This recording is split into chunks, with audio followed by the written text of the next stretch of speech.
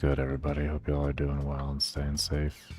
Give me one moment here. I actually share on Twitter. X. Gotta get used to calling it X.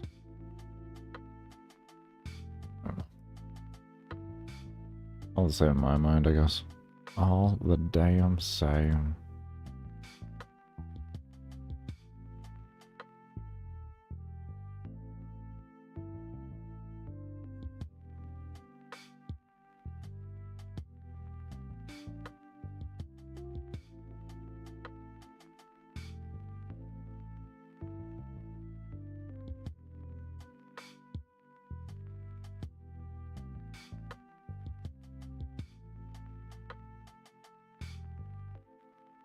Where are we at here? What's good, Dan? How you doing, homie?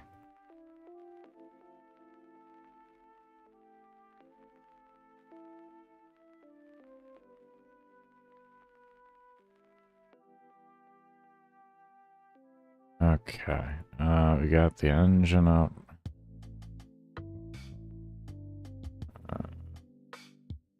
Scene coding. And turn off auto reset, go to next. Okay. So, for anyone that missed yesterday, very short, brief run over of things. We made the map for the first mission drastically bigger. Drastically bigger. It's now 20,000 by 20,000 instead of like 5,000 by 2,000 or 3,000, something like that. So it's massively bigger. Massively bigger. We've created a entire destructible system, so as enemies collide with walls, they'll actually reduce the health bar of it, quote unquote, or it'll be the structural integrity of the item, and it'll actually destroy it and then in time respawn itself.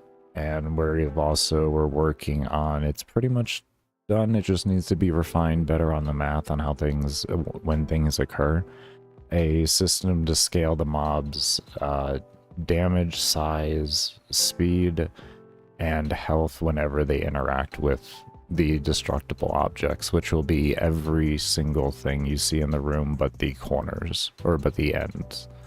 So like the border, no, not anything on the border there, but all of the stuff inside, all these 1,362 items will be destroyable and will be respawnable.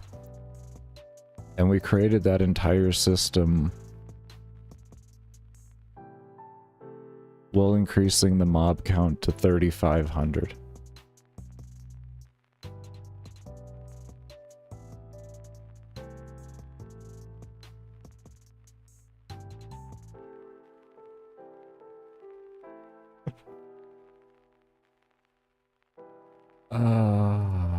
And we have a new navigation screen, as you can see, but we come over to these.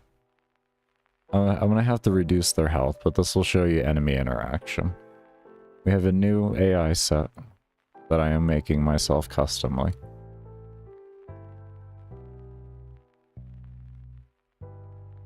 You see, we're in a very, very close state of it being done. Extremely close. As this enemy count is how many enemies are on screen. This is minimal mob count, by the way. Minimum mob count. We don't have it turned up, and we're at 2,300.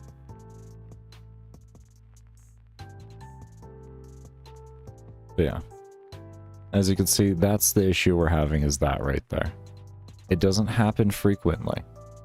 So there's just this one tiny event that's happening between the mob interaction of itself and being too close to this that's triggering it to do that, and that's what we've been trying to figure out. But like outside of that, we have it in a absolutely phenomenal spot, the AI. And to show you, let me adjust their health of the destroyable objects. Right now it's just the walls, but we'll be adding everything else in later. We'll go ahead and set it down to 100. 100 works okay. How big is range? What do you mean?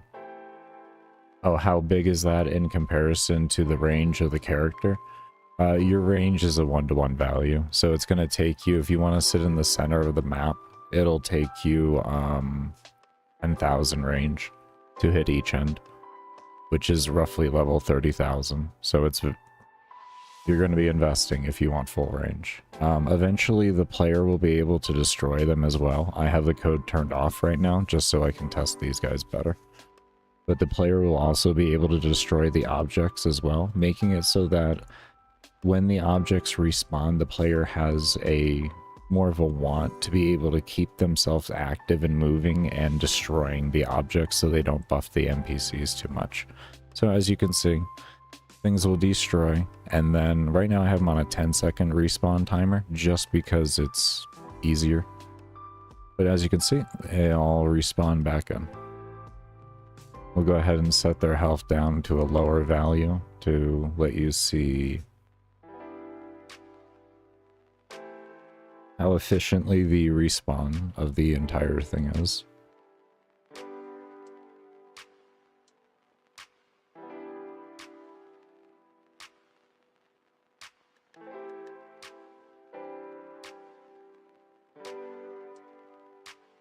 Oh, we can also go down south too.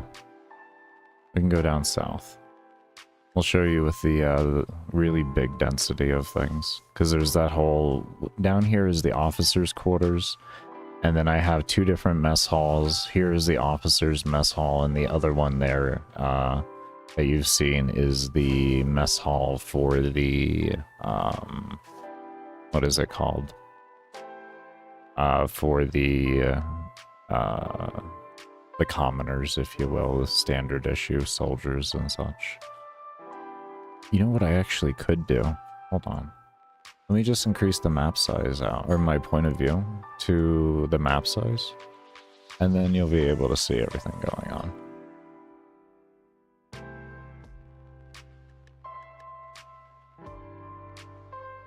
But yeah, we've been working, I've been working absolutely insanely hard on this. This has been absolute hell on earth figuring out. But the system is so much better, because I was scared to put in more interaction, because the old system I was using for collision was actually using about 35% of my steps, and it was only the player, it was only the interaction for the enemies. It didn't include interaction with the walls and everything. So I've been like desperately trying to figure out a way around that. And we'll max the mob count out for y'all too.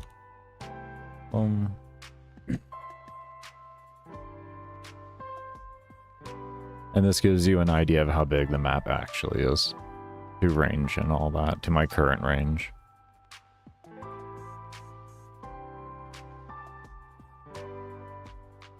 As you can see, the respawning in is just works great. This might be a bit pixelated on stream. This might be a bit pixelated, I do understand that. I have such a dense mob count that if you pull the camera bar back too far, it actually, even at 15K bitrate, you can't. It's just a pixelated mess. But yeah, as you can see, we're fairly consistent on the overall interaction that we're looking for. We have the push and shove mechanics, you know, swapping places, pushing each other around, and all of that.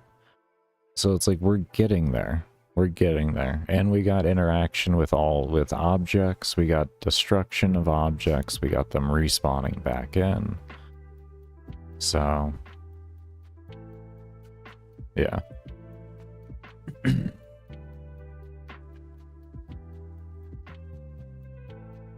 We have 3,500 mobs on screen right now.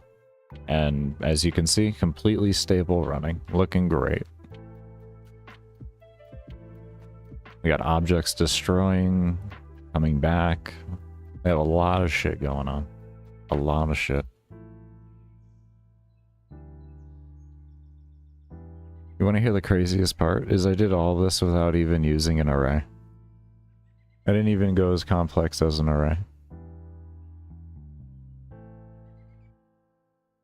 Just let that one process for a moment.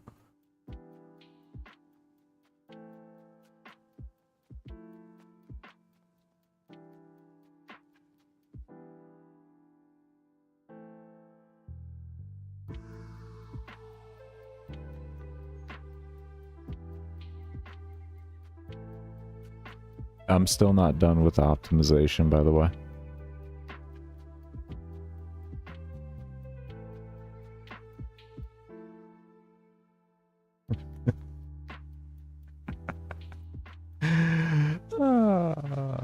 I'm just having fun. I'm just having fun. I'm just learning the system, learning the engine.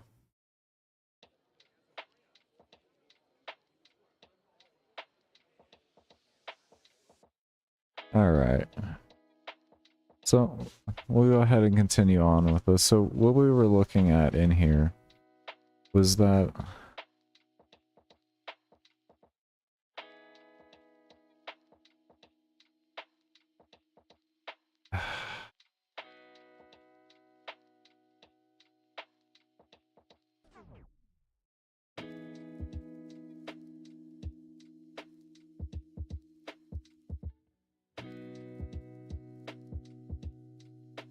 We're trying to figure out how we can get this to run appropriately. We're really close, but there's just this little locking that happens. And we have to figure out how to avoid that locking. My way around it before used to be the move outside all, and it worked phenomenally. But that's not going to work for a stationary target like a wall. At least I don't think it will. I mean, we can try maybe a minus direction on it. Because right now I'm just trying to work a bit of Gamemaker magic. That's what this whole fucking coding is. This ain't nothing more than just... this is nothing more than engine manipulation. That's all I have been doing. I have just... Because I understand how this works and how object... Like, I've learned now how object, like, orientated code works and the best way to manipulate it to make it work at its most efficient and everything like that. Or at least I'm gathering. I'm getting there, I should say. I'm nowhere near there. I don't want to say I'm nowhere near there. I'm getting myself there. I'm really heavily trying to keep myself into that mindset, which is like short structured code, small lines, nothing over 75 to 100 lines, and just very short statements here and there. And if you want to have more lines, it's just going to be variable placing or setting and such like that. And if you can figure that out and you don't have to... Hold on.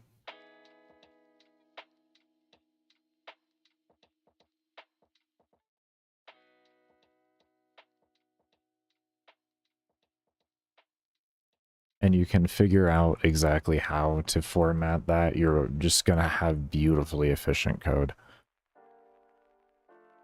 You want to do everything you can to never call a script, but sometimes scripts are needed when you have hundreds of lines of code that you need to write, and it just works better out of a script being called on occasion.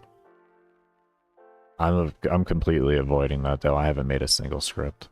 I haven't made a single damn script. Everything is object, and it's object-based, and it's coded within the object. There is no script calling or anything like that.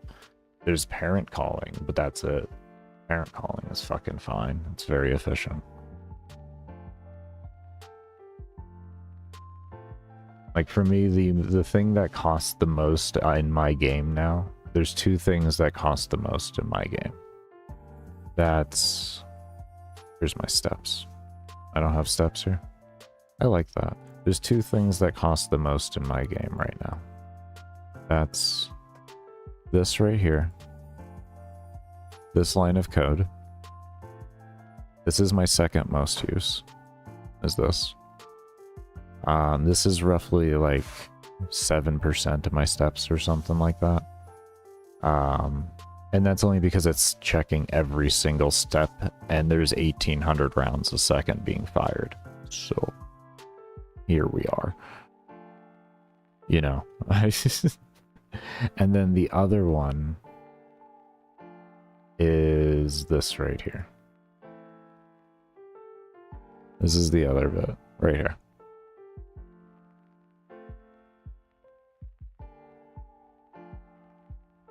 This is the most expensive line of code that I have in my game. I guess if you want a live preview of it, this is the most expensive line of code in my game.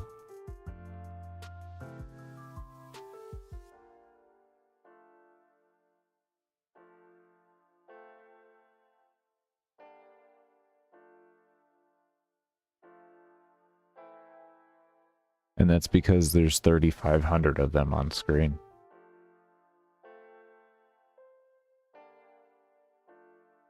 And I don't want to, I could make it more efficient. Like I could make this drastically more efficient by checking every 10 steps, but I don't want to do that to the player. I would rather this be on point as 0 as possible. So that like right when the 0 occurs, all of that, we're good. I have been thinking of a way though, I might be able to code this into the interaction. And then that would free up these steps here. Which,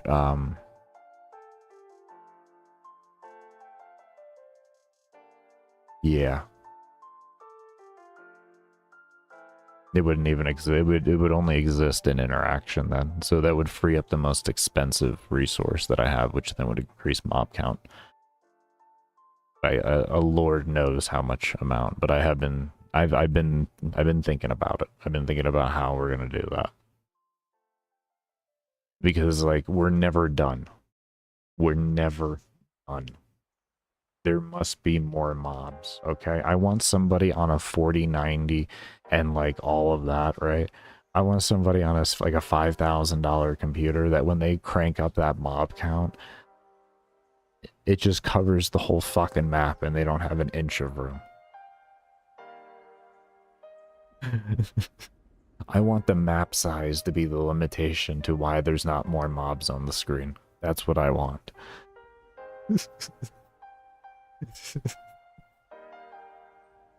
And then we'll make a bigger map just for those people.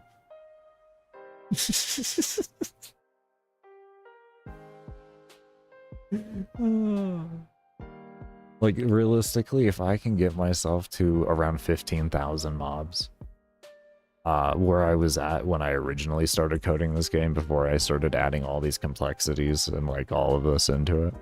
Because like when I first started this engine and I just built a very basic game that says like, you know, create this mob here, make this mob aka projectile ability, whatever, make it go to this thing here and have it hit this thing and have these things that it hits also run to this, to the source. And that's all I really did, you know, or run to X player or player that I had around, and you know, on an empty ass map that was massive, I could easily have 20,000 mobs on the fucking map because there was no collision, nothing going on. I almost left the game like that, and what I was going to do was set up a system to when mobs overlapped each other, they would power up each other, but then I realized the complexity of the code was already going to be just as complex as everything else, because it was going to read the exact type of mob that it was, and then transfer the stats correctly, and then I was also going to I was going to make the enemy themselves change dynamically based on the percentage of the mobs that were consumed within it, and everything. It was gonna be a whole fucking system, and I was like, you know what, honestly, you should just probably just set up a collision system. You're gonna need one for walls anyways, bro. You know? You have an RTX 3080 and a 12 core. My guessing is that's an AMD processor then, or a Radeon processor. given the age and the core count. But yeah, I'm running on a 2060 for my graphics card, and my CPU is a 10400. Not overclocked, it's F. I think it is the unclockable letter. I don't know. I don't care about overclocking, so I don't really care. Yeah, I figured it was Ryzen. Back then, Intel didn't do cores that high, so they were more powerful cores, but there was less cores, and AMD was more cores but less powerful individual cores. And depending on your work case scenario, that's what you would go off of. Like if you were gaming, typically Intel was better back then. I don't know where things sit right now, but Intel was better back then if you were gaming, and if you were more workstation related, you generally, unless it was like very high on demand, like video editing and such, you generally wanted to go with AMD and have Ryzen models, because it was able to split the load better and have individual cores that you could assign yourself to individual processes, which made those processes run much more efficiently than having a bunch of processes on one core. Oh, is no iGPU. Okay, no onboard. Oh, okay. Okay. Okay. I thought the KNF was related to unlock and unlock. Yeah. Oh, yeah. Oh, okay. Is no G. Oh, okay. I get what you're saying. I get you. Ryzen 3000 series was as good as Intel. Not when you got to a pixel by pixel performance, man. It was good enough to run. It would do okay, but it was not a competitor in any sort of facet when you got down to the nitty gritty. And you cared about how much money, like, and you looked at what you were actually getting. That's been proven time and time again over test. AMD has pretty much always been in the bottom end of things in that regard. They've always been known as the budget processor.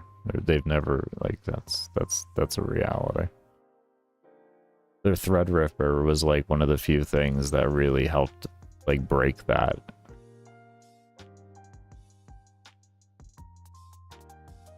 That fucking heat monster.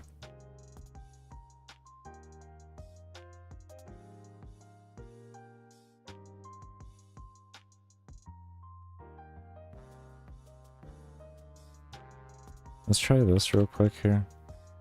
This is with parent collision, so we're gonna go minus direction with this one, maybe?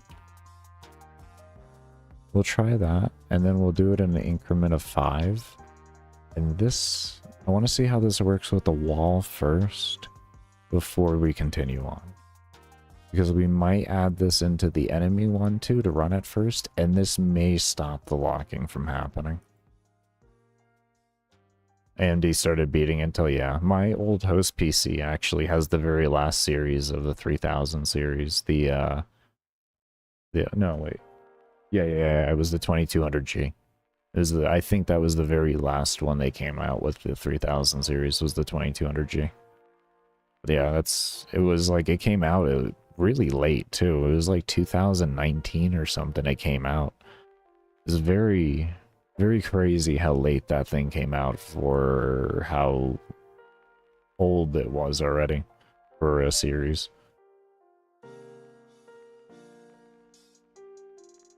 Phenomenal processor though, to be honest with you. I used it on a host PC for streaming, and at one time I even used it for gaming, and I loved it. It has a 1050 in it too, NVIDIA for the GPU. I loved it. 16 gigs of DDR. Oh god, I think that one's 3 RAM.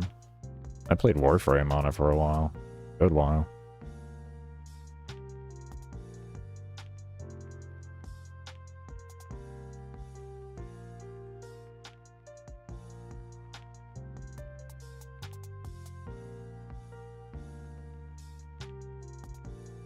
Did we really just fix it with that one line of code? Hold on here. Let me give the walls more health. I think we may have just fixed it with one line of code. This is what I meant earlier. Like, if this did fix it, this is what I meant earlier. Like, I just need one thing. Trust me, it's only one thing, one little tiny thing I need, and I'm done. Like, I knew I was there, pretty much. Like, I knew there was just, it was something had to occur at a certain point of time, and I just needed to figure out where and what that was. And I have been tearing my hair out, essentially. I've been going gray would be the best way to put it. I've been going gray as shit trying to figure this out. This AI in general has been 6 months of me trying to make. Because I don't want to use their motion planning stuff. I don't want to use their preset tools, is what I'm getting at. I want to make my own, because I know I can make something more efficient than their preset tools. Look at that. Look at that shit. Look at that shit. Did you just see that? Did you see it? Did you see it? Did you see it? Oh, they're locking there, though. They're locking there. They're locking there. Okay. All right. So there we go. We got a little new bug, but... oh, they just got shot to Egypt. What happened there? Okay, he's getting shot on a corner now.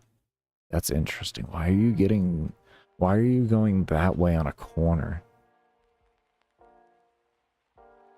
That's very interesting. Maybe we're literally just gonna throw this over here too.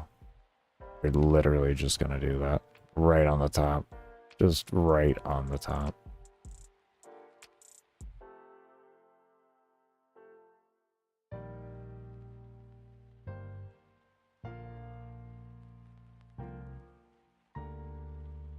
That is...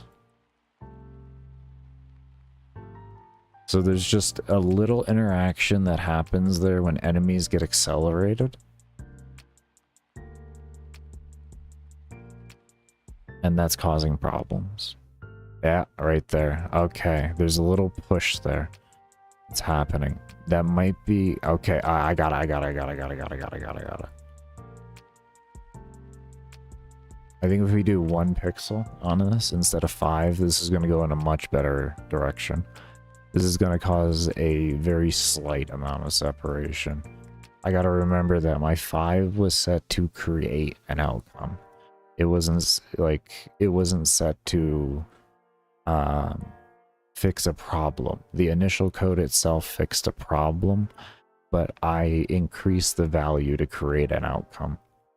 And I have that outcome already created, so I have to focus on fixing the problem instead with its values.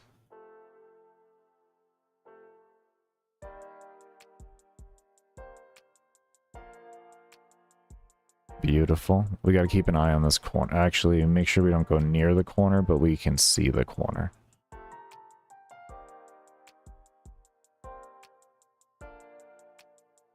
I think that did it. I literally think that... oh shit, he just got thrown. I saw that. Okay, so what happened over here? There is something that can... here we go. That right there. Okay, that... yeah, and then they went through the wall. So that is still occurring. Why is that still occurring? Maybe we move this to the bottom of the code. It may kind of seem weird. But maybe if it runs it on the tail end of the code, it'll work better. We may have to even place it twice in the code.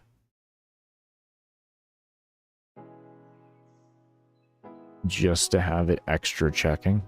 Like moving out. Just move out. You know, essentially we can have it in the beginning, move out, run operation, move out while running operation.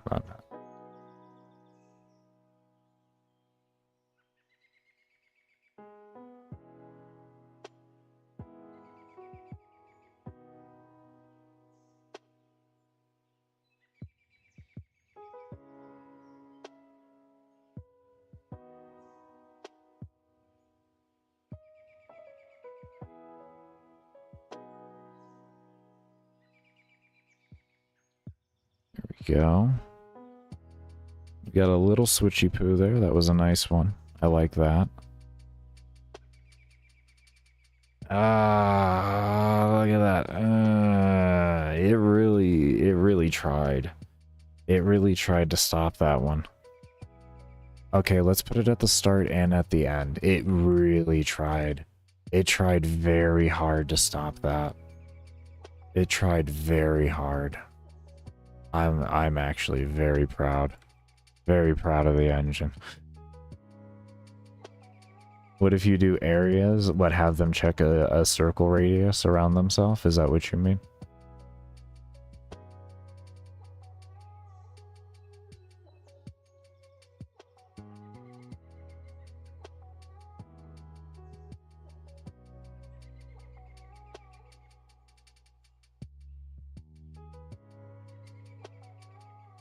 If so, we tried that yesterday.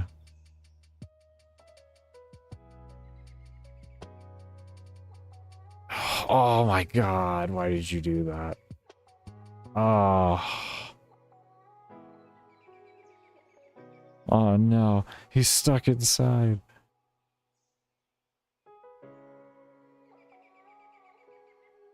What if you do areas, room, entrance / exit? What do you mean?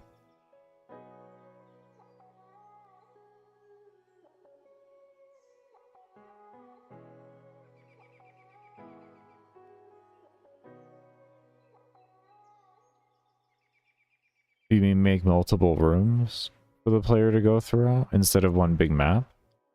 Is that what you're referring to? Okay, this is actually significantly worse, doing it twice.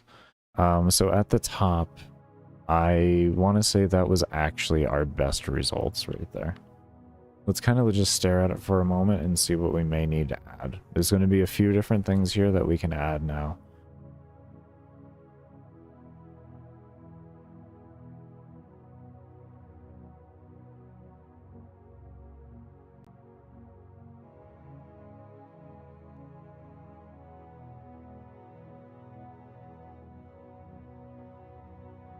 But yeah, we tried a circle radius. We tried different radiuses yesterday with that. I have to. That's something else too. I have to figure out. It's sometimes they spawn because the XY for where the spawning is theoretically empty. So like right here is theoretically empty. It actually isn't empty because when they spawn and they're interacting with it. So that's where my problem is. Is inside area move to exit?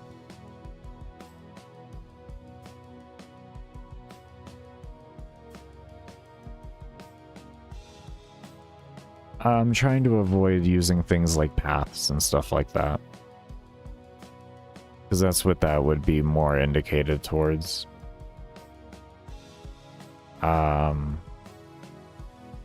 I guess what you're kind of referring to is I could set up an object inside of the room itself, and if inside there, I could have it focus to one of these locations and then set up XY coordinates on there based on what's closer.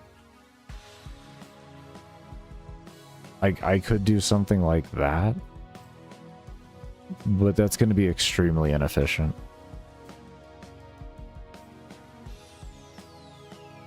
And it's also going to kind of defeat the whole object destroying system that I put in if they're just smart enough to always guide themselves away from walls and everything. You know what I mean? If I make the AI smart enough to just navigate itself around everything, then the entire interaction system that I'm creating for the destruction goes completely to shit.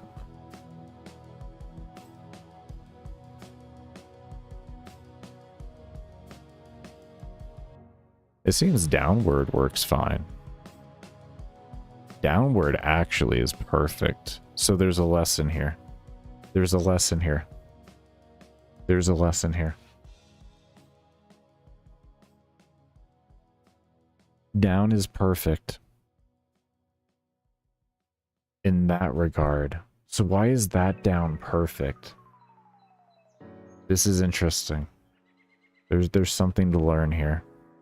Why is this down okay, but the other down isn't? Oh, no, we got one. We got one. We got one. We got one. Oh, we had one.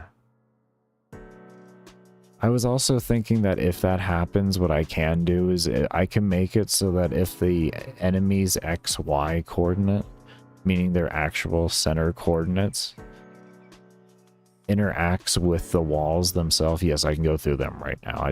This is for testing reasons for me, so I don't have to run around walls. I don't want to run around walls. Just to appropriately test. But whenever that happens, so say like this right here would essentially be what it looks like. If that happens, it automatically destroys the wall. So it's like I can turn the feature into an actual mechanic, and it does work, but the thing is if you're really paying attention, you see it getting destroyed. And the enemy going into it, going halfway in and then it destroying. And I know that's a really big nitpick right there. I know that's a really, really, really big nitpick.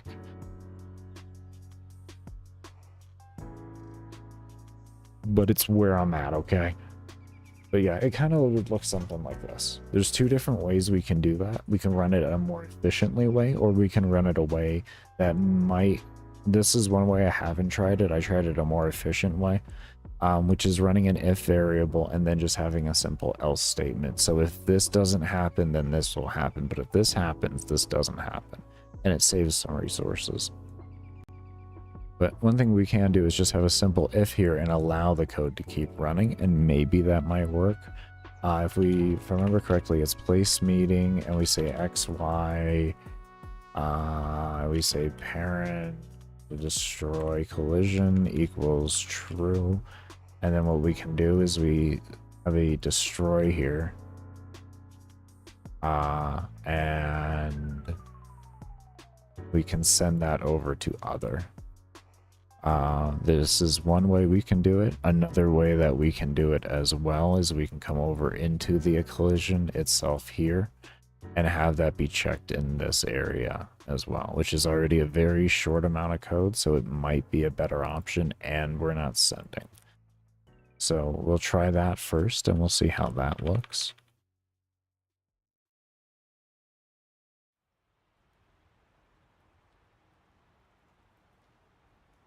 But they are ghosts. I understand it makes sense that they can go through walls. I totally get it.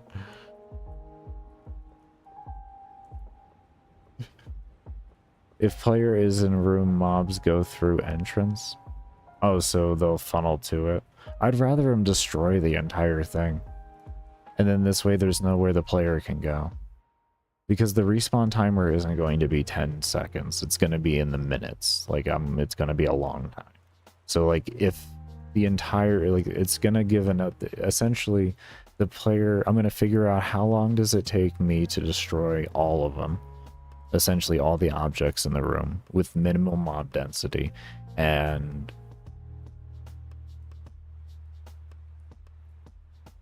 I'm going to tune my levels out more or less to looking at, after I do some scaling testing and stuff like that, to see how I gain levels and how quick and everything, so that I can have a coordination in my head of what levels per hour look like, at least in this game mode. Because the way I'm going to always figure out levels per hour and everything on what's acceptable and all of that is going to be more tuned on to the mission itself. Because the way I look at things is when you provide a player with a multitude of different types of missions, you have endless missions, dungeons, boss fights, and different submissions within those missions, you're going to have, generally players are going to stick to what they enjoy when it comes down to playing the game on a habitual basis. They're going to play other things, but they're going to have their main set game modes. So my overall thinking of scaling and all of that type of stuff kind of just feeds into just itself. And how does it feel if I'm just going to be a player who only wants to play this game mode all the time?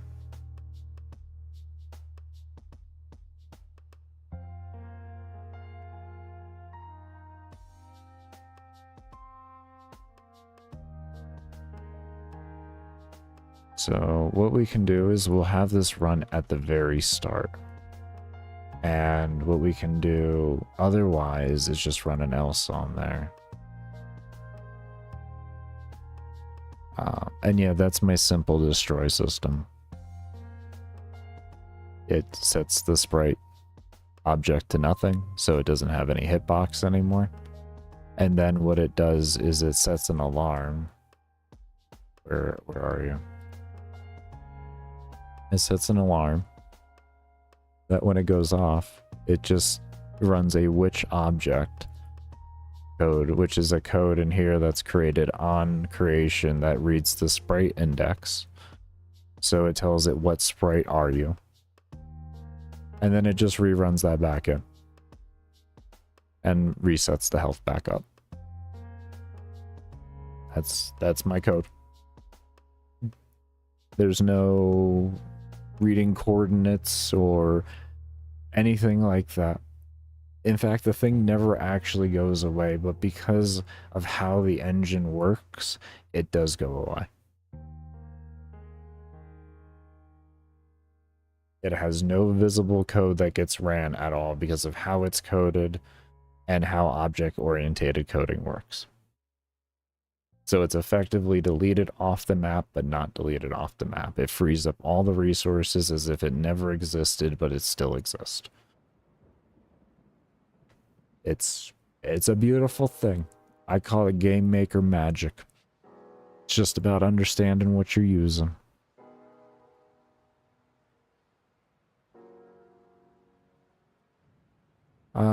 We're not going to set up, like, we could do a switch case in this. I just don't feel like it's going to be necessary. Yeah,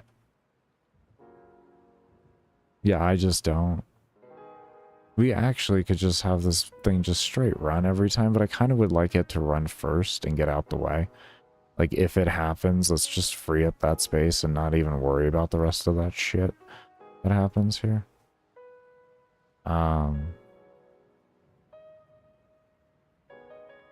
We could actually run this like this. This would be better, and this would be faster. In the sense of the wall hitting 0 health would be registered faster. It wouldn't have to wait for the next interaction. It would just be ran. It would -1, and then it would run this right afterwards. So it would essentially be reading whatever the health is right after the update occurs.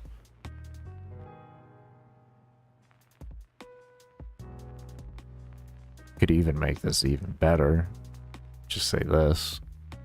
We don't even need it. We don't even need it. What does it matter? You don't need to know that it's going to be, like... You just need to know that if it's going to be less than 0, you need to do this. But other than that, just -1. What does it matter? Get rid of it. You don't need that if check. There we go. Okay. That looks better. Let's see how that looks.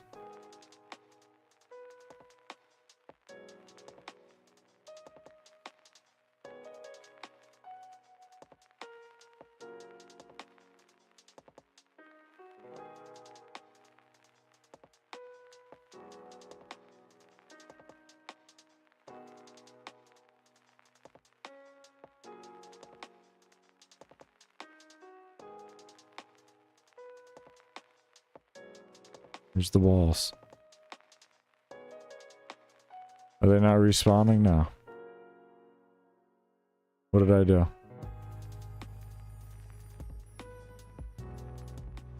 I do it. I did it. I broke the code. Oh. Because you're destroying the fucking instance, you stupid shit. That's not, you don't... Go grab a bib.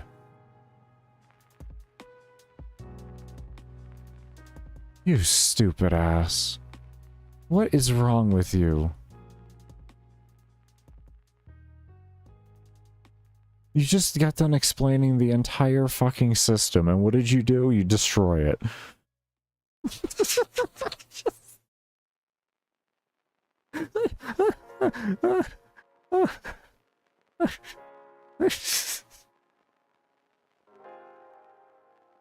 Okay, that's the wrong one. We gotta change that over. Position meeting. Position meeting. I get position meeting and place meeting confused all the time. I could just never I never remember it. I don't know why. I don't know why. I always get them confused. I don't know why my brain can't remember position as in it's positional and place as in it just counts as your whole place. Like my brain, for some reason, it's like, you don't know what that means. They very clearly word it for you to be in layman's terms to understand the difference, but here you are, not understanding the difference. Absolute winner.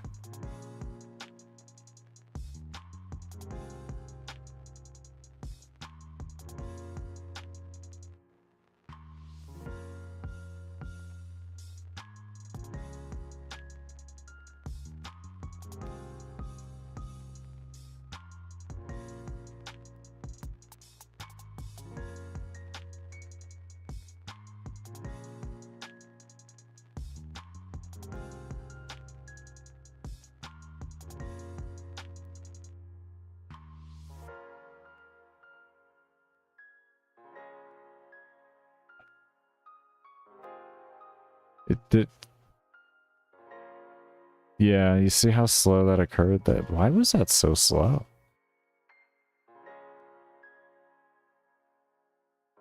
There was a lot of mobs there that went over that. Why was that so slow?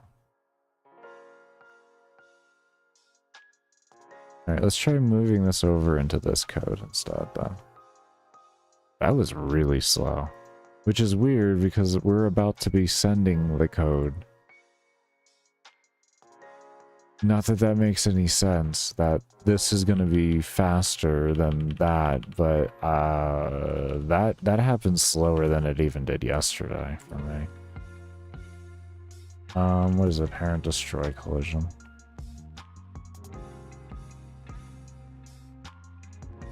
There.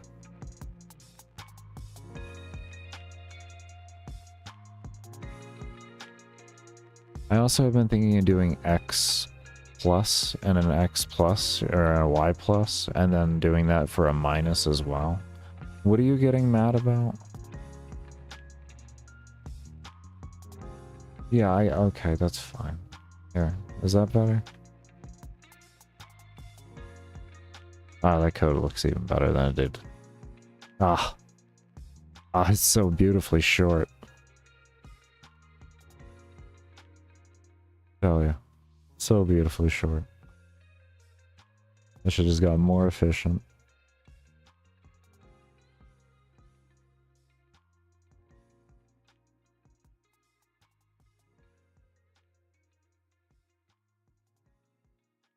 Okay, we saw a lot happen over here.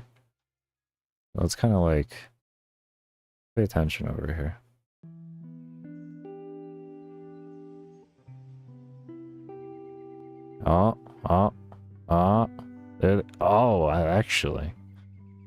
Actually, that wasn't.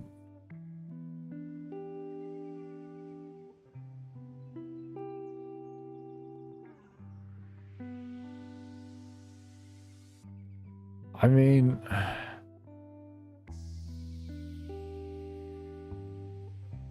it's better than it was yesterday because of this extra collision that I put in with the move outside. That was a little bit harder to notice.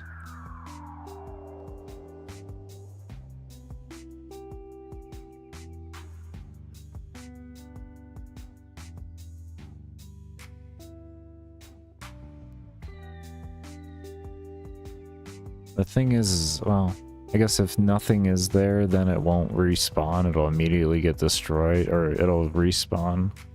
And then if the mob is there, it'll immediately go away again.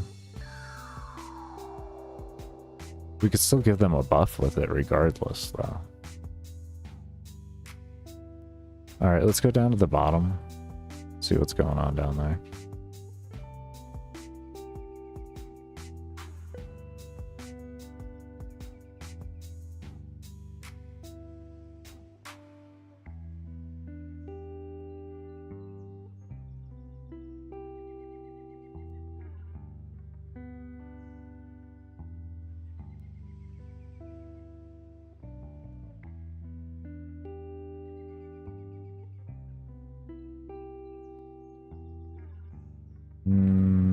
good little spot to test.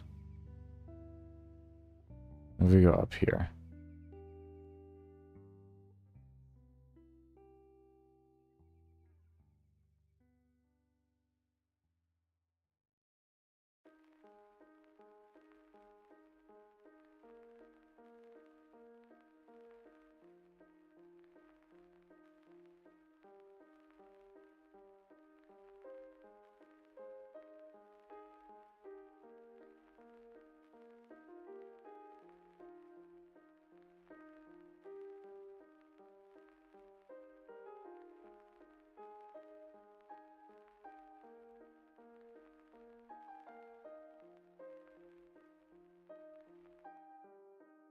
It definitely cleans up a bit of the jankiness.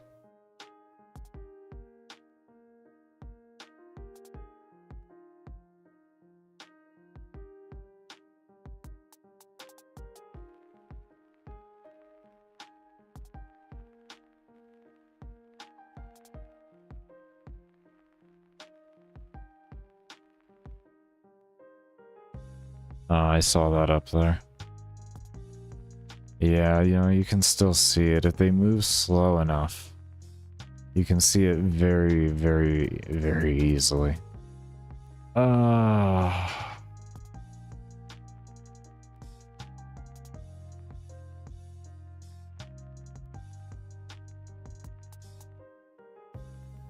It's not the worst. It's not the worst. It's not the worst. But it is definitely is not the best. The fuck is going on? What is going on here? What is... Oh, that's you. It's you. Hiding under the table. Okay. I was wondering what that was. It's just him hiding underneath the table. Peeking out and everything. If I can...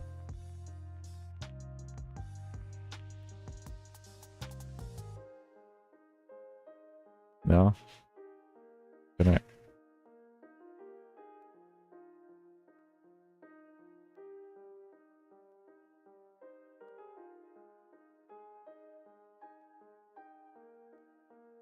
There we go. Alright. Oh. We're making a little bit of progress here. We've made some progress. We've got it a little more consistent. We still have our issue. We do have our security measure for our issue in play, but I'm not 100% happy with that as a security measure, to be fair. I'd rather something different there. There we go. Just have the eyes popping out there.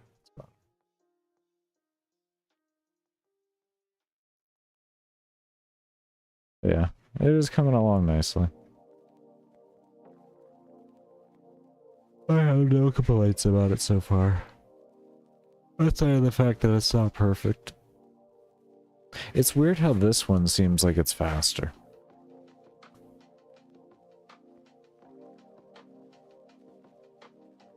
Oh.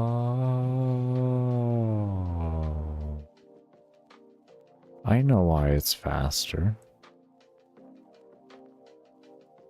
Because over in this one here, it's being read of its XY. So either way we're sending. Is it faster to just send those, or is it faster to check an object's?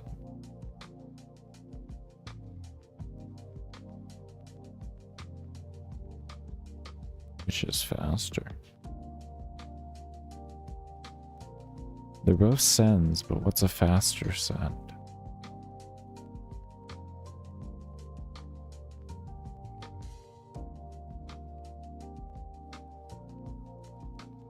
What would make a faster send? What would make a visually faster send? Maybe we... Let's try that real quick. Let's try that.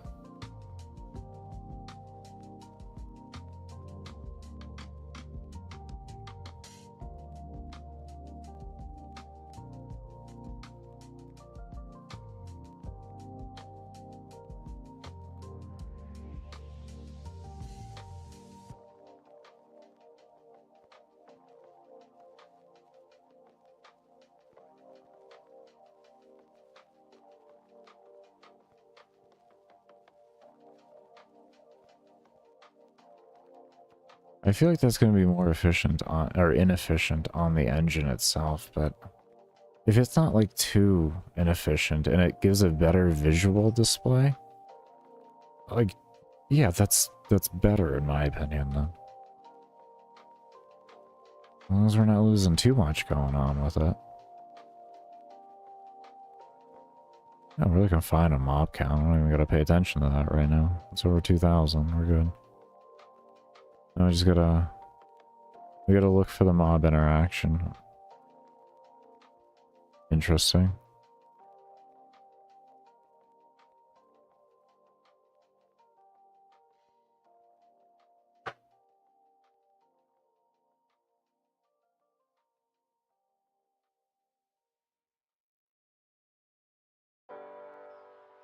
There's, oh, that actually looked faster. That actually looked a lot faster. Because I was paying attention to that guy. I kind of know the movement to look for now. On when a mob is going to be stuck.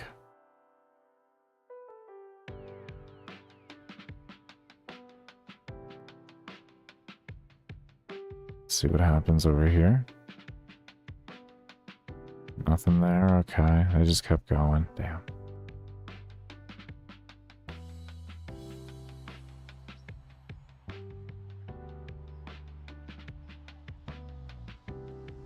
Here we go. Oh, you can see it still. Ah. Vega, are you shooting for too much perfection for a $5 game? I might be, but you know what? Hey, I'm like...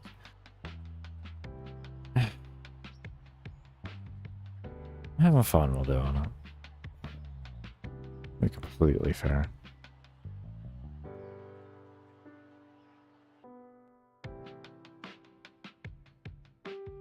Like, it's frustrating, don't get me wrong, but honestly, like...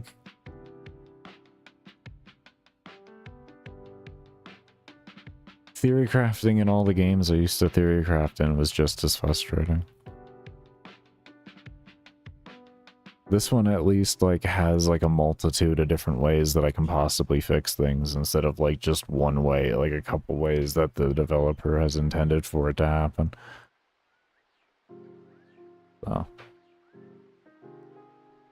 that's kind of where that's at for me. Anyways, we're gonna go ahead and get ready for a break here. When we come back, we'll continue on.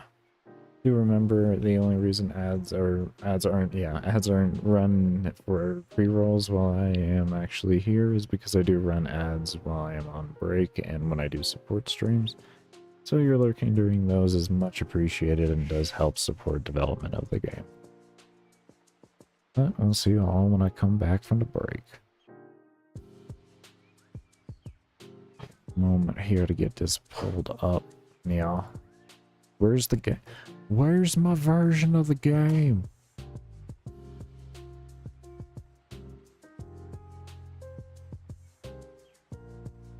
Okay. Also, I do play VODs now when we go AFK. So, if we all just want to chill around and everything, I will have VODs running. The same thing that I do with my support streams and all that. Just less duration. And I do pause the video, and so it'll resume on my next break. But yeah, see you when I come back.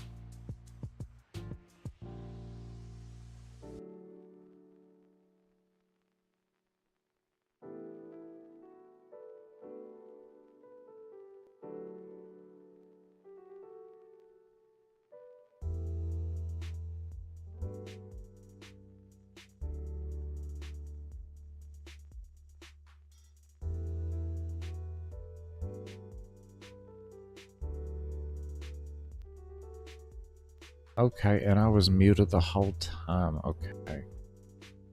I was muted the whole time. I got everything all set up there. We're good to go now.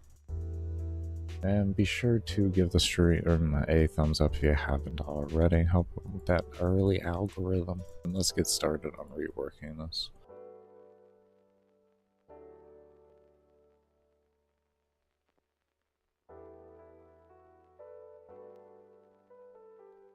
Okay, we'll get there. We'll get there. Baker, you should have closed down all these damn things before. I know I should have. Listen, let's not talk about it. Okay. First thing first, you. And then next, we're just gonna look at mission 1 for right now, and we can just adjust off of there.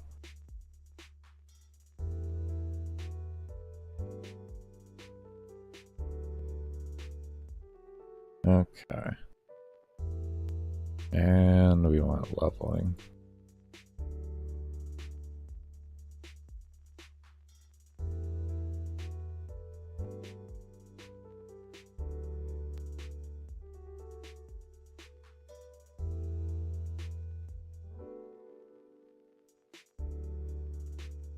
Let's start with that.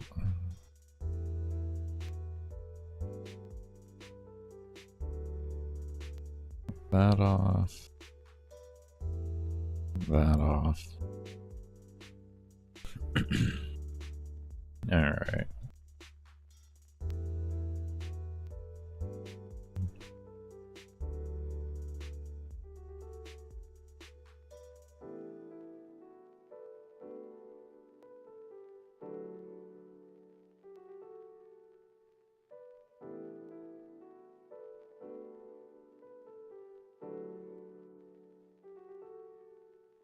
I wonder why that wasn't working. Oh my god, it's less than 32? I didn't have a greater than 32 on the load, so that's why that wasn't triggering on the create, on the reset. Well, that's not going to matter now, but it's really good that I know that. Really good that I know that. Really good that I know that. Okay. Get rid of these. I want to get rid of this code here and here. Go ahead and get rid of that. And get rid of all this. And then I want to just make an alarm one. Just to put that in there. Or get rid of that. Let's make an alarm 2.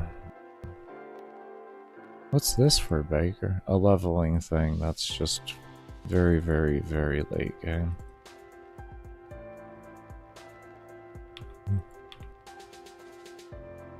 Is anyone going to be able to hit it after your changes? Highly not. Highly unlikely. Unless they modify the files. They'll still be there, just in case. What that's to do is to prevent visual bugs from happening until I can figure out how to make a power correctly show and all that. Without just having to do magic. Essentially just visual magic, which is not what I'm looking for. So, yeah. Because that would just create like a whole token system and all that type of stuff and everything, and I just don't want to have to deal with all of that.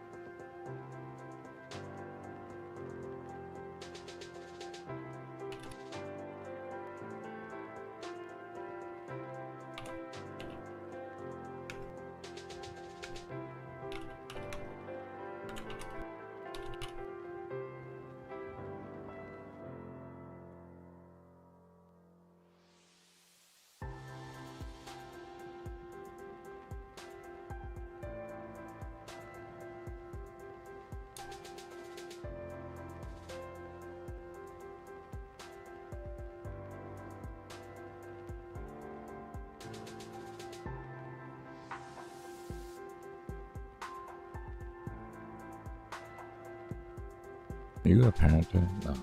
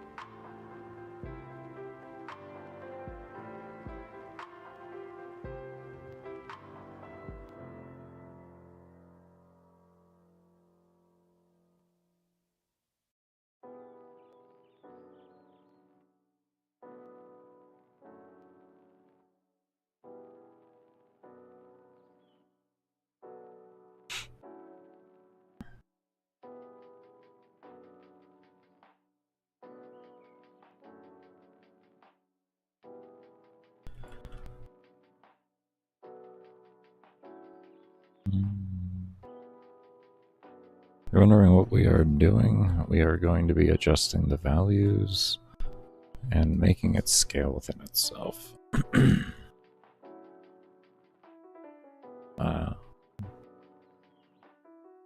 Be the best way to describe this.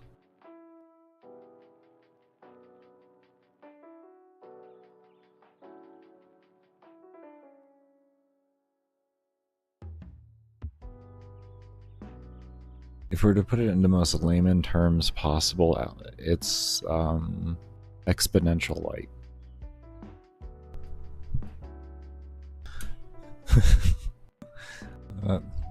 If I was to put it in the most layman terms humanly possible, it's layman terms light.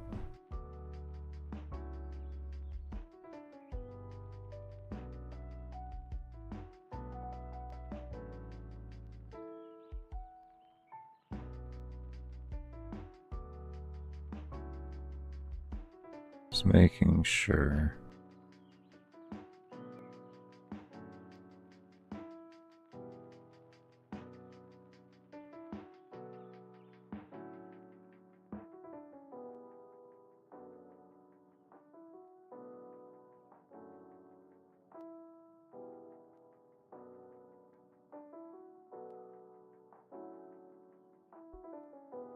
Okay.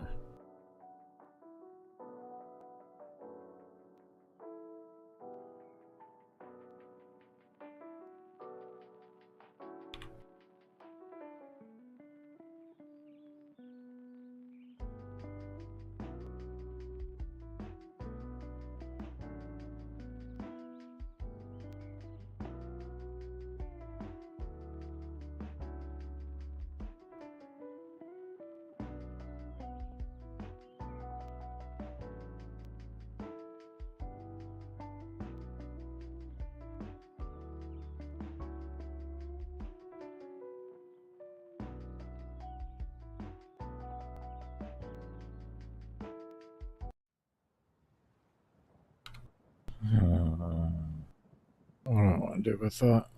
What do I want to do with you?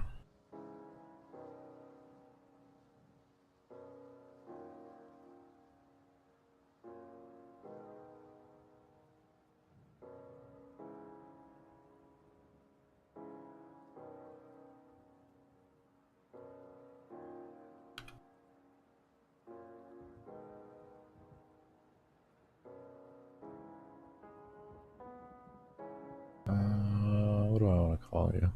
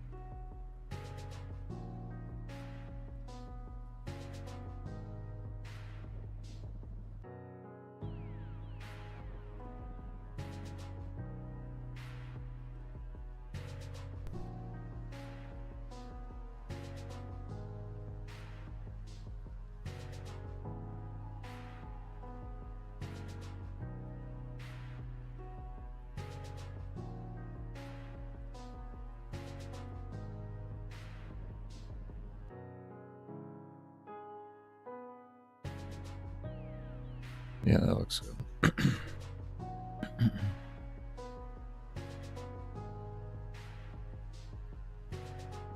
think actually we can make it 25% sounds good.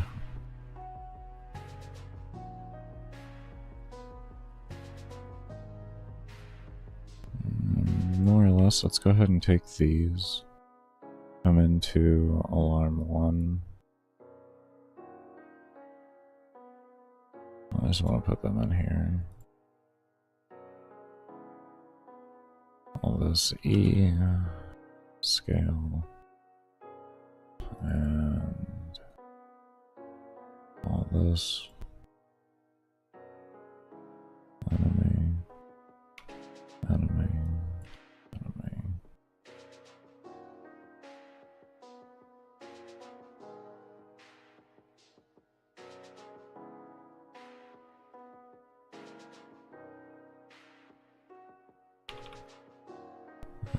That.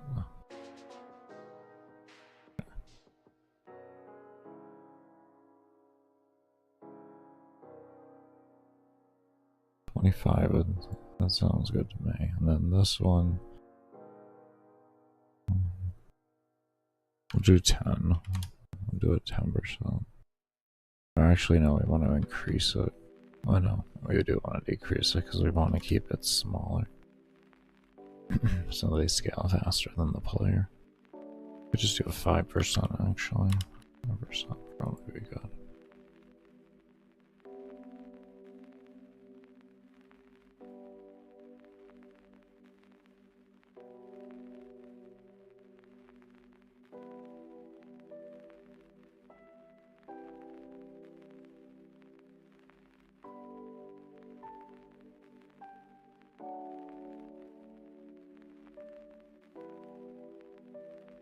We should probably scale off of this.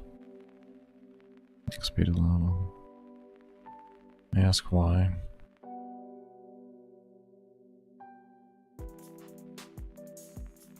Well, simply because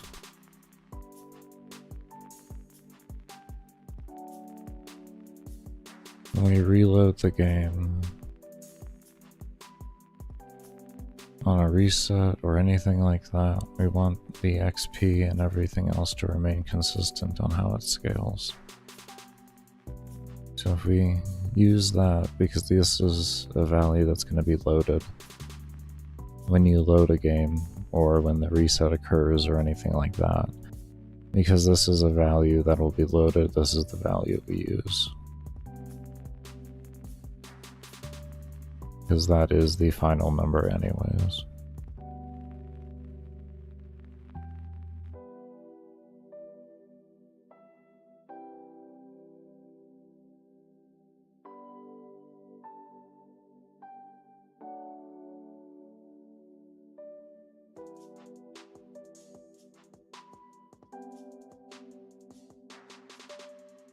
Let's do that over here too.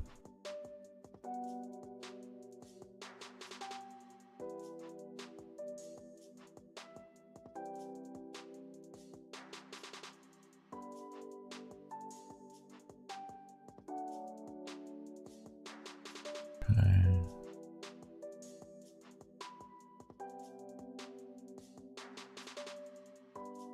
What is this gonna be?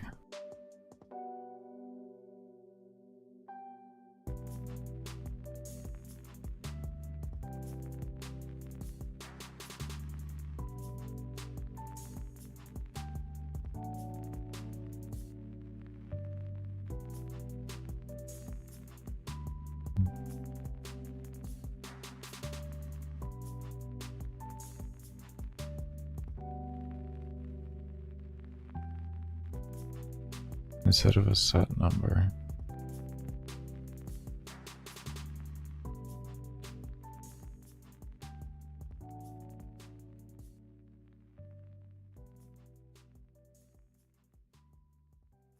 What are you gonna be? What are you up to?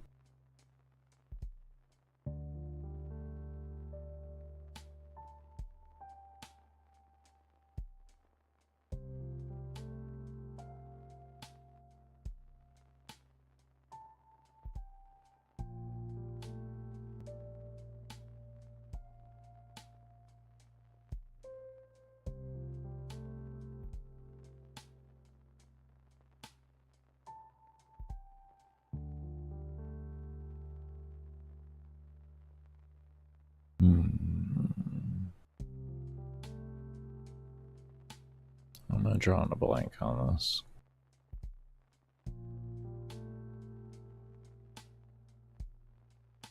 We have enemy level start higher than 1. How do we make it work correctly?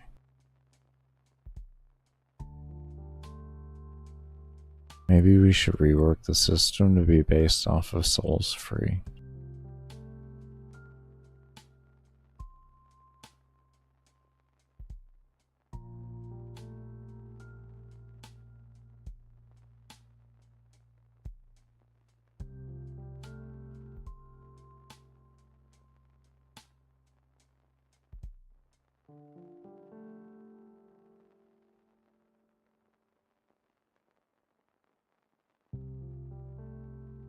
Would that work?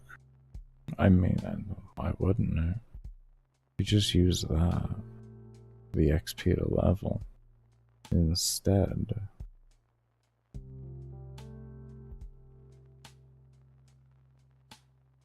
Of an independent system. Use a system that gets loaded and serves independent and does not change, but does keep going up. It doesn't change based on loading, no matter what, I should say. Changes when you kill things, of course, or free things, if you will.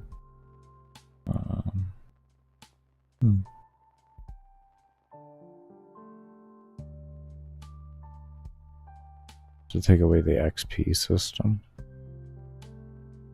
latch it onto souls freed, and then just have a scaling system attached to that. So take out XP.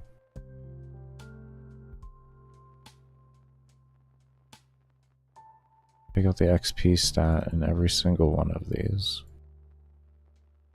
This right here. This doesn't need to be there. And then we only need to keep in here global souls free +1.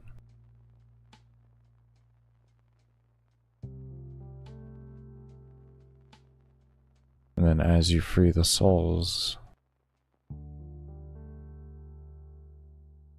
that's what dictates levels. Question. Makes it the XP required to level. So once you hit that many souls free, then you get the level.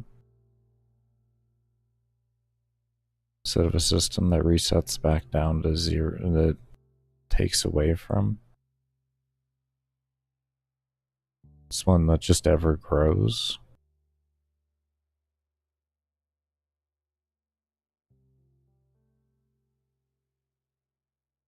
We still can have that set to 0. Hits a number, goes to 0. Then once you hit the next one, well, your XP, I guess XP doesn't theoretically go to 0 if it's tied to souls free. That doesn't go to 0 then. That would be an independent system, so XP would be a +1 as well. So XP would change from a variety system. We still can make XP the way it is.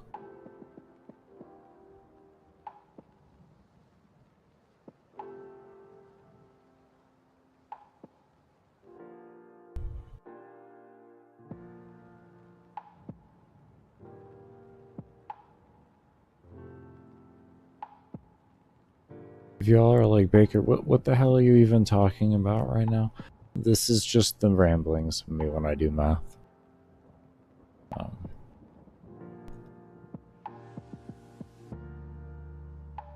My teachers didn't like it. My teachers didn't like it. Okay, so we'll keep XP and everything the way it is there.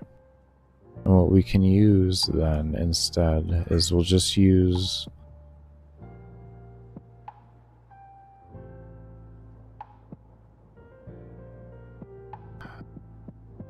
do I still have a reset file here?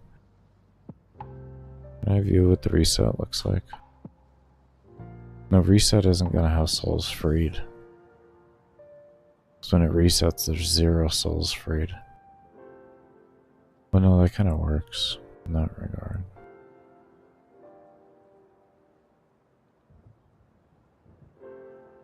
Because the XP then would get carried over on how many souls freed.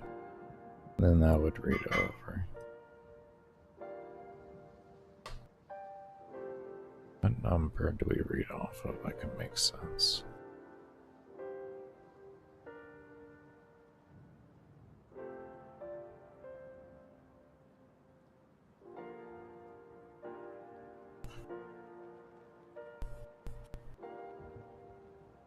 Actually,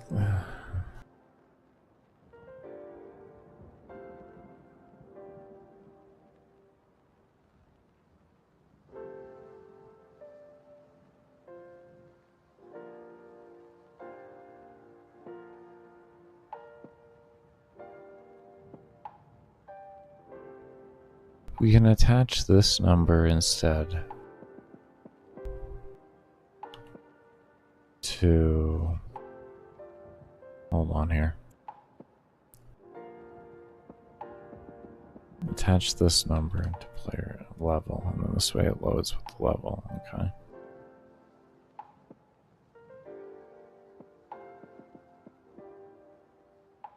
No, it's still gonna be a different fucking number every time. Am I just gonna have to make a basic exponential formula? Is it still even gonna work the same? No, the values still come out differently when you load in at different times. Right?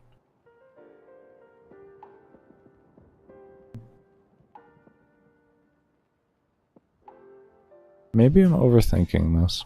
I think I'm overthinking this. I think I'm right. I think I'm okay. Yeah, I'm overthinking this. Let me just stop. Let me stop.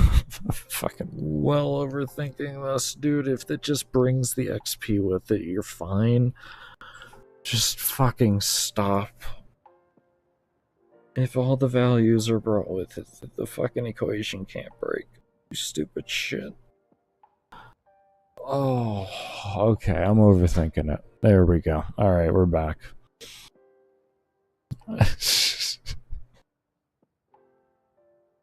I was so worried about a bug that happened earlier that I already identified where with the crate in here that I just kind of let it wreck me. Let that shit wreck me.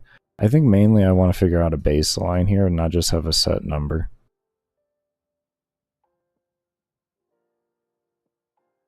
But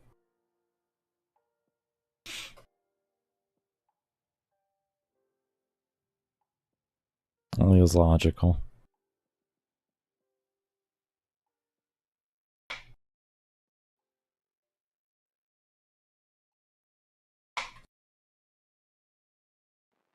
As long as we base that number off of this, we'll be okay upon loading.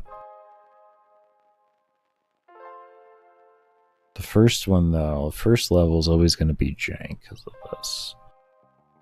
Well, if we do the crate correctly and it loads, then it won't. This will be fine. Because it will create this, but then it will get updated upon the loading with how much this should equal. So yeah, we'll be fine. We can secure that to happen correctly. I'm just being stupid. I'm definitely overthinking things. Anyways.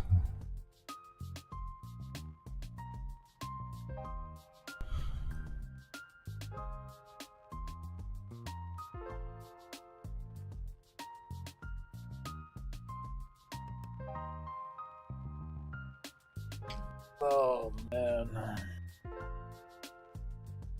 Alright. Well, let's see what happens with this to start out with. And we'll kind of go from there.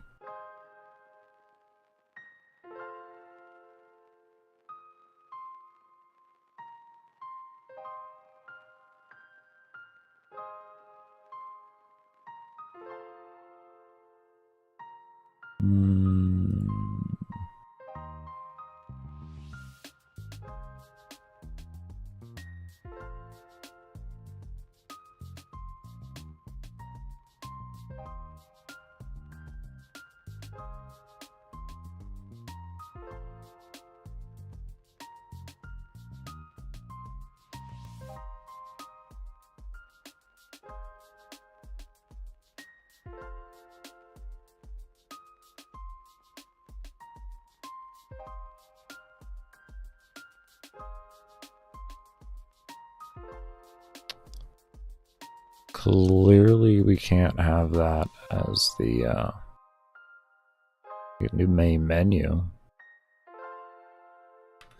But mission select is making that impossible because there's a variable within mission select that only can be done when you select the mission itself.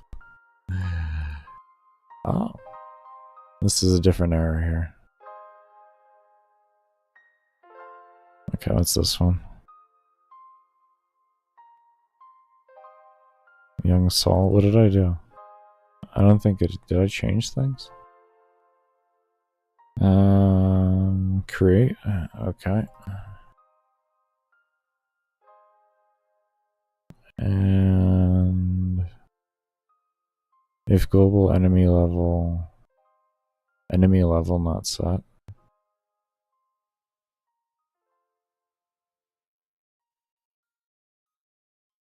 Are you on the map?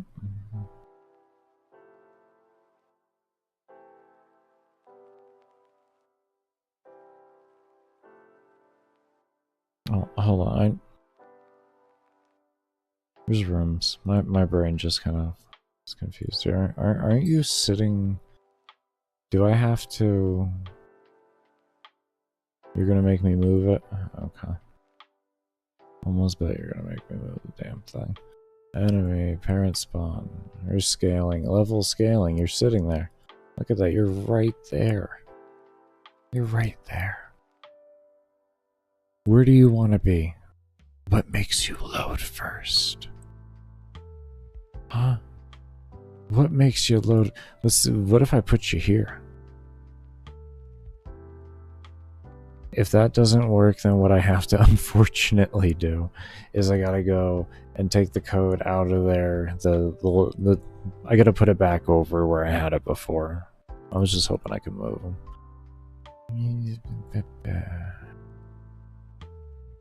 Not gonna make a difference in my life, then, huh?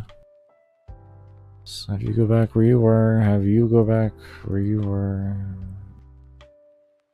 Come here. I need you. I guess, you know what, honestly.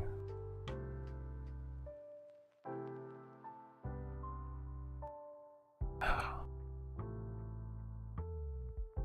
don't want to have to use more globals. Can I just make this over into the... Can I just make this over here? Do I have room? Do you have room, sir? Is there anything that constantly runs?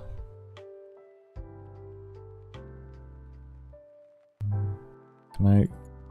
Is there anything I can separate here?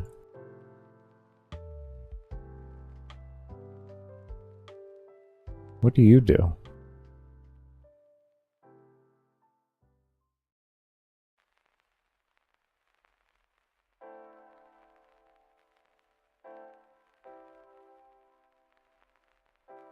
What do you... You go from game stats. Where's the... Hold on here. Hold on here. Do we have empty alarms?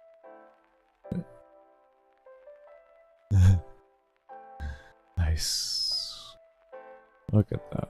Empty alarm. How many empty alarms can you have?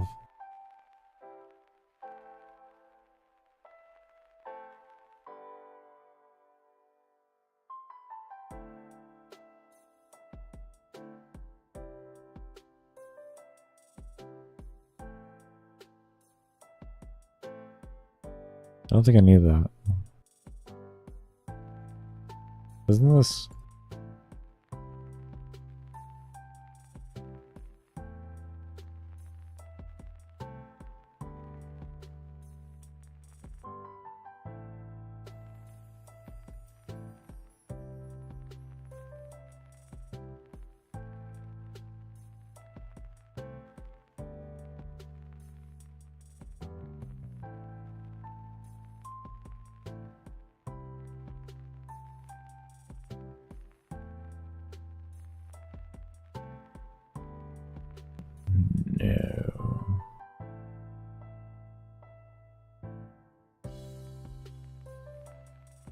Do I want to have dodge roll in here every time as an individual instance? That might make more sense.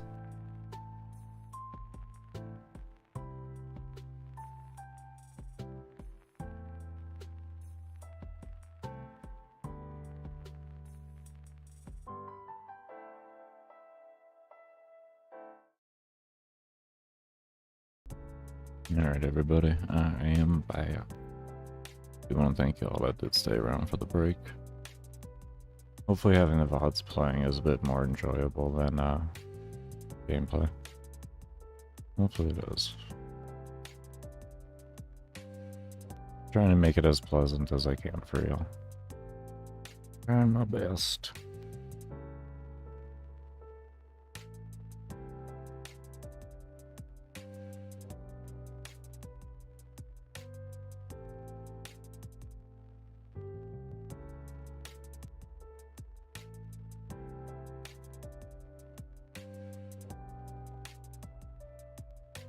So, I had an idea while I was on break on why this is occurring.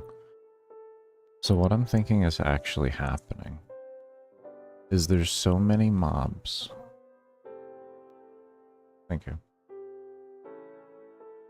Okay. Now we're actually recording. Danny caught me on that, thankfully. So what I think is actually occurring is there's so many mobs, or it just gets really unlucky. And when this happens, there isn't a place free, so it just kind of goes off and does its own thing.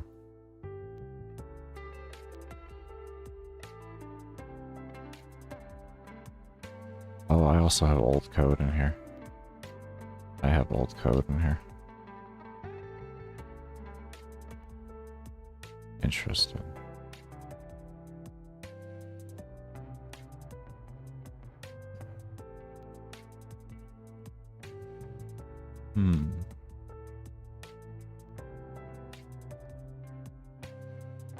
Now that's interesting. Hold on here. I forgot about this. I was I forgot I had done this. I did this yesterday while I was off stream. I had made a system to where like a true false thing, and they were alternating back and forth, and there was resets to where if they there was nothing, they weren't interacting with anything, both variables would go false. So I was trying to figure out exactly what is going on and all that. So I was trying to separate the code on when it occurred and everything to see and all that.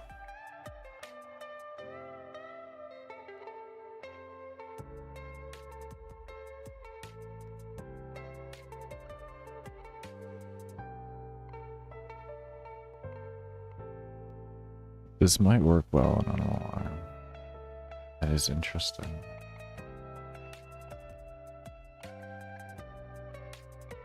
Let me just put this in like this.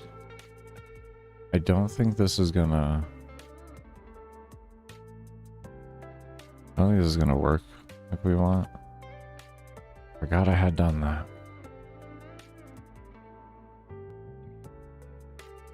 At least I forgot to tell y'all. I remember doing it, but...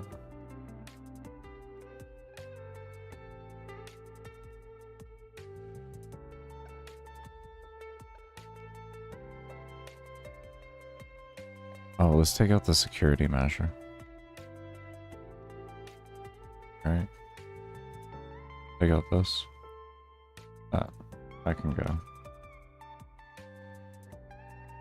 Because right now we're working on something better. We're working on it better.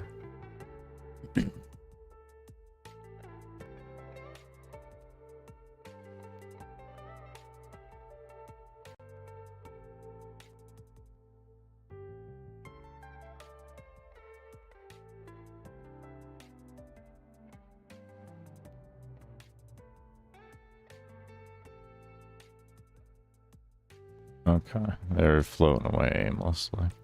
Okay.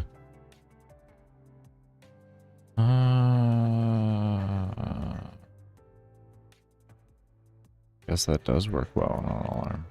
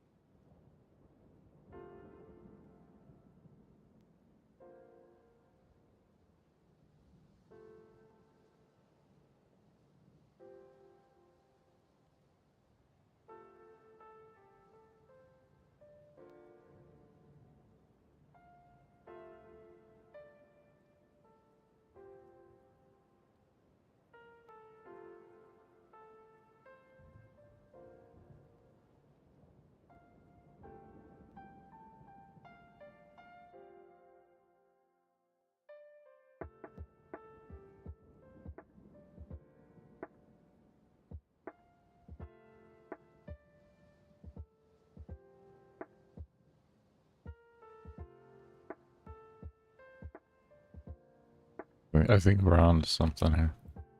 I think we're on to something.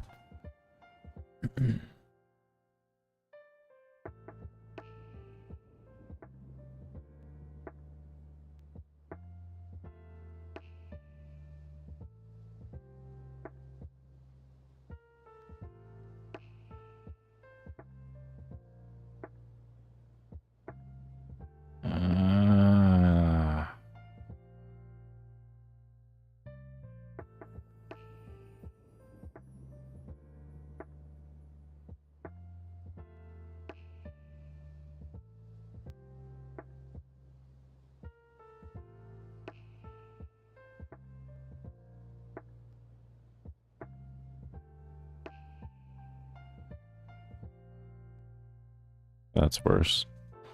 So let's adjust things back here. This worked really well in here, though. This worked actually insanely well in here.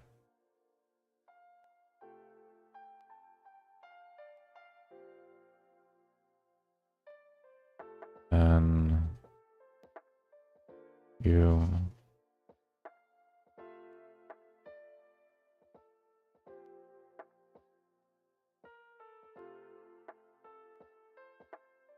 What? I'm confused. So why did you paste down there if you know, whatever. You did what you did, and that's fine. I'm not here to judge you. I'm not here to judge you. Okay, so we're gonna go with that, and then that. And we make sure I'm over here. And beginning here, we always want to make sure alarm equals 0.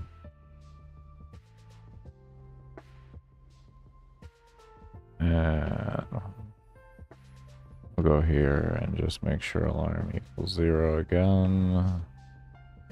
Well, let's see if we see a difference if we just do one call of that. We can say, well, yeah, one call of the, we'll do it. Okay. And it should be back to what we had before.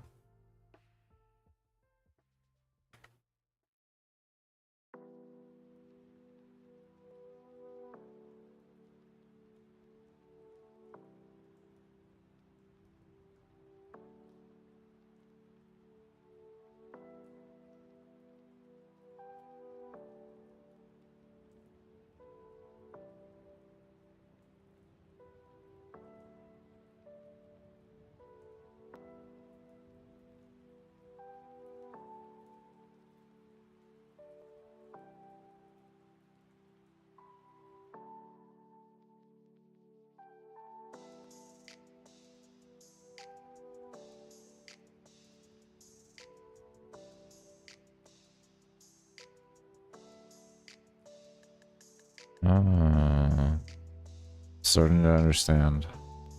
Starting to understand. You might be part of the problem.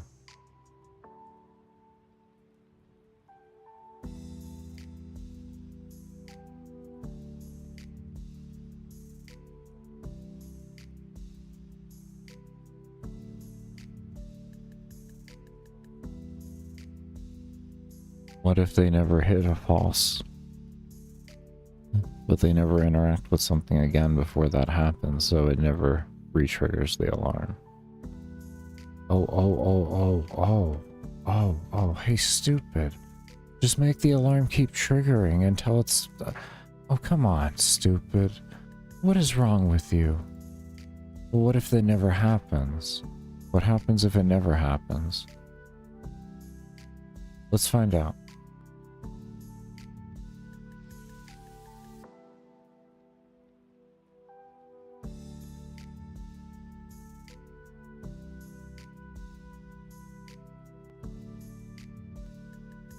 Where can I... There we go. Awesome.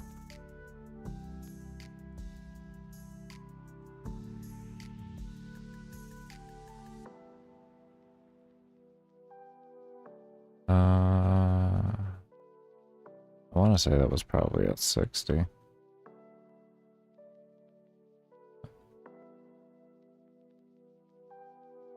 And then what I'll do otherwise is this.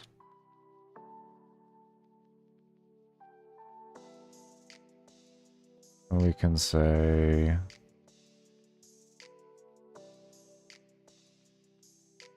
just a simple other if. We'll have it. We'll figure it'll be running more than it won't, so we'll run it on the top. So that it's not always running down to the second line. The second line only occurs when this is not set to be there. Maybe this might pick them up. Who knows?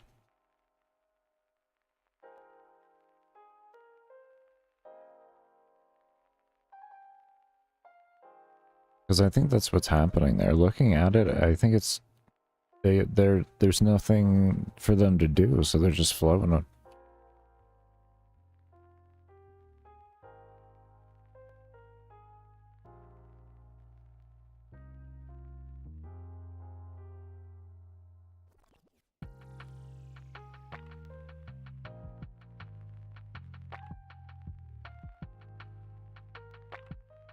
You see, they're more responsive now. Look how they're actively trying to fix themselves now. Oh, they still went through. But they are actively trying to fix themselves a bit more now. So there is something we need to do here.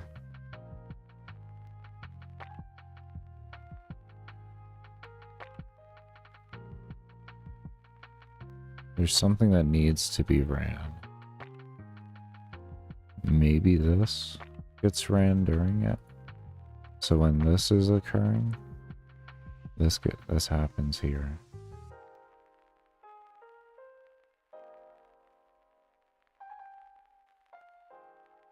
I don't think we should pick the code up immediately again.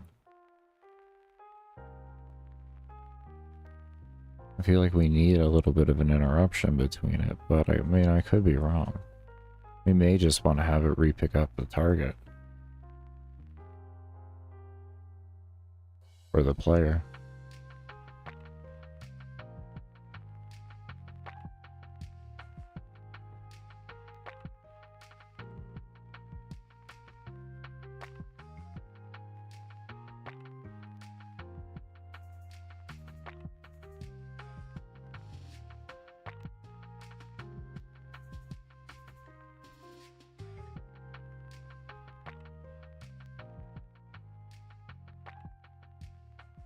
Oh. Oh, damn it. They're still doing it. They're still doing it. I gotta really look. There's something causing that.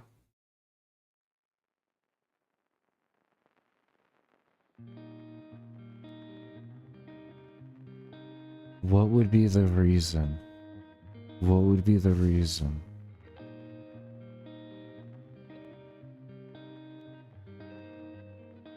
What would be the reason?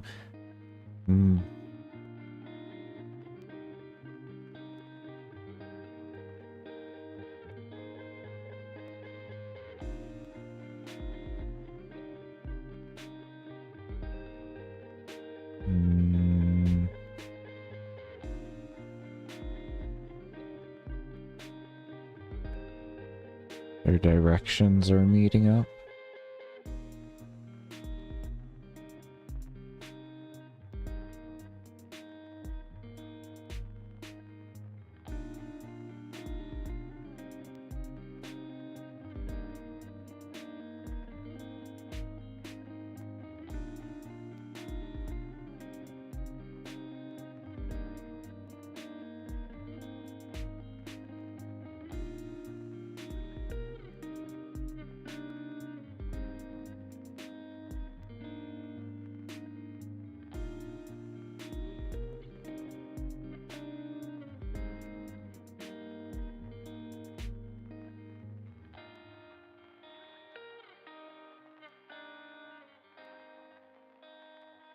What if I set the movement speed to 0 in the beginning of the code and then let it run?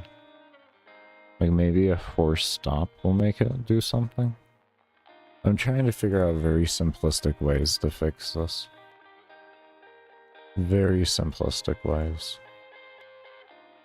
Well, like I said, we still have the one option there where we can have it to where if they apply it on XY, they'll destroy it. We'll just have them get like a whole surplus of stats for doing it, but... And it would make sense to the concept of the game, don't... Oh, that's interesting. Don't get me wrong, but yeah, I don't know. This is interesting.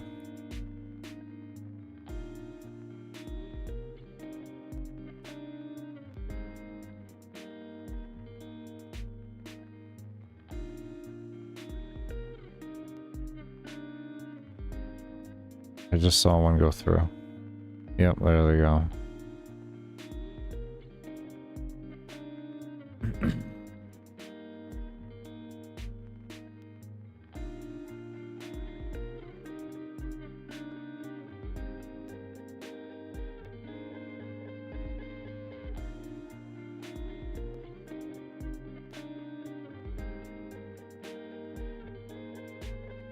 Curiosity.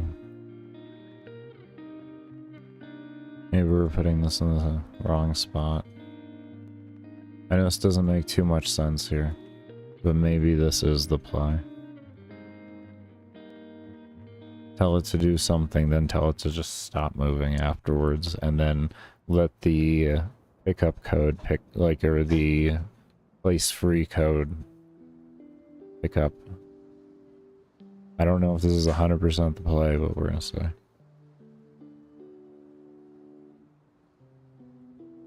No, what? Huh?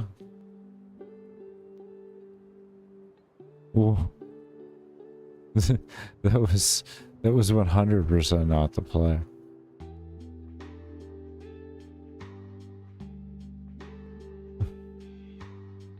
Oh, I bet you. Okay, so what that likely was the move outside all was activating, and it was up against the wall, and because it didn't have a direction to go, it just went forward. That's likely what that was. Because that's why it works well here, but it doesn't work well over here.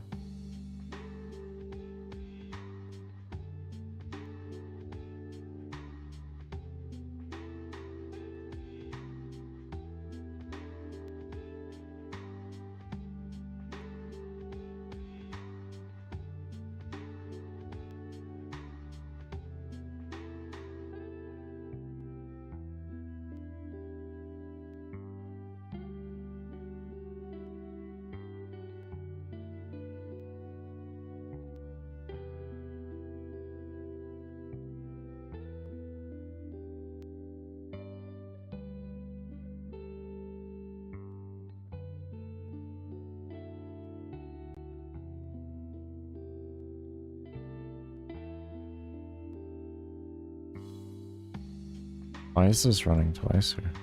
How many times is that running twice in the other areas?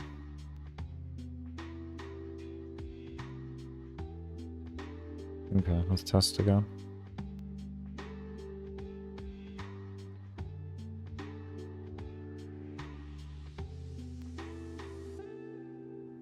I don't think it's going to make that big of a difference, but like it, you know, if we change something, it's worth just testing. Because we're at a point now to where it's like micro changes is what's going to make our difference. So everything we change, we have to test, and we have to test one thing at a time. One change at a time. We have to make sure.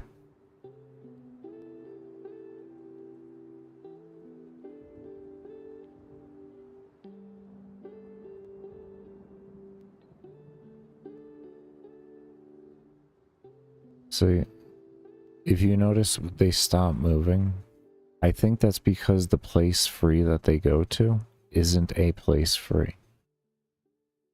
So what they do is they have no code, so they just stand there.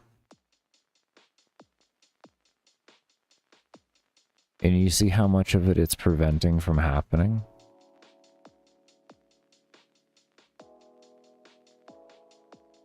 We have one guy in there now. We have two. I don't know. I don't know if they're spawning or not. I don't know if he's just causing interaction problems, to be fair with you.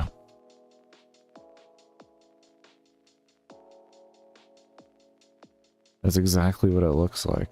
So if place is not free, they don't move. Oh, there's one. What was that?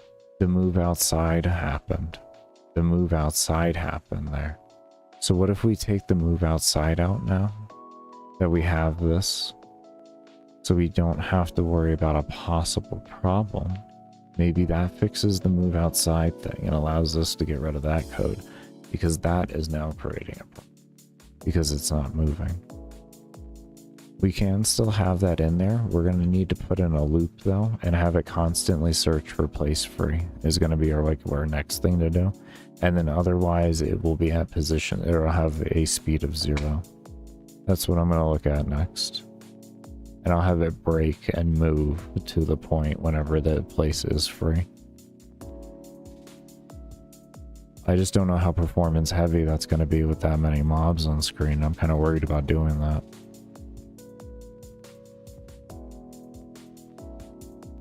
As you can see, without the move outside, the interactions are much more controlled.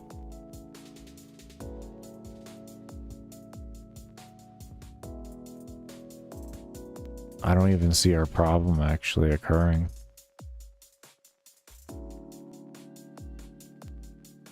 I think I may have fixed it there.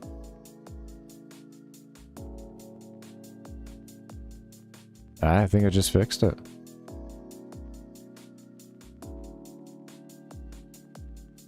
Okay. Okay, we're one step closer. Alright, we're getting there. We're getting there now. And we understand why they're not moving. Because we see when they move. So we are very, very, very close right now. We are extremely close.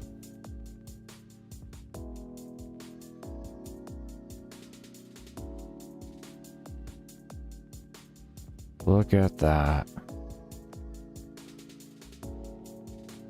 Maybe instead of a loop, we... Oh, no! No! No! Oh, we had one mob do it.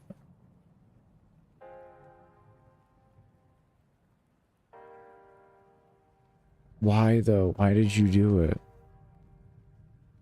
Why did you do it, though?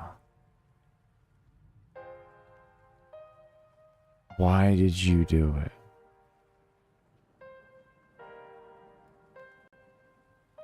That's the question, is why did you do it?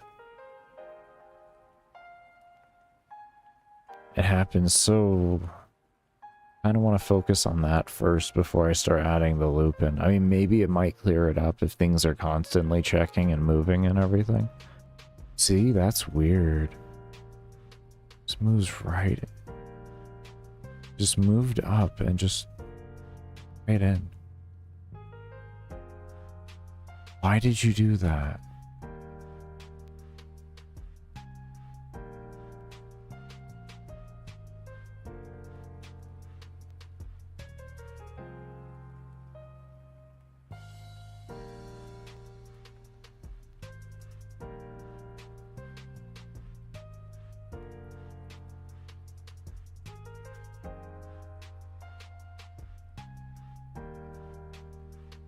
Oh, shit, I didn't see it.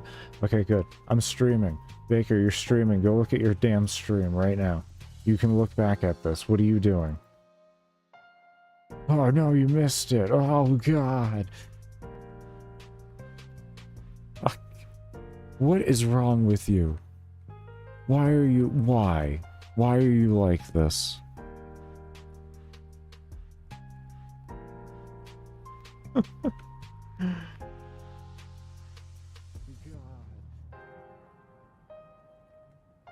Mute tab. Alright. Hold up. Wait a minute. It's adding a scene. That's not what I'm looking for. Okay, here we go. Gamemaker manual. That gets turned into... Not you. Where's the other Firefox? Here it is. Okay. Here it is. Okay. Okay, that right there. That right there.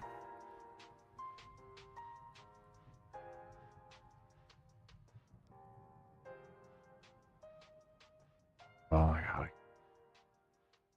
It's phenomenal.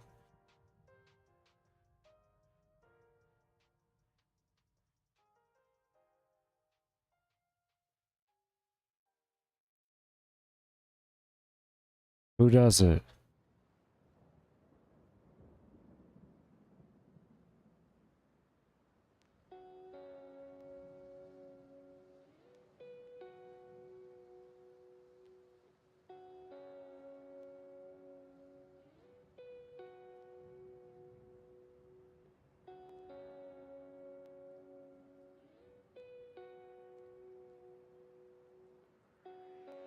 Come on.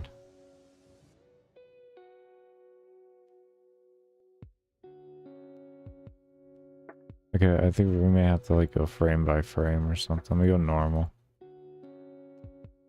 Can you...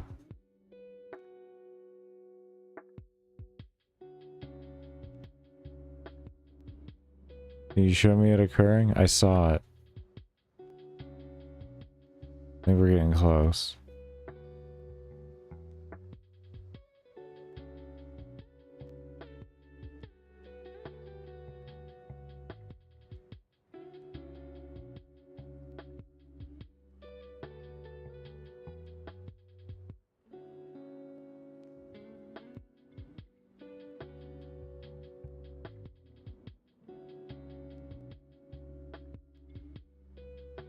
This is why I kind of wish I streamed at normal latency.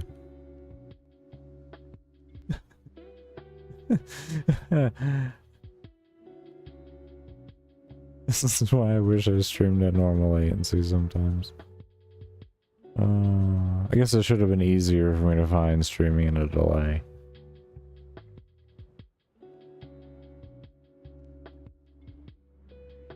Here we go, I just saw it.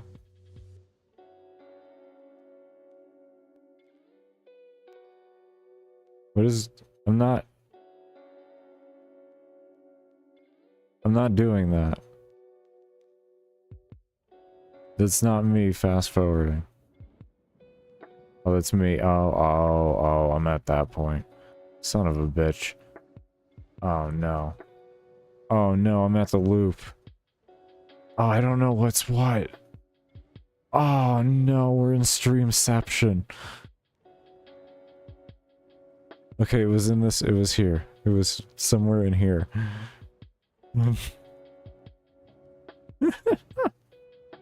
Oh no, I had entered streamception.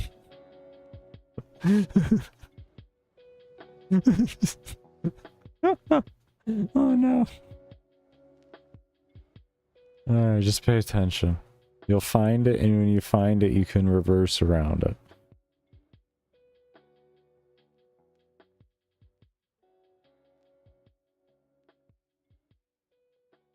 Oh, hold on here. Did you see it? I didn't notice that in the beginning.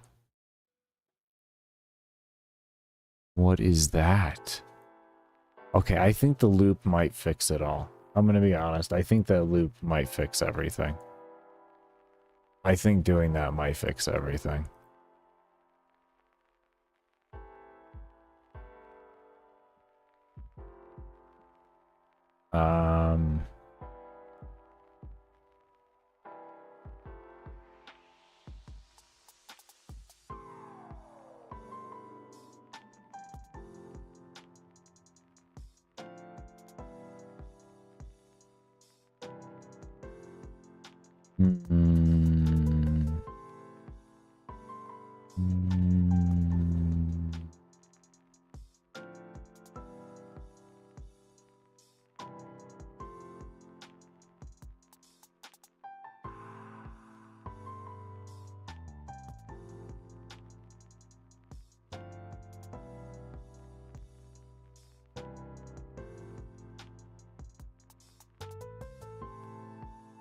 I think we might be on to something here.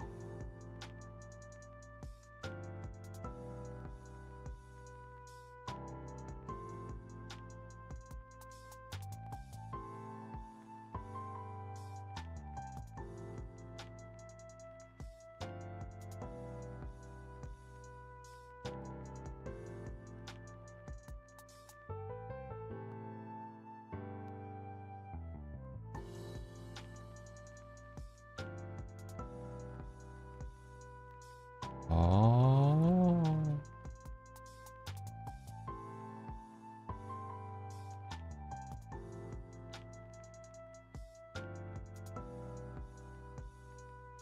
Wait a moment. Wait a moment. Wait a gosh darn moment. Wait a gosh darn moment. Wait a gosh darn moment. I think we just figured out why that happened. Saw that move outside? You saw that? That's not good. That's not good. That's not what you're supposed to have there. You don't have that. That's a bad thing to have. See? That's why it was moving outside.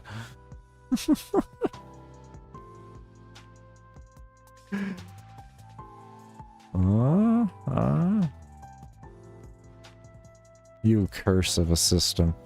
That's one of their pre-built-in things. And you'd always stray away from using anything that's pre-built in like that.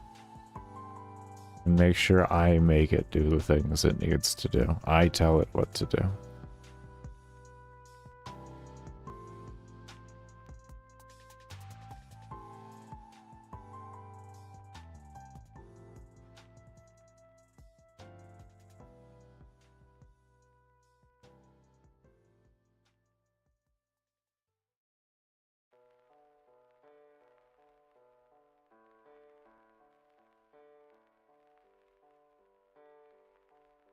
I mean, this is definitely getting there. This is definitely getting there.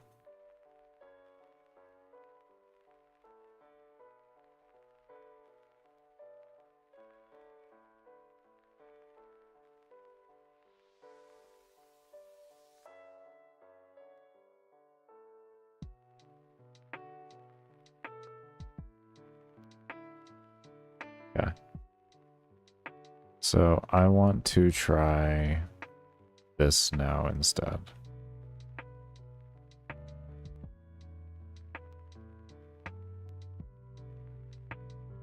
I don't want to do that. Where are you? Was that parent enemy?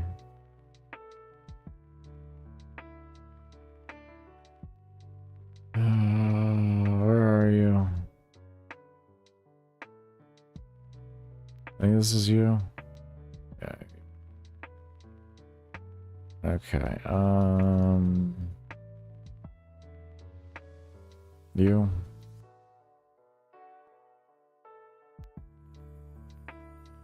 Can I have you here, please? Okay. Thank you. Alright.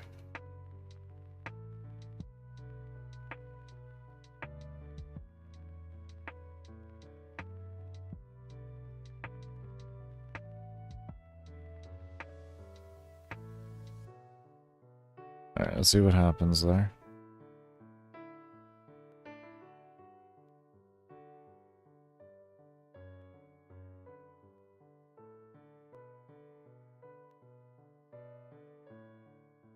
Not too confident in it, but we'll take a look at it. We're fixing other things, so I like to go back sometimes and re-add or redo code where I had it before to where I knew I wanted it in efficiency-wise, and then see if that actually works or not.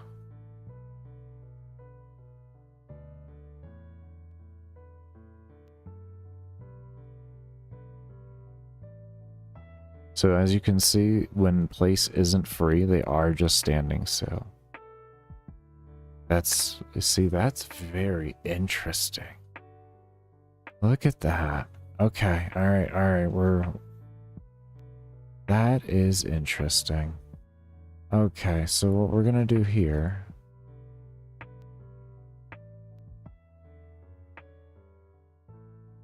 Then we're gonna say at the end of this,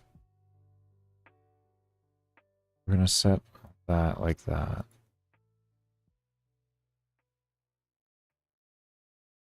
That out, that. And then this way we have a generalized set that always sets it. So if place isn't free, it sets that, and maybe it'll still pick up interactions that we're looking for.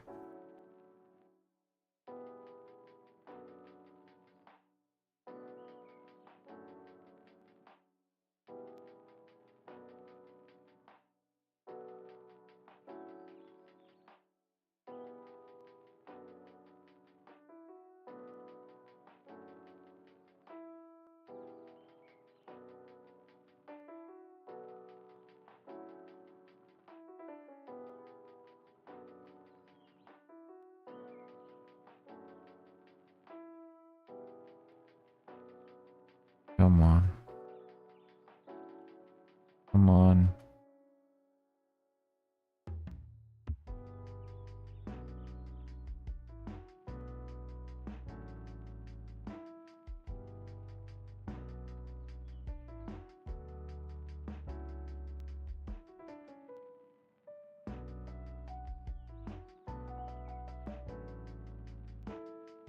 Alright, we're getting better. Oh, okay, okay, okay.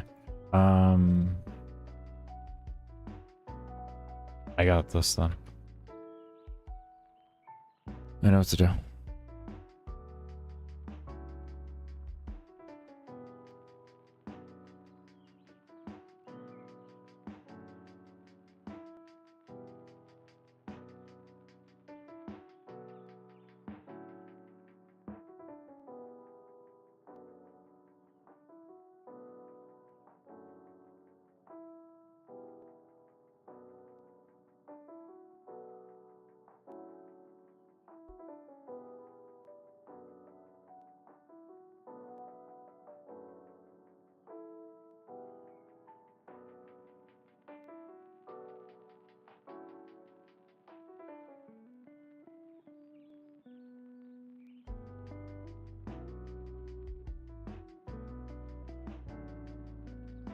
We tried to place empty before with switches that they didn't want to work here for some reason without me having to add if variables to create constants to do what, or to create things to make it become true and false. It was kind of weird. So it's just gonna be it. I'm not gonna worry about it.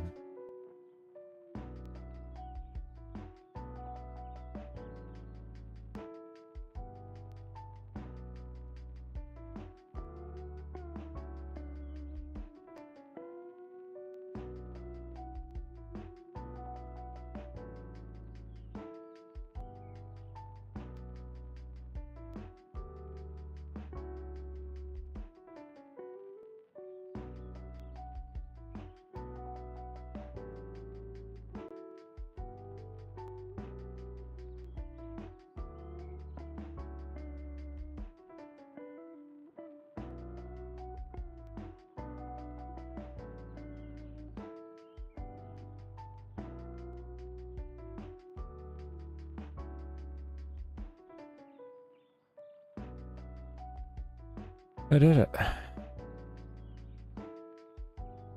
I did it.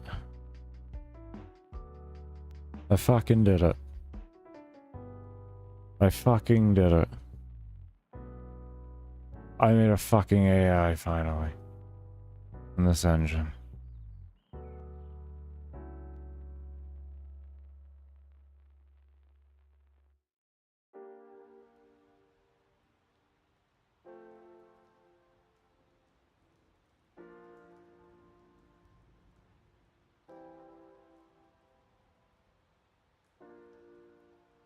Wow.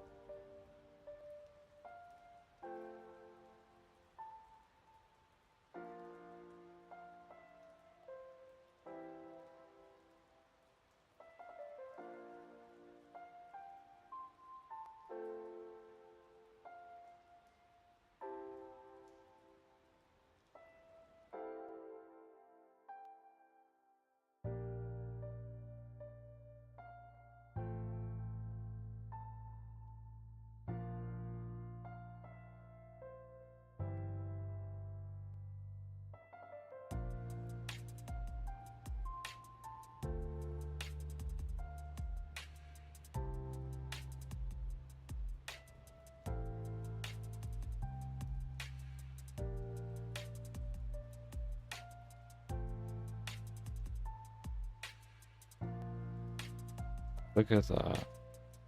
Look at that.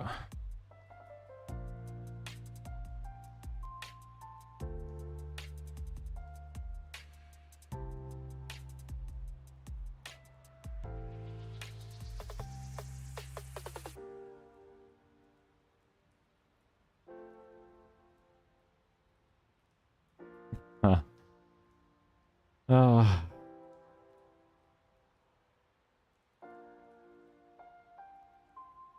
Thank God.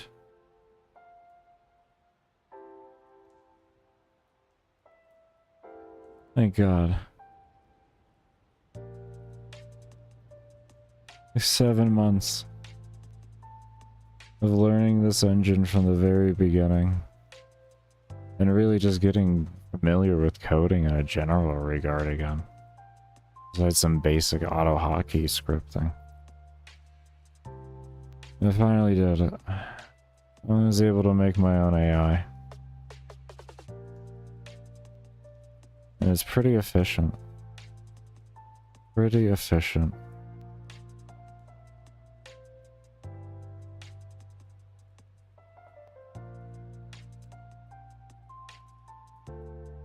Oh, God, that feels good.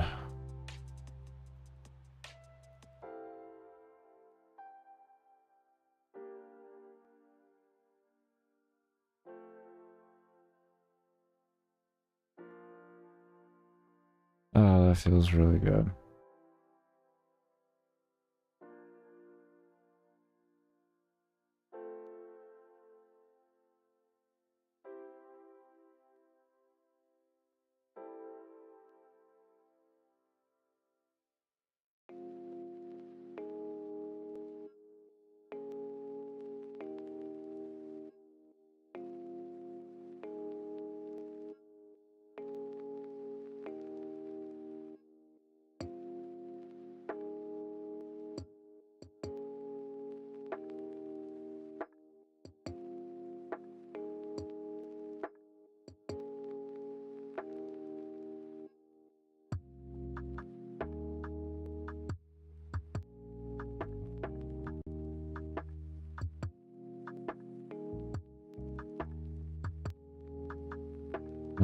Do I have code for alarm 9?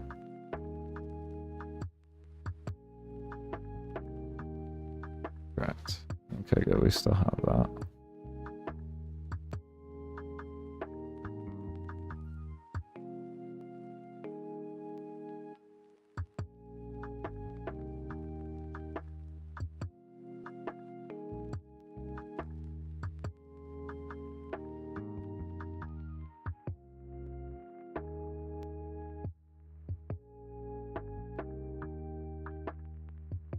Alright.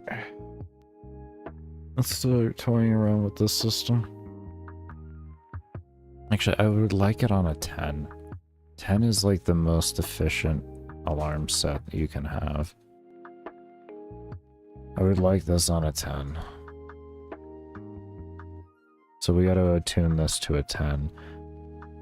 I wanted to do, so let's just do 5 times the number, I guess.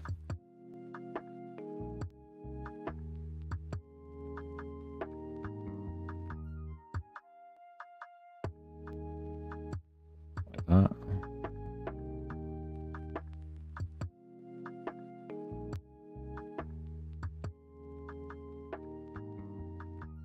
Because I know one, I wanted to do, I didn't want it on interaction. That felt like it was too bad for me. Take care, Nip. I'm sorry, I missed that message, man.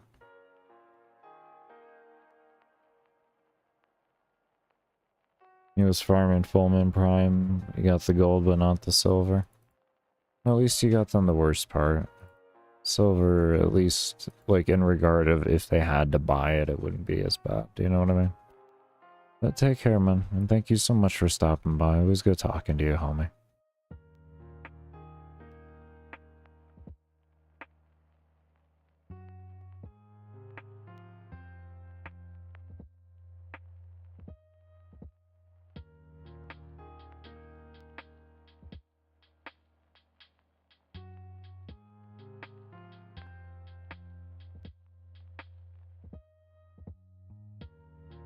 Okay, I want to give those walls a bit more health. I didn't know 50 was going to be good. I guess a 50 is a little too low there. I died relatively quickly.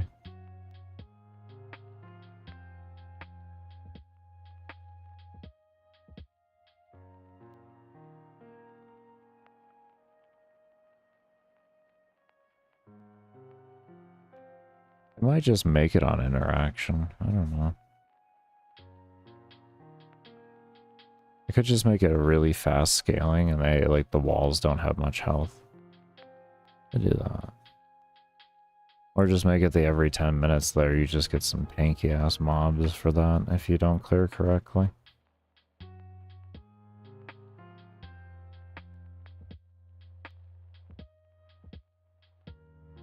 Or if you don't keep on top of clearing things. Well, that, yeah, no, 100 felt good there. Their scaling is still... It, like, doesn't look like it's actually even occurring. It's kind of weird. You don't even see their size increasing.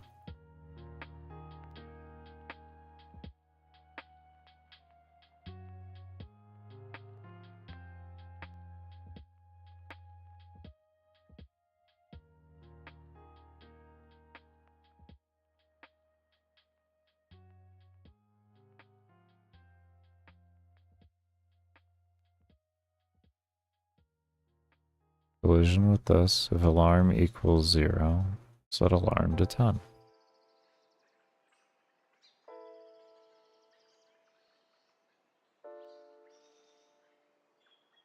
Then this will go off.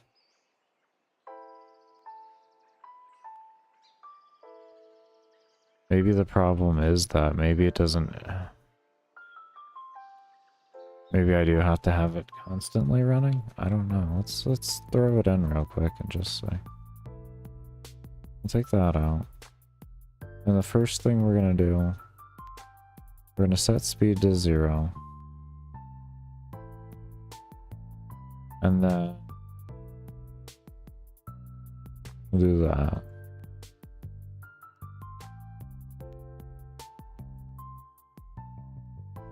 We'll see what happens.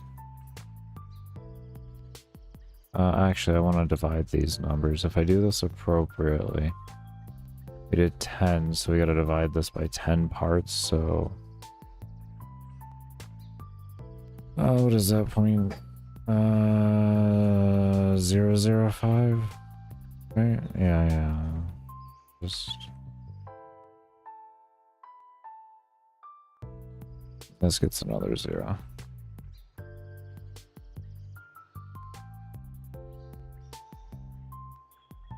Alright, what this does is it's a percentage, more or less.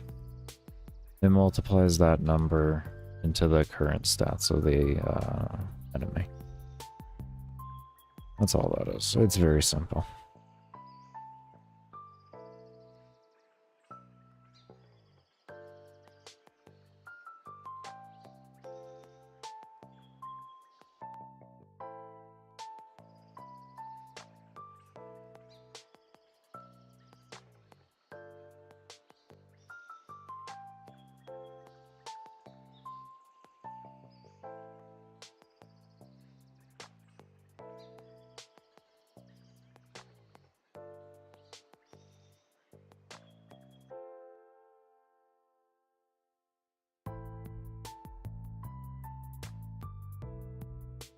I like that health.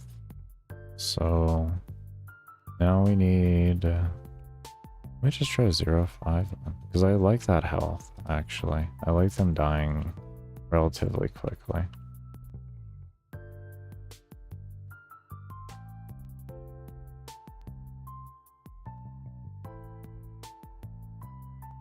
And I want the scaling to be very fast on them. The reason why is I don't want them to be around forever and then be blocking the player forever. Or blocking getting to the player forever. I just want them to be a quick buff for them and then a timer goes on. And if the player doesn't beat them to the location and take them out, then they have to deal with buffed mobs that become buffed relatively quickly.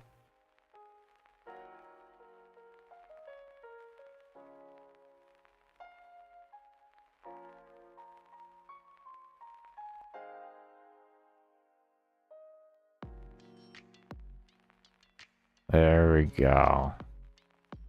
Oh my. Oh no. Oh no. Okay, run.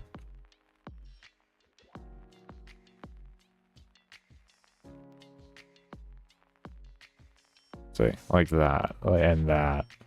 And, oh Jesus.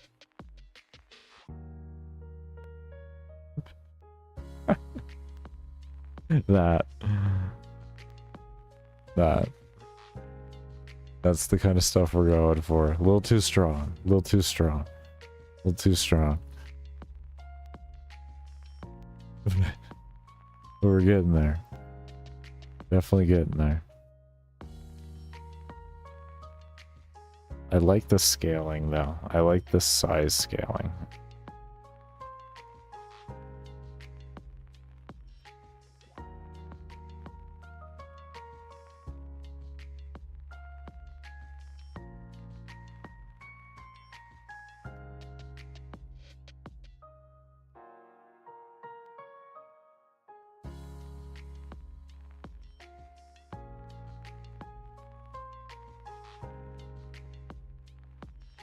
Oh my.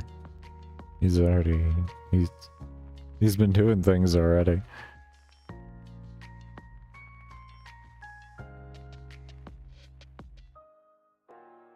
Actually looks appropriate right now, possibly.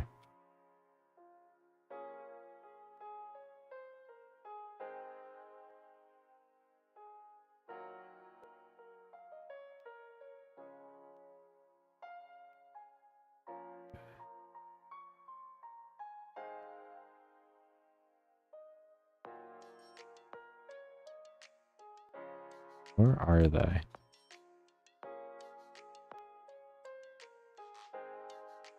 Oh, okay.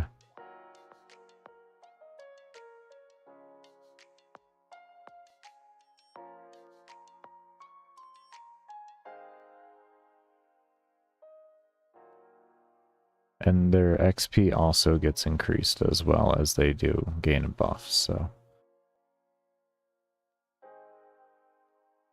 they will be worth more. They're not just harder mobs for senseless reasons. Outside of just being hard, they will also give you more experience.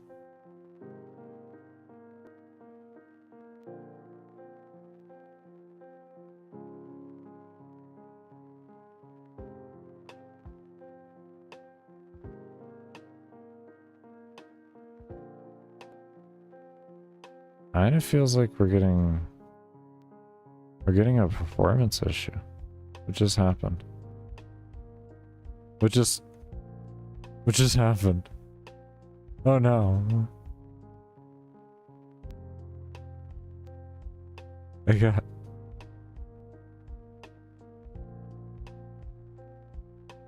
Did I get banned?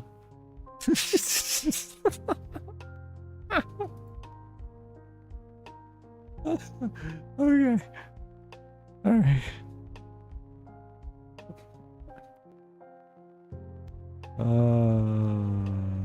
Lord.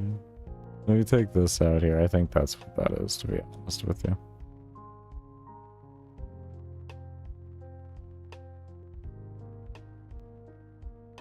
Let's see.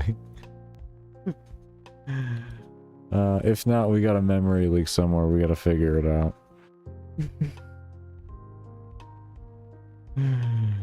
Oh man, that was good.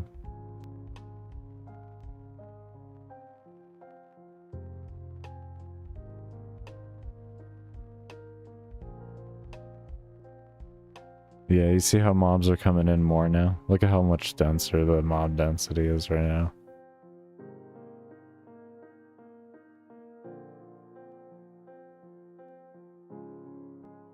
Yeah, that's what it was. I figured as much. Somebody probably got stuck in the storage. I bet you that was the size of a mob. I bet you that was a mob's forehead. I bet you it was a mob's forehead who got stuck in the utility closet. Okay, we're gonna have to limit the size. I just thought about that. I bet you they were stuck in the fucking utility closet. But and if you're asking, what do you mean, Baker, utility closet?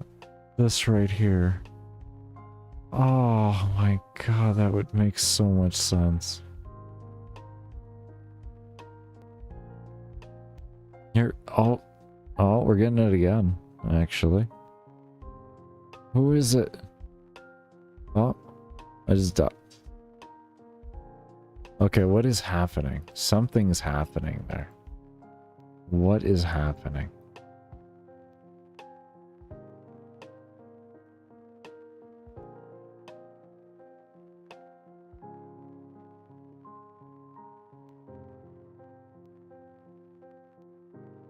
What is being left open and causing...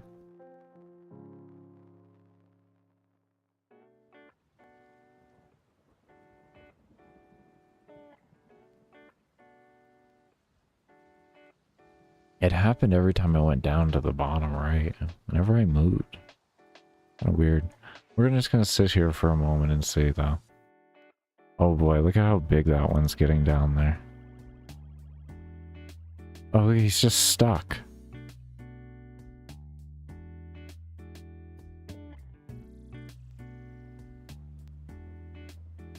Oh. I think we found out what happened.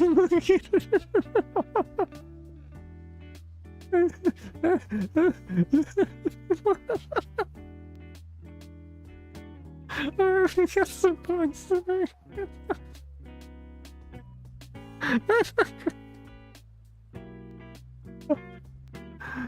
Oh shit. What are you gonna get?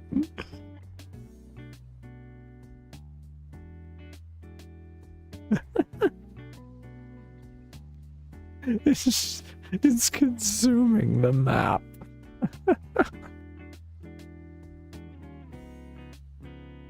Look at this. Oh, I think we found out what happened. Oh, I think we should run away from that. We should probably run away from that. This is coming towards us.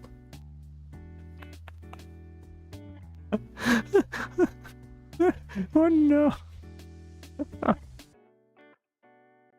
Keep running, little guy. Oh my. That's a really big model, but oh, it killed me. Look at this thing go.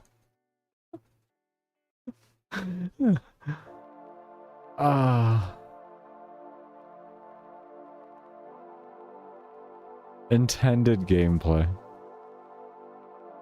Absolutely intended.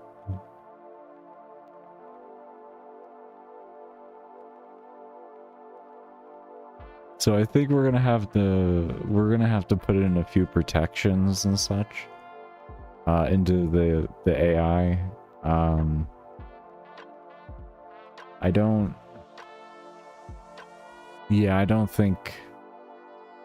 think this is gonna work.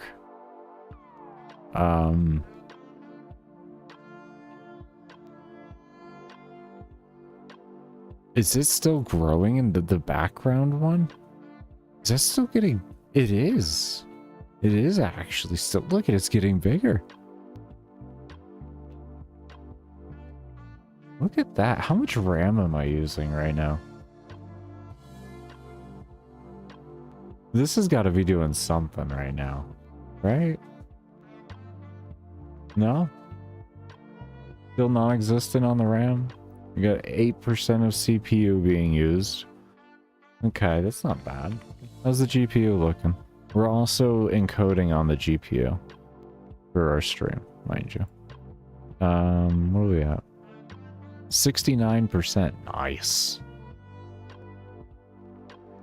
Nice. 38 degrees Celsius. That's not bad. It's pretty hot.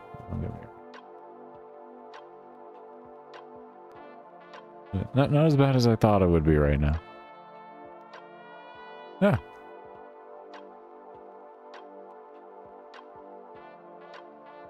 So there were a few things we're gonna have to do.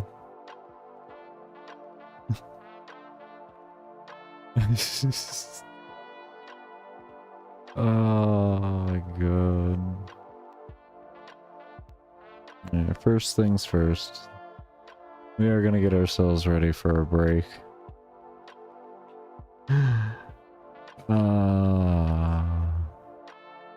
When we come back, we're gonna continue on with the nonsense, figuring things out, breaking the game, fixing the game, breaking it, fixing it, and breaking it.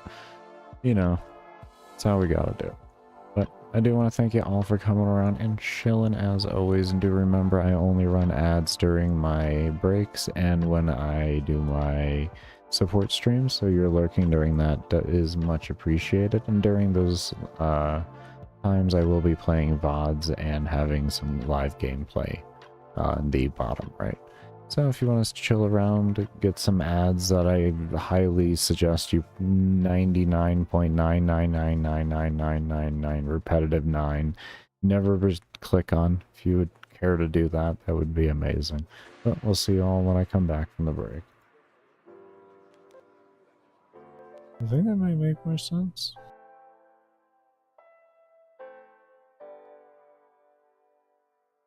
Alright, well, first off, let's worry about that later. Or get distracted. Let's do an alarm 6 in here, and we're going to inherit alarm 6 and alarm 7. Just like that. And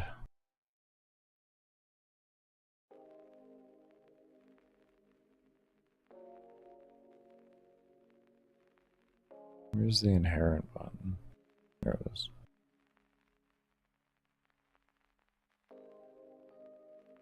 Okay. And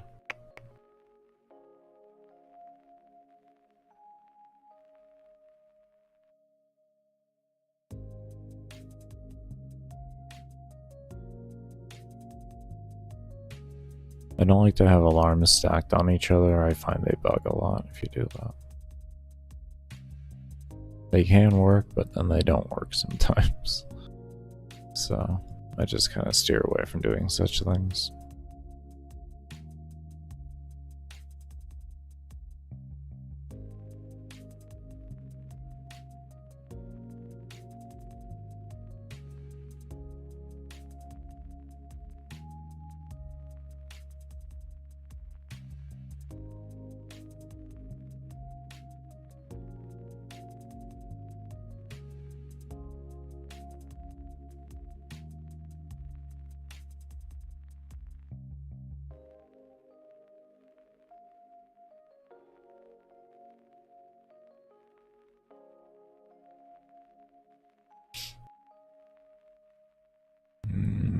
Mine as well. Adjust those over. Bring these in.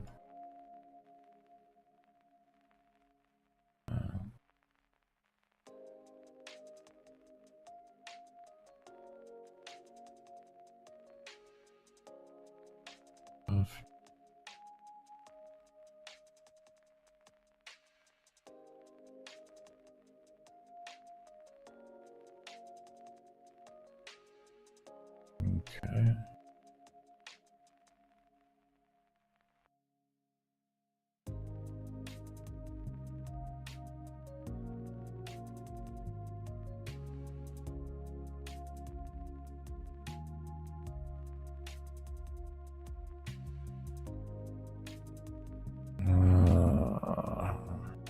We'll worry about the 8 in a moment.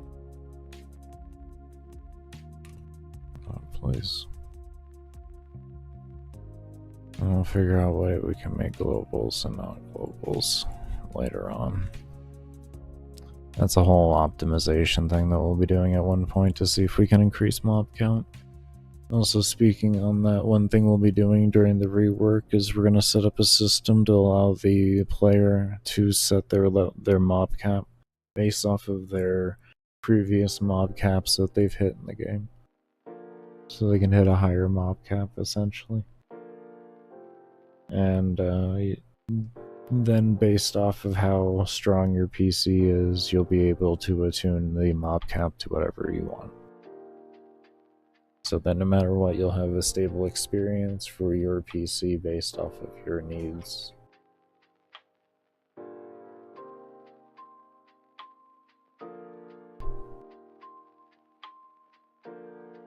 Get some water real quick.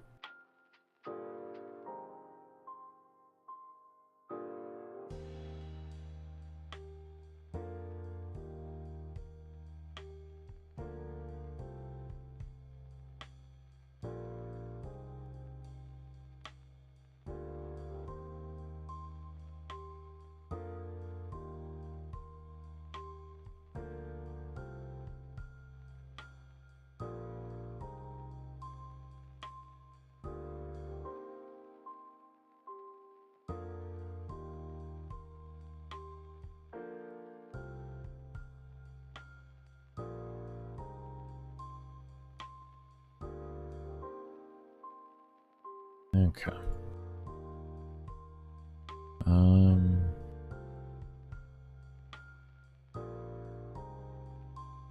Let me just cut that for right now. And I am just going to make an alarm here, but it's not going to register or turn on at all. That's all. And essentially later on we can just set one here that if player level equals to etc. to this here, then this alarm gets registered and then we can have it loop back through around over to here. That's simple. Look at the errors. Alright, unknown object player scale not set before reading. At least we're getting errors. At least we're getting errors. Huh? Where didn't you like it?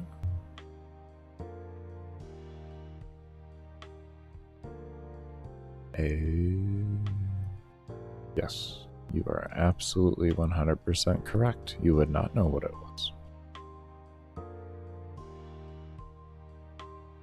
You are actually correct on that.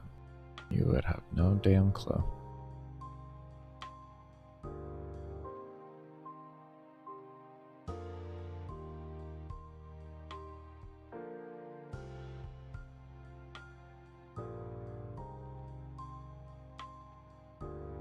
Enemy level is not increasing. Let me get this auto reset done too. I need to... Oh, hey stupid. Did you know... Let me see, is this... You see...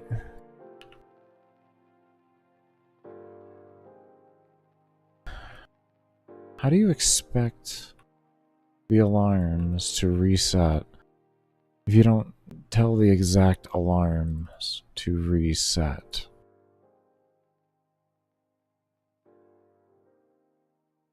Absolute winning. Just so much winning.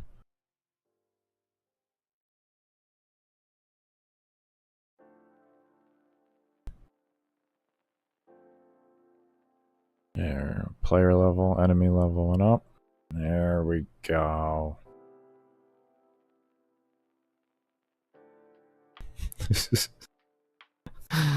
Oh.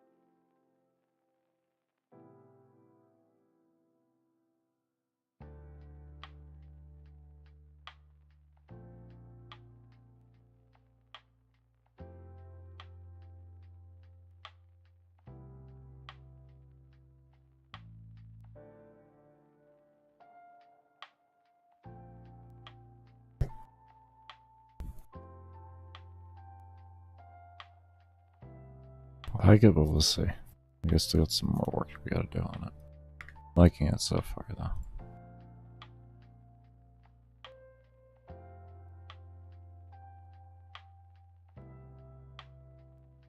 Okay. Now mobs be coming out.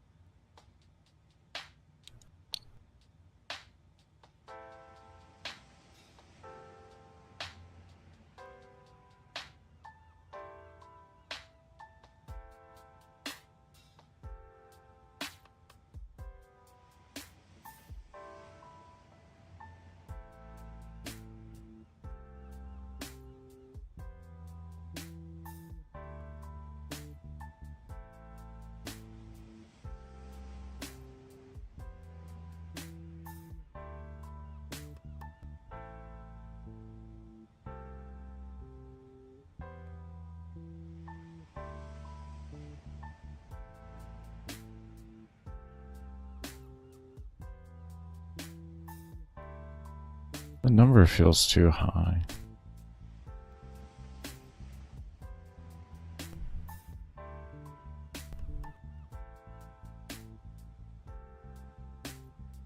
The number feels too high. Let's see if that is right.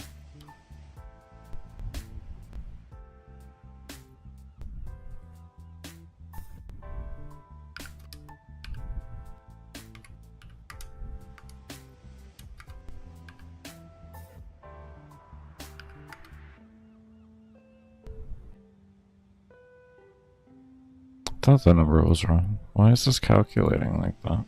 Hold on.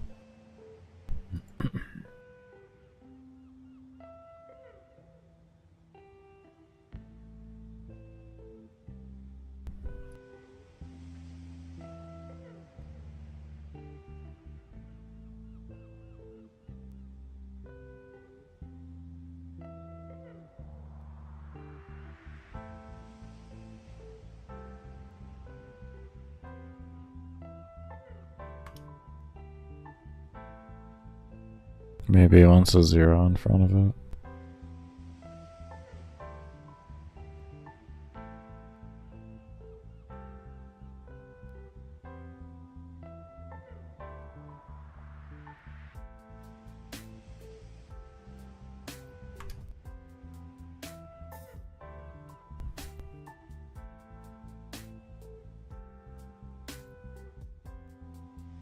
If you want, I'll divide it by 95 if you want. Fucking. We'll get you. We'll make you have the right number up here. I'll make you. I'll make you.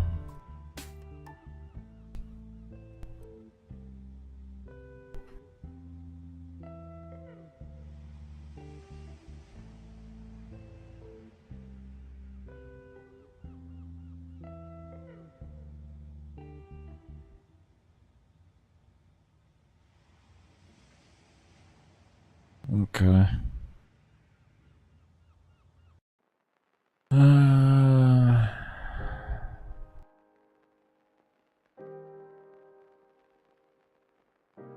I know what we'll do. I know what we'll do. I know what we'll do.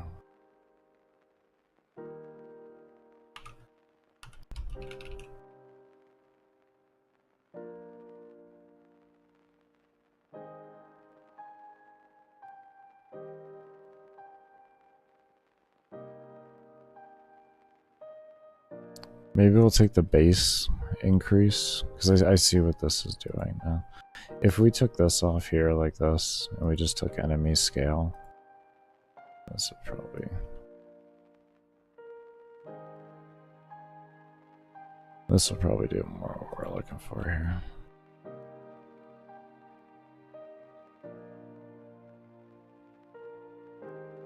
We did that. I'll probably achieve a different outcome.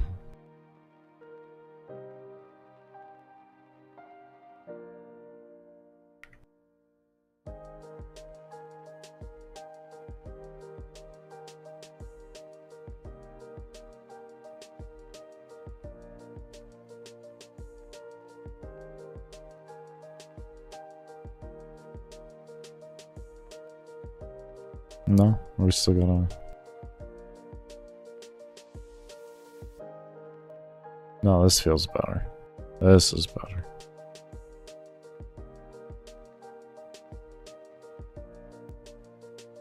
Okay, let me set these down here.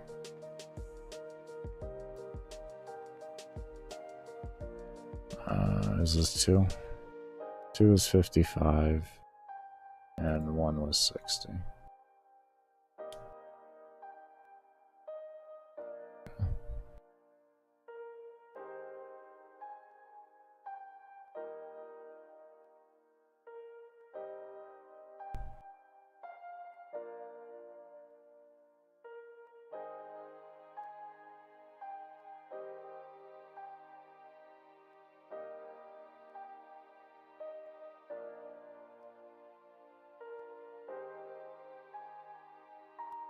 Can I do it?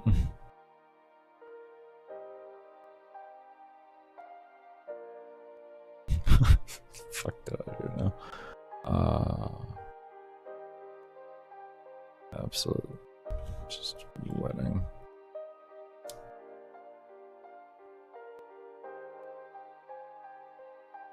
Alarm 60. Alarm 60. Apps. Alarm 60. Alarm 60. Like, we have 60 alarms, Baker. Baker, we have alarm 55. Yeah, no, not alarm 2, but this is alarm 55. Not a cooldown of 55, but an alarm number 55. Because we know what we're doing.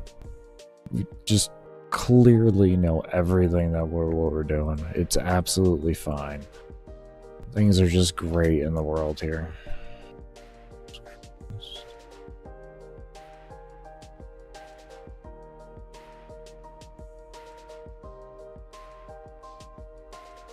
Alright, things are feeling better now.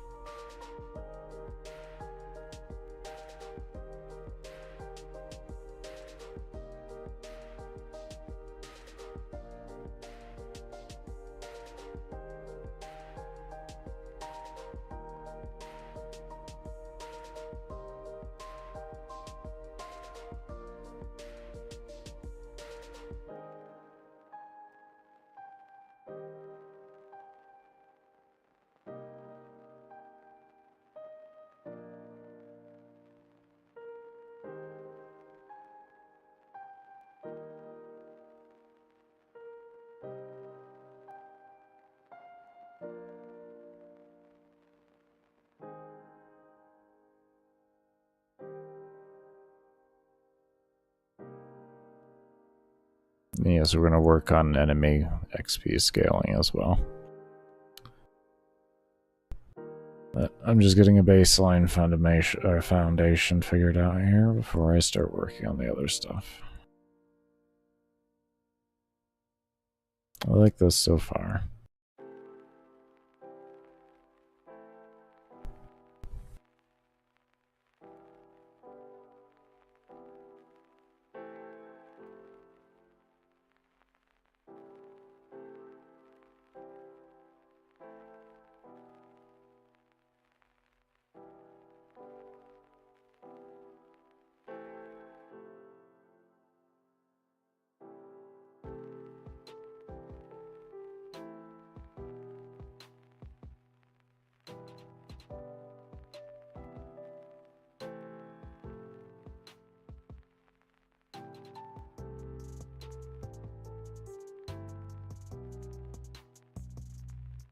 Okay.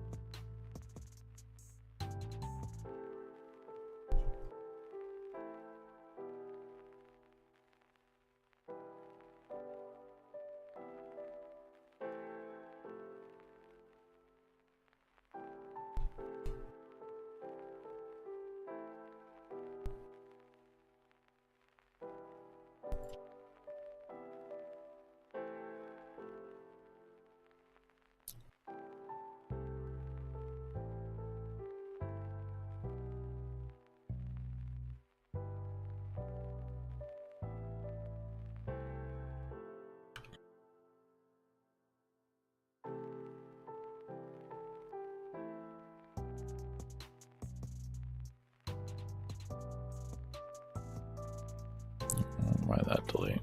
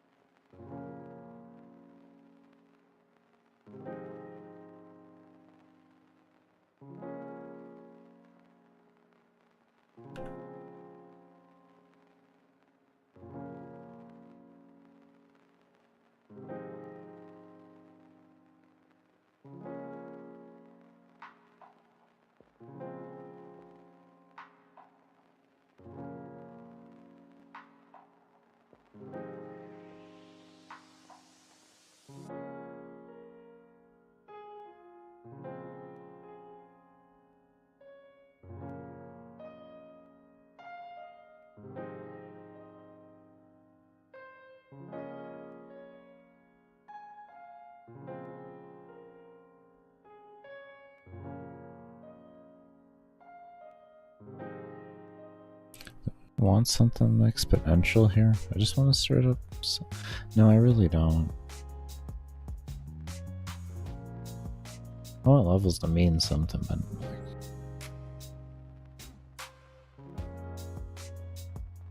how do we make them make sense to each other though? With the experience has to make sense to everything else. So I have to keep that in mind as I do this.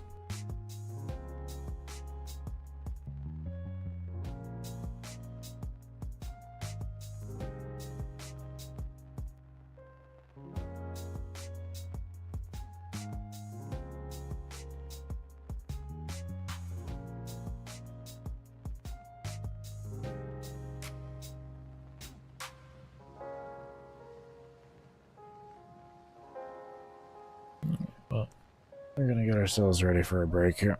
And when I come back, we're going to keep staring at this and figuring it out.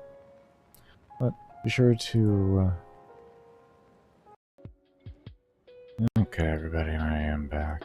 I didn't run the last ad before coming back. I'm just not gonna worry about it. I'm not gonna run the ad on you guys.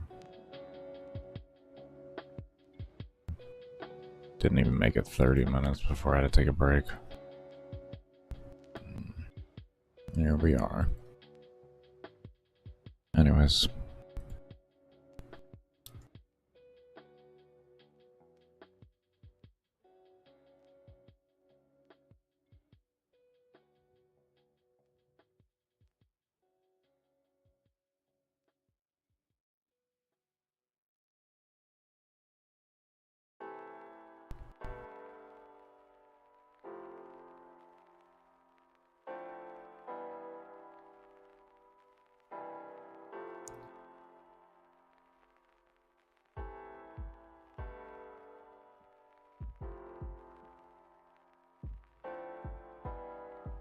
Wait, is this a snap on? No, it isn't. Well, thank you. Okay, come on, hands. You can do this. Thank you. Lord. Alright, let's take a look at what this looks like. Actually, we should just make the other ones.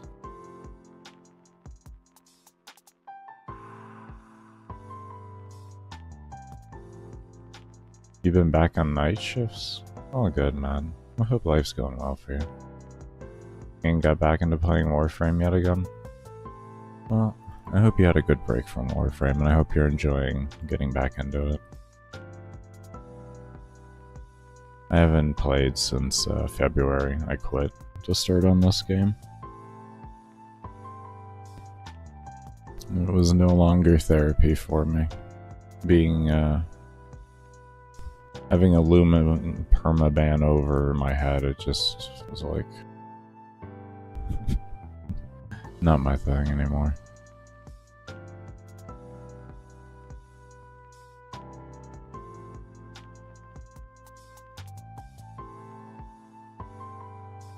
And I just wanted to be QA lead when I started the game. Instead I'm a bot, so we do what we can, not what we want.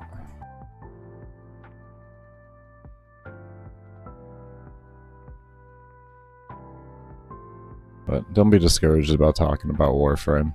It's completely fine. You know. Yeah, 5 years of it, man, was enough for me. 5 years of it was enough for me.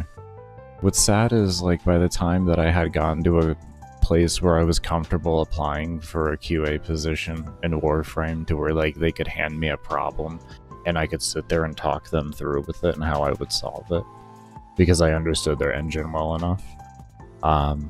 I had already been well accused and blocked by Rebecca, or well accused of cheating in the game and blocked by Rebecca on Twitter. It's the sad part about the whole thing. Because I don't have any college, like, credentials. I'm all self-taught. I have like 2,000 hours in C++ from back when I was a teenager. I had learned emulating and stuff and reverse engineered World of Warcraft into a private server for myself to learn coding. I wouldn't recommend doing that nowadays. There's so many tools out there, but, you know, this was like 17 years ago. There wasn't much out there.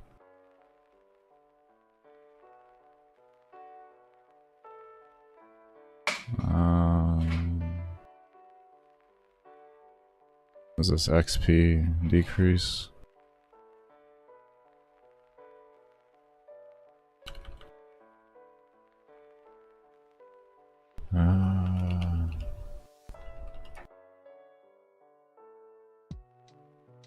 This engine, though, has been really nice to work with. It's a very novice-friendly engine. And the main reason why I chose it is because they have the best business practice that I have found that isn't just straight open source. So it's a $100 one-time fee for a PC, mobile, and browser exports, and $800 a year for console ports, which isn't bad. Unity is $2,200 a year.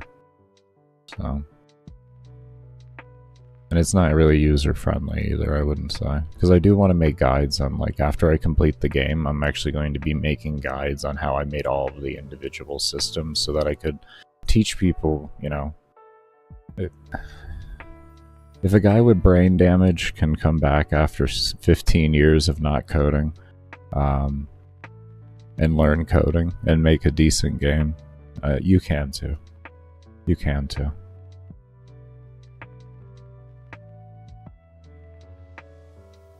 You wish you played WoW when you were younger? Yeah, I've played WoW since the original beta. Does player XP decrease? I guess we'll call it that just for now.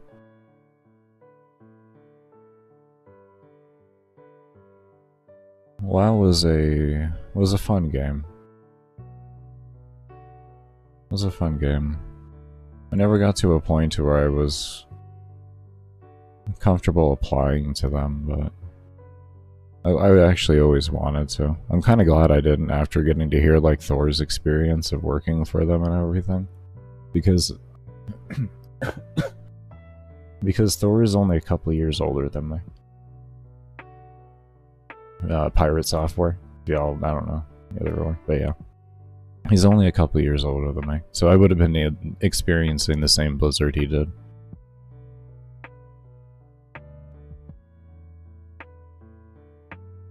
So, blessings come in different ways.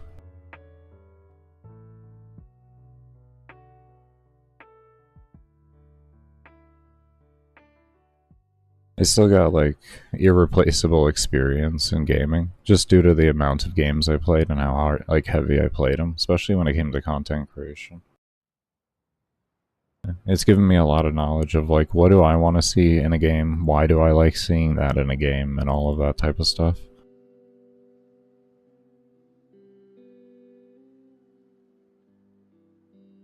Because making a game, most of it is thinking about how do you want the player to feel more than anything else. And like, how do you want the player to feel? And then after that, you go off of that, and that's how you make everything else in the game.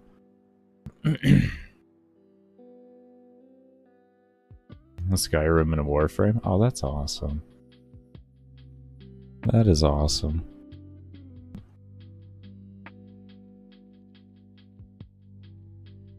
Yeah, that's how I approach game making. Is at least to me personally, I should say. That's how I approach game making. You can approach, like, there's a million different ways to approach, you know, making a game. But for me, I approach it from the aspect of how do I want the player to feel, and that's kind of what I go off of. And I keep working towards it until I start feeling that feeling.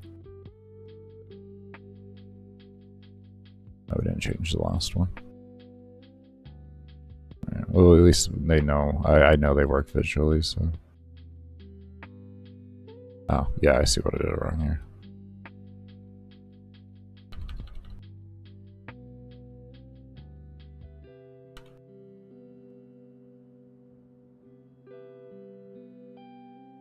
But how you been enjoying Warframe since you came back? And how long of a break did you take as well? Oh, it's been...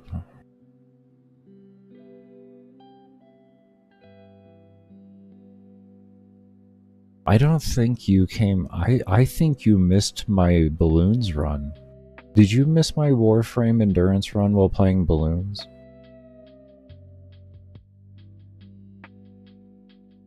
I don't remember if you were here for that. You might have quit before then.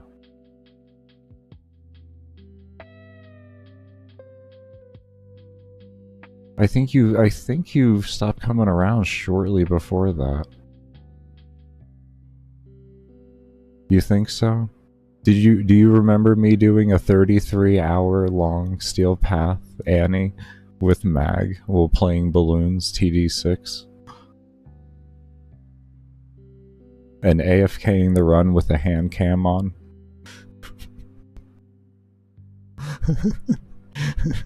And running auto hotkey macros on balloons? Well, Warframe is running.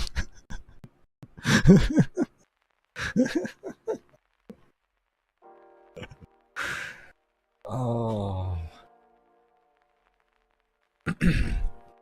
Oh, it was great, man. It was great. Oh, it was a wonderful time, man. It was...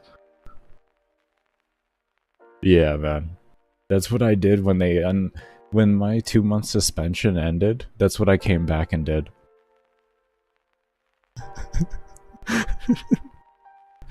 I wanted to show DE, I'm not the problem. Your developers are. It's not my problem. I'm not a cheater, I'm not a bot. I just understand your coding. I have been playing your game for fucking over 10,000 hours, and I don't play games like a normal person does. I see lines of code when I play a video game. I don't see what normal people see. I don't see visual effects and stuff like that. I see the code behind the visual effects and stuff like that. That's what my brain more or less sees in a vague fashion, if you will. And then my brain can... Okay, everybody. I am back. I do want to thank you all that did stay around for the break.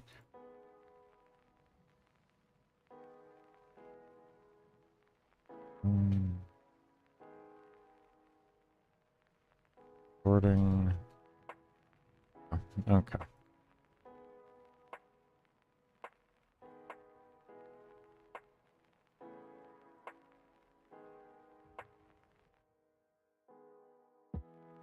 Oh, hello. Why are you even in there?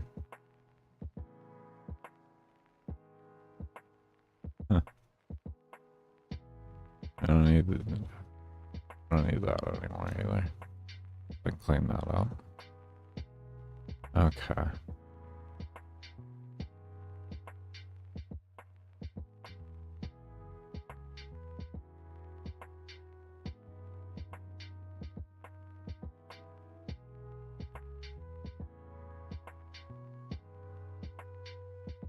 So I have a theory on why those mobs might be getting stuck where they're getting stuck. We don't have anything running alarm tabs. But I have a theory on it, and I do want to test it, so give me a moment.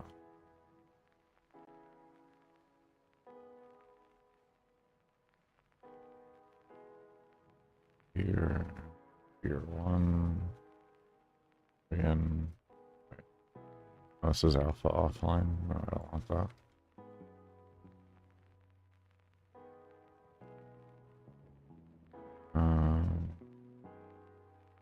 Alpha here, one. Range 0.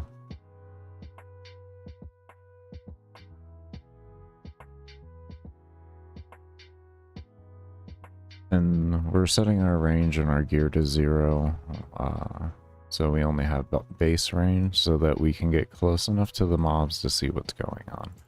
I have a suspicion on what's going on, but we do need to take a look. We can't just assume.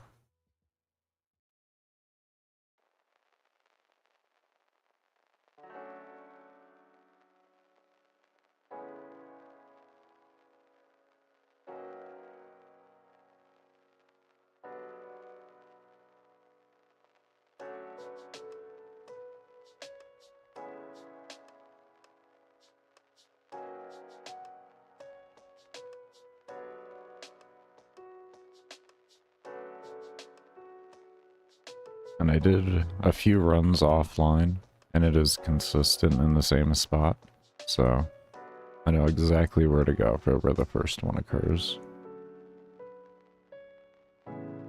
Is this thing... That's 200 range? Really?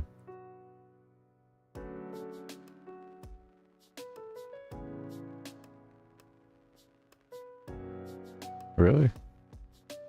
That's 200 range?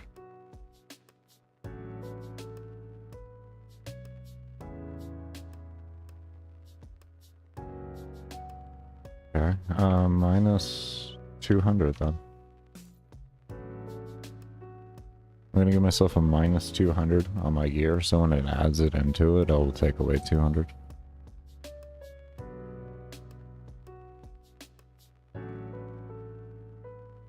We don't have any range. Oh. No. What is the sorcery? What am I editing? This is alpha. That is alpha. Okay, what about buff equip then? What are you doing? Are you not getting... The range was minus 200.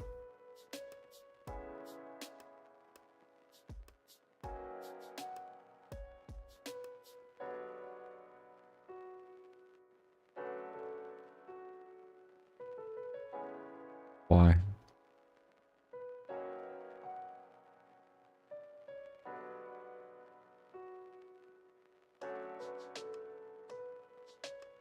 Did I screw up on there? Well, no, because it does add the range. I guess I'll just fix the base range and the player stats. Screw it.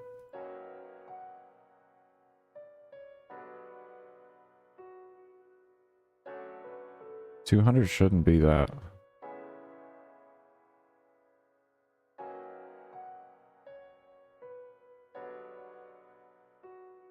Shouldn't be that far.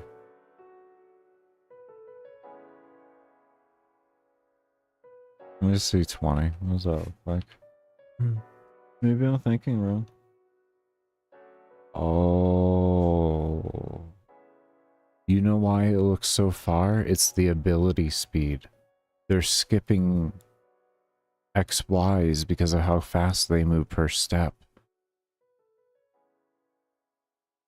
That's what it is. I can almost guarantee you ability speed is going to be range as well. I can actually almost bet you. That's what's going on here.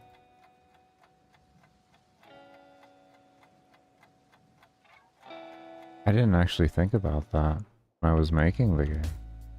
That ability speed, because of how fast they're going, and they can skip over XY places, that actually equates to range.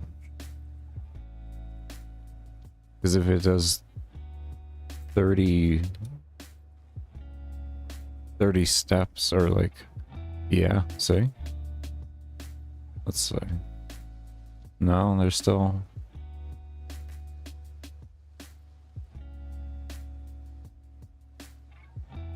Ooh, that is interesting. Why aren't you... What did I do?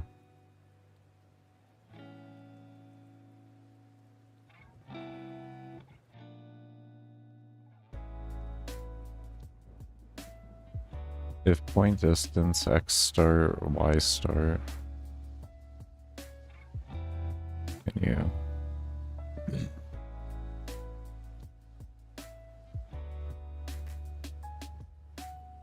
Mobile max distance.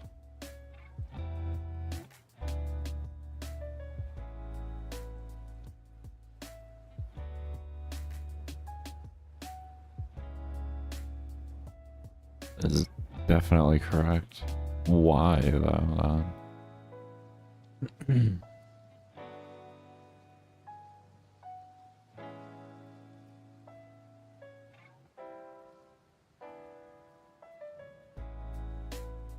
Why aren't you running, Buttercup?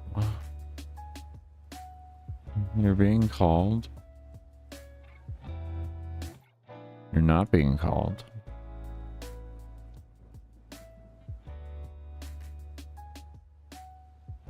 You're not being called. You're not being called. And you're not being called. Look at that.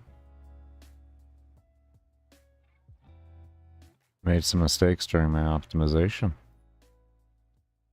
Got carried away. I got carried away.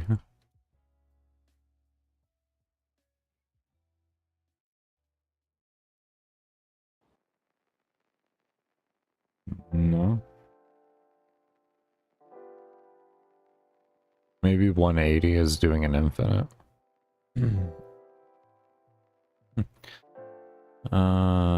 Maybe it's creating an infinite loop.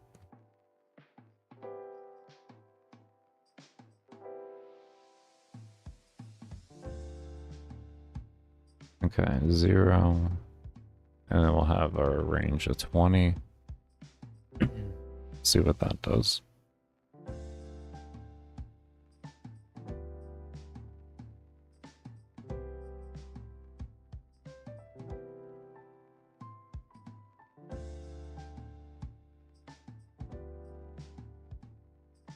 I mean, some of, like, it started to want to, and then just stopped.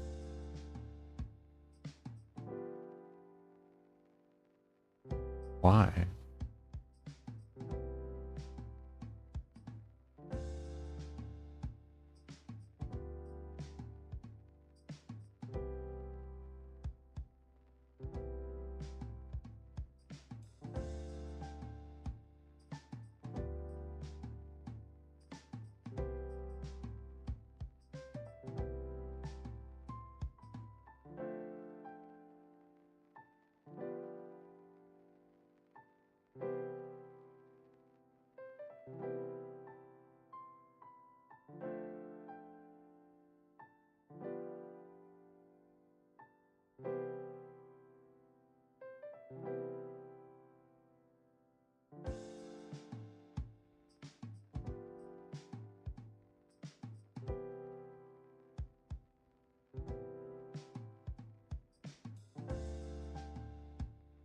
There we go.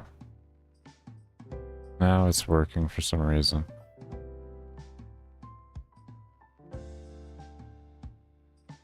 Didn't like the old code, apparently. I don't blame it. I mean, it was more inefficient. So we just got half the code taken out now. Oh my. Who attacked me?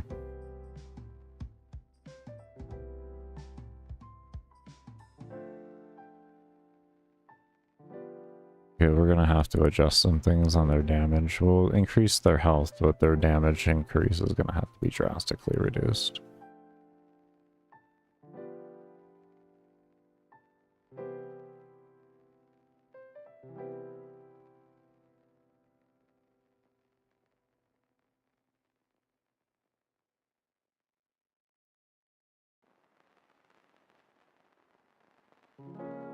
Oh my. I think we're gonna need some range. I think we're gonna need some range here. Let's go to... Oh. Well, that hit the stress.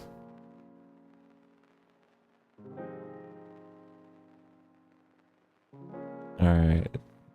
Now it should be back to the original default. Okay, that's better.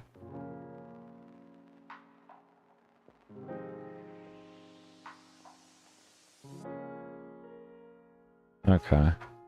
Movement speed is 8. Where's ability speed? Because that is going to be our default, so we do need to set the... There we go.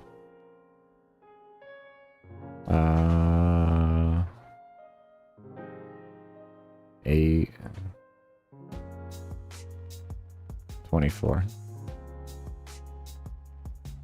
24 will be default then. A good rule of thumb with the game is 3 times movements. Your ability speed is 3 times your movement speed. And the reason for that is it allows them to keep up better. We have a... Yeah, we have 8. At least it used to be like that. It's not like that anymore with the timer. Oh yeah, not like that anymore with the timer. Oh. Oh, I changed that. Oh my, hi.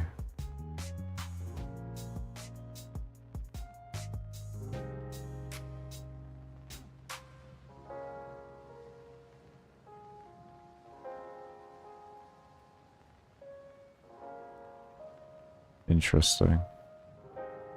Why are you all stuck underneath those things? Interesting. Yeah, we found our problem. I kind of thought that's worse than I thought. Wow. Didn't I take out all the code for you? That's why it's worse than I thought. Oh. You got empty code there. Why are you... There's nothing there.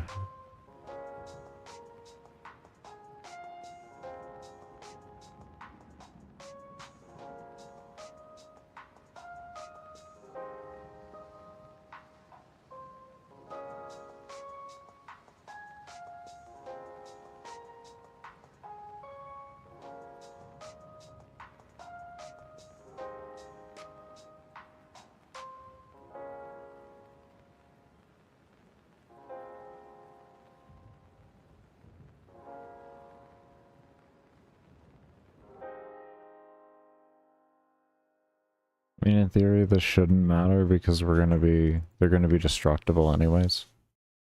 But I would kind of rather like, get it fixed and then go work on them being indestructible and all that. Because we still have to expand this out to all the other NPCs, and then we got to expand this out to all the other destroyable objects as well.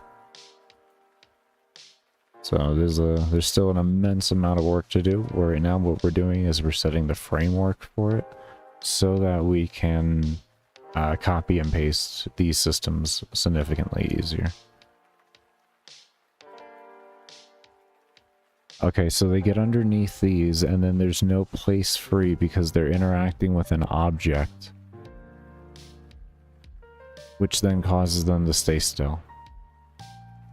Understood. Okay, so...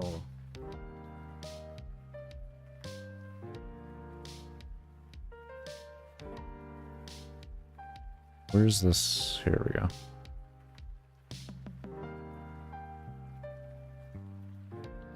What are you? Parent enemy and that.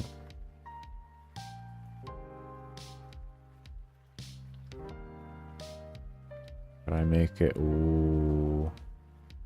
Ooh, that could be dangerous. Let's try it. Worth it. Worth it to try it. That could be great. Let's see what we can do here.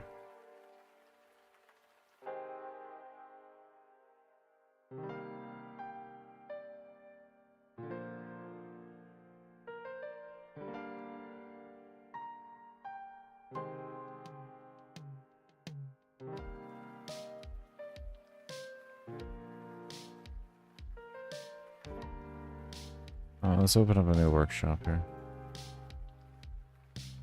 We're working on something new. We fixed that. We're working on fixing the problem right now.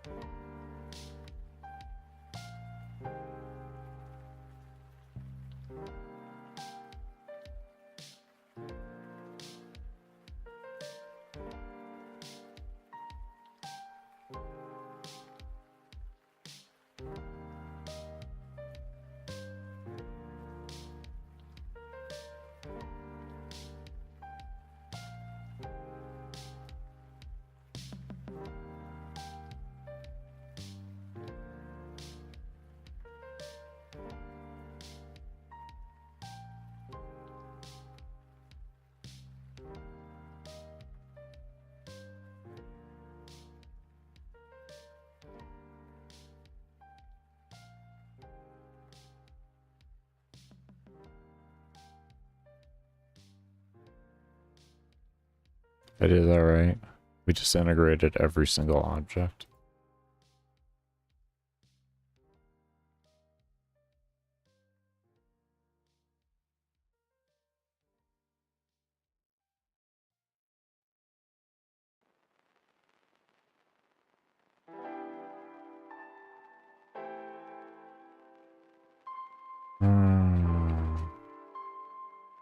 Okay, so you're stuck for some reason.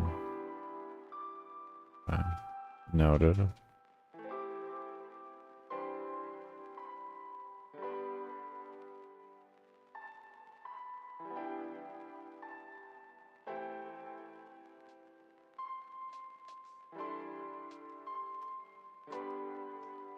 They were stuck together.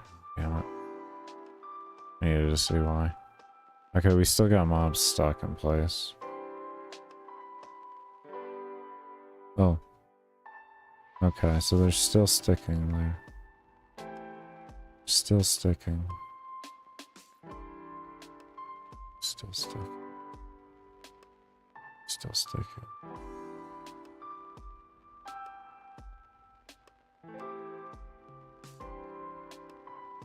So what if we make the things destroyable here? Does this fix the issue? Can we like use the proper mechanics?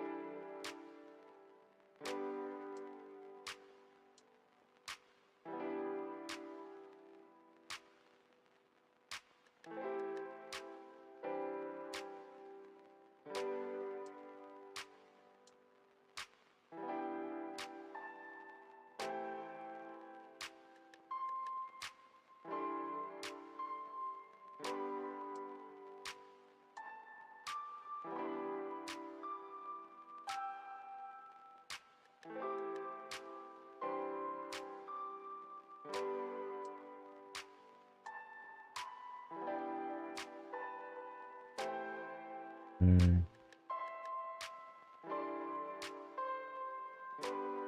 We're not worried about that right now.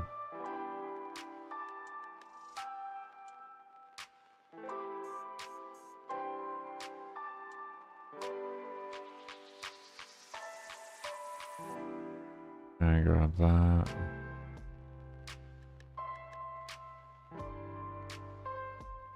Grab that. Let's see what happens with this.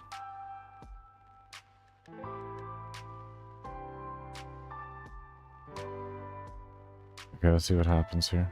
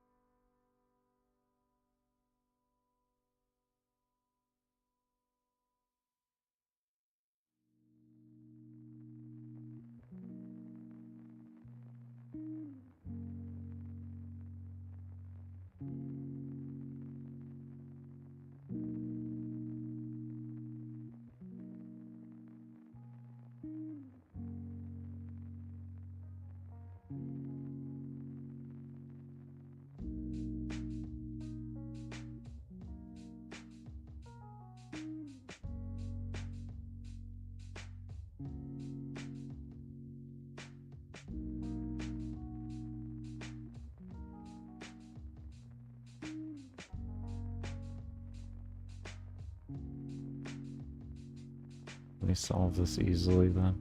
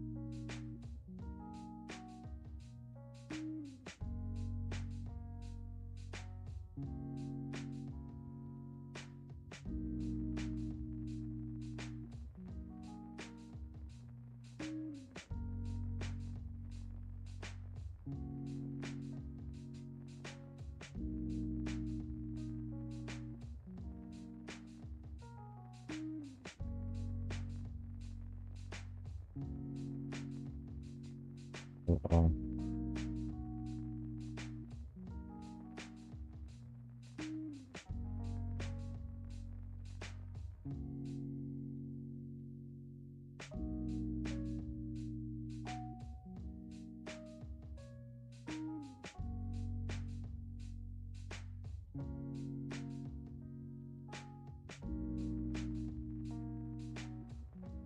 Just have it check that in general. Let's see.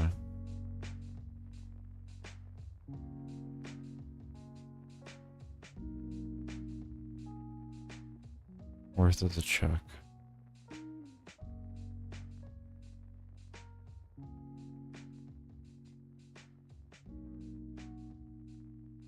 Oh, are they ignoring things now? Oh no, now they're ignoring things. Okay, so the other isn't working.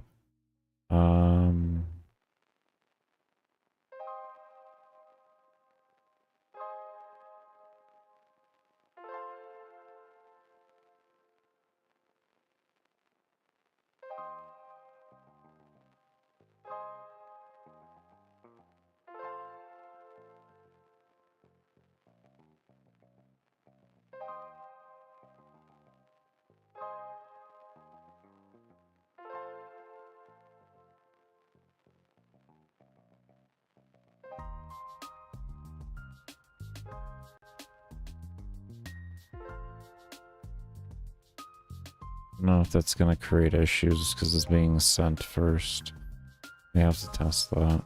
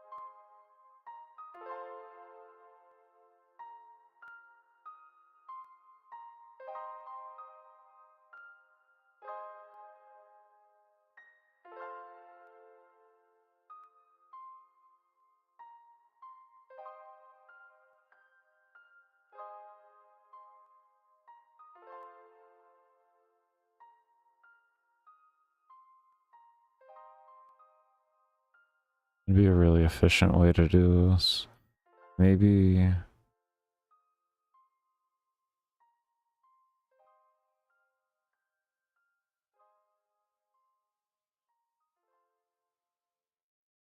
This could be really jank, but we're gonna see how it works.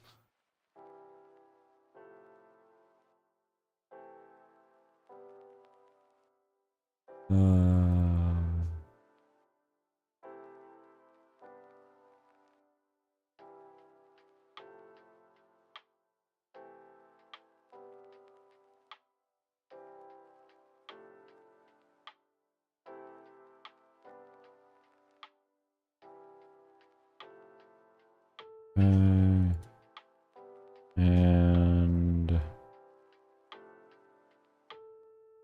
here, the next one.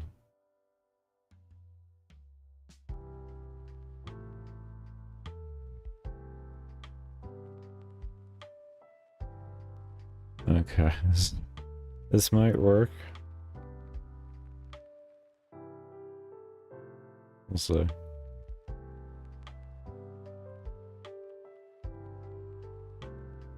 I have a feeling this is what's going on. Okay, first off, let's just find a wall. Confirm wall. That's the wrong wall. Oh my. Oh my. No? Did we break it? Okay. Okay. Separate integrations then. Separate integrations. Hold on. Hold on. Give me a moment. Unfortunate. Is there... let me reset this layout here. Okay. Interesting. I'll take it, I guess.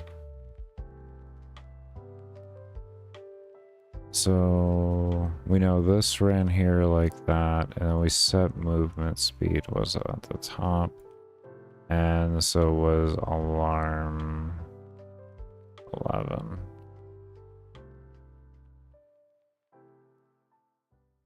Right here. Okay. So there's that. And then next we needed this here, and then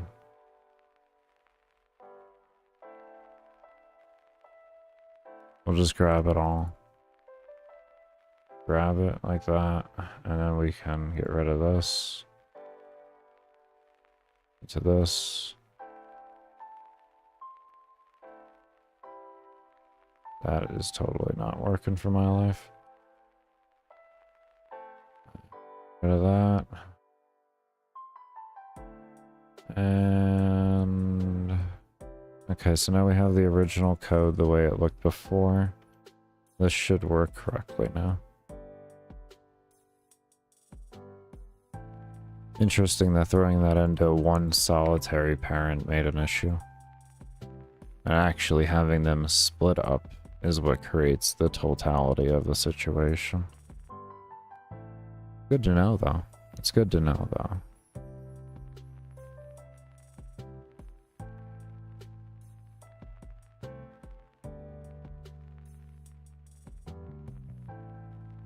Yeah.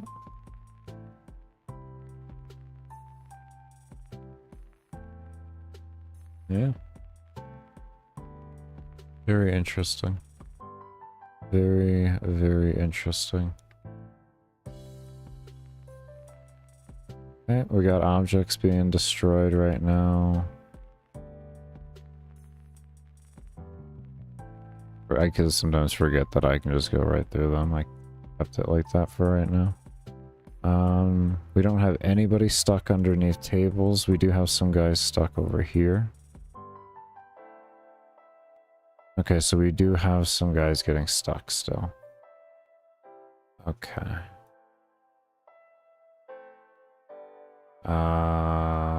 We do not have an interaction for you. That would be why. Over here.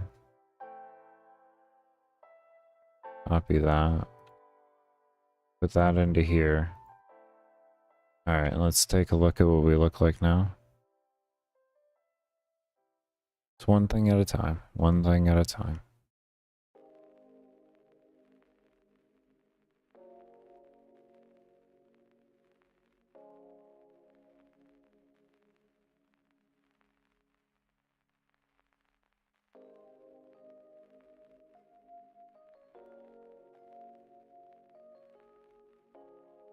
Okay, we're looking good there. We got two stuck right there. Because they're not getting hit. So even getting hit, we're having issues.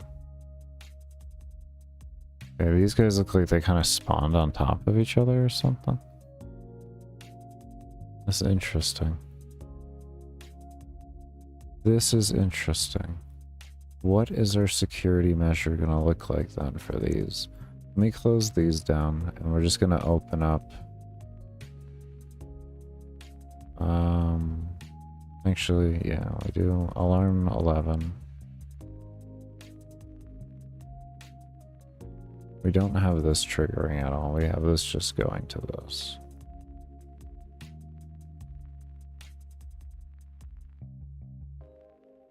Oh, we don't need the parent collision.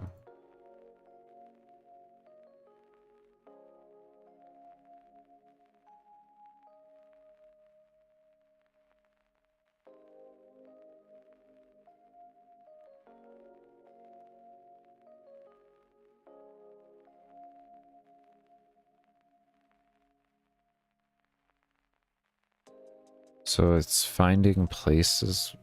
Why are you not moving then?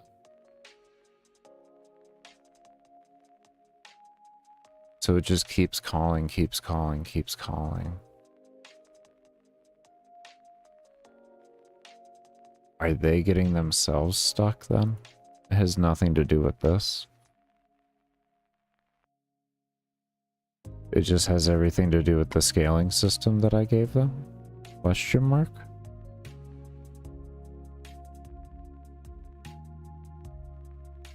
Hold on. Let's see. We're gonna remove the scaling system and we're gonna take a look.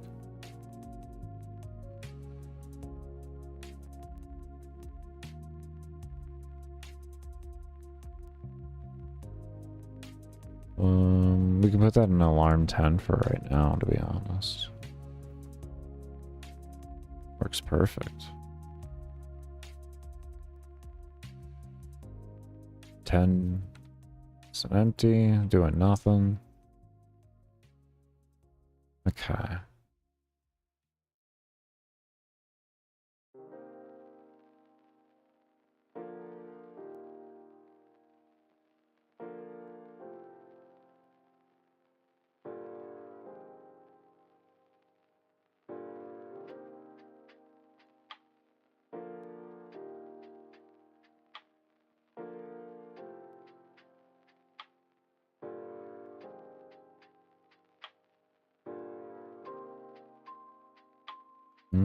So they spawned on top of each other, they were stuck.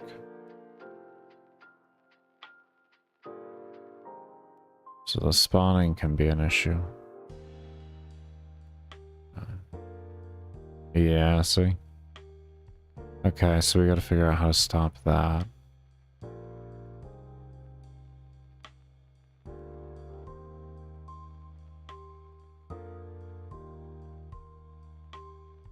Okay, so that seems to be our current problem, is the spawning problem, which we have with other things too. So I think that will be our current issue that we're going to be looking at. We can kind of finish up some other things there, or we, well, yeah, I think that's going to be our best bet to look at. Yeah, here we go. Let's see. Okay, so they're spawning on top of each other. Okay, so it's my spawning system. So how are we gonna make my spawning system know? How are we gonna make it know? How are we gonna make it know? It checks if place free, but...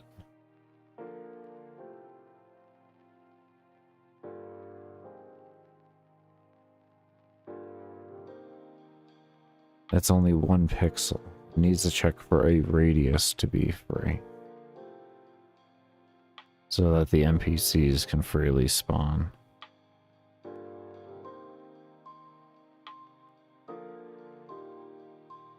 And then we can work from there.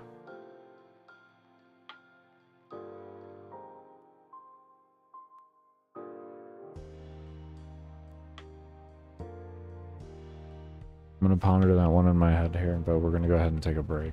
When we come back, we are going to continue on with this. We're making really, really good progress. Really good progress, so happy with that much.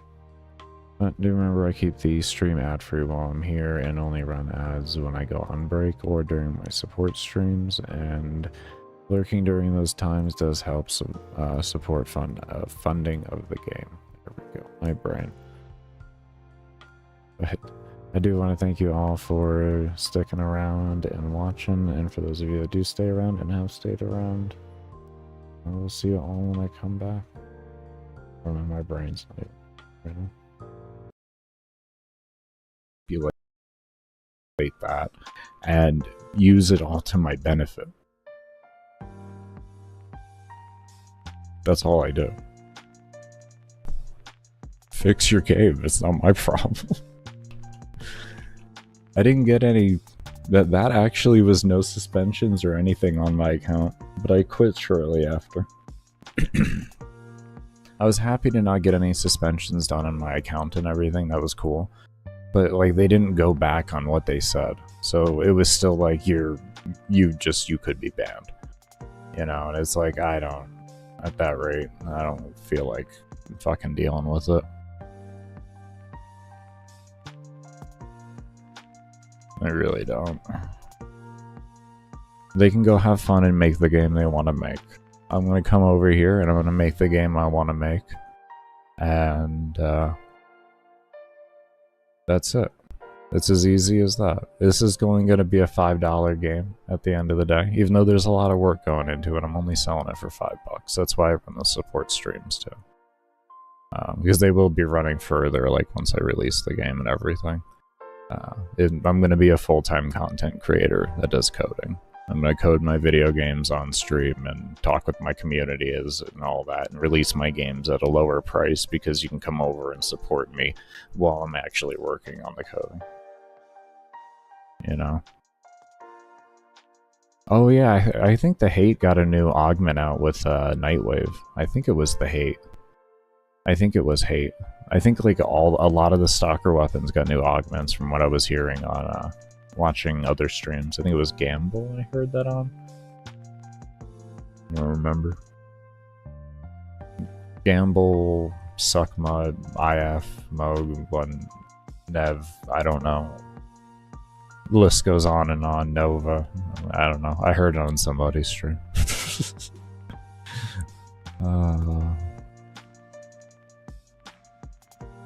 I wish Flo streamed more. It was good to see him streaming Warhammer today. It was good to see.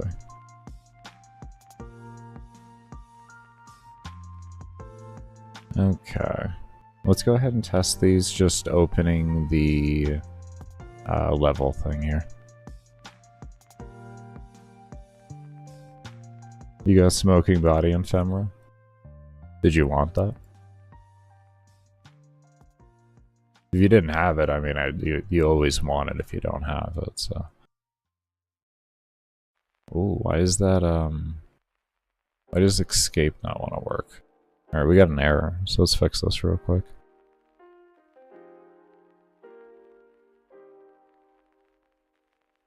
What are you talking about? Why don't you...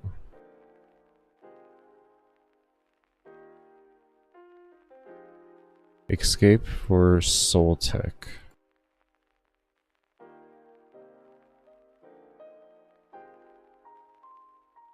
Do I actually need that? Wait, do I need this code in here? Or am I overwriting code? I think I'm overwriting code here. I don't think I need that escape. What does this do? Oh, no, this is fine. Okay, so what are you talking about? Not set before read. What in the actual tarnation do you mean? Not set before reading. You are right here. Can we talk about this?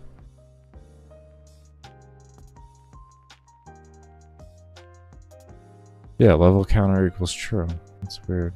Nope, you have 2 BPs for it? Oh, okay. Okay. Well, I meant the ephemera. I meant the ephemera.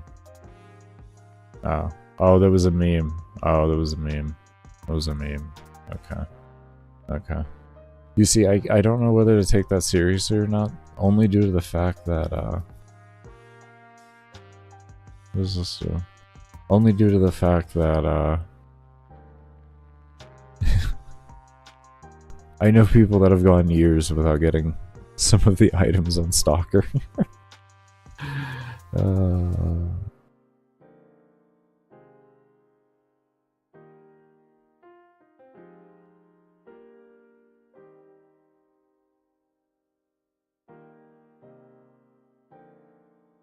That's just Warframe drama. I know who you're talking about. I also know of the other drama with him too.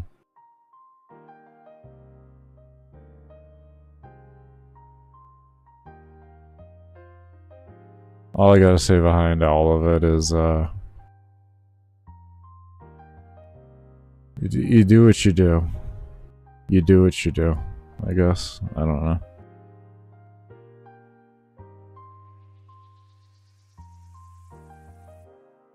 I'm just over here. I'm just over here. Just typing out lines and watching them break and trying to figure out how to fix them. That's all I'm doing. It's crazy though. It's crazy to see what's going on over there. You had hate, but you needed weapon slots, so you sold it like an idiot. Rough. Rough. Rough. Could have vendored out like any number of dojo items and such like that. But that's rough. Kuva Nukor. Nukor's fun. I love Kuva Nukor. That is such a fun weapon.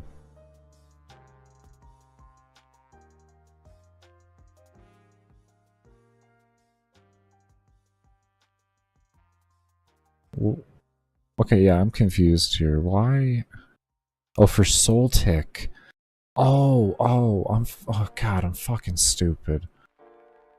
Oh, Jesus. Oh. Oh. Oh, thank God. Oh my God. Oh. I love when it's something simple like that. Oh, it's so relieving, but I feel so stupid at the same time. Forgot to change the value in the other thing. So. Okay, so that works in concept. We just need to change things around now. Good. That's all I needed to do. Was this here was still, like, I changed the value here that used to be level counter, a level underscore counter, to level underscore tick for this unique individual object. But I didn't change in here that if this was true, because you can see level counter here. So it was trying to read a variable that didn't even exist within the object. Yeah.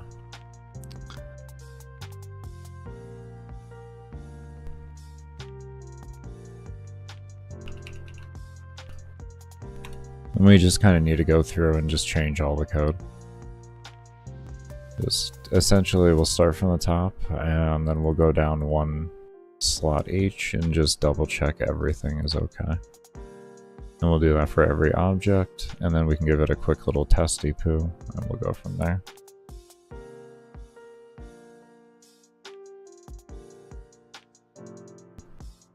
The math on those are just placeholders, because I still need to sit down and do the math myself on what I want to do.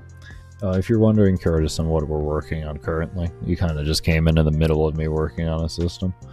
I have a few different ways for the player to be able to kind of speed up or automate their farming, and what we're working on right now is a way for the player to be able to change these values to enact fast scaling for either the enemy or the player. That's why we have the two different decreases. And essentially, you see how fast the scaling is right here. But if we change this over to the default that I have currently, it'll look more like this.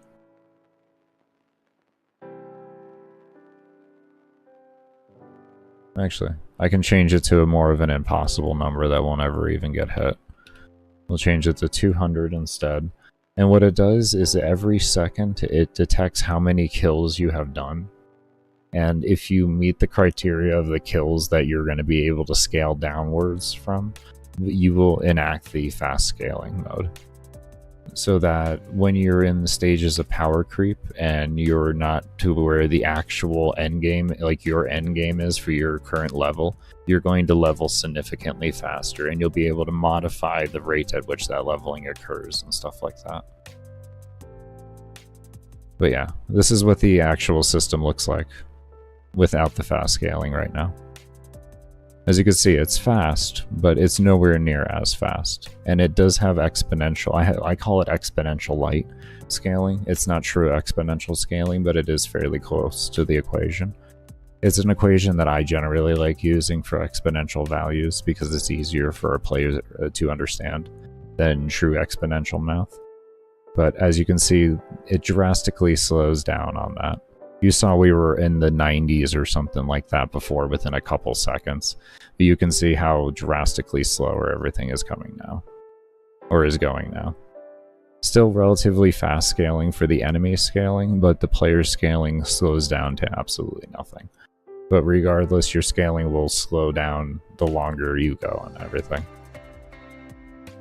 I just have the enemy scaling set slower than the player scaling.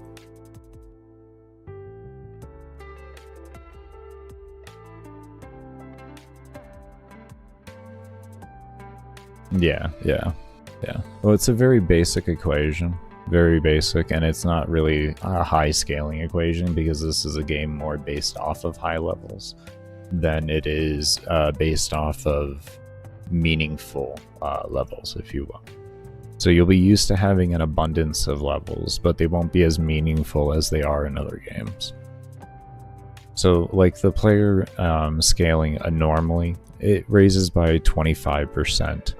So essentially what this does altogether to give you the new equation of your XP to level, I do player scale, which is a innate equation that I have over in, where are you? You're over here. I moved this in locations because I made a bunch of new objects. Player scale here is baseline is 90. So essentially that number there, come back over here just so you can have the visual eye for it. It'll take that number there and then it'll multiply it times 0.25.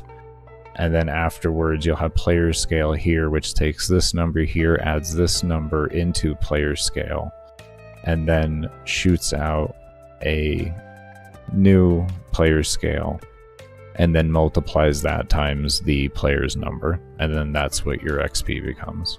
And enemy works exactly the same, but it has a significantly lower amount. It's only 5% instead of 25%. And then the fast scaling system itself, what it does is it takes your XP to level, and then it divides that number by your XP decrease, which will be a number that you can adjust yourself as a player by investing points into. And then you'll have things like you can adjust the tick rate of that happening. You can adjust how many souls how many actual like souls free it takes to have the trigger happen and all that. But yeah, that's the system I'm currently working on right now. Because as you do get higher in levels, it gets exponentially slower. Like to hit crit cap in here is level 10,000. So when you're seeing, you know, level 100, 200 and stuff like that, you can have an idea that it's not really that high of levels for the game.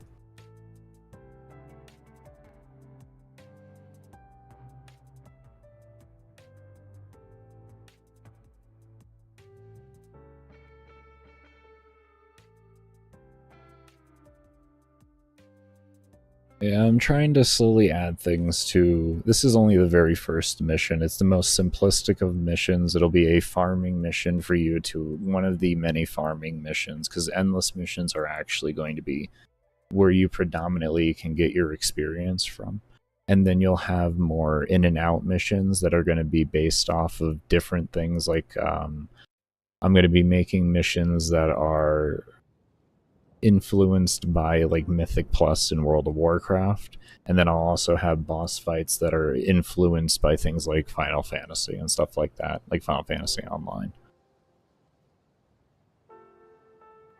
It's just I want my farming missions. I typically don't like the fact that farming missions don't really feel too engaging or rewarding. If they do feel engaging, they feel overly engaging for the reward you get. So I'm trying to make something that just feels more rewarding for the player's time. And if the player so wants to just kind of AFK it, and they don't have, you know, they just want to leave the game running, they can go ahead and do that, because I've already made a system in the game where they're able to scale themselves on endless missions. Over here, you have this auto reset, and then this transfer amount, what it does is it reduces the amount of levels in a percentage that you carry over after you die into the new one. So if you don't have any points in this, whatever you end with here carries over. So you do get diminishing returns run per run. So unless you invest into that, you really can meet a lot of heavy diminishing returns, because you're obviously going to hit the same endpoint every time. So your levels per run aren't going to be as much, unless... And the only way that can change is if you invest in a massive amount of points into the other scaling system that we have over here. if you invest into this, you can actually counteract that and make it more or less the same. Or if you invest into both of them, you can get a significant amount of more levels per day and stuff like that. Also, you're able to have this go over 100%, so it can take out all your levels and store it for you, and then have you start out at 0 every time. Or you can have it to where you can go over that and go have, like, say, up to, like, you know, it's not even up to, it's endless how I have it.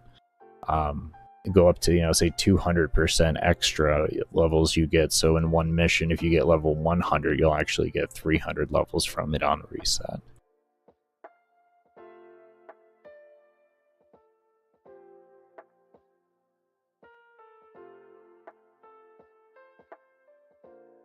And it's a very, even though there's a lot going on, it's a very lightweight game. I'd have to go into my RAM usage to know exactly how much it uses, but what I can tell you is it's never in the top 10 of my RAM usages. So that's nice. And CPU usage on a Intel 10400 that's not overclocked, I'm using 2% of my CPU right now.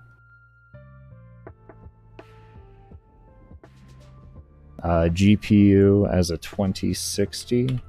That's a little bit more because it's slightly more GPU heavy on my coding currently, but that I think is at like 30%. 30% for that in unique, but in total right now, because I'm using everything else over here, more closer to around 60%. So, but I have 2 different internet browsers going, about 5 different windows, the engine running on top of it, and I have the game running. So I think it's understandable on a 2060 to be using about 60 to 70% of your GPU usage. That's in total, so so it's good overall. I can run this game at a solid 60 FPS on a what is it called?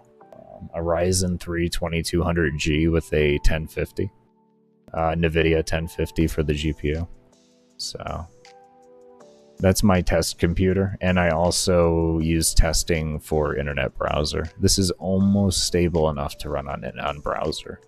Almost. I just have to adjust the spawn numbers slightly, but the player is going to be able to adjust their own spawn numbers, so it doesn't matter. You can adjust the spawn numbers to wherever the hell you want to be. Currently, I have it set at 400, but I'm going to have it in the game to where the player themselves can set it, so if they have a better computer than I have, it isn't going to be too hard to do. They can increase the mob count themselves to have more mobs, or if they have a lesser computer, or if they want to run a different game while they're farming at the same time, they can reduce their mob count so that their game runs more stable, that they're actually playing. I'm making the game very customizable for the player. Very, very customizable. It's just going to be a fun game of farming and getting to do high-level in-and-out missions that are mechanic intensive. It's pretty much where I'm going with the game at this point.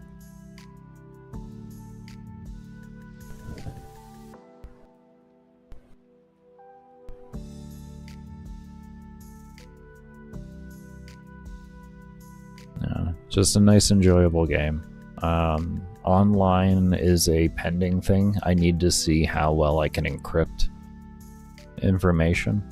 I don't exactly want a situation like with most peer-to-peer games where you can have your IP just out in the open. I know it really doesn't matter for most people, but I don't want people to have to like worry about possibly getting harassed like that or feeling like they may need a VPN or something. I want to give some level of encoding for it, and I want to see if I can go past the JSON encoding, but this does have JSON encoding on it, but like, I don't know, JSON encoding has got to be like one of the, it's a basic form of encryption and it works, but it's also the easiest form of encryption to break. So I want to see if I can do more with encryption based off of network feed and all that. before I implement anything when it comes to online.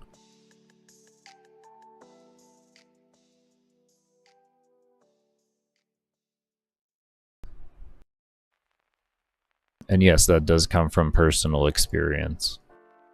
Yes, that is a pure reason as why. I fucking hated getting DDoSed. I don't know who DDoSed me, but I was fucking getting DDoSed. I was able to see packets and everything in my logs. And it took a lot to hold back looking at the IP address and just thinking about what I could do with it. It took a lot to hold back. It took a lot to hold back. Just tell myself, you don't do that anymore. You don't do that anymore, Baker. You don't do that.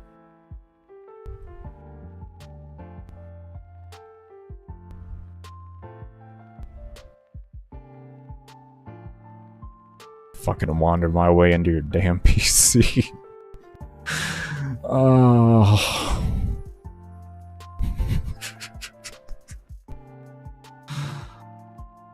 Oh. VPNs are just an obfuscating tool. You could still be found. Oh, God. I really don't want to ever have to be like that ever again. I just want to sit here and make my game and be happy. I have experience in that because of playing during the days of World of Warcraft when people would DDoS each other commonly. We used to DDoS each other out of fun. So... it got bad. It got bad. It got really bad back in the day. We were having fun just screwing with each other. Absolutely just massacring each other's computers. Oh, God. Not healthy. Not healthy to trust people that much. I guess when everybody can do the same thing, I mean... kind of even playing ground. Yeah, that would be the least of what we would do for fun, but we would do it commonly. Like, we would fight each other against each other in rated battlegrounds or arena. And if we really didn't feel like dealing with the other, or the other was pissing us off in some fashion, we would DDoS them offline. So, like, if you kited me too hard, I could just DDoS you offline if I played with you before, because we used, what was that? We used Skype back then, and back then, I don't know if Skype has fixed it, but back then you used to be able to grab IPs really easy through Skype. Really, really easy. It was so easy to grab IPs through Skype.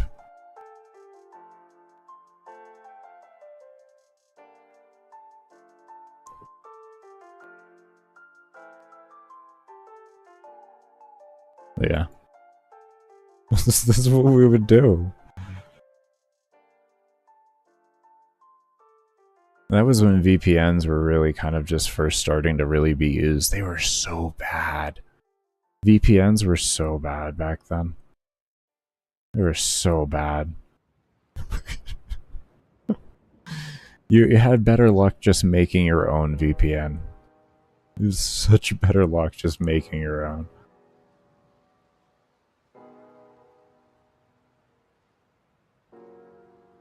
Alright, I think we changed everything around here.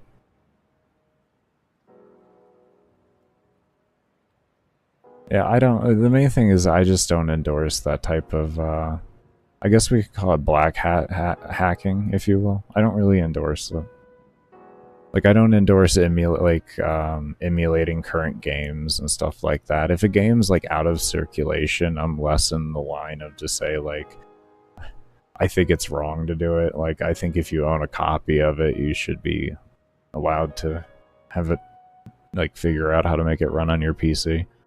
And not like a 30 fucking year old piece of technology or something like that, you know what I mean?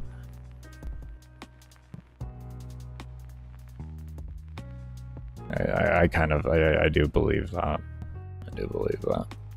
Should be allowed to do that type of stuff. It's either that or you need to provide people that have bought the original copy a way to play it on their own computers. I mean, if you want to do that, go ahead. I don't think it's worth the space. I don't think it's worth the money. I honestly, I don't believe it's worth the money. I believe it's better just to let people learn how to reverse engineer and stuff like that. And just let them do it that way. I think it's much easier.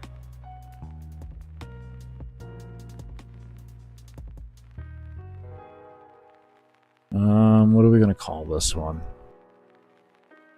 Level E decrease? Oh, this is P. Level P decrease. Whoopsie. I don't know. I'm one of those people that kind of sit on Thor's side when it comes to the whole argument that currently is going on with the preserving of games. I know that puts me into a very hot take, but I more believe like we should just be allowed to reverse engineer the things without like fear of it, and not as long as we're not doing it for commercial reasons. That's my simple input on it. Like it's a very simple input. I don't believe that a company should have to put forth a shit ton of money to try and figure out that end of things. But do I believe that they should be willing to surrender? Like, the fucking grip of control that they try to hold? Oh yeah, I fucking believe that. I think that's fucking ridiculous.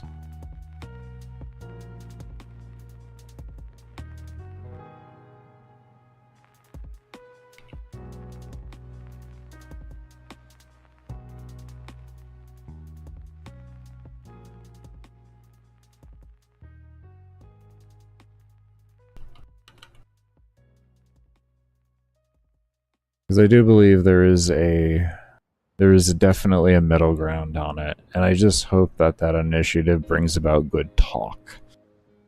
Because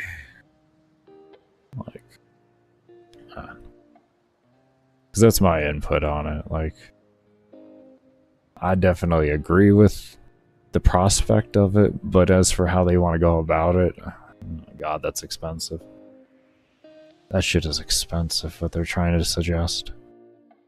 I don't think people have an idea, like, how expensive that can be for some games. Really don't think they understand. Games are complex. The most simplistic of the games still have even a lot of coding.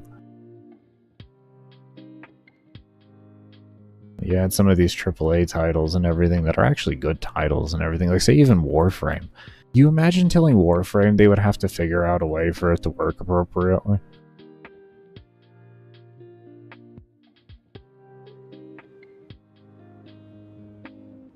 What?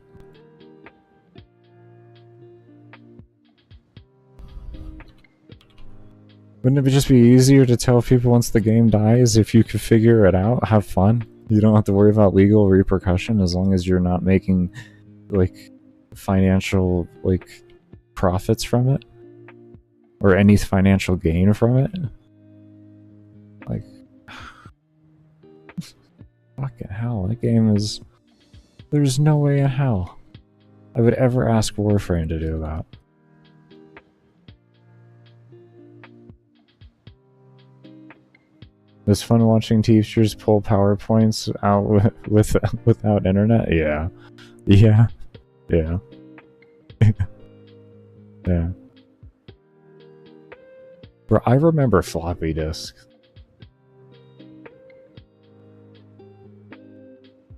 I remember DDoSing my school's internet just because my friend said you couldn't do it. Risky, bro. I wouldn't endorse that, but it's good shit.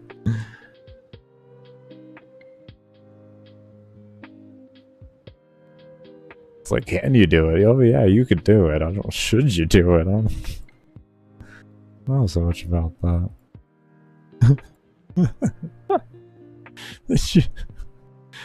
Oh. Did you work with your school to try to figure out maybe how to prevent it? It was really risky, but I still did it. Yeah, yeah, yeah.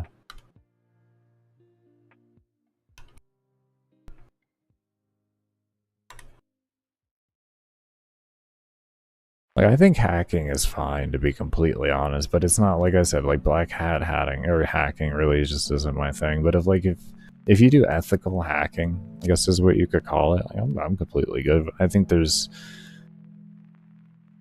no place in the world for you to say that it's not a good thing, in my honest opinion. It's, we need people out there like that. For sure, your computer. Well, I mean, they probably, like, you do it once, they're not going to, like, they're likely not going to suspend you if you're a decent student and all that. Decent enough, like, you get good grades and everything, but, like if you were to sit there and consistently DDoS the school, I'm sure they would eventually end up, like, sitting you down and, like, being like, okay, listen, we know it's you need to stop. But, like, a one-time thing, it's like, okay, whatever, you know. You can't blame a student if it happens once, let's put it that way. That's what I'm getting at. You know, like, even though it can look like it was clearly them and everything, if it only happens one time, it's typically, and you don't have eyes on it happening, it's going to be typically hard for you to immediately put blame on it. And if you're a good school, you're going to just let it slide and just keep a close eye.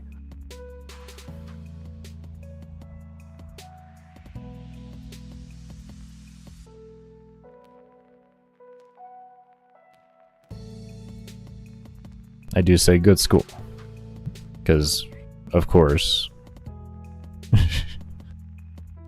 bad schools can happen. Alright, let's set these values differently here and check. Could manage to do it. I mean, it's impressive. Why would you want to get rid of a student like that? That's an immense amount of potential.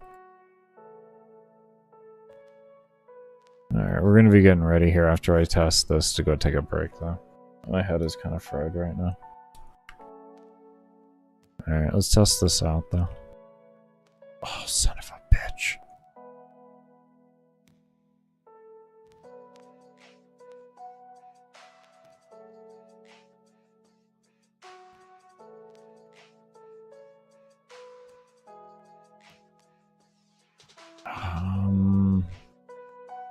I really just throw another if in there.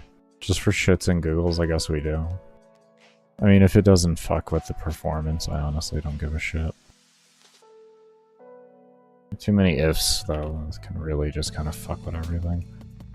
But I'll do it, I'll do it. I'll do it because this engine is fucking weird sometimes. This is the most bizarre engine I've used sometimes, I will say. It has very unique little things. Like, I think it was yesterday, I had to put an alarm somewhere to make sure that it would delete something at the correct time, because even though I programmed two different things to run off the same key binding and set a variable in there to detect whether that object was there or not, it would still run both of the code at the same time, even though I told it not to run it if it was there, because what it was doing was actually running it on the step. Alright, everybody, I am back. I do want to thank you all that did stay around for the break. We are doing it. Okay. Let's get this going. Alright, so we were having issues with the spawning, and we were wanting to start to work on that. So what we're gonna do, open up a new workshop first off. I want to fix that first, and then I want to come back to the AI and try to figure out a little bit of the object, or the switching and all that. Because, I think right now we're not going to have a good effect for endgame that I want. We can take a look to see. I should see what that'll look like, actually. Where are we at here? Range 3,500. Or some type of range here so we can scale faster. I guess to be fair, if we want to really scale fast, because eventually the mobs are gonna do, like, ranged only matters for power creep. Like, or to a certain extent matters, and then after that it's all power creep. So we're gonna go with 12,000. And we're gonna have range high enough to cover the whole map, essentially. So we'll get significantly faster scaling.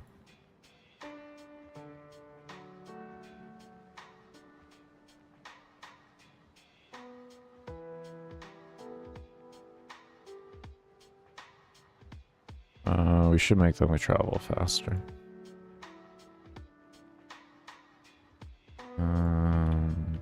We had 36 before. I always loved 60. 60 is like my favorite. Between 60 and 70 is like my favorite ability speed. It just feels comfy for me, personally. There we go. Okay. Let's go ahead and just make that mob density. Let's let her go.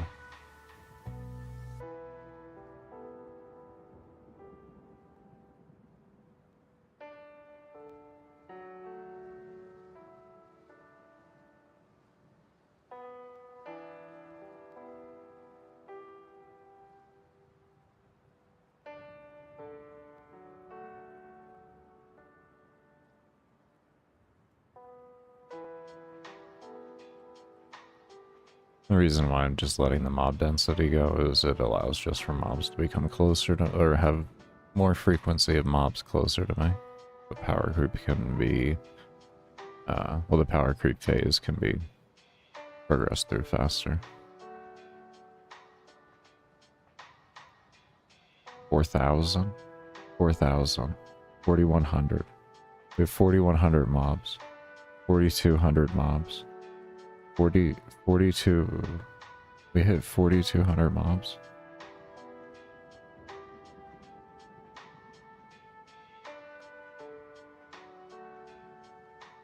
We I added in more collision and we became more optimized. Oh no. Oh no. Oh no. Oh no, what's happening out there?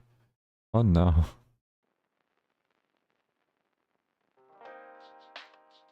Oh. 4,200 we hit. That's insane.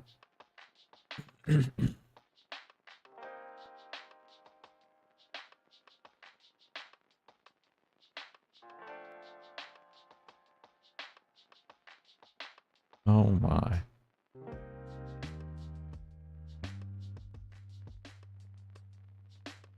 Let's go say, could you just check on him?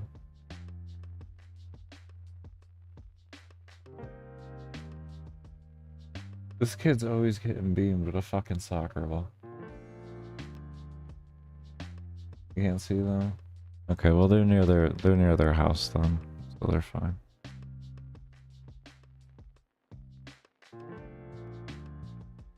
Do you hear any other kid out there? Do you hear another kid out there? Okay. Yeah, okay, we went inside. Alright.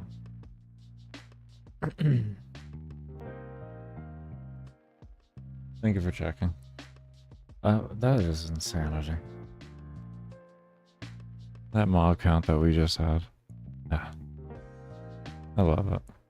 I love it. Just if you're wondering, there's kids that like to play soccer near our place a lot. And the kid has had frequent trips of getting beamed in the fucking face apparently, or something like that with a soccer ball. So You just hear a kid wailing for a moment, and like you wait to see if you hear other kids trying to console them, and then they go inside a few moments later and everything's fine. That's all. Like, okay, kid doesn't need help. Oh, we're fine. Continue on. We all do stupid things as a kid. Okay, so we're at 37 now. Now we're hovering more around 3,800. Okay.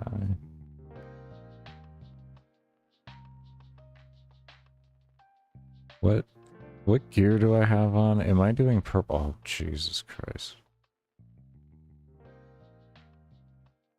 Hold up.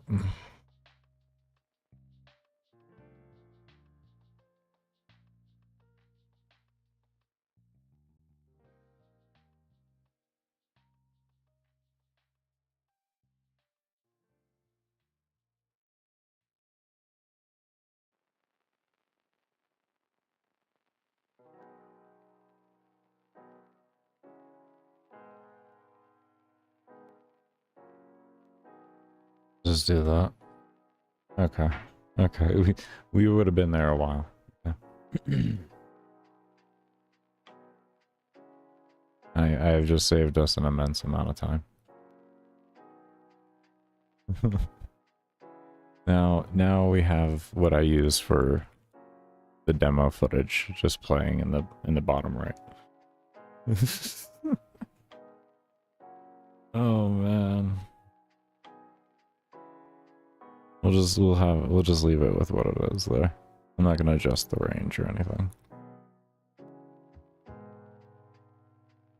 All I did, if you're curious, is I just renamed the files. Because they're just saved as simple init files. So that they're very easily accessible when they need to be accessed.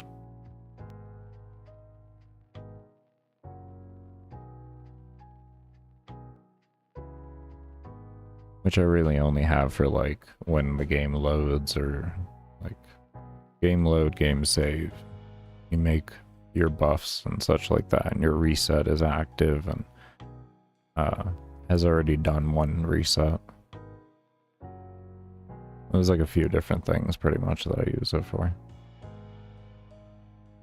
But it's just essentially used to hold values when I need them to be held.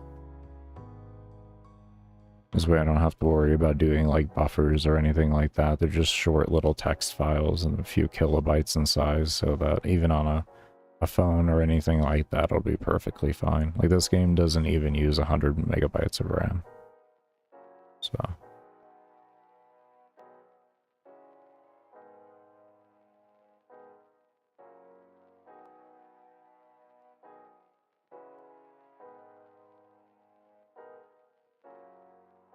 Or at least this particular mission does not. At its max mod density, I think I use around like 80 megs of RAM. For max mod density when everything is going on. Somewhere around 80.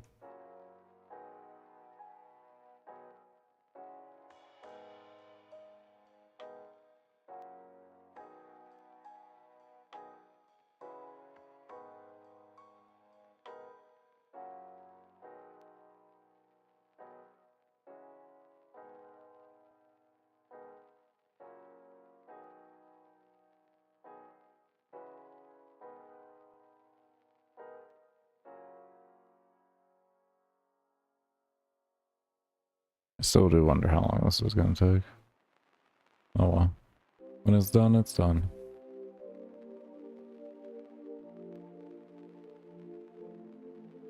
It will be good for us to know.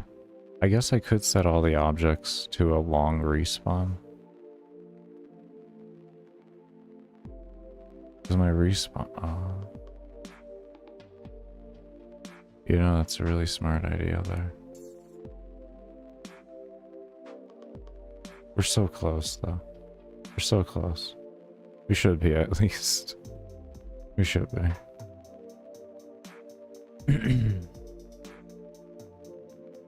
With my luck, I just copied over No, I have 1% chance to crit. We're okay.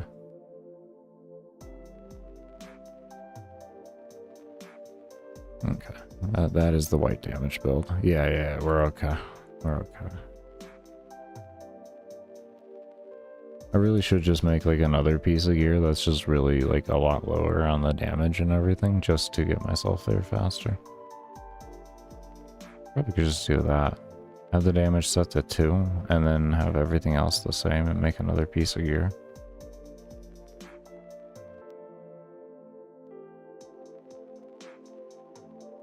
Would that be faster than waiting for this right now?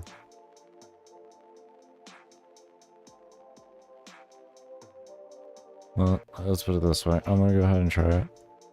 I'm gonna copy, paste, here 1 copy, come into here. Damage, we're gonna give it a 0. We have some health and yada yada. Range, let's give her all the range. Screw it. 12,000. Is it 1,200 or am I stupid? Okay, that was 12,000. I'm stupid. Okay. Let's give myself another 0 on the health. Let's give myself another 0 on health regen, so I don't have to worry about killing. Okay. So we're gonna call this one Gear 5. And rename this one over to Gear 1. Okay. We still haven't even hit the damn thing. Am I changing? Yeah, I'm changing the correct file. Okay. We'll double check when we load in here. This is the correct gear. And if you're wondering, like, are you going to encrypt the files and everything for the gear and all that? Well, not for the gear and everything. Like, the only thing is like, if I can do multiplayer with some type of encryption to give the player some type of baseline, not like,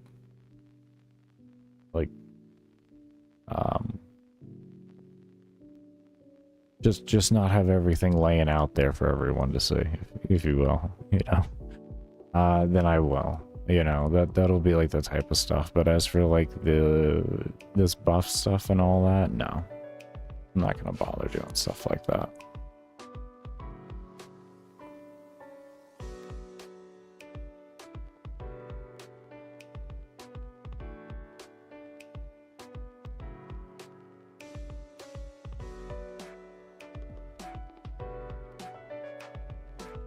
This is kind of what I thought would happen here.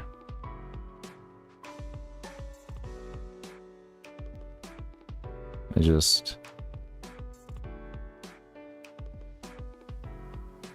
just becomes a massive grid on top of you.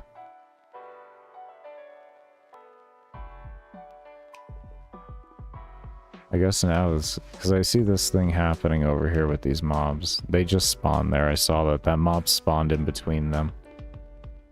Okay. Doing this actually just gave me a good idea of what's going on.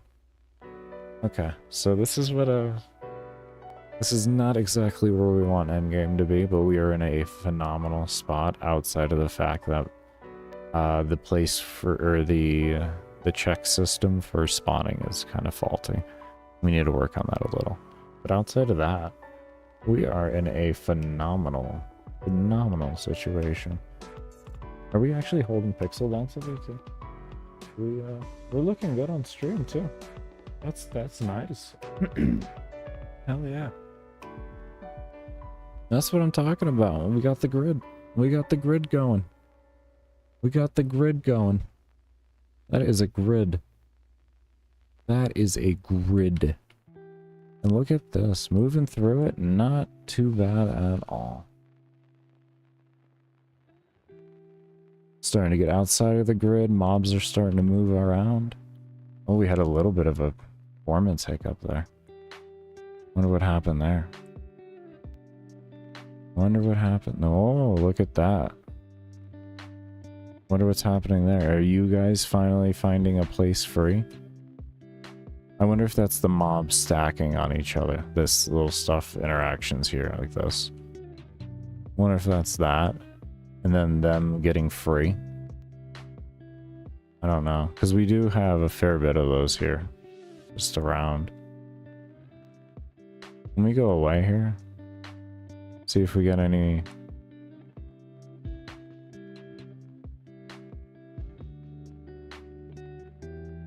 See, we're sitting good right now.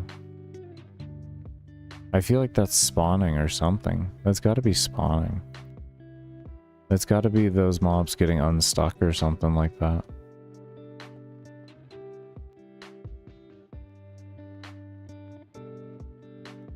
And yes, my movement speed is faster than the camera speed right now, so I don't have it pulled back, so they have a little bit of a limiting factor. I don't have a good idea what's going on.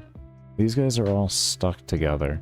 So let me go ahead and try and move to the other end of the map, and we will see if they get unstuck. Look at all these guys stuck from spawning on each other. That's a lot of mobs. That is a lot of mobs. I wonder if there's a way I can fix this. I wonder if there's a way I can fix this. I think there might be, and it might be very simplistic. Let me try this first here. Actually, let me see if those mobs get unstuck. We have 5,400 enemies on screen. That's why we're getting lag spikes. We got 5,400 enemies sitting on screen.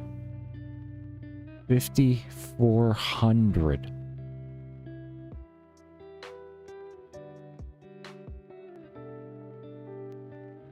With 5,400 enemies? You know, I think the little tiny bit of lag spikes are not a bad thing. Because I guess, honestly, the likelihood of this happening is very slim outside of the player making memes. This took a meme for my performance to drop. It took a literal fucking meme. Which is making a no damage build with nothing but survivability. What is that? What else is that besides a meme? I'm actually dying right now. I am actually dying.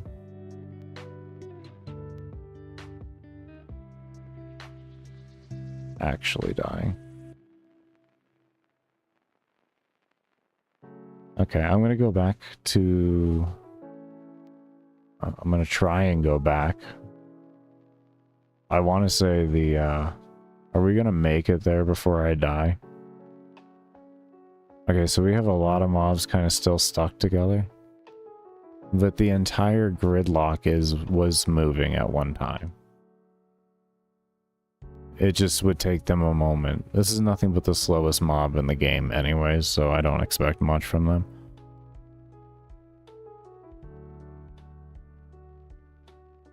Ah. Oh. You guys okay? You guys could fix yourselves. They created their own wall. Okay, that might be a problem with it itself. I don't know who started it. There is ways to break it, though.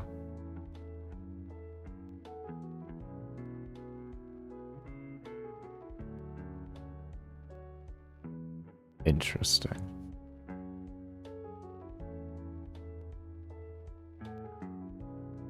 Okay.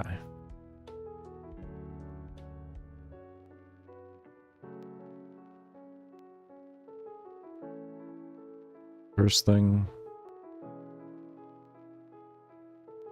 I want to do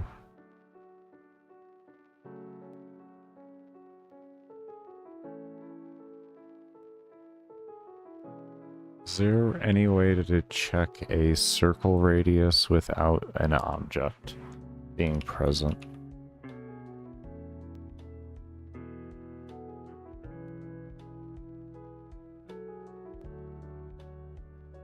We just do all? I could probably do all on the circle.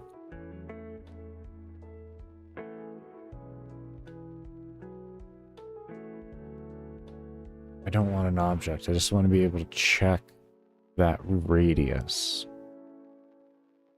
I just want to be able to check the radius.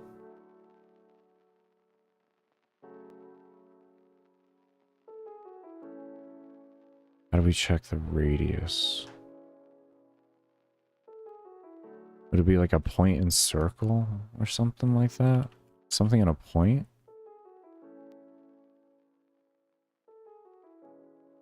Let me look up point and circle real quick here. We might be on something with that.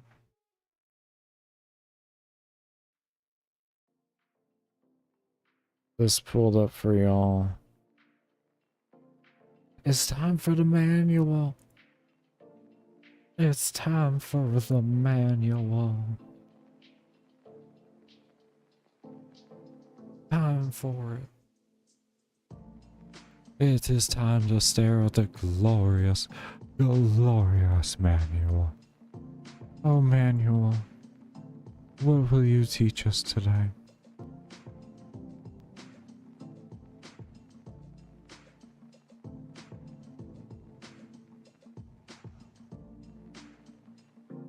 Using this function, you can define a circular area and Gamemaker will work out whether the points falls within its bounds or not. If the points fall within the defined circle, the function will return true, otherwise it will return false.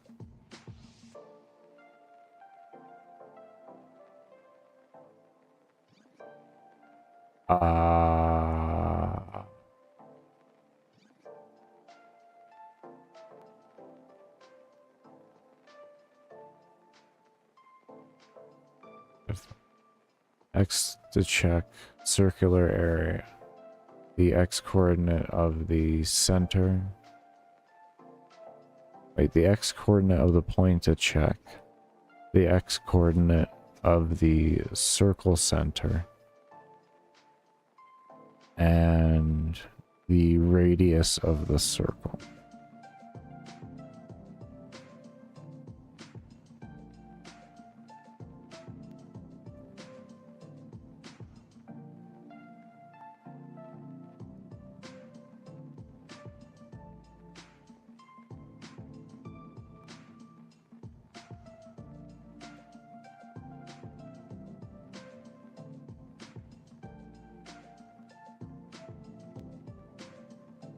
Let's look at collisions in general. We'll see what we can do.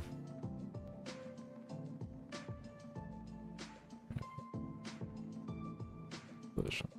Thank you. I hate when it's all highlighted. It just drives my my OCD crazy. Collisions with tile maps. No. Bounding box, no.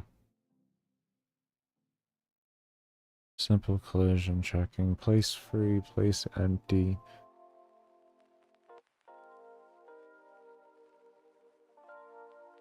Instance position, no. Calling function. Moving around. Collision circle, point, line. And circle, we have that already, but rectangle and circle, no. No, we don't need that. Okay. And this goes off of...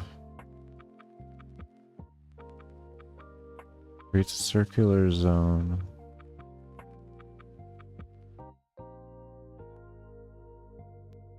This actually might be exactly what I was thinking it might be, but... XY radius object. Object can be all. All. Beautiful. We don't need perfect. We want fast detection. And XY coordinates we can feed. This might be exactly what I was kind of thinking so, but I just wanted to really touch up on what was going on there.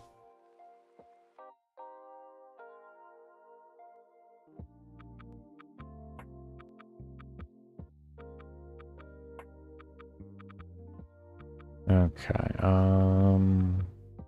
so we have X, Y to check, so we have that, and then we have the radius at which we want to check, and we want to give it a radius of, let's be fair, and give it 100 radius because we have a 72 pixel. So we'll give it a little breathing room so that its code can work, you know what I mean? And object, we're gonna do all, and then false. And whether the calling instance, if relevant, should be excluded does not really matter. We can just say false anyways. Oh wait, should be excluded? If it has to make an exclusion on all already, I think that would be an extra step, wouldn't it? Wouldn't it be better just to do all and not have to have an inclusion if we're doing all? Otherwise, we would want to run all.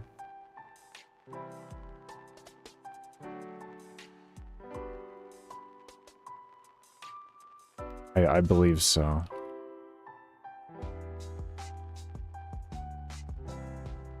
I mean, the thing, it exists off the map. That's why I'm saying, like, and it doesn't even have, like, any type of image or anything like that. So.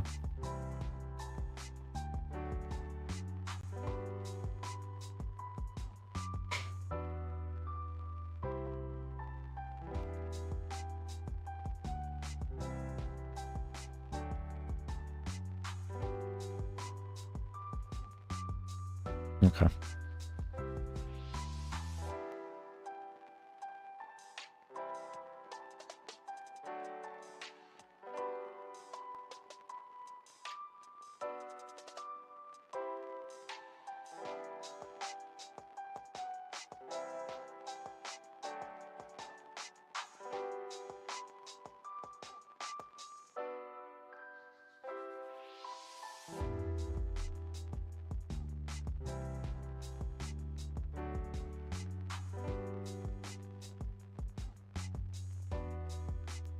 Is this returning correctly, right?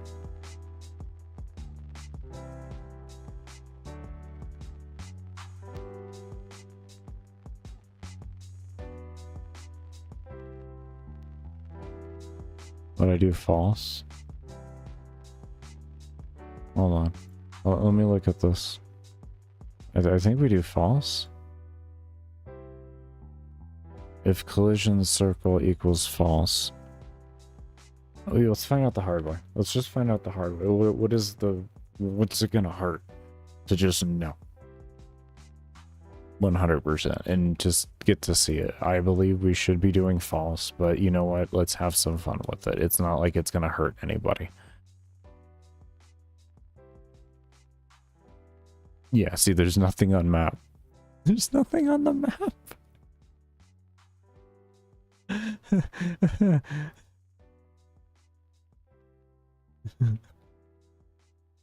All right, so we know that's a good sign though. The code is working to a regard, so we're definitely doing well. Like I said, if that was true, it's probably just not going to run the code at all because you have to be detecting, it has to be within the radius of something. Now here, I did this correctly. I didn't. Shit.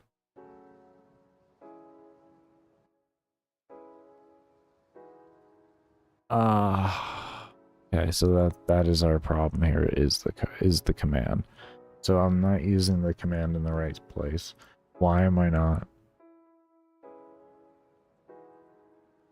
The center of the circle, the check. Yeah. The radius in pixels from its center to edge. An object instance tile map ID.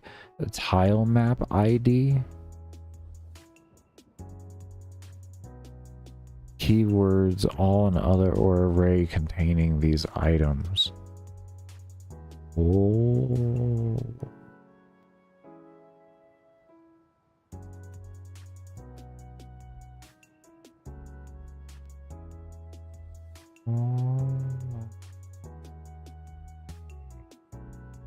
Let's try this though.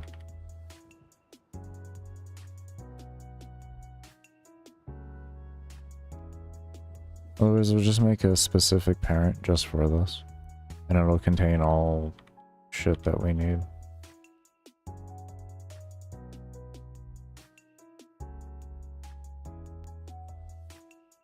Why am I just... What are you doing, bro? Why? Why do you do this to yourself? Okay, let's see where that goes. I'm thinking like it's... No?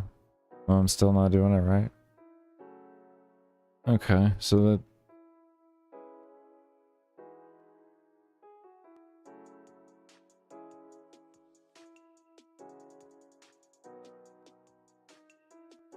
I'm not using this correctly. What you're stating. What was point and circle? We could try.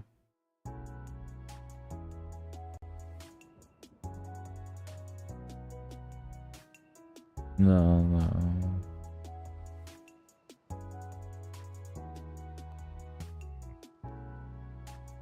I guess we could with this.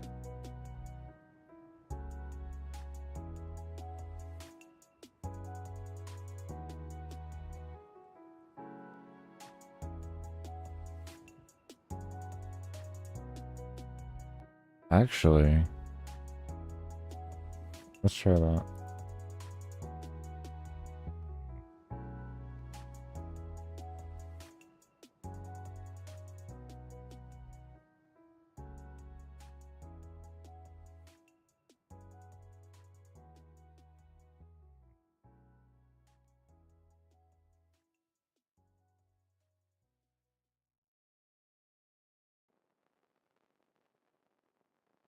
Is it comma?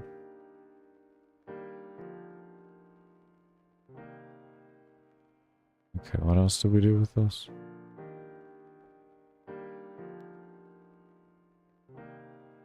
X, Y to check the, and then do... We have mouse X checking X, Y if point in circle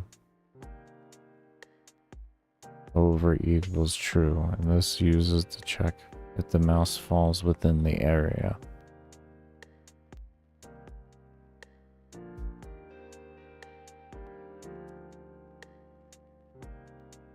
So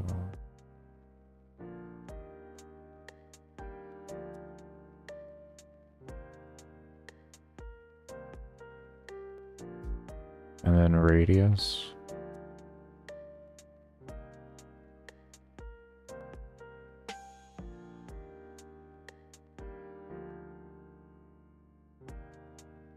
Okay, so this checks for collision of these at an XY in the where X and where Y here, and 100 pixel radius. That's how that should read.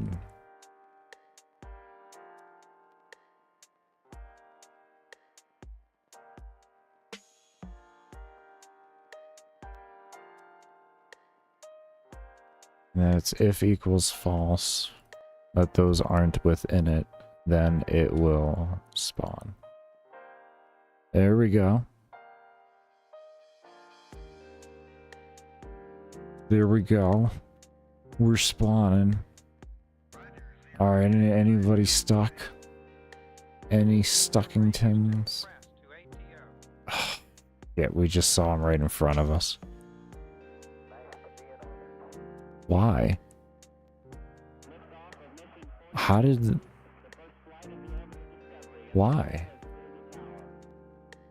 It runs down here. Why? Why? Why? Why?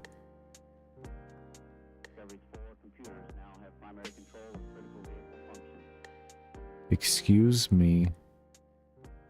Why? Why did that just happen? Huh? Excuse me. Can we have a conversation about the order of operations that just occurred? And I need you to come in this weekend.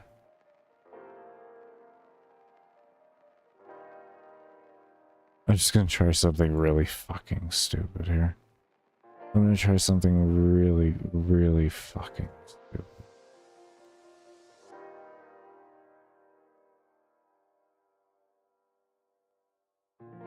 Like, this is just so stupid.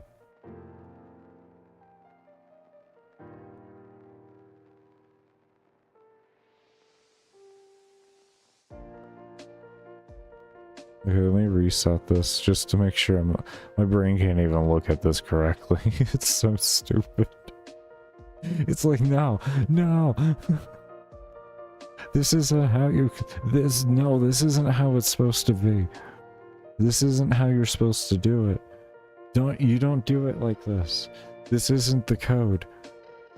This isn't the code you want.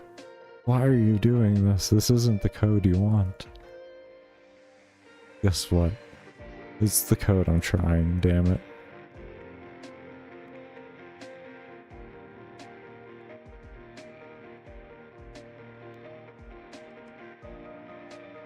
That spawns a lot of mobs. That is 200 mobs when it's only supposed to spawn 2.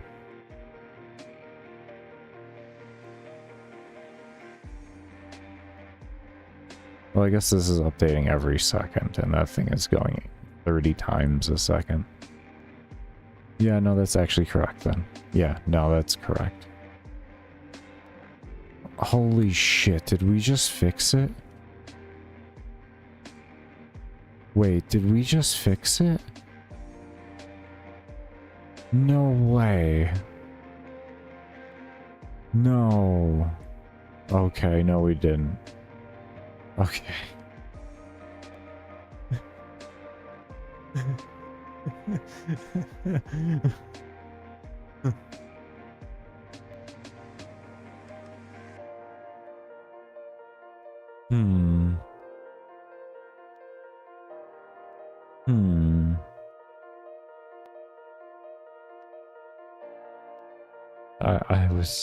I'm so thankful that that did not work. I can't tell you how thankful I am right now.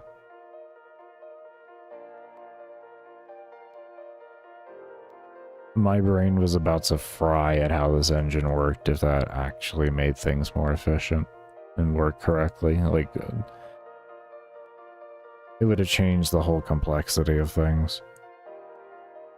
So they're spawning at the exact same time, which is our problem. They're spawning at the exact same time in 2 different locations that at the time aren't actually. So maybe a sequence would make sense. I've never messed with sequences before. I always find them to be inefficient.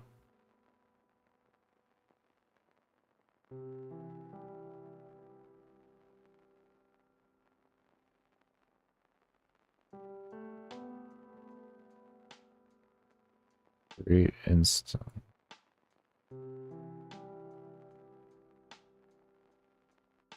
I really don't like sequences.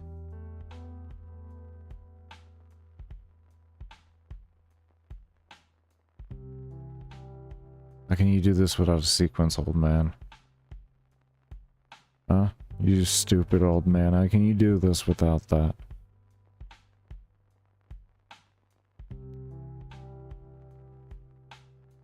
Don't you?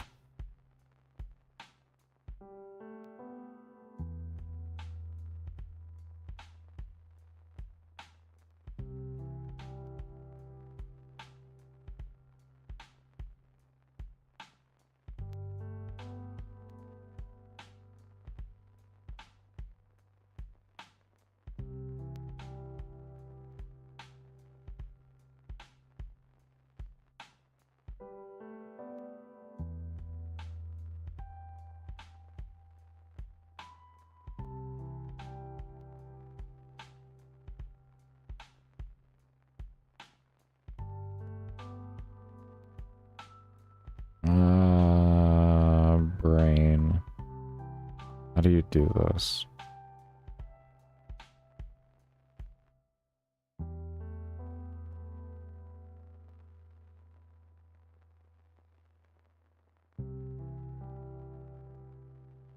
That would be a really inefficient way to do that.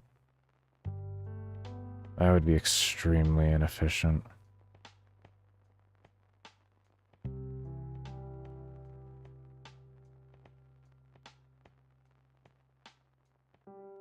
They're spawning at the same time, so all of this is running within the same step, essentially.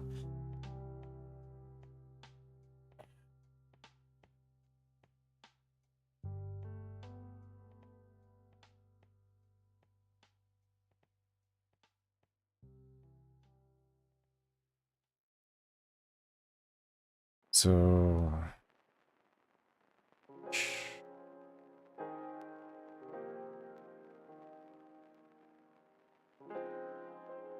I'm gonna go to the restroom here real quick. I'm drinking a lot of water. Be right back.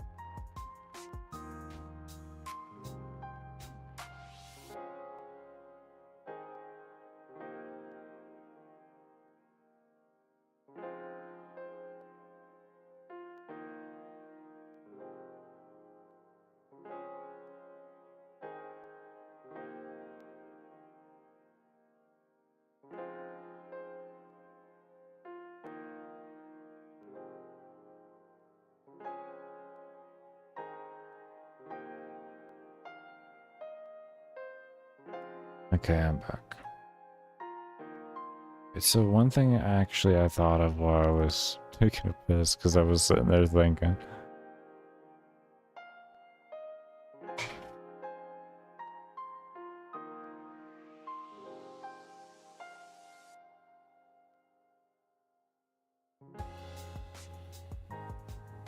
So we have this line of code here, right? When the creation happens, that just sets speed. But it doesn't do anything else. What if we told it where to go? What if we told it where to go? Oh.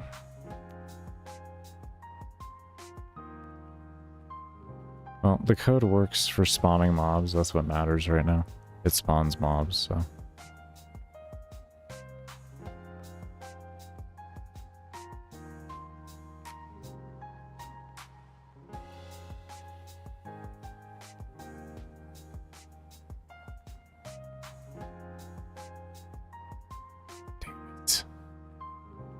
Oh.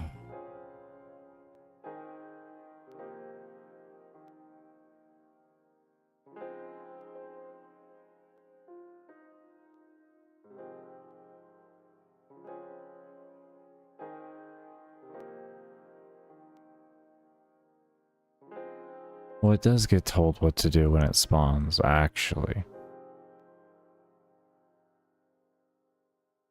It does.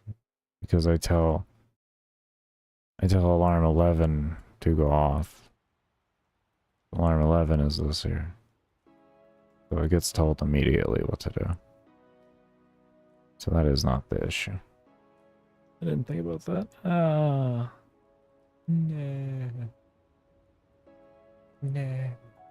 No. So why is this spawning multiple of them right at the... right there? Like,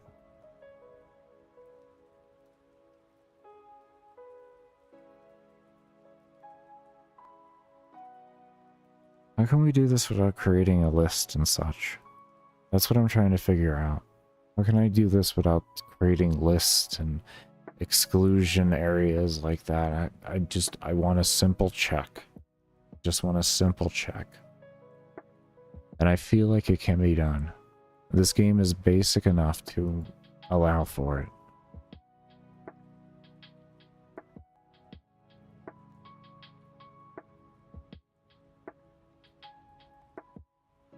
I really thought the point and circle would work, but it doesn't, which is just weird to me. Maybe I'm doing the point and circle wrong. So let's try and reformat the point and circle. What we're going to do, if I can do this, is we're going to take this part here, and we're actually going to place this up front.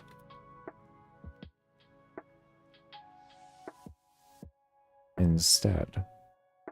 And we're going to come over here.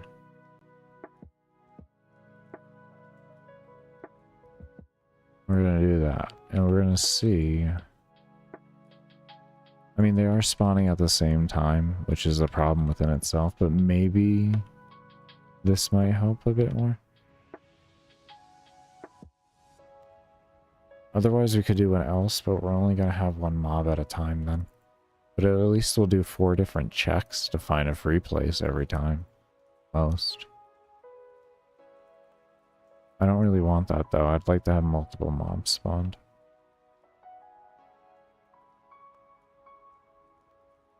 Maybe I could... Ooh. I could set different numbers. So essentially they're going to be dedicated to spawn in different quadrants. At the same time though, I think I just fixed it. I think I had the code wrong. Oh, no, I didn't. Damn.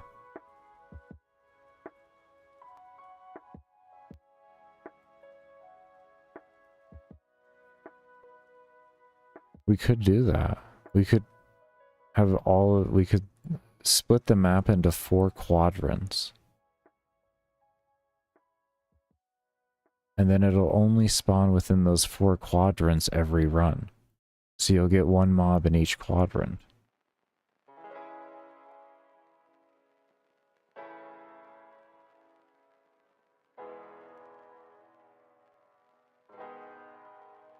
So essentially, we do 12 and 5,000 here. And now this one will be... Oh, Jesus. 5,000.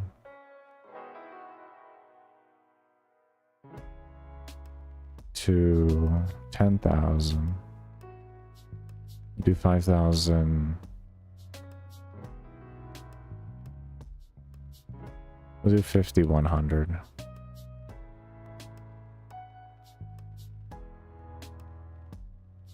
This way we have 100 pixels in between areas. So like this one will be 11,000 to 15,000. And then this final one will be 15,1 to our final number. Here. What about that? Does that fix our problem? That may fix our problem.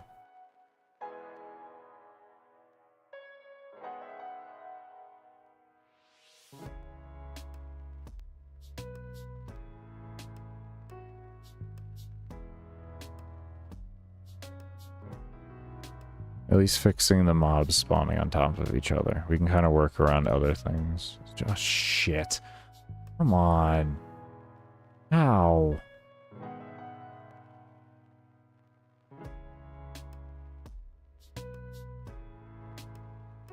How in Mother Earth? Why are you spawning more than... Is it because of the frequency? Is the frequency so fast it doesn't allow... Well then, I still need the fucking radius then.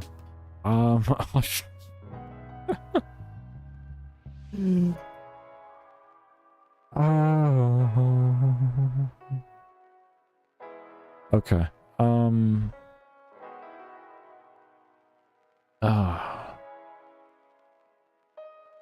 God, this feels great. I'm gonna go ahead and take a break here. When we come back, we're gonna work on this some more. I have a few ideas. Yeah, my brain needs a moment here. Do remember I only play ads during my breaks and when I'm doing my support streams, and you lurking during those, and getting ads from your favorite boosting service. I don't know. I don't know how else to put it. It does help support the development of the game. So if you could be ever so kind as to lurk around a bit while I am AFK, I will play VODs while I am AFK with some gameplay up on the bottom right. Yeah. I'll see you all when I come back from the break, and as always, cannot thank you enough for those of you who do stay around and have stayed around.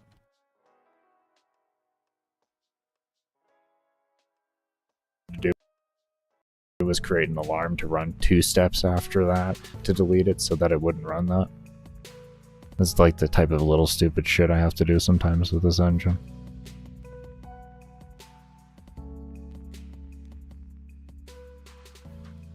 Sounds good, Curtis. You take care, man. Thank you for stopping by. And, I really hope you get some good sleep before you have to go back into work, man. Overnight shifts that are long like that are really rough on the body. If you're not built for overnight, like your body doesn't naturally like it, that's really rough on you, man. So, I hope you get good sleep.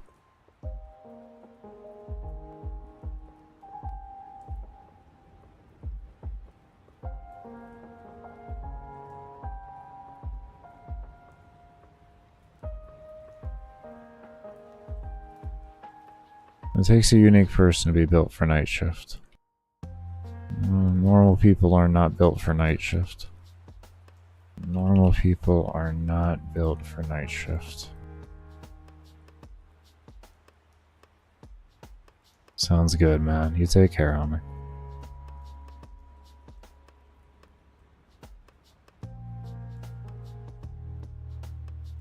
Okay, so I feel like we're gonna have to enter in a bunch of different things here with this if level tick.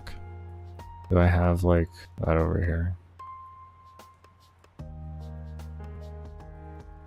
Oh, that's right, the scale input's gonna have to have all that code in it. Okay, we're working our way there. We're gonna fix this GUI thing, and then we're gonna take our break. As long as we get that fixed right now, that'll be my good base to stop at. We got a good amount of coding done. But it hit me like a Mack truck here. Luckily there wasn't much, like, really intense thinking here. Or there wasn't any really thinking to be done at all, which was nice. I didn't have to think, which made it so that I could get a little bit more work done than I before last break. So, yay.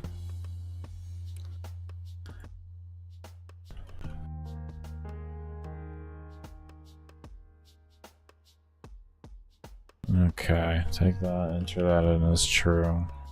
I think that should work now. No, it shouldn't do that.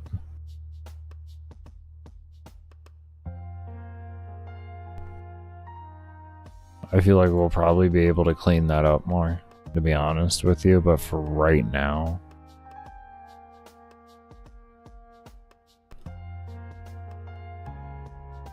this will be a good place to start. Okay. Why did that happen when I hit escape?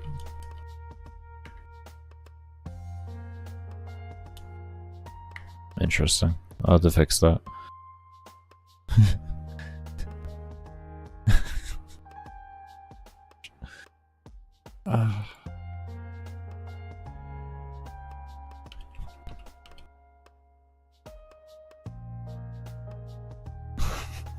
Alright. It's fine. It's fine, Baker. You'll fix it. You'll fix it, don't worry. You'll fix it. Baker, is your brain frying? Let's just not talk about where I'm at right now, okay? Can we please just not talk about where I'm at? Okay. So... probably should have ran over and looked at the mob interaction. I have this doing this here. I believe they still went through.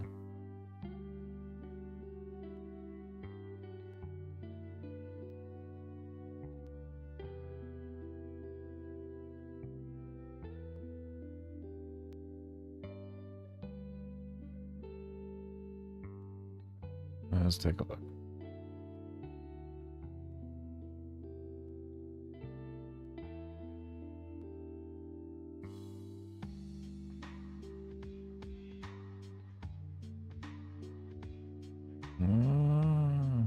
Okay, it was when they were switching places they could.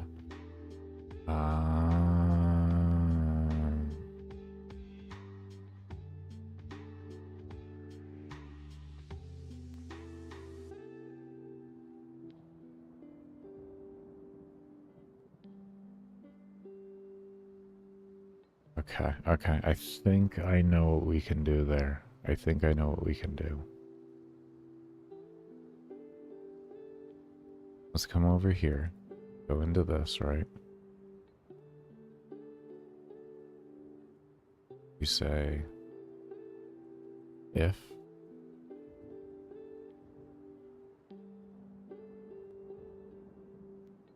we'll say place meeting...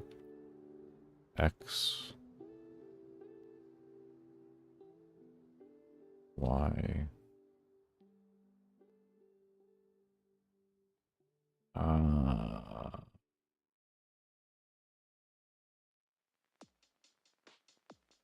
we'll just use parent collision.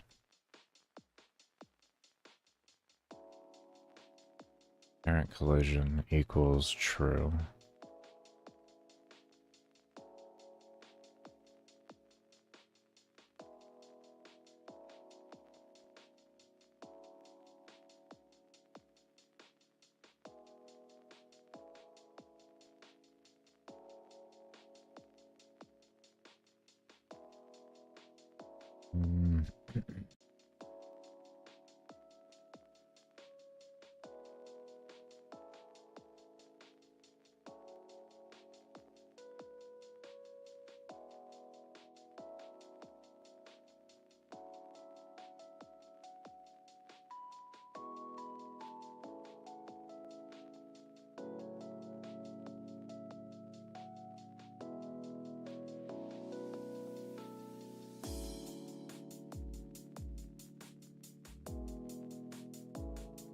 Let's try that first. Let's try to go as simplistic as possible. I don't know, this may get mobs stuck. I feel like mobs are gonna get stuck into each other, but I could be wrong.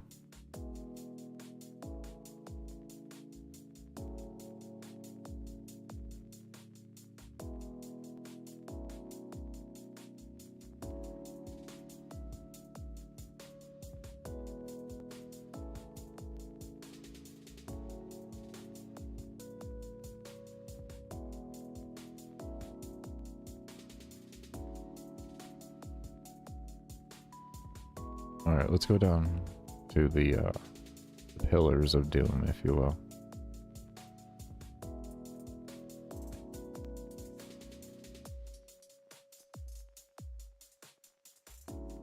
With no performance impact either.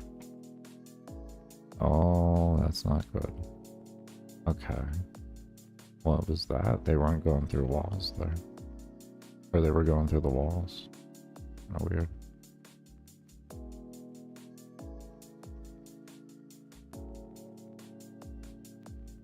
I mean,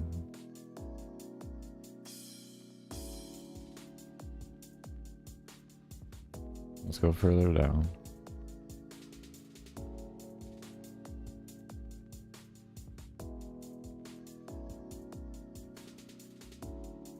I'll just take advantage of the hole made.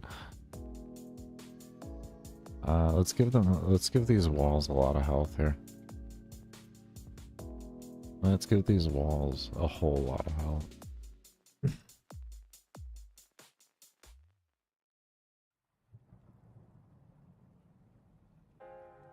And a couple more zeros.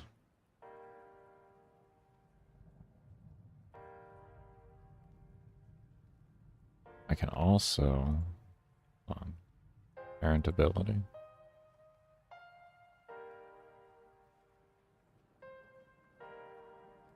We'll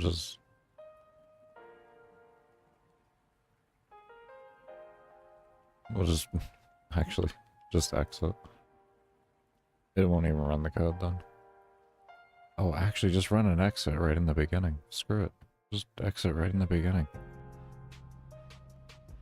The code will not run. And then this way, the only thing that'll be doing damage to it are the NPCs. So we can get really good testing. Really good testing. Because right now, that's what we're focusing on. And this is also going to replace the system where mobs would go underneath item or objects and all of that. So you won't be able to do that anymore. Nor will the player and everything. Because everything is going to be destructible. Oh, you see how they just go through sometimes? Oh, it's because they're colliding with each other. At that time, they're colliding with each other. And they're running the code. No? No, they just... Why do they just go through sometimes? Now, see? They're still just going through on a vertical way. Okay, so there's... That's weird.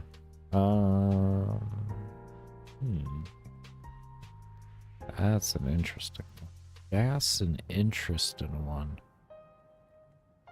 That's an interesting one.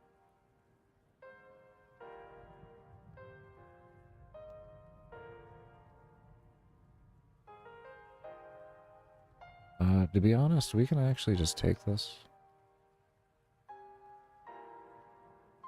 Come over here again. Let me close out these things here. We can get rid of this. Because we're going to be sending everything to an alarm. And if we do it correctly, we can just have all the same alarm. Just find out which one's free.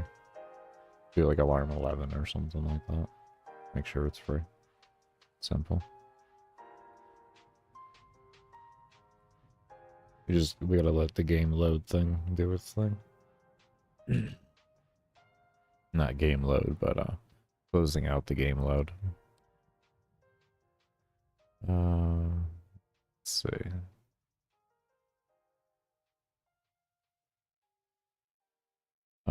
Let's make it over here first. Actually, that's the play.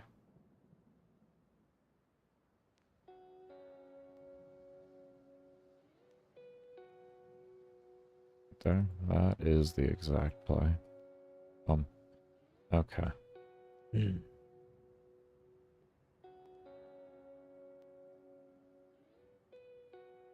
Now,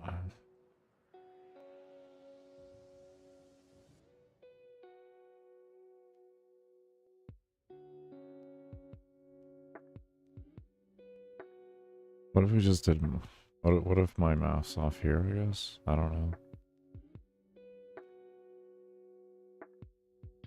Oh. Oh. No, I get it. Because it's doing plus or minus, so...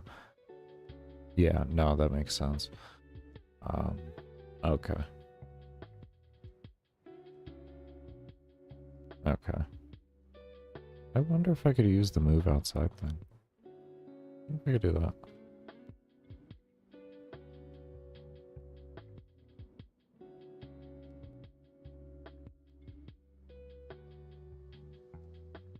And instead of directional, just do like minus direction.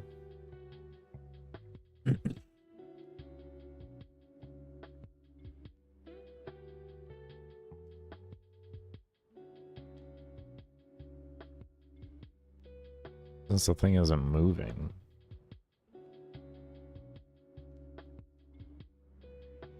Quite possibly. Exactly what we're looking for.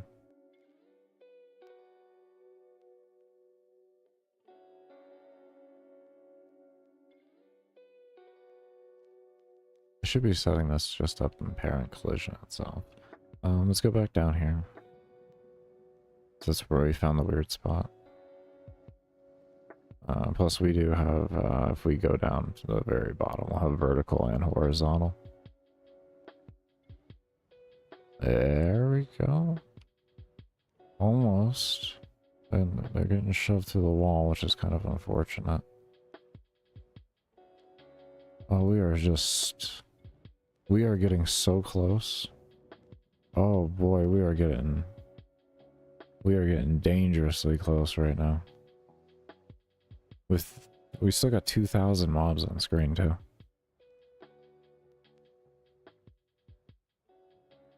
Oh, we are getting so close. Why are they getting knocked out like that? Okay. Oh wow. We are getting... What if we took this?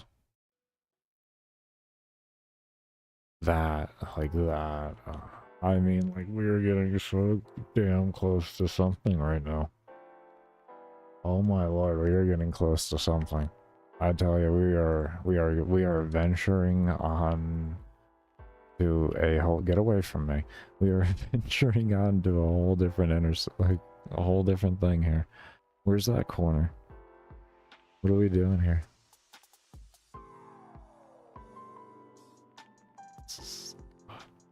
What are you gonna do? What are you gonna do? You just shoot. Oh man, no. No. No. Interact. Detect the other. Detect the other. What is that? Why do they do that? It's like, it's just so close, and yet then the vertical hits. Okay.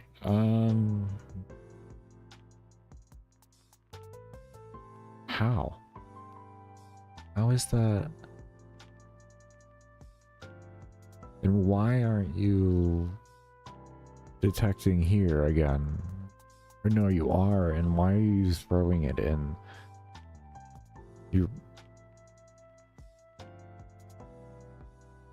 Oh wait, your direction's going... This going up there, and then you hit the angle, and then it would be the... Oh shit. Oh, that would be the opposite. Oh no. Oh no, that is actually... That is fundamentally correct, actually. That is actually fundamentally correct. Oh shit.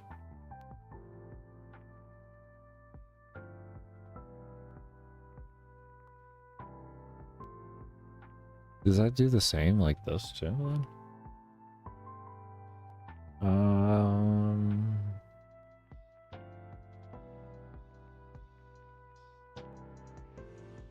Oh boy.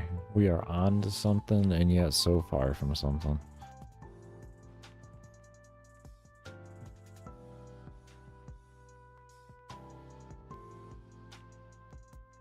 Oh, we need to get to the other side. Other side.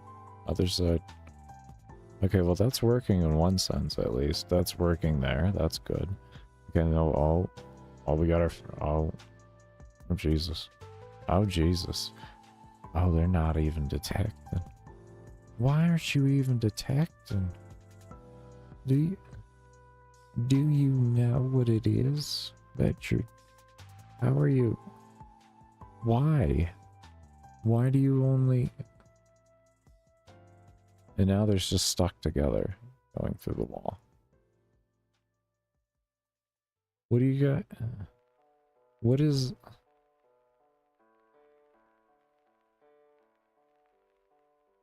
I don't want to have to move it into a step. I refuse.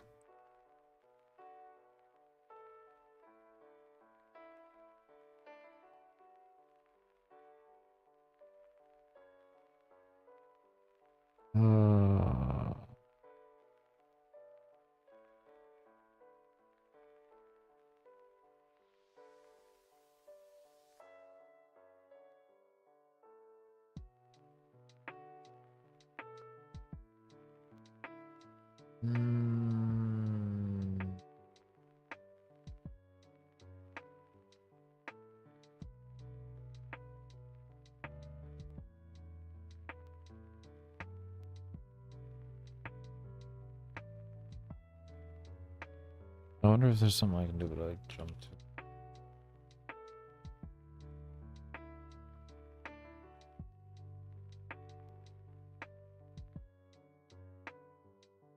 I don't know if that'll work. It might just shoot me an error, to be fair. I would not be surprised.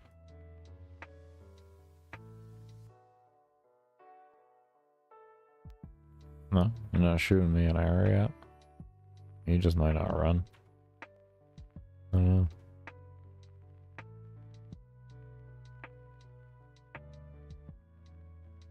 Where are you going? Okay, they're jumping in.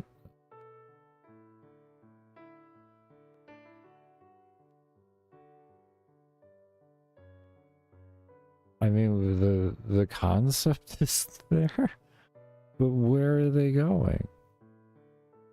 Let's find out where they're going.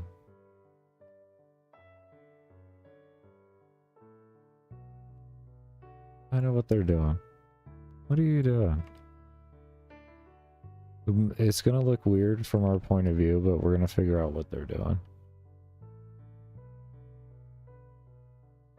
Oh, hold up.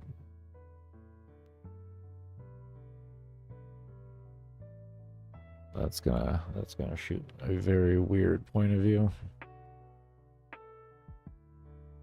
That is interesting. How far back does it shoot them? That is...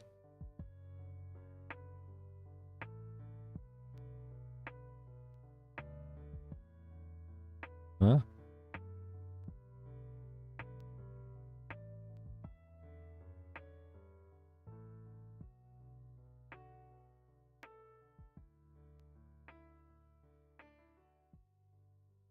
I don't...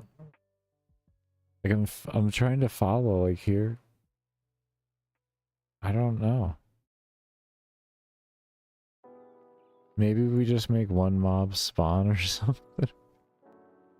I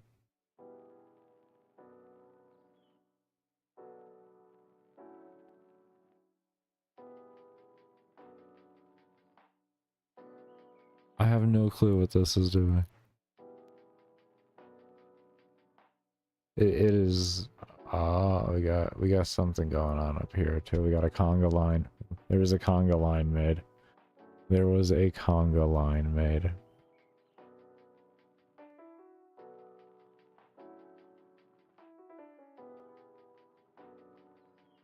Okay, well, regardless, there was a conga line made.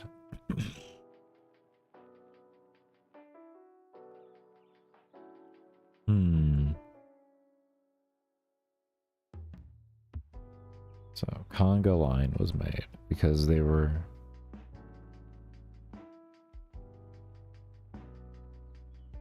We never even just tested this to see what this does, by the way. I just kind of... Oh yeah, let's fix the alarm too. I know I'm all over the place right now. Let's fix the alarm.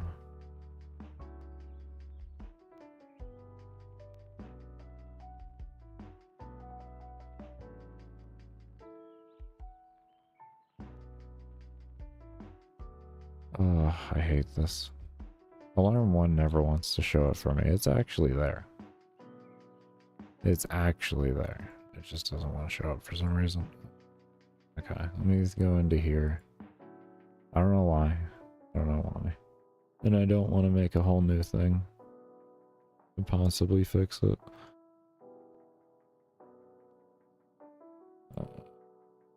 That just so I can do that.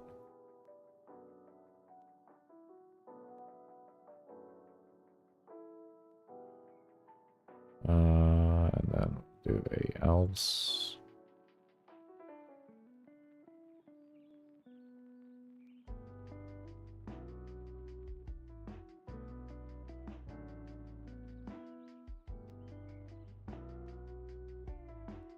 That there.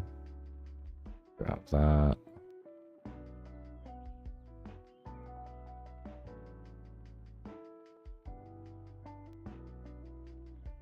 That goes in here. Okay. That's better. Okay. Let's get an idea what the minus direction thing looks like in a general regard. Kind of just have to figure things out, I think, based off of that. Because without that, we have the whole issue. Or we have a whole nother issue.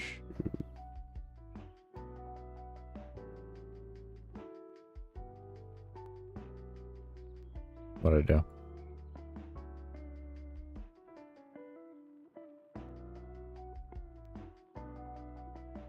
I don't have to ask what I did. Oh, this is greater than, so there's going to be a point in between a to do less than or equal.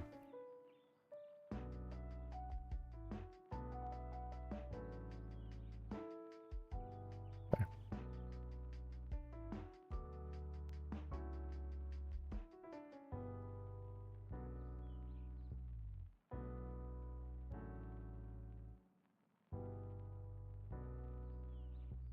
There we go. Okay.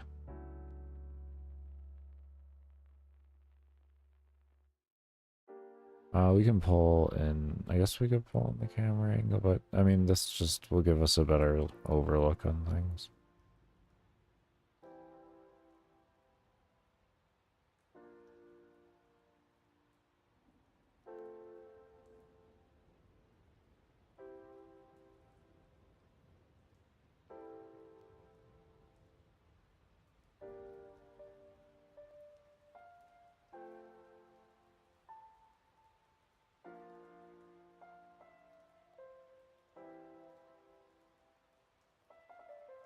Why is the enemy count so low?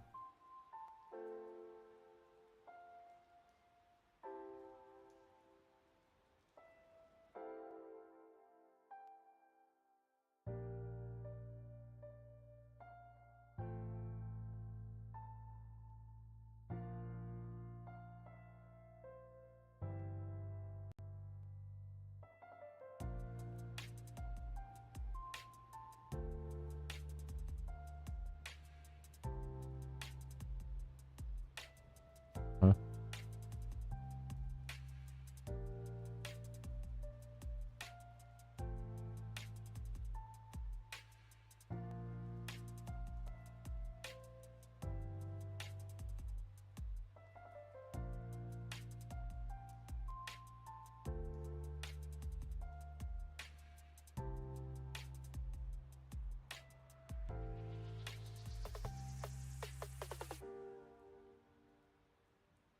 Yeah, what's going on with mob count?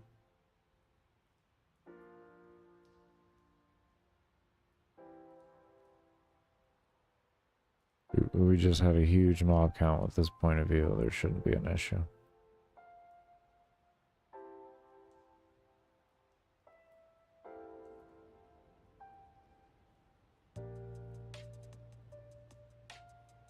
Um,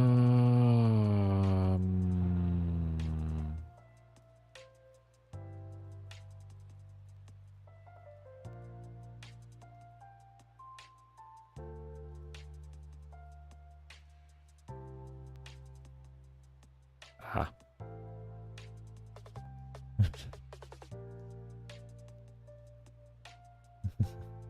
Oh, oh, oh, oh my, oh my, oh my, what happened to this code? Oh, oh my lord. What happened to you? What happened to you? Oh my lord. You done got all sorts messed up. Come on over here real quick, like. Okay. We go ahead and we set this alarm near to 1 and go to here to 1. Okay. It's okay now. Okay. We made big mistakes.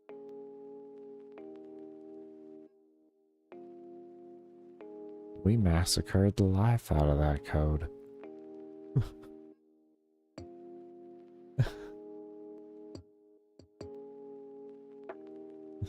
There we go. We massacred the life out of it now. Alright, let's see what's going on now.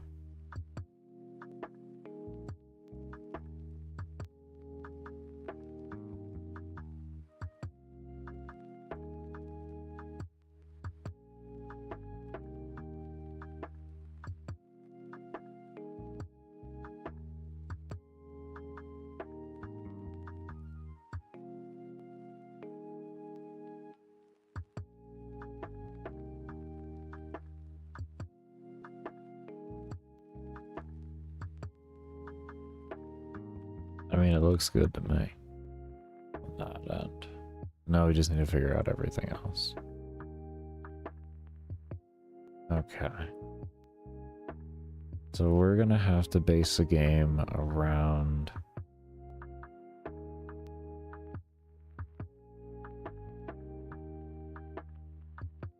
Okay, so we have to base the game around the current collision system and how that works, because the interaction there can't be overridden due to collision issues.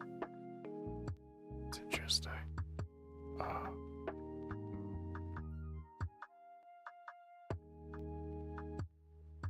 Ow. Oh, yeah, I like it. Alright, we are definitely not doing that, though, because that is not what we're looking for, okay? That is not even close to what we're looking for. Stuff. So, first thing we're going to do is change that to be dir. It just says dir.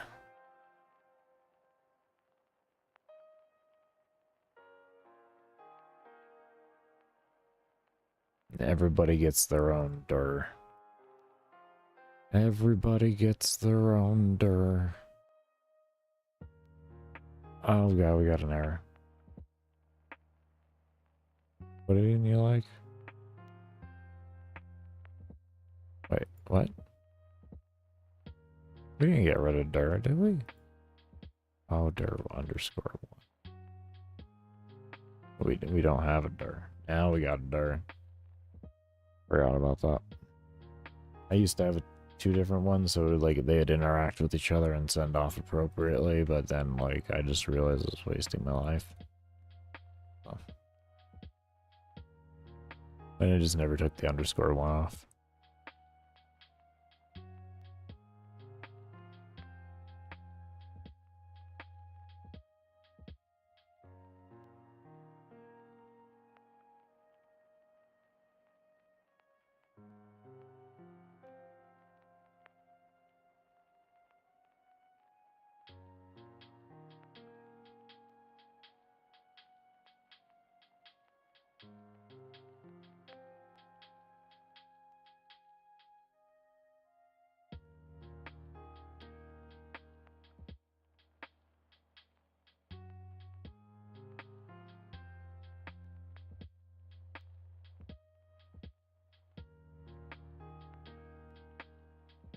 So we're gonna want to get rid of.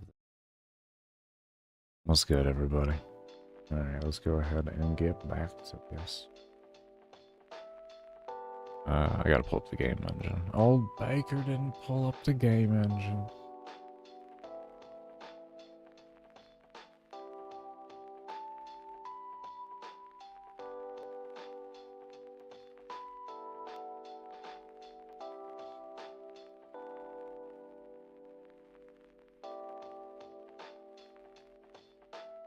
Okay. And shut down the game there, dumbass. Oh. Okay.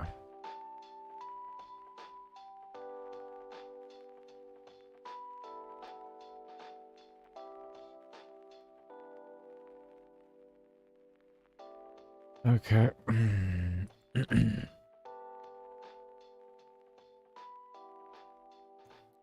So this is what we're gonna try.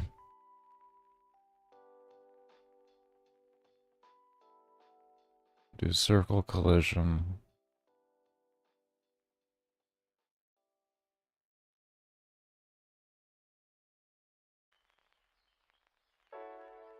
Okay.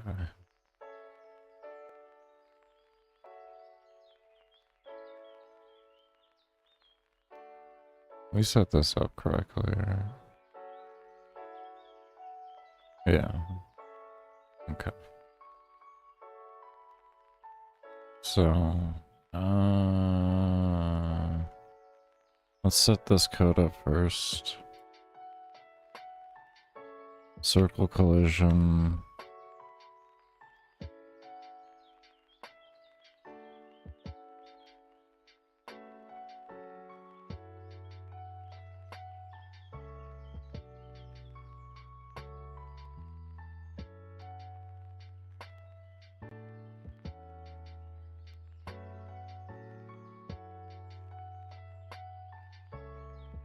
Okay.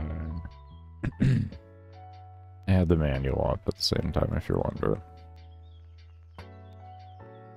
XY 100.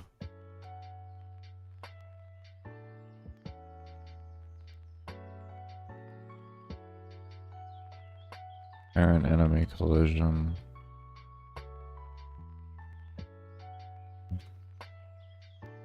False for fast checking. And whether the call instance is relevant or should be excluded.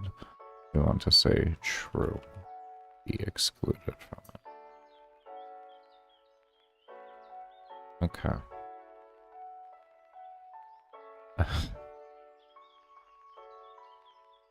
Alright. Oh.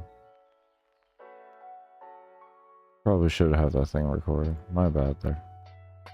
Okay, so what we did so far is we have this set up for a circle collision for XY at a radius of 100, checking for parent enemy collision, which is parent enemy, the object 1 stuff, and the destruction things, which I think we can also just throw in that too. I don't think I use it for anything else. I have to go double check, but so we're gonna do that. And the reason why I'm just like with it is we're gonna do this.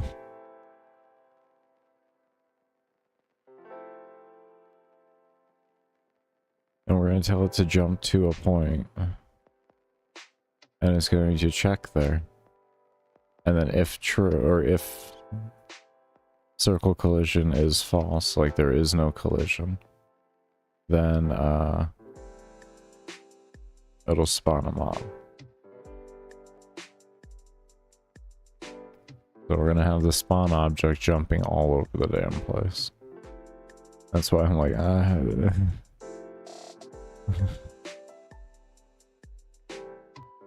not the biggest fan of it, but to me this makes the most logical sense.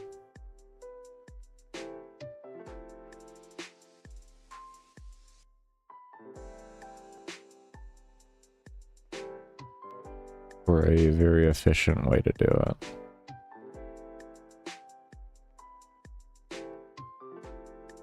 Okay. Let's see what happens.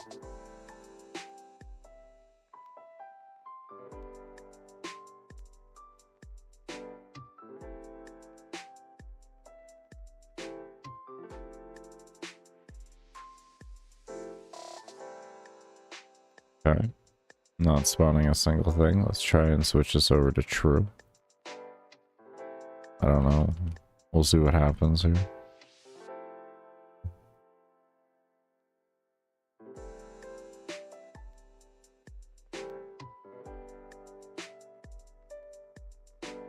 Be true. It sounds like that's... I don't want it to do that, but... You know, I don't know.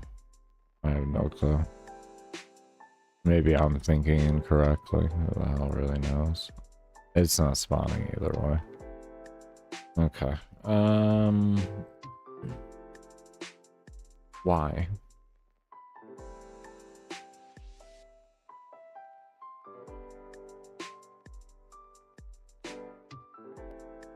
If no collisions are found, no one is returned. No one is returned. No one is returned. Not false, but no one is returned.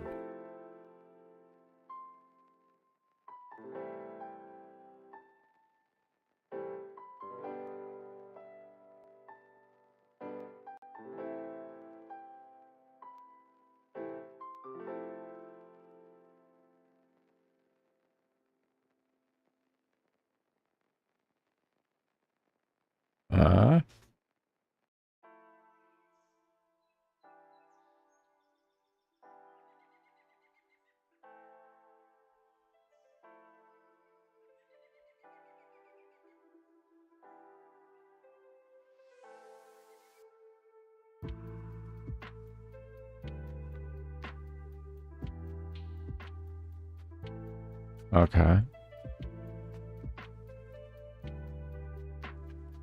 What was the max value of this again?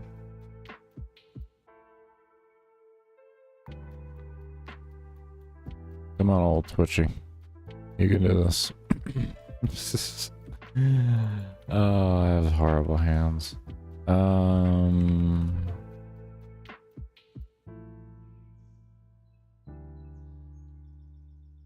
It's okay though.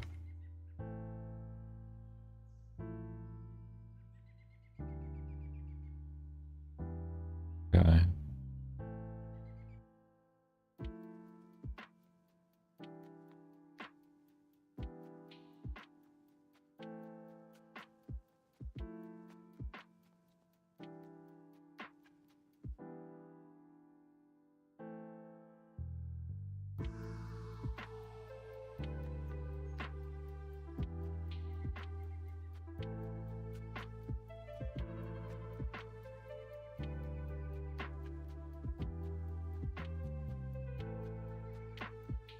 That is fixed. That is fixed. Oh, that is so fixed, baby. That is so fixed. Okay. One thing we can maybe do. Let's go further. Let's go further. Let's go further. No jump to point. Okay. Let's take out the jump to point. We're starting to understand this. So we take these out like that. Okay. Boom. And now instead.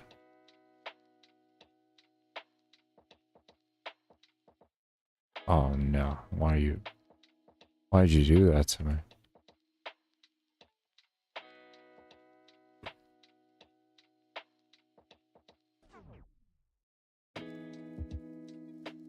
Let's just make it check there.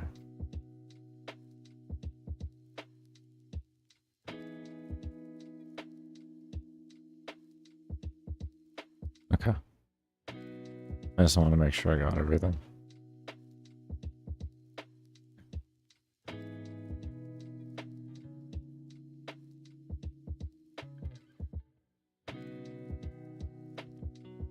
Okay, okay.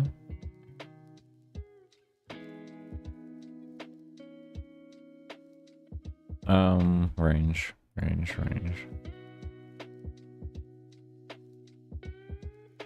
Was this the...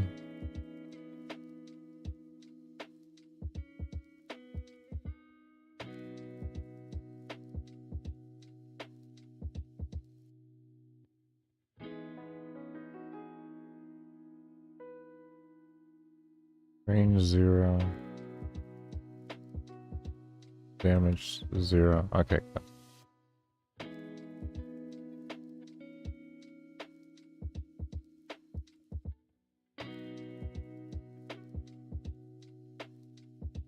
Oh, that spasm was absolutely wonderful.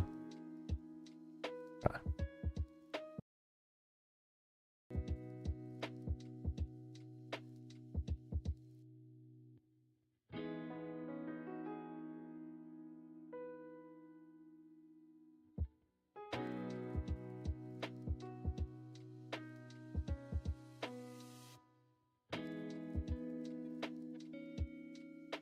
Oh, it feels good. I did it. We don't have to have it jump 2 or anything. I was just doing it incorrectly. I was stupid. Oh, that's beautiful. I like when I'm just stupid. I like when I'm just stupid. 2,700 mobs? 2,700 mobs. That's the minimum spawning, by the way. That's the minimum spawning, by the way. That's the minimum spawning, by the way. That's not max spawning. That is minimum spawning. That is minimum spawning.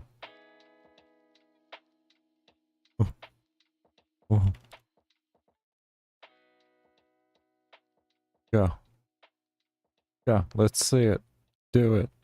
Do it.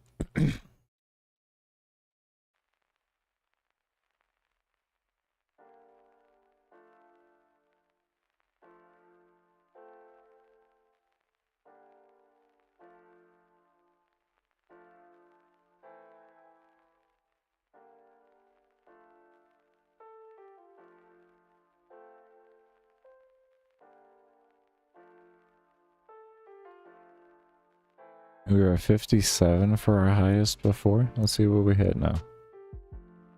With the spawn adjustments. Because overlapping is going to cause problems within itself.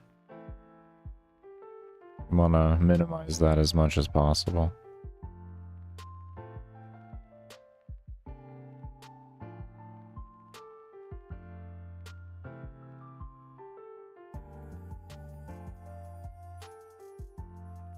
$6,000. 6,000. We hit 6,000 mobs. We hit 6,000. 6,000.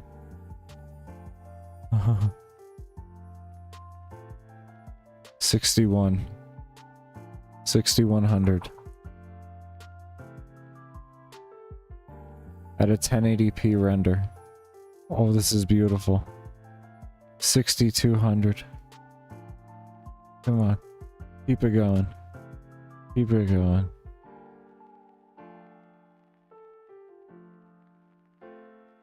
$62.75. $62.75. $62.75.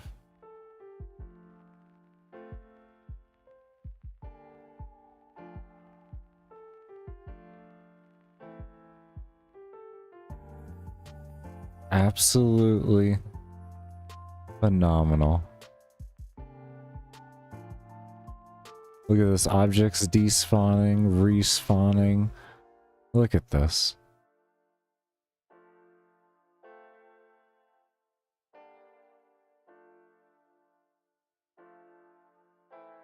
This is fucking beautiful.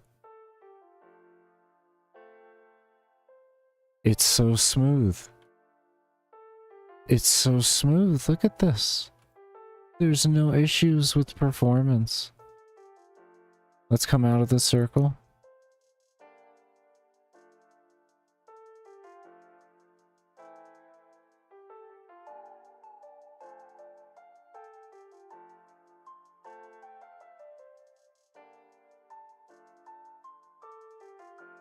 Nothing. It was the mobs spawning on top of each other causing the code problems there. We fixed it all. This shit is smooth with 6,200 mobs on screen. I am fucking happy. That's how it's done. That's good stuff right there. That's good stuff. Holy shit.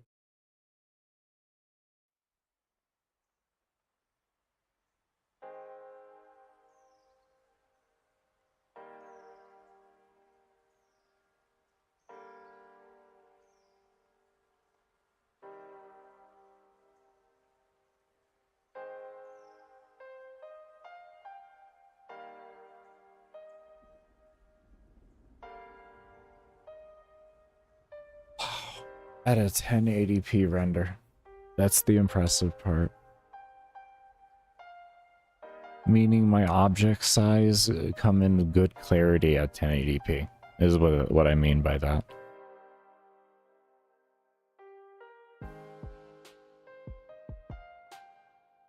Because we could do something like this here. This is some fun that we could do.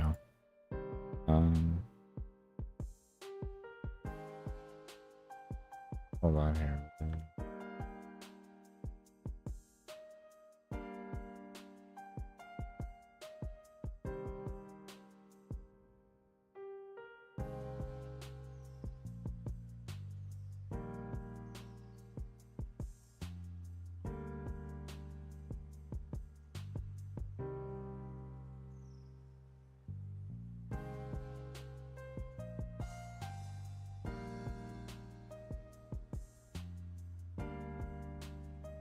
It was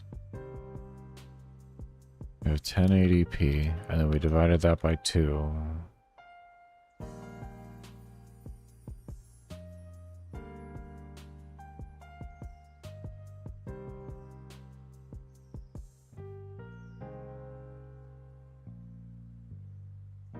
Okay, so 480. 320. Is it 320?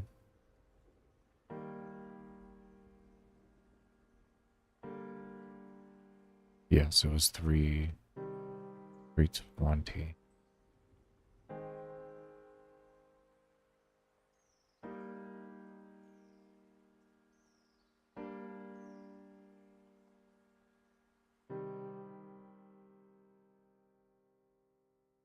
$320 by 640.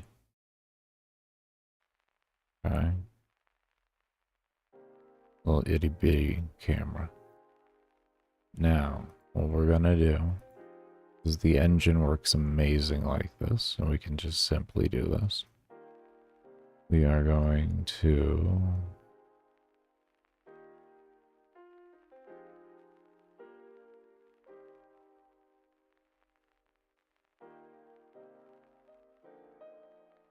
let's see here. A few things we can do here. Come down here, come up over here. Here. Great. Scale. Now, how many times did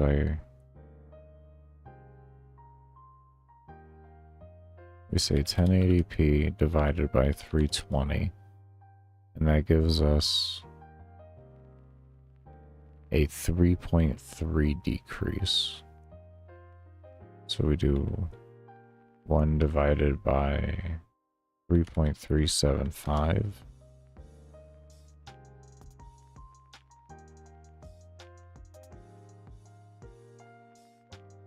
Set scale there.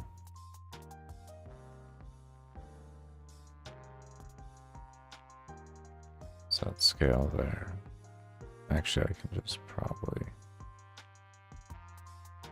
here. Well, I think I gotta place code in every single one. So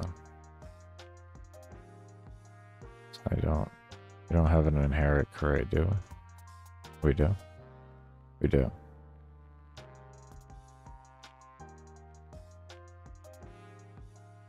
I'll take it. It's not done. Okay, so there's that. And then enemy, you only need you. And then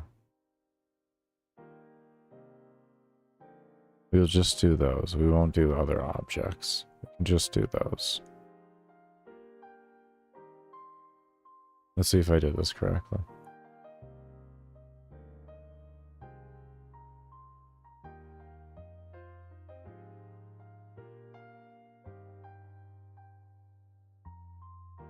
Almost.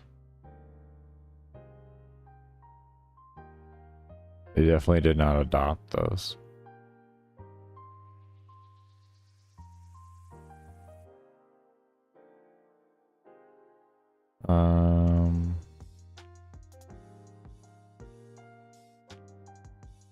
All we need to do in abilities too. Current abilities. Right here. We need to do that too. That's going to be important.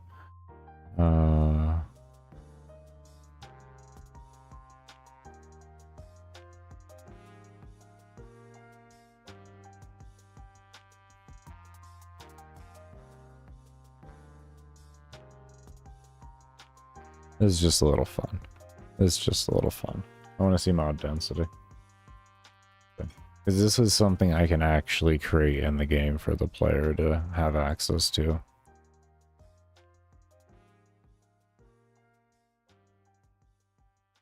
There. Ooh.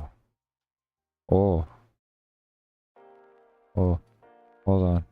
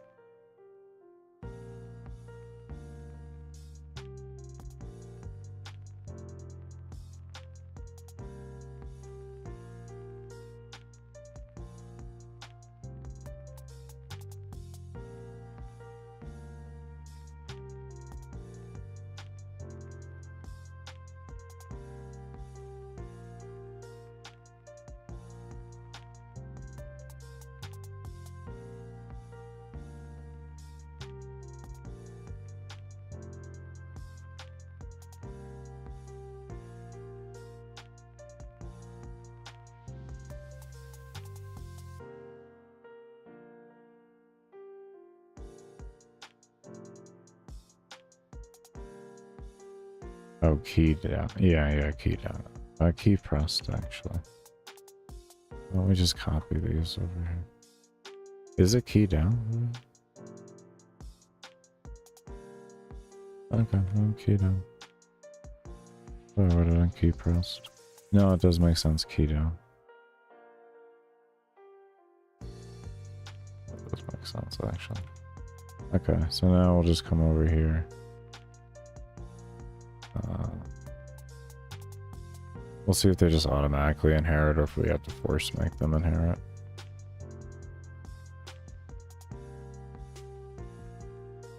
I guess it would just be good practice to make them inherit it. We don't need him to have it, so we won't worry, but we'll worry about it.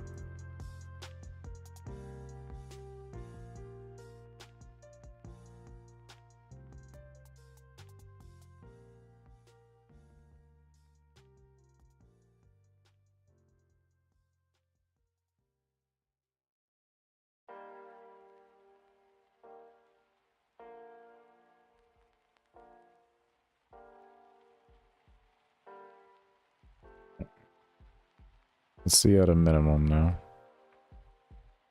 what happens.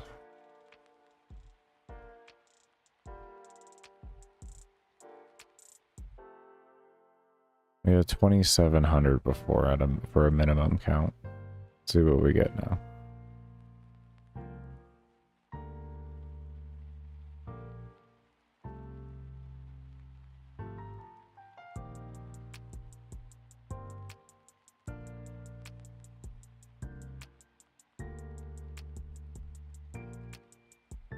Is that really going to be a lower cap? Why would this be a lower cap?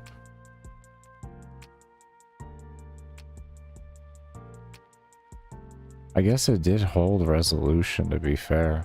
It actually looks good. I'm actually surprised at how good this looks. Actually really surprised at how good this looks. Did a really good... This engine does a really good job of reducing scale. That's impressive.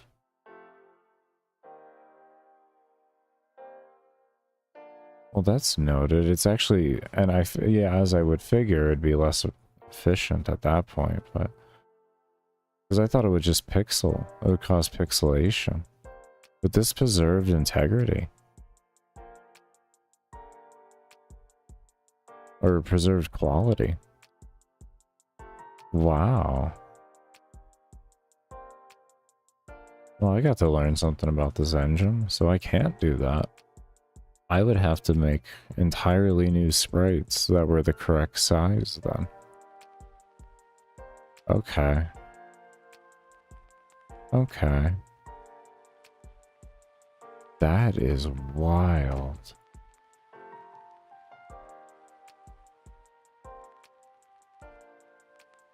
That's cool. Wait, this is the minus one, right? No.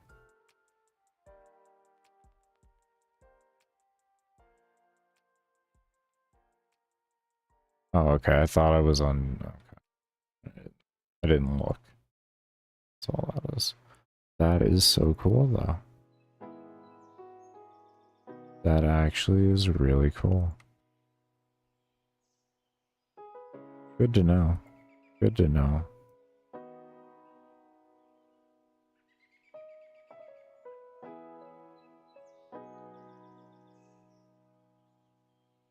I've only messed with it in the sense of just reducing the size of things and keeping the camera distance the same. I never actually zoomed in to see what it does. I find that really impressive.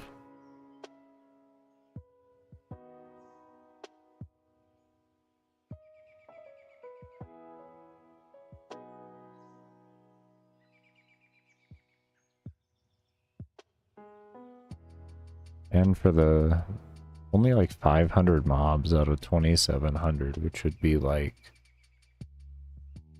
under 20% of an efficiency drop in order to preserve the integrity at a smaller scale. Like, to me, that's not bad at all.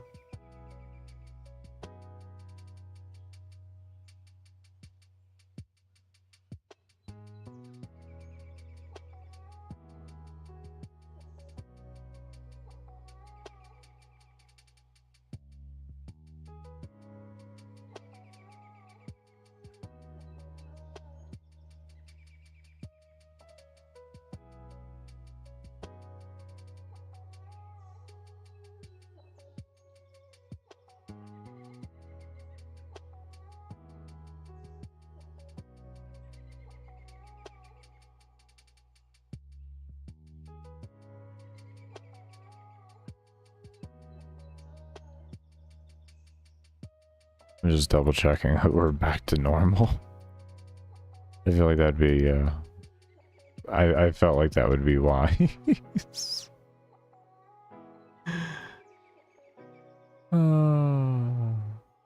Part of me likes it. Part of me likes it.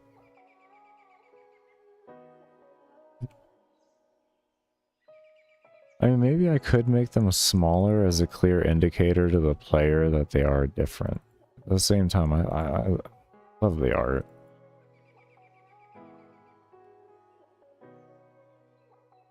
That would be at most. I could probably make a feature of like smaller party or something like that. but that would reduce performance. There we go. Now the game looks normal. Alright, let's double check mob count here. And all that. And then we'll get working back into things. And figure out what to get into next. Oh yeah. That reminds me. I want to try to get the mob switching to actually take place when this is happening. I want to make them try and actually swap places with each other. That's the next goal.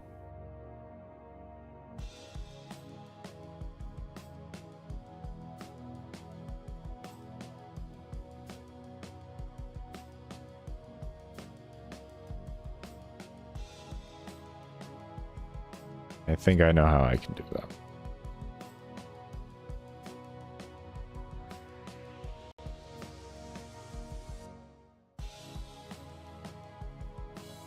There we go, 2707. That is very consistent. Beautiful. Oh, that is a beautiful minimal mob count. So we got 50 something hundred or 6,200 for a new mob count or something like that.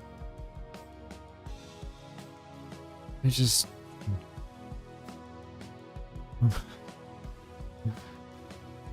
Oh, this is why I wanted to take my time with making this and not just give you guys slop on the release. Because I always felt like I could have been doing more. And we're doing more every single time now. So we're learning the engine better, learning how the language wants to be portrayed with, you know, and all that. So it's working amazing. Very, very happy so far. Now, what I want to do, let's do this.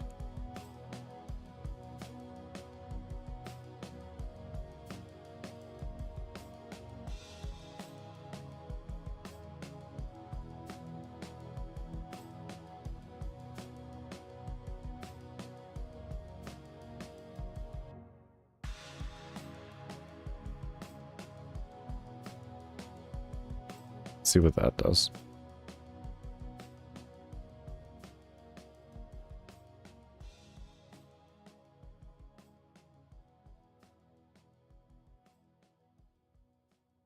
I don't know if that'll eventually just have a bunch of mobs stacked on top of each other or what's going to happen, but we'll see.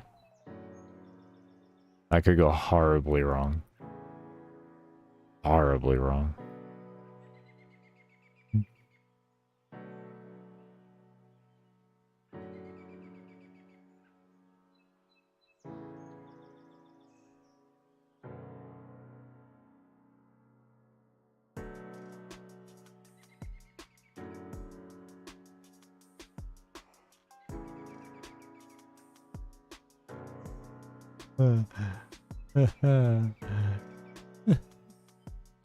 Well, we just made a vacuum.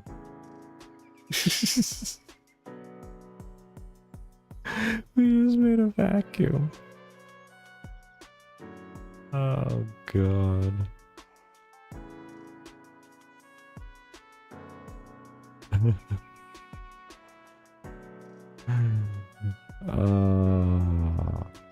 We made a vacuum.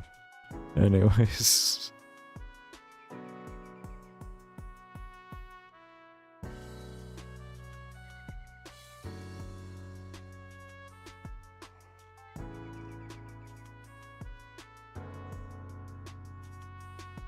I'm gonna get rid of all this for right now. That down there is easy to remake, so it's not an issue.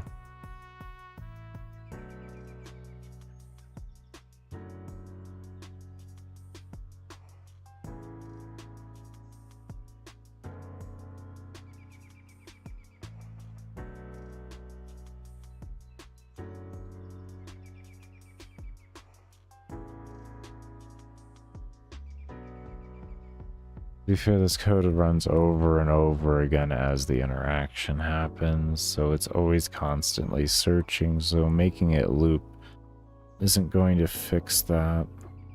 How are you going to make...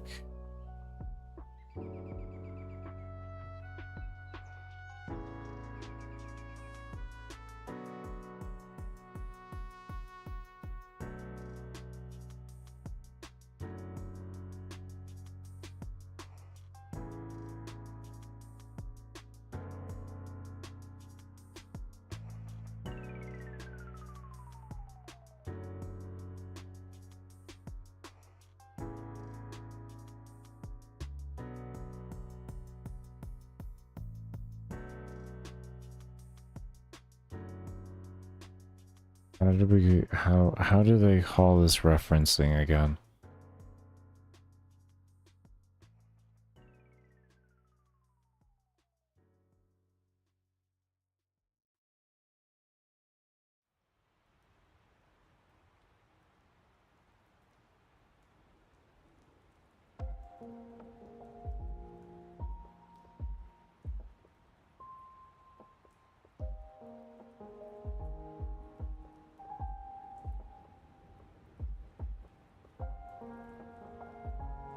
Where's instance?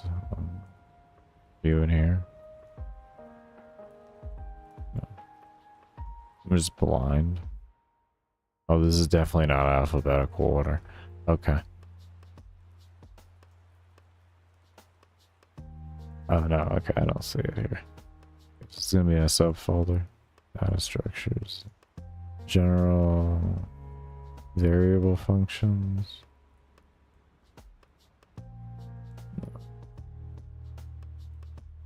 Asset management. Instances. Instance variables.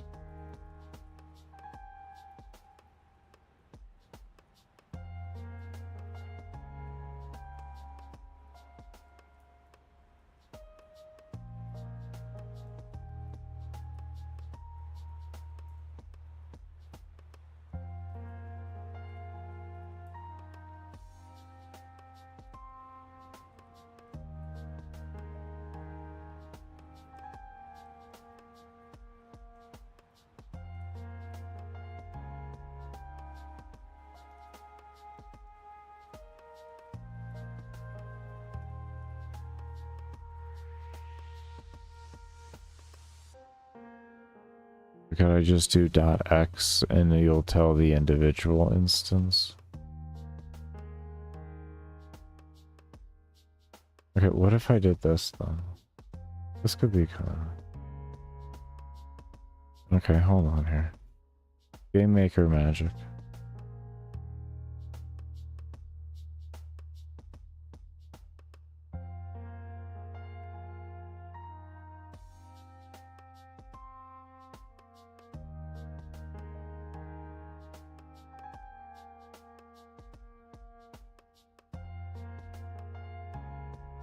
What is it? Let me just take this. Thank you. Okay, give me this. Take that. Give me this. Thank you.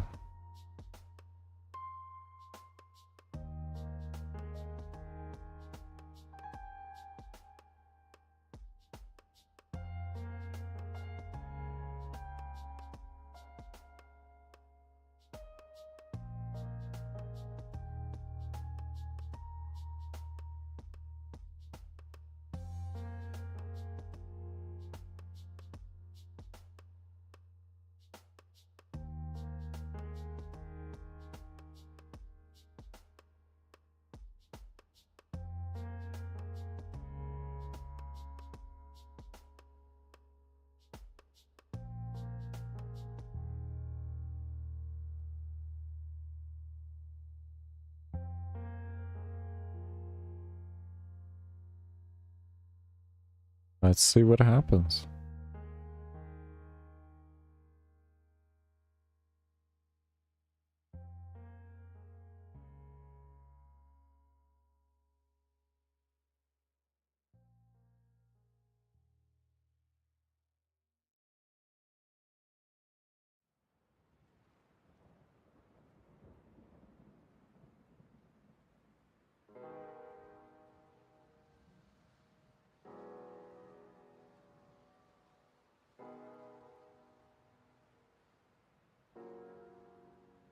They seem to be just going in one direction though, which I don't like.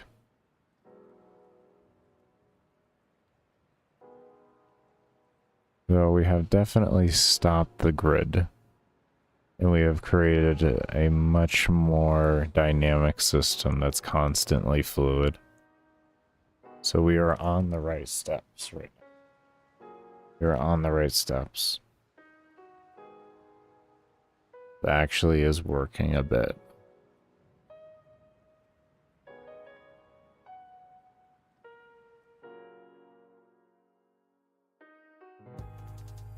So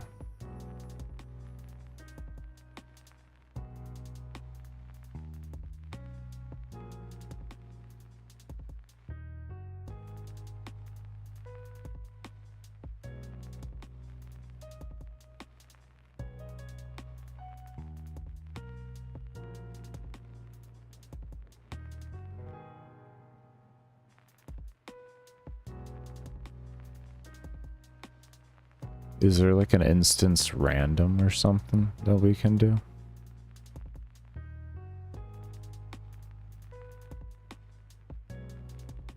There's gonna be something we can do with this.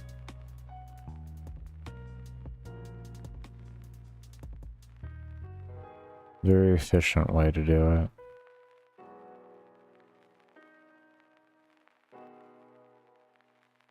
I would say furthest, but like, depending on where you're at in the room, it'll either work exactly as it's working right now, or it'll work differently. Which I guess might not be a bad thing, depending on where you're located in the room, it'll work different. We can use the nearest and all that. Have it swap between the two, essentially.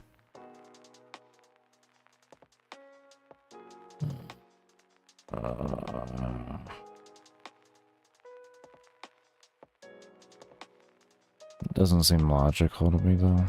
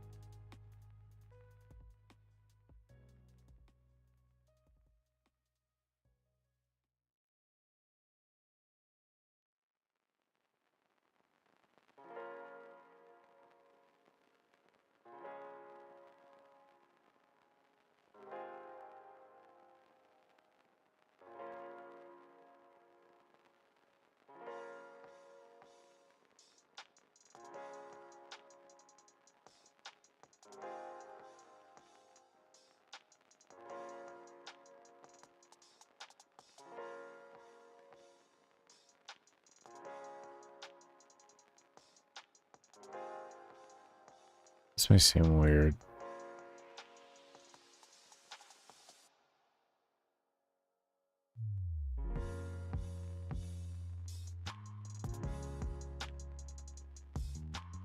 This may seem weird to do, but I'm gonna try it.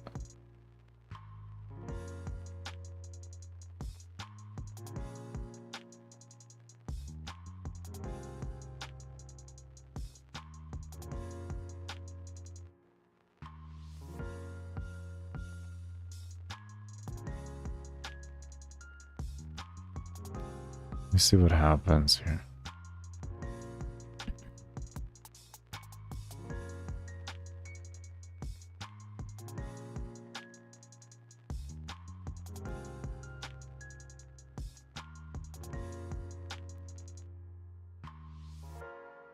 It goes the same direction. I thought so. But then if we change our location to more midway, like say here, it'll probably change the interaction. No? Still gonna be consistent, huh?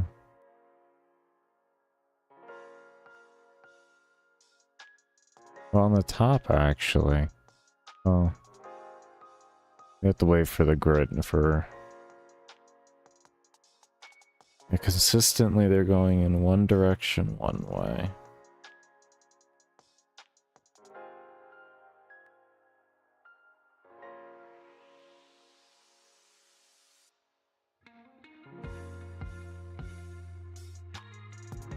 Oh, we only got 2,400 mobs as well.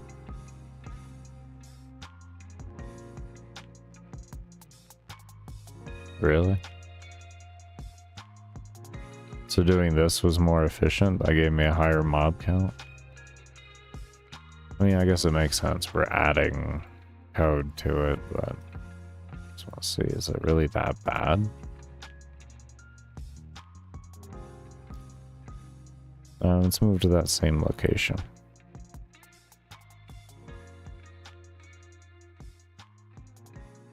It was right around this area. It was close enough.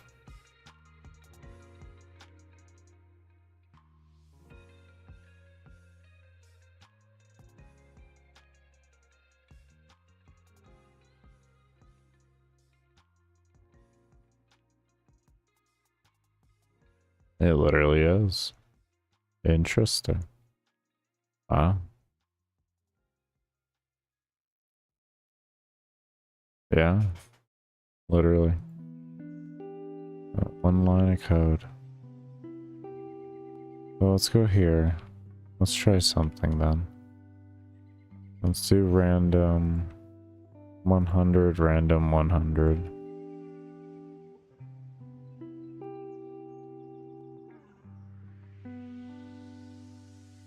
Maybe. Kind of nervous of them going through walls, but...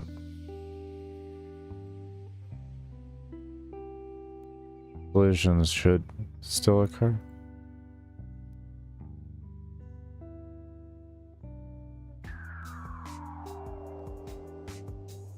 Let's see what it does. See if it's... Pretty much the goal is don't let it get to a point to where it's like that. And if we can keep them moving enough, then they won't actually stack.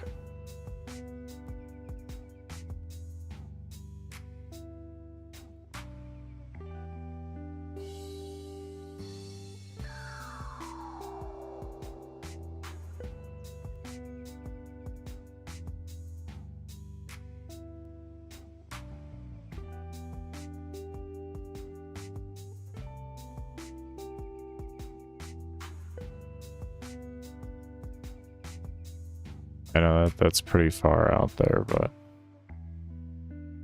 I just want to see, because we were starting to get to a point there, but then came an issue. And essentially we use the random number generator as a way for it to check steps. And then it tries to guide itself there.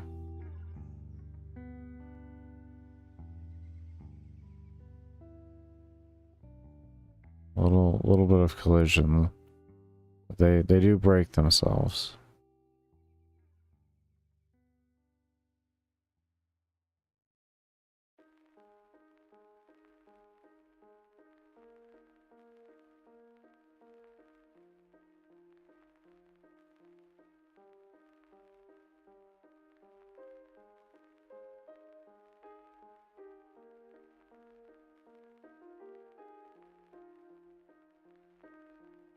Okay, far more inefficient.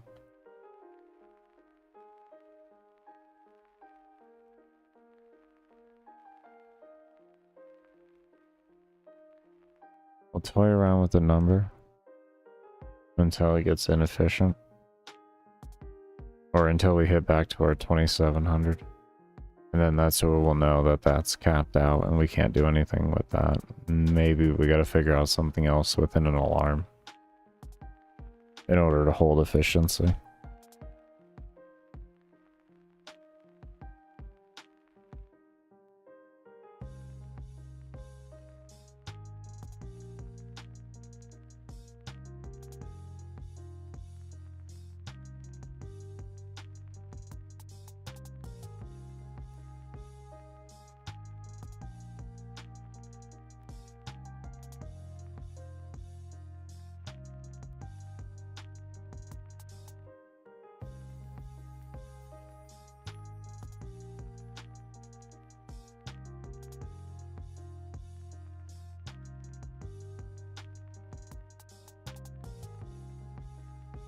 About to hit 25.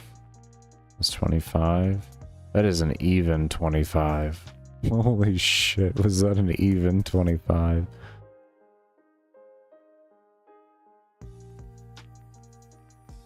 Wow. So like 200 mobs off. So if we cut it in half, what does it do?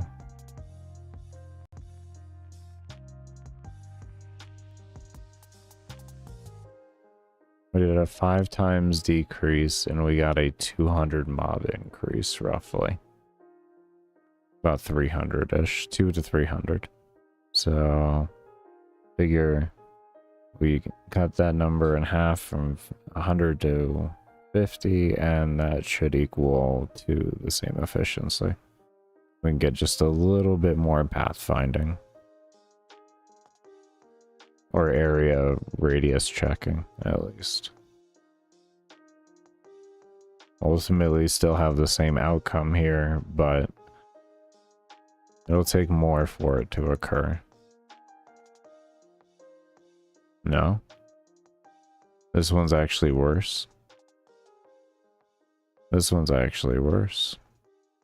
Oh. Oh. Oh, never mind. Never mind. So essentially you have to wait for the blockade to occur and then... So it's more inefficient until the blockade occurs. No, we're at 26 for a max. So the more the blockade occurs, the more efficient it'll be. Is that what I'm getting from this? Is that what I'm... I think that's what I'm getting from this. 2606.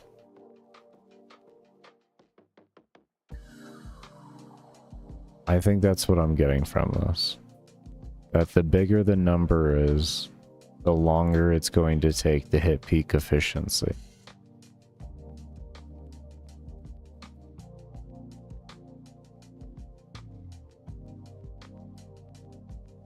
So then if we did an...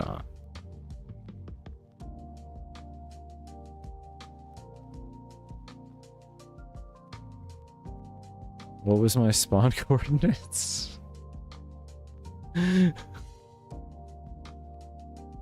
What if we did this?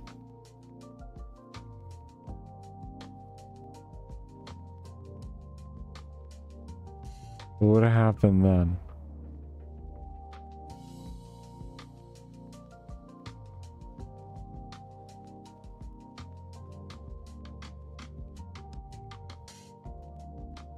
What if I did 0 damage? Let me do 0 damage. Not the thing that holds the damage, dumbass. This is...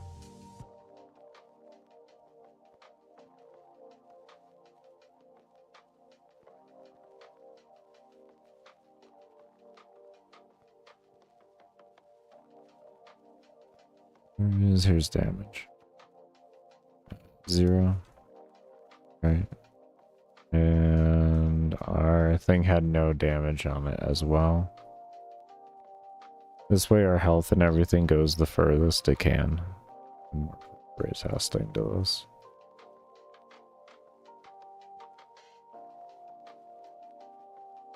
There you go. No, we're not doing any damage.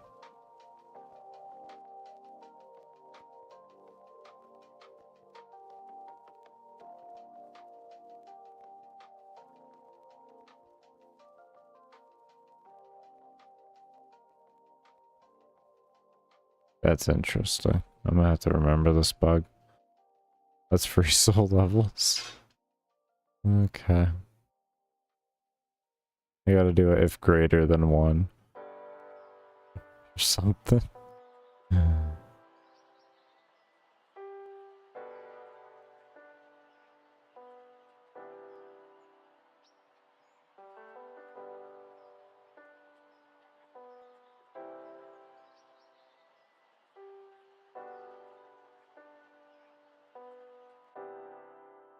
I don't know if the gridlock's even going to be able to happen. The spawn points are 6,200 to 6,200, and the map size is 19,000. So the likelihood of you getting a downwards one is good, very, very high.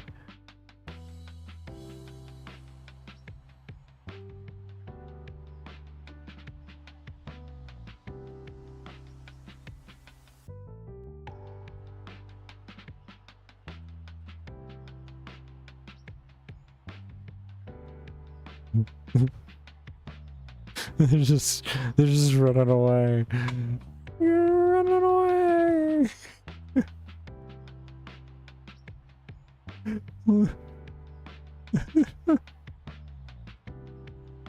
Alright, that's not the play. Okay, so there is at a point to where we don't want to go that far.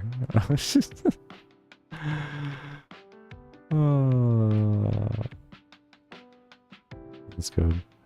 That's good. I think 100 is a good spot.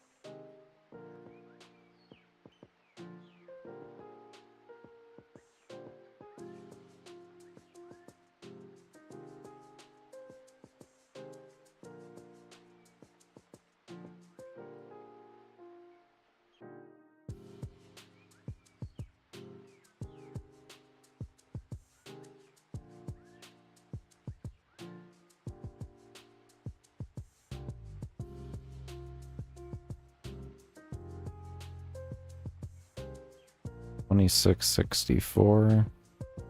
Give it some more time. We should be able to hit that 27.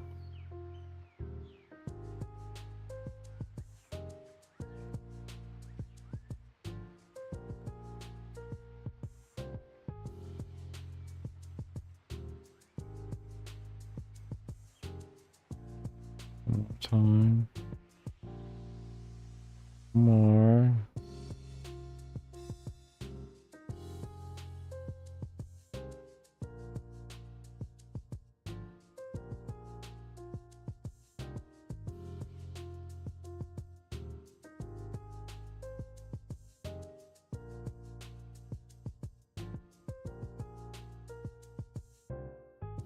No. Just slowly boxing man. We're slowly getting there.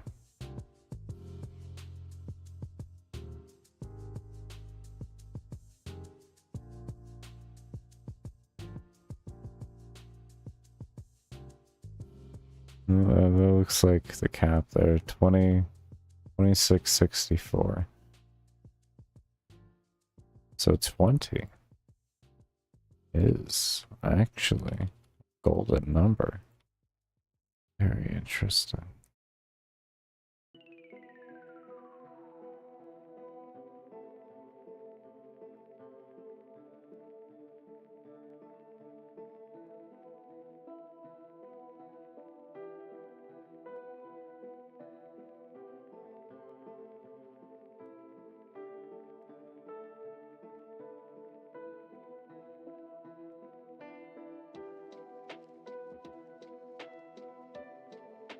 I feel like that's way too early on the locking.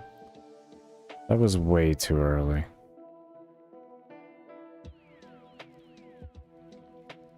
There's got to be a little more play than that. We may have to just lose a little bit of mobs. I mean, we may do 100, but like that was a little ridiculous. I'm gonna be honest. That was unnecessary.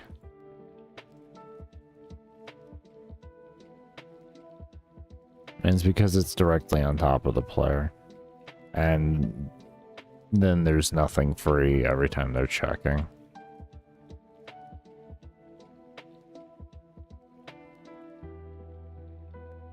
It's just slight little tuning of everything. See, already happening again. It's a little less now. I guess it's not too bad if they are interacting with the player.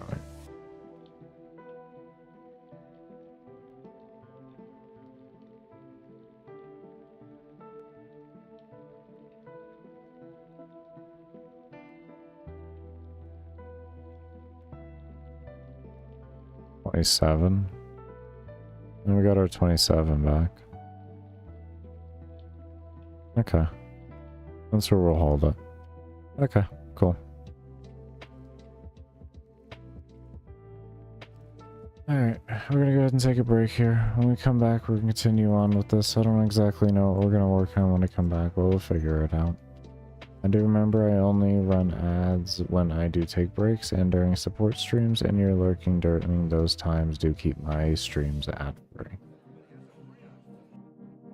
But I do want to thank y'all, as always, for coming around and chilling, and for those of you that do stay around, I will see you all we'll see you all when I come back, and for those of you that won't be around for when I come back, thank you so much for stopping by and showing support. We'll see you all when I come back.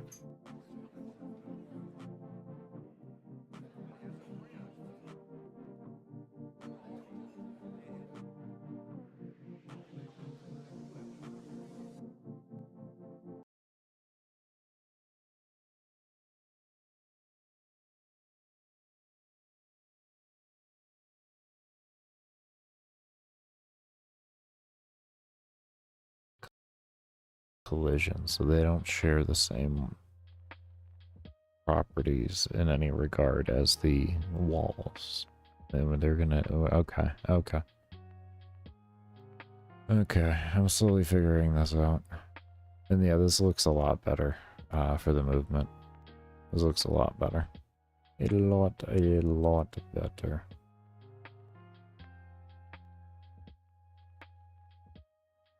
If you all were wondering, does that mob counter actually give you the right mob count? As you can see, yes it does. Yes, it actually does give you the right mob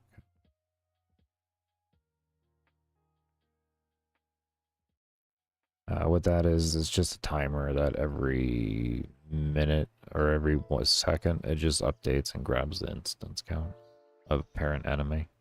Really just easy. There's nothing fancy about that, to be fair, and it will stay in the game. I'll have it part of the information.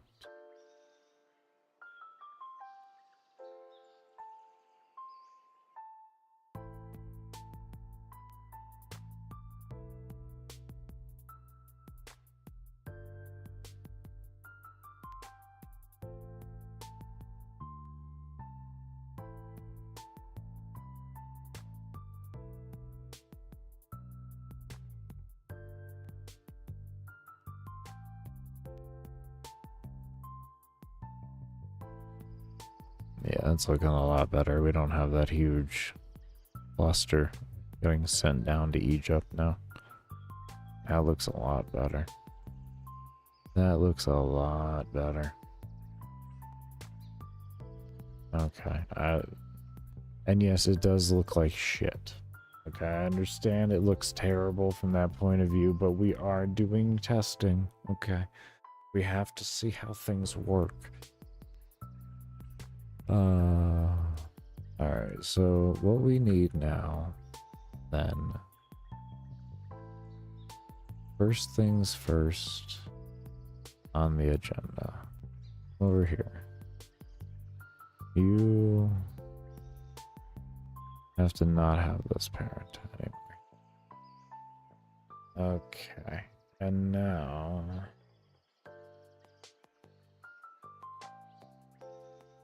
what we want to do, come over here, do a new unique one.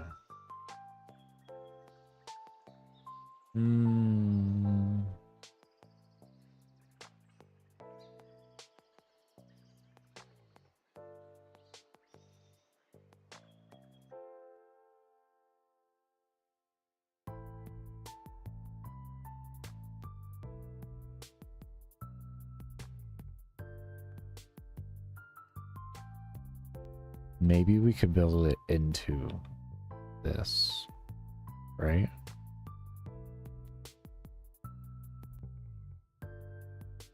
Could we build them in together? Could we? Could we build them in together?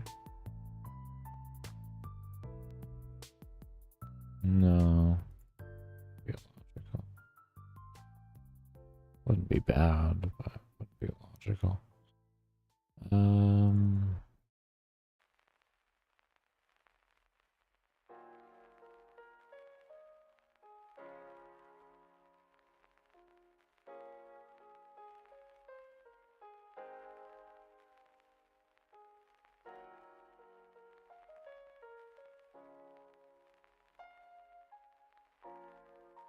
We always have the traditional horse.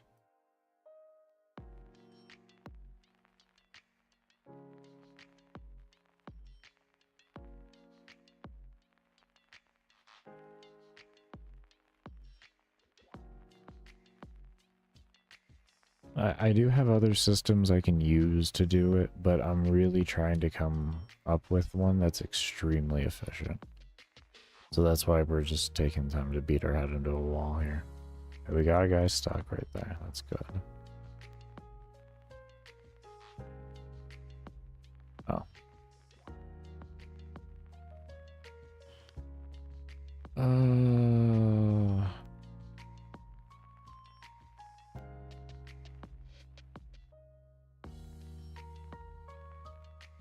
It is not a weight baker.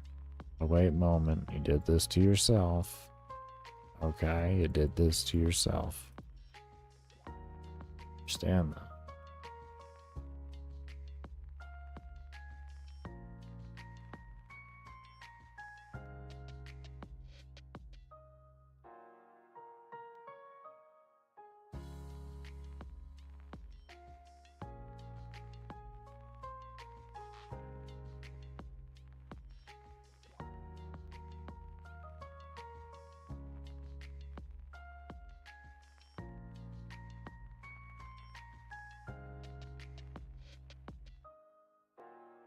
Okay.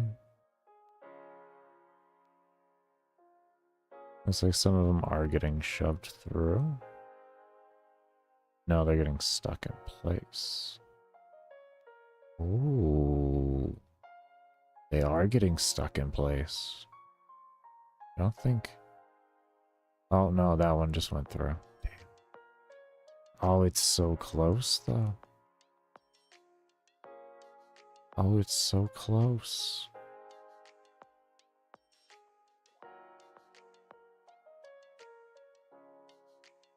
Oh, we are very close right now.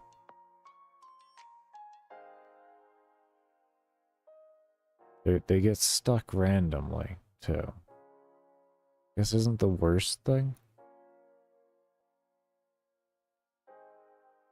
You may ask, well, why isn't that bad? Why is that not a bad thing? Well, if they're stuck to it, they're constantly doing damage to it and they're constantly scaling.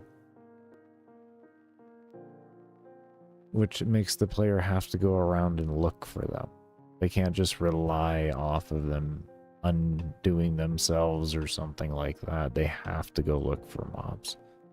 Otherwise, they're just going to deal with higher scaled mobs. They are stacking a little more than I would like, and they are affecting mob spawning because of it, though. So that is something to take into account.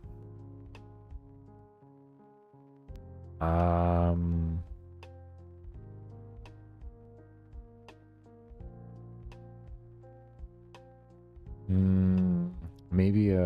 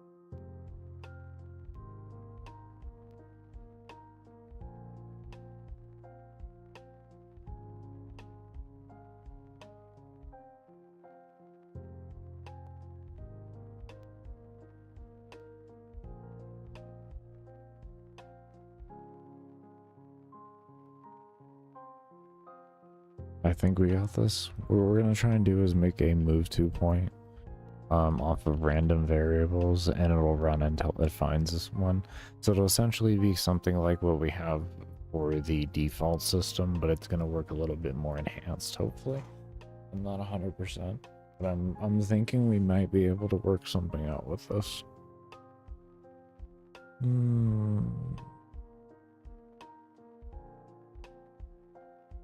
If so, then it allows us to kind of work things around a little differently in other aspects too, and we can really make something crazy efficient.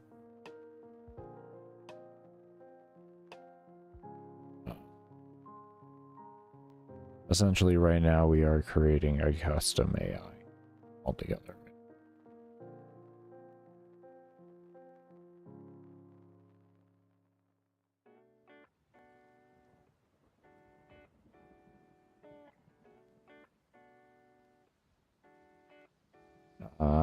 We don't have a speed because we need to make the same things individually.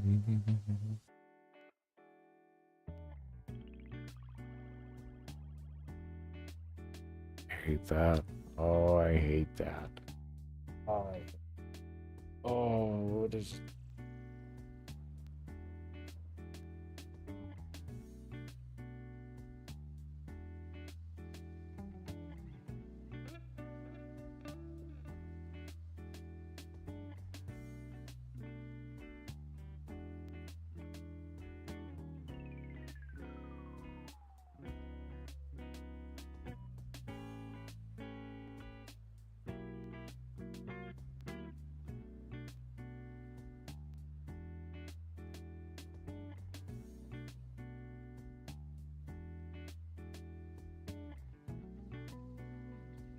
Baker.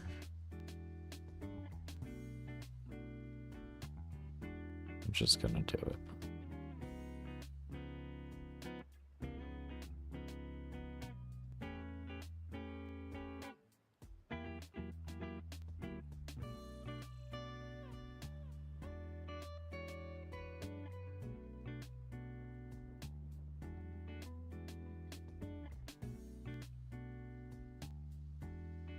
And then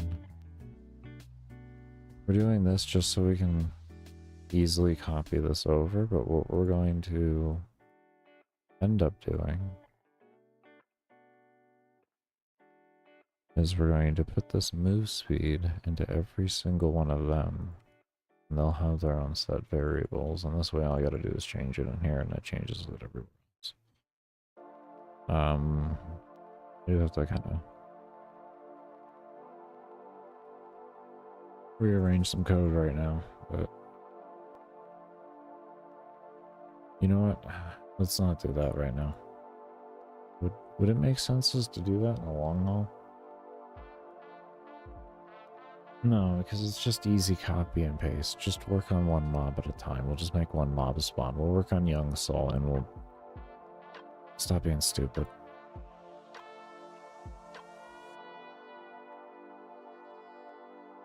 I mean, in a long haul, it would make more sense, I guess.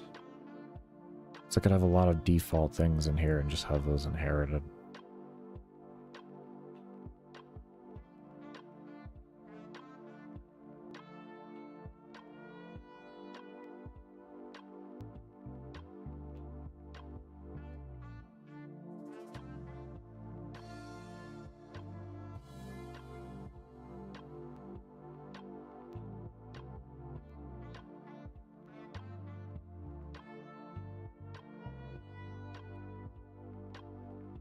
If you want to change the system in the future, then you have to then change every mob if you don't do this.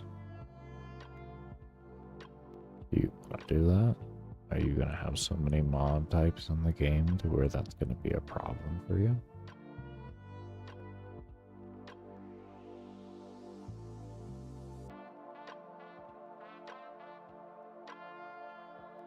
What if you had to change something, even though you don't want to?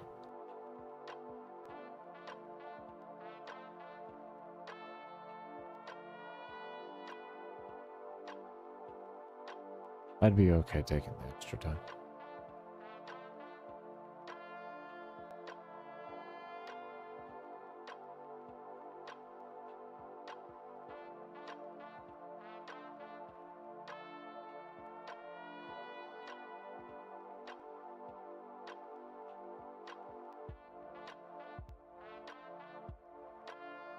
And I guess if anything, we just test into here, and then I could just implement the whole system, I guess, into a wide variety, a wide inheritance. I don't know. We'll call you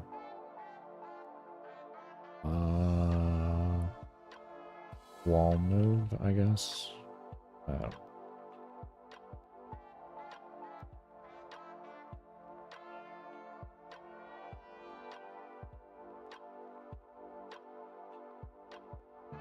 Okay, so how are we going to have it now know to check coordinates around its direct vicinity?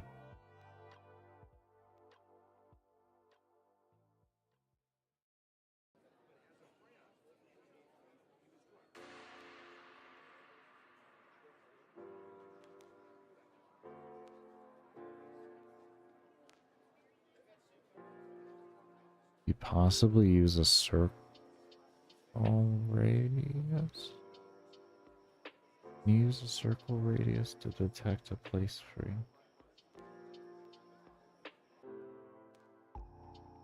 Circle collision.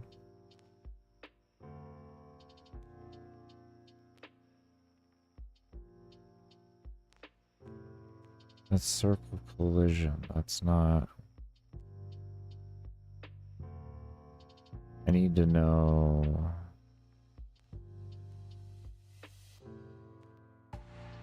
A point in circle? Could use a point in circle, maybe.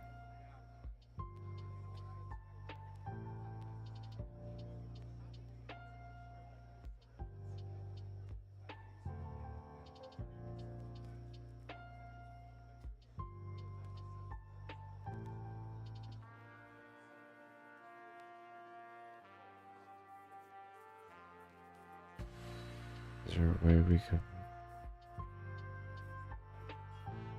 Aware X... Where could detect the point in circle? Maybe.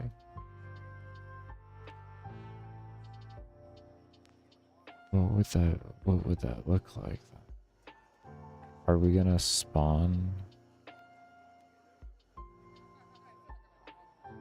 Would I essentially then just create like an invisible instance and then have that instance detect whether the place is free or not, and then if it is, it moves to that? Otherwise it does something else? And you have it spawn within the point, within a point circle, within like a circle area? A radius?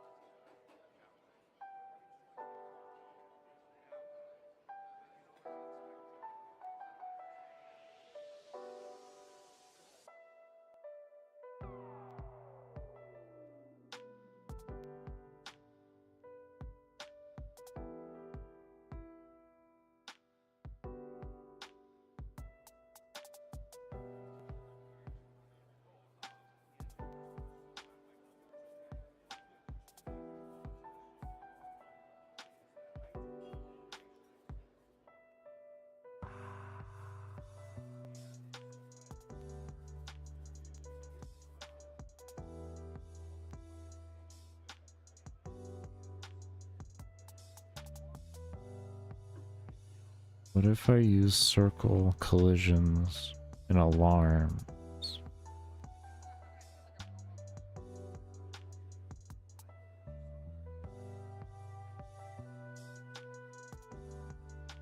Then make mobs detect earlier when things occur and maybe make them adjust accordingly.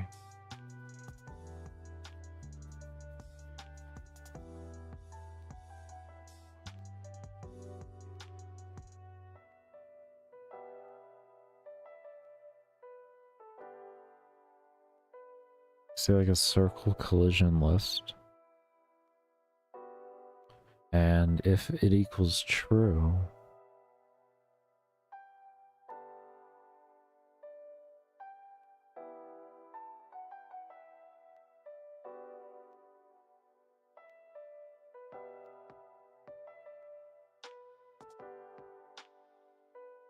hold up. Actually, hold on.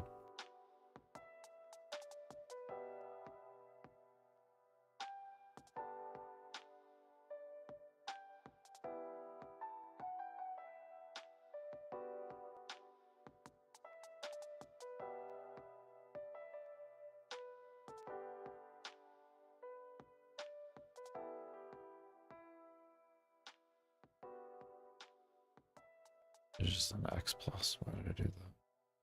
Would have cleared this up faster. I think.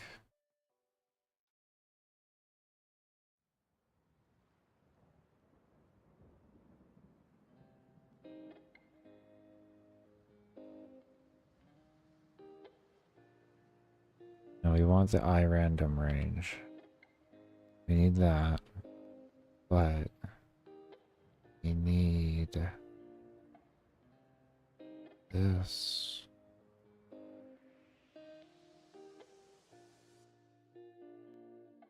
First off, we could just make this a temp variable.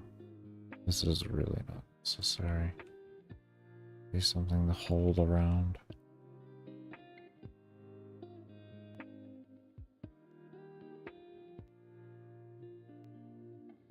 That is completely unnecessary.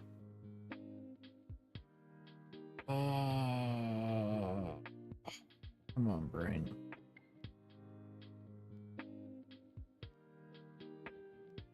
We're getting close to there. We're getting close. I'm gonna go ahead and render up the version of the game that I have right here. And we're gonna go ahead and take a break. We're gonna keep working closer to this. We're getting there. I do remember I only run ads when I am taking my breaks and when I do my support streams, so your alerts during those do keep the streams ad-free.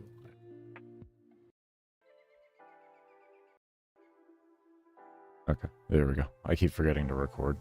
I'm really bad with that. But, so what we're going to do to try and make this more consistent on our number is we're going to use our X. We're going to use a base number, and we're going to have that number be compared to everything. We also could use a max value as well for it, but given where we have it spawning right now, I figure that's just going to work well. I think what we actually will do, instead of just setting it for a direct value like that, or a read value, we're going to give it a direct value, and we're going to make sure it's an exact coordinate so that it's going to be more consistent.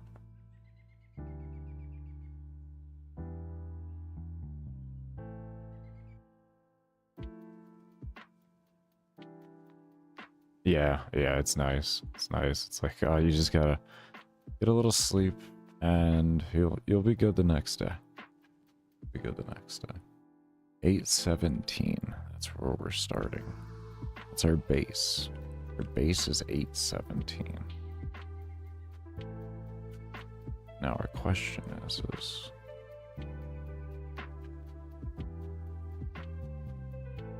what is our max?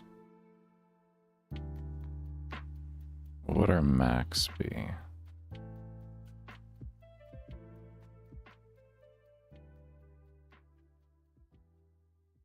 We have, it's a 992 plus 175, 1167. That would be our max.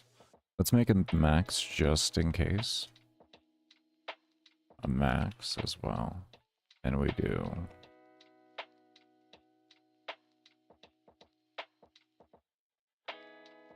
Okay. Right.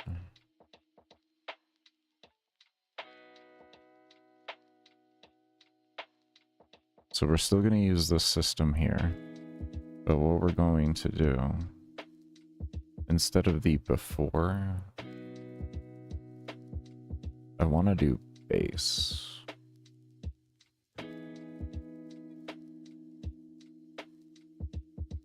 do base or we could do max. Max would always be a good subtraction, and we could start from the beginning on it.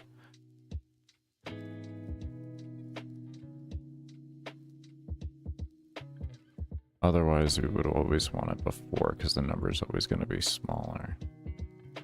Let's try it with base first, because that's where my brain was at. We'll do that.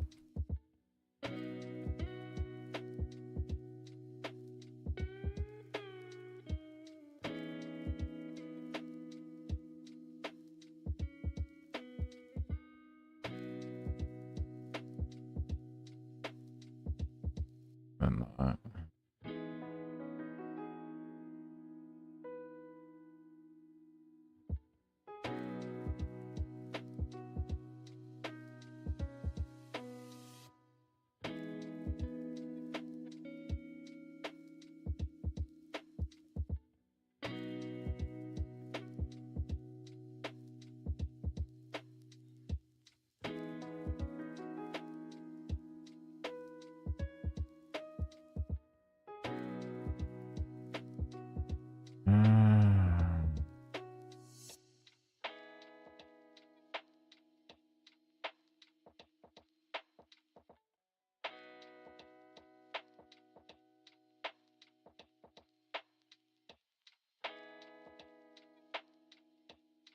Let's see if that makes things more consistent.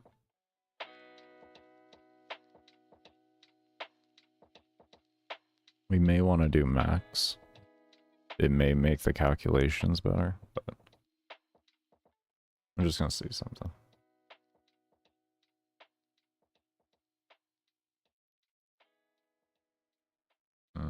I like when you don't show. I like it a lot when you don't show.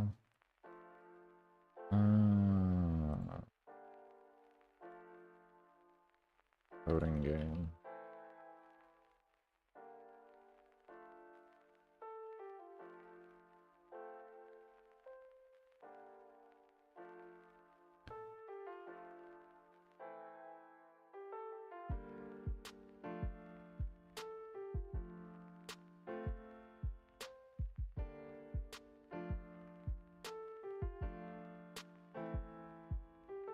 Okay, so we got that like that. Let's go ahead and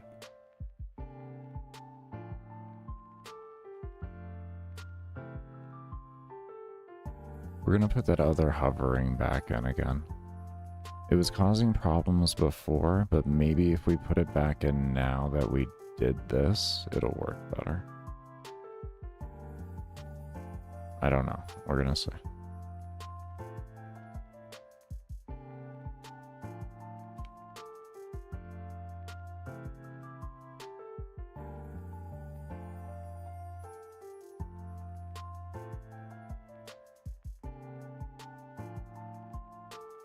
Go.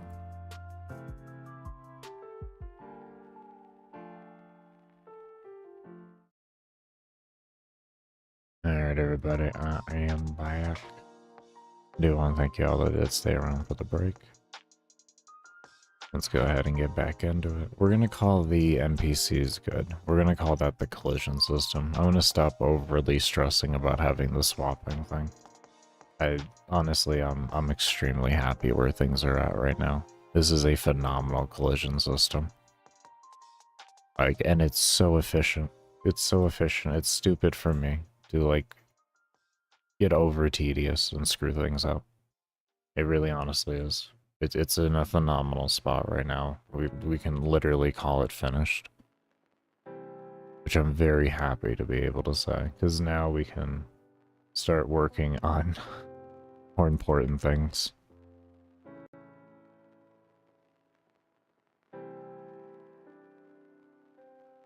So what we're going to go ahead and start working on, we're going to clean up our workspaces first off, as always. We got our spawn system figured out. We got that finished. We got the NPC interaction finished, so that's phenomenal. What we can do now is get this NPC interactions transferred out throughout all the other NPCs.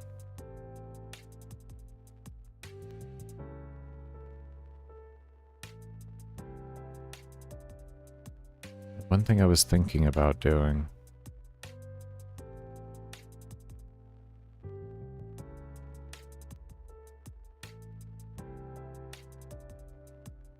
There's a few things I was thinking of doing. I was thinking of moving a lot of the variables out from this create and then having them, it wouldn't be as efficient. It would just be easier on me. I'm not going to do it. I was going to move all of these into here as into one centralized location and then have that be on the create, but it's not as efficient. There's going to be more things created and held within it and all that. So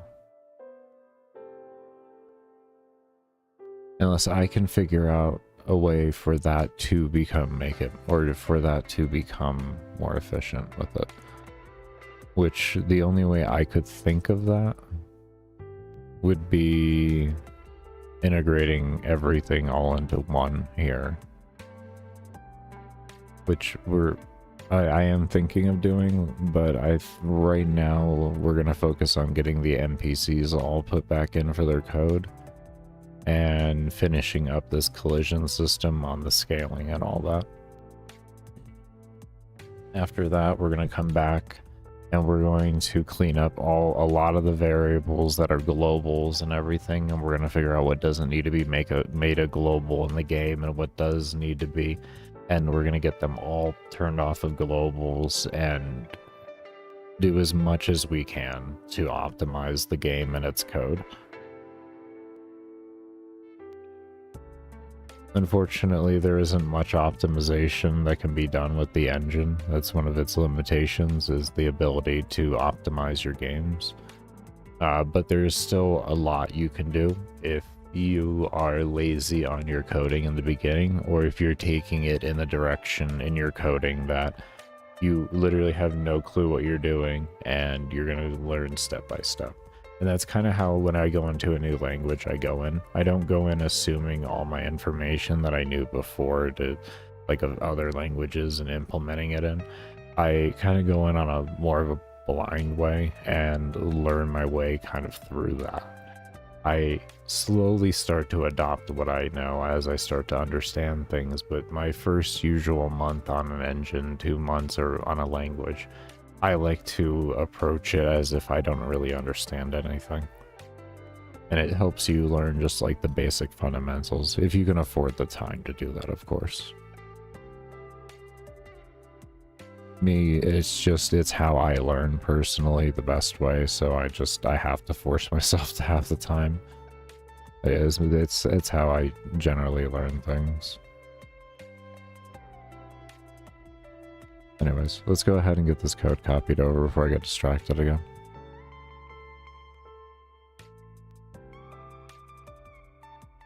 We can get rid of this. We actually didn't. That's an old system. Okay, so that's good there. We took... Oh, there was one other thing I wanted to do too. I wanted to try and move this out.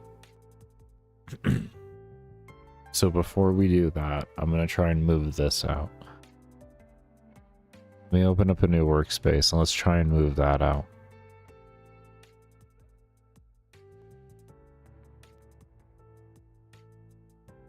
Yeah, that's fine.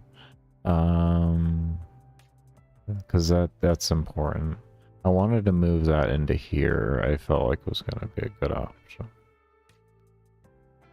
I don't know. Who has the interaction with?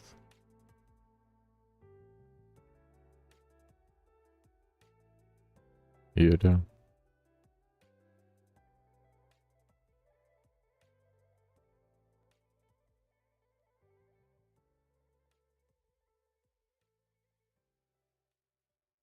Applying to... Okay.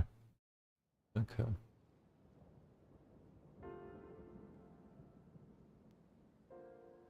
Yeah, we just wanted to try it for you for right now. So we'll go into you, and then we're going to come out, or come into this, and we're going to say, we're going to cut that out. Completely take that out. All of it's gone. No more steps on that. Everything is alarms and triggers, which is what you want. You, like, that should be your most, like, highest of priorities. highest of priorities. And what we're gonna do is we're gonna slap it down here like this. Right? And then we're gonna feed this to other. Feed this to other.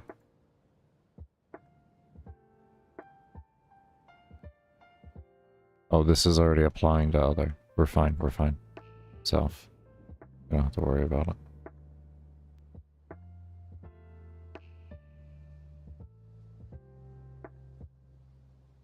Okay. Let's see what happens.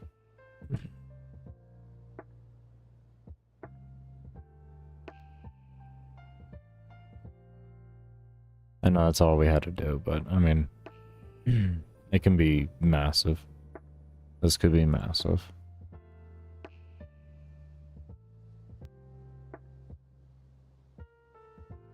It could be massive or it could do nothing.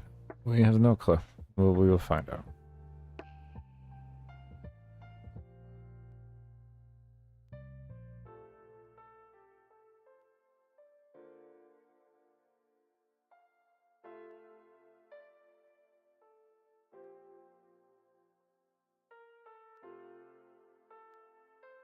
This was the highest process step that was being taken at the time.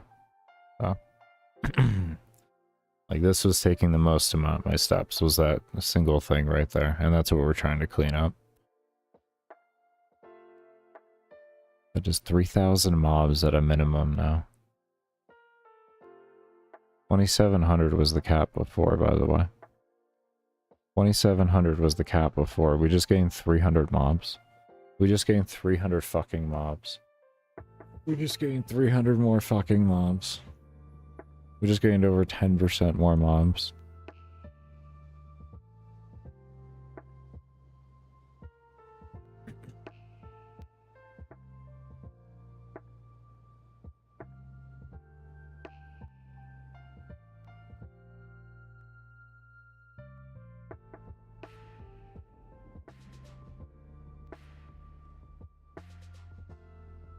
$67 was the cap before. Let's see where we're at.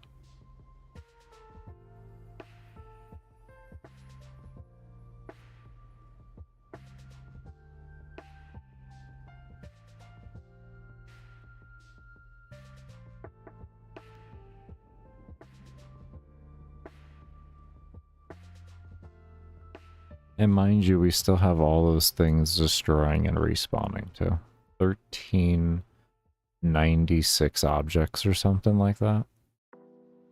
Well, I'm changing their sprite, I guess you should say. 5383.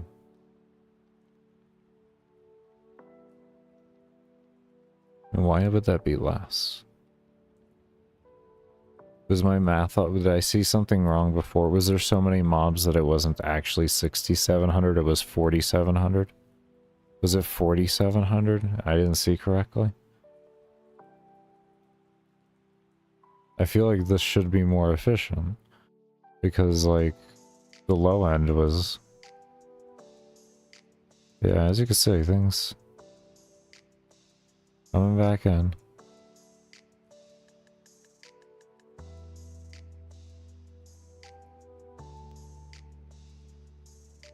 Beautiful.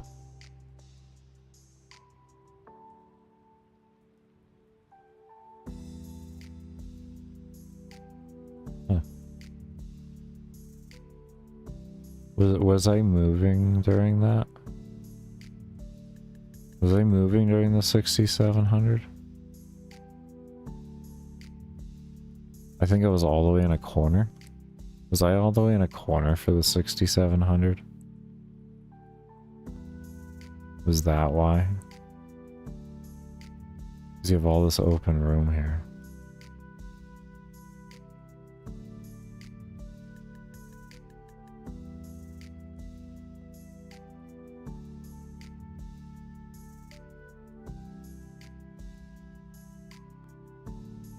I swear I read wrong then. I had to have read wrong with 67. It was 4,700.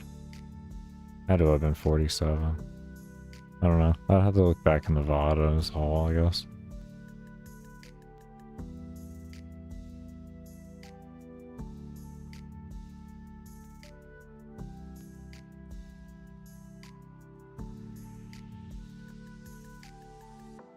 Oh, there they come.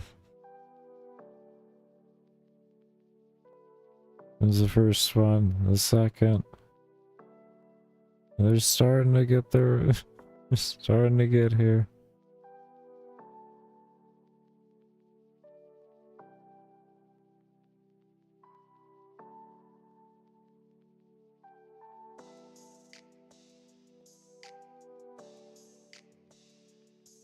Oh, they're flooding in nicely. Well, no performance dips or anything like that. That's good. Oh, there's the mob count going up. It's going up now. Okay.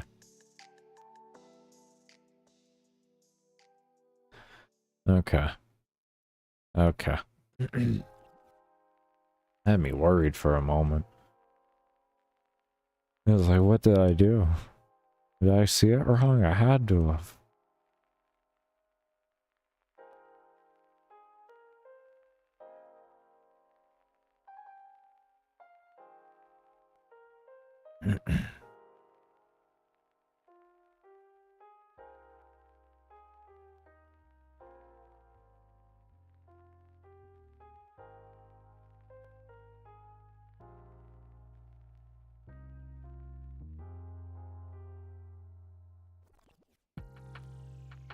There's 67.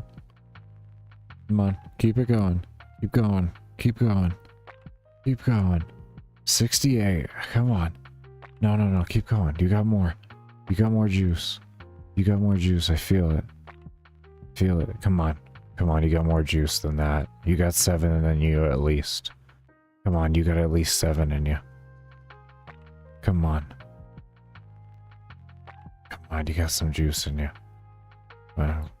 Okay, well, where are we going? We'll go downwards now. We'll go over here. Oh, we got 24, 29. We got him. We got it. We got a 31. We're doing it. We're doing it. We're doing it. Come on. Come on, everybody. Come on, everybody. Come on. Come on. 6,900. 6,900. Come on. I know it. You got it. Come on. At least 7. You got this. Go. Yeah, that's it. Keep going. Keep the number going. Keep the number going. 7,000. We're at 7,000 now. We're at 7,000 fucking mobs.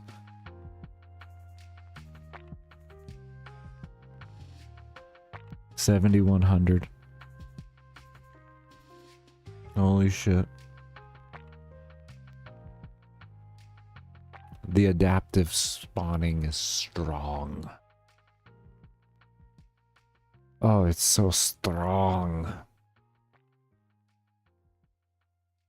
Okay, we gotta go. We're gonna go over to this side next.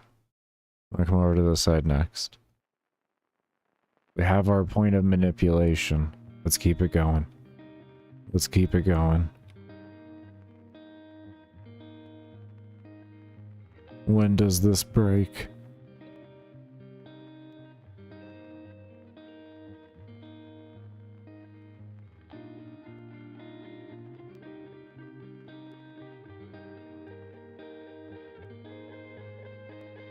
This is so beautiful.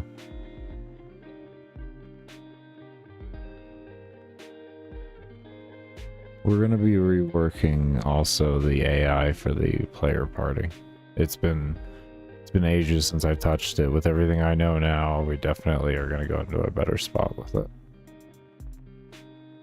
Much better spot. We're gonna have a much more dynamic party and everything. It's gonna be a lot of fun. A lot of fun to make. Come on. Let's see it. Come on, let's see it. We see 75. We see 75. You know, once you get 75, you're just gonna want to see 8,000. I know, but it doesn't matter, okay?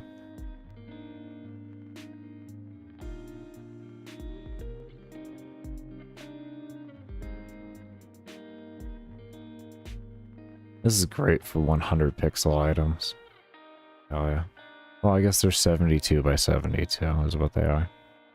But still, it's not actual pixel art resolution in the slightest bit. It is great numbers for that.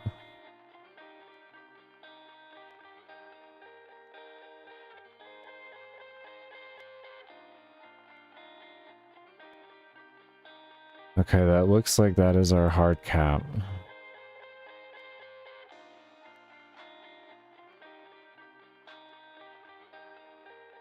Try to get a screenshot of this.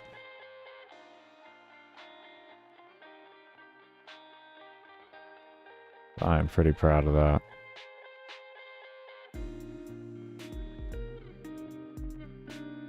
Okay. I'm pretty proud of that. Do a new layer. There we go.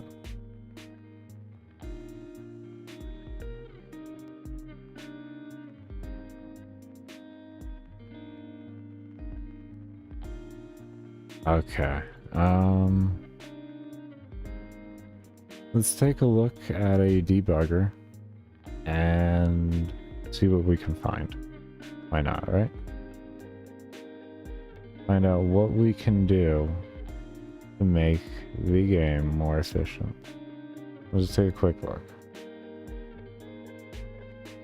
Take a quick look. Baker, didn't you say you were gonna work on the other thing? Listen.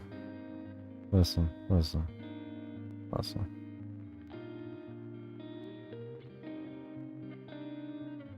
You listen? You are? Yeah.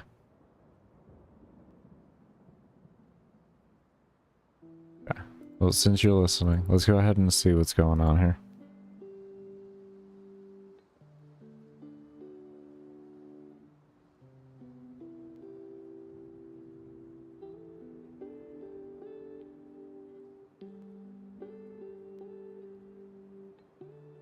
Alarm 2. Now it's the attack. The attack is now the highest thing.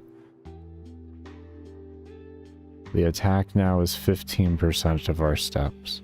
My lord, what am I creating?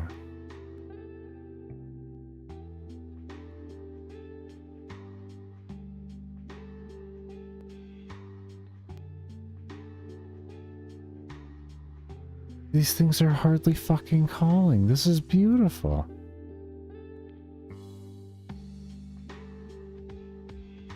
How do you... The alarm is the only thing running. It's 15% of my steps. This one here, okay, this is starting to grow up in steps. Which makes sense.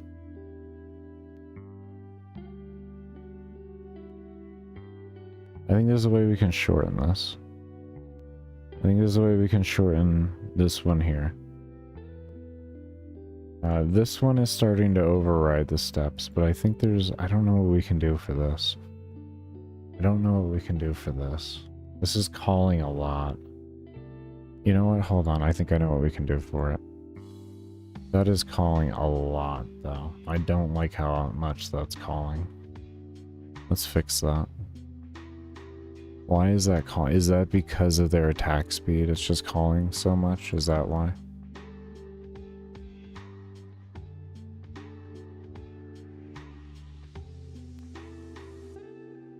I think the logical thing to do then is we set them all to 10. Anything that's under 10 goes to 10.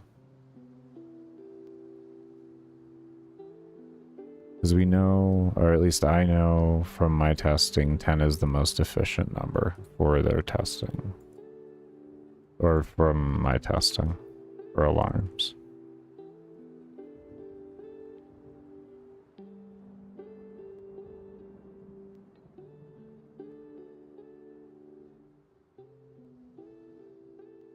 We may have to come back in here and just make this code more efficient somehow as well.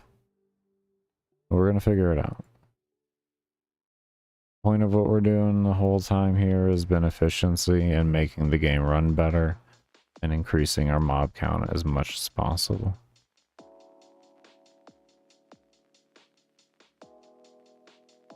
And also implementing in a couple extra things here and there. But the main thing is optimizing this game as much as possible so when y'all get your hands on it, you have as good of a functioning game as I can give you.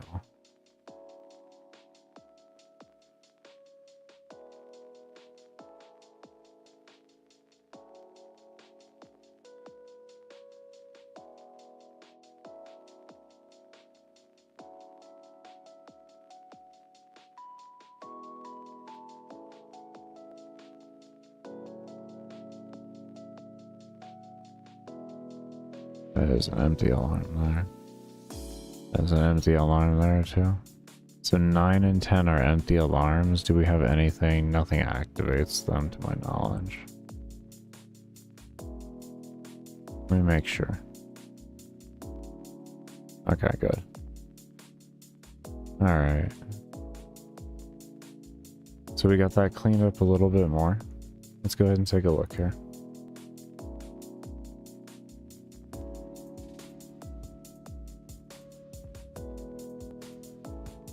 Does this come up correctly for y'all? Yeah.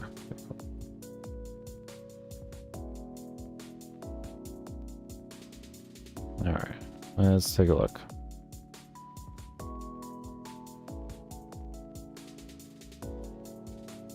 Now we got the spawn alarm, the highest currently. That's very good. Very, oh my, look at this optimization. Look at this optimization here. Look at that. Our spawn system is now the highest code. The spawn system is now the highest code.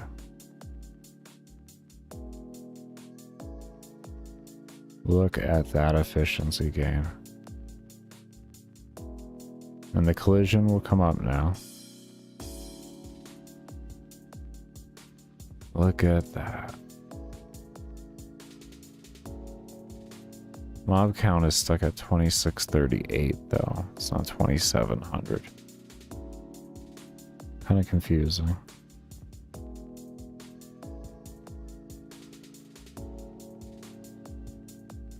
Kind of confusing. What happens if I move this? Oh, it's because I'm running the debugger. Debugger is going to lower my mob count. That's why. That's why. That's fine. Okay. I don't worry about mob count right now. Mob count is irrelevant to me. Right now, we're just looking at steps. Alright, so we're at about 20% now for collision. Collision's starting to get hectic. And that's going to be our limiting factor now. Okay, so we have to... Okay, okay.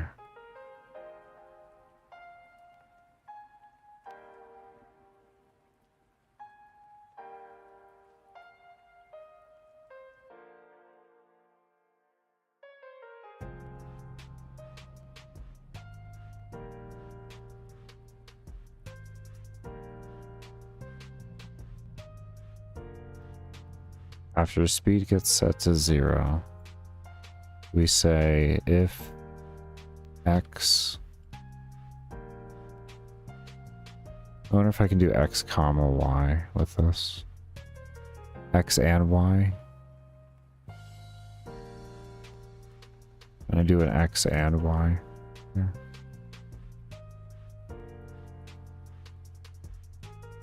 Do you like ands or do you like something different?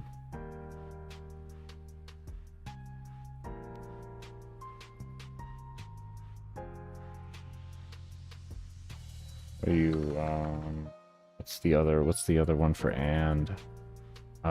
Bracket, is it? 0 results found for bracket too. Let's do and Game and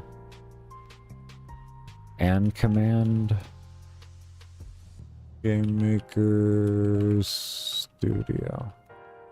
Where that? Expressions. Here we go. Here's some expressions.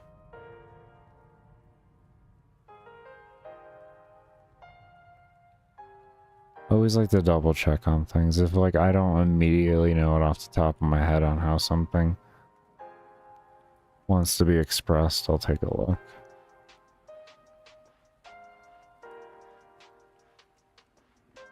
Because GML is its own custom language, so like when I don't know some and there's an and there.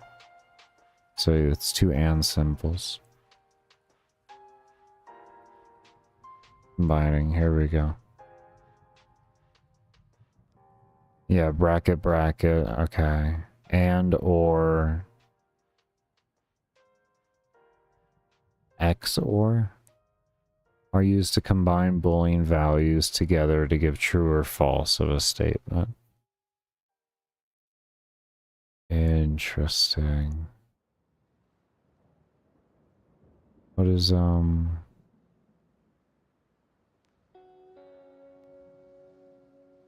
what does XOR mean?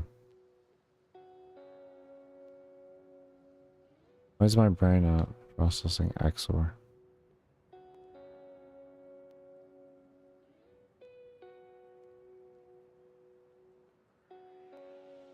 Is that like...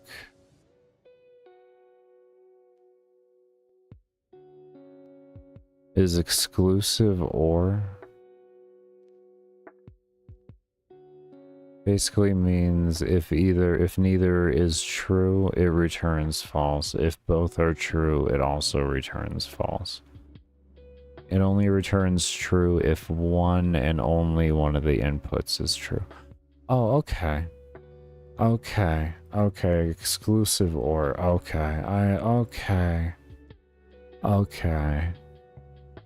Oh, that's good to know, actually. Okay, that's good to know. I can use that for other things. But it did have and in there as a value I could do, right? Yeah, yeah. And is practice I can use.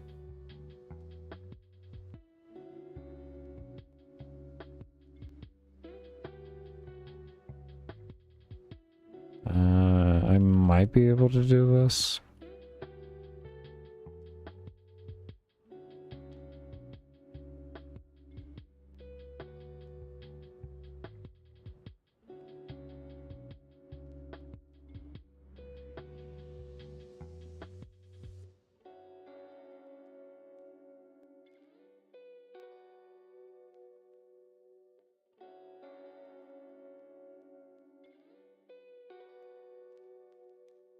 Okay.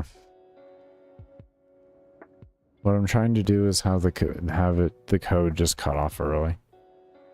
If x and y equal the same as the previous xy, then the code should cut off early and make it more efficient.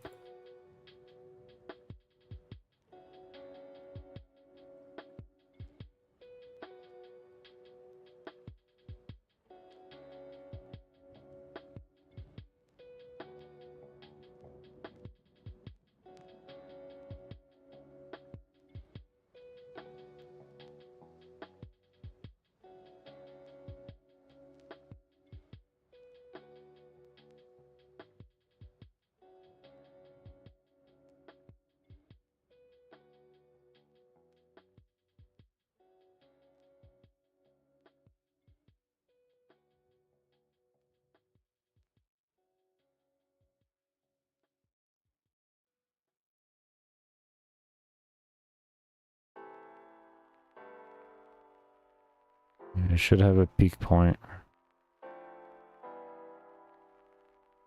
Shouldn't get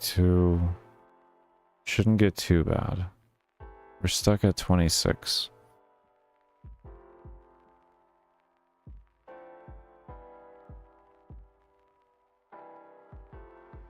And 9.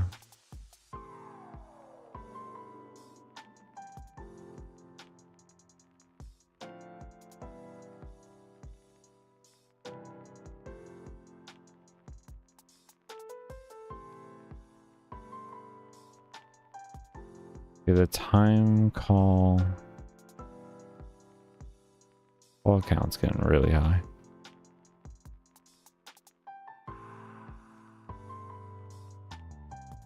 What is it doing here?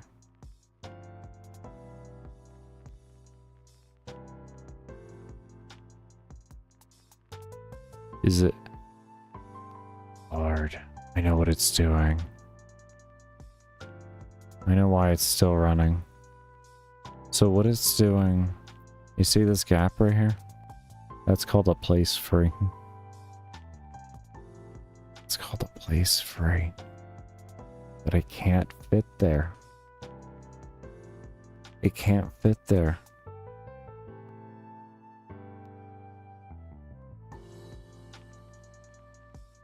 But if the X and Y are the same, it should stop the code.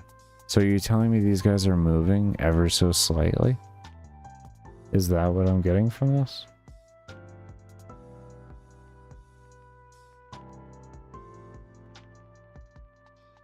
Right now, place empty. Yeah, because place empty is constantly being ran.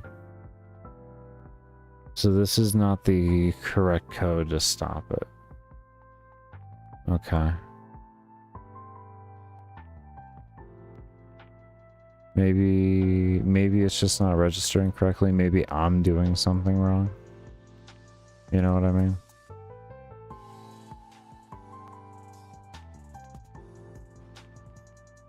Let's just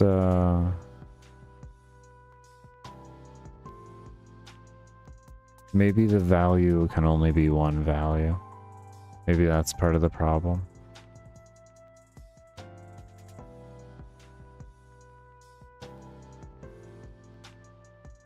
We'll see. We shall see.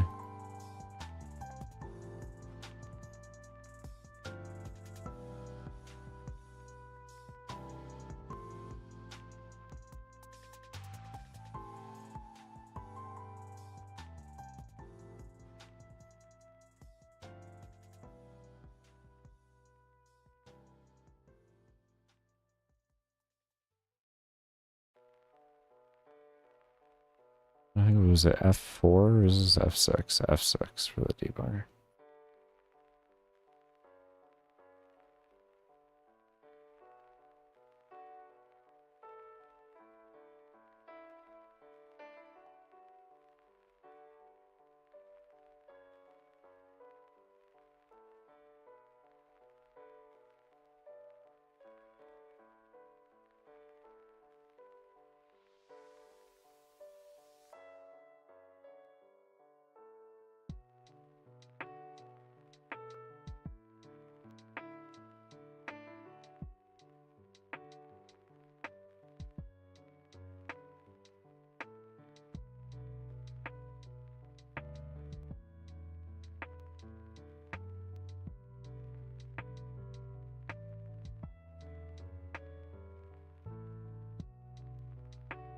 $2,800.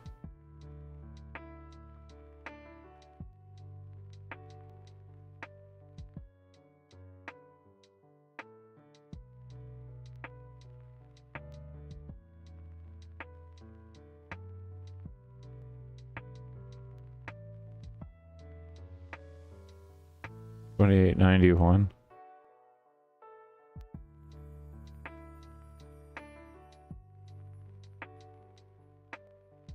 Alarm set now is higher than place empty.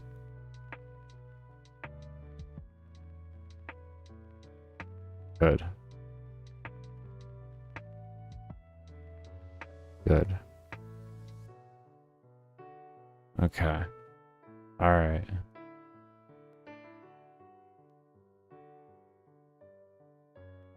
So we got it to work.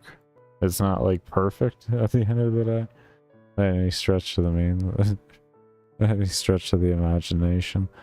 I don't know if this is causing a problem.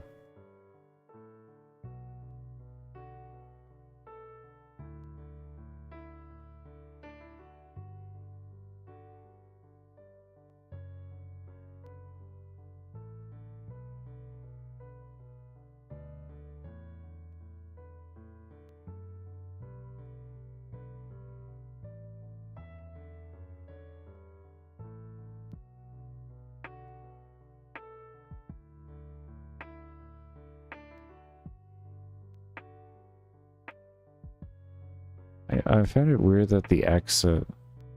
I feel like that exit is creating issues, but we're gonna try this first.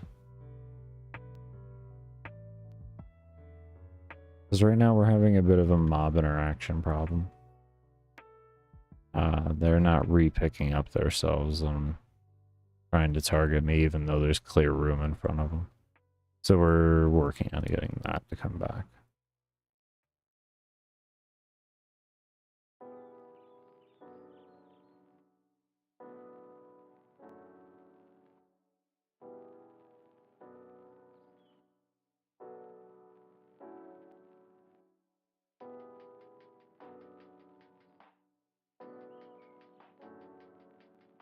No.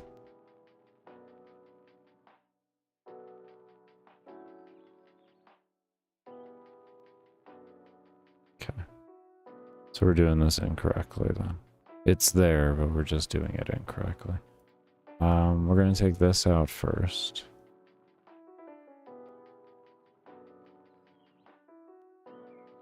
We're gonna move this down here. And then, because if this is already running and this is the same, we don't really have to worry about setting movement speed to 0. So I think this will make things work better. Because I think if we're setting movement speed to 0 and then we're checking if the previous is the same, it's obviously going to be the same.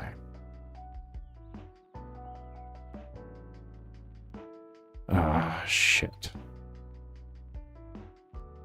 Okay, well, we got different interactions going here.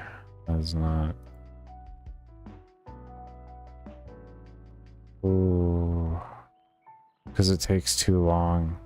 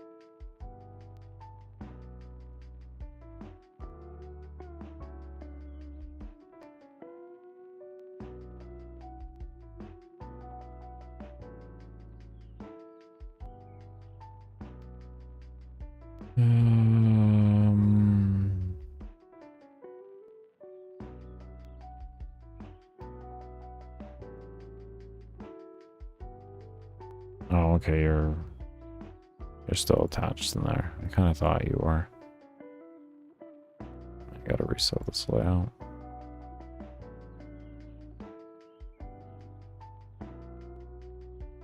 Oh. Okay.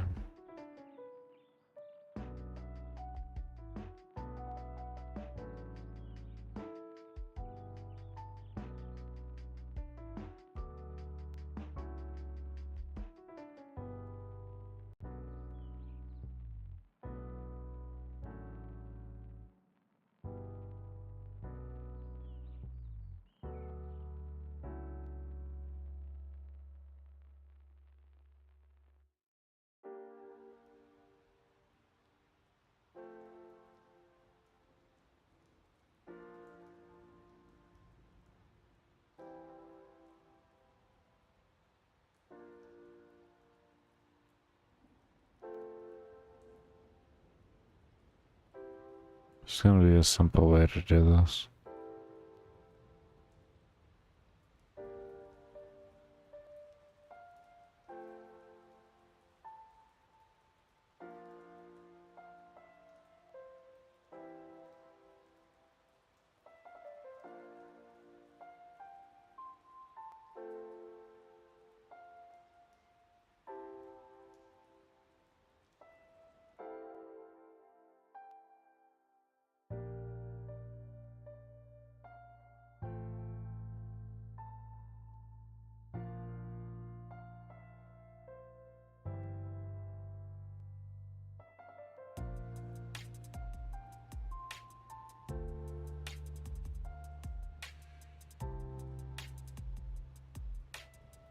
Oh god.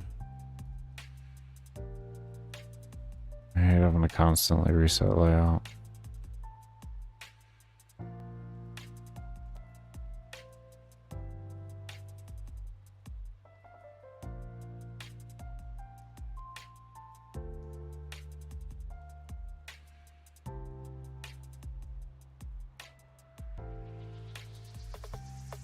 If x equals x plus plus.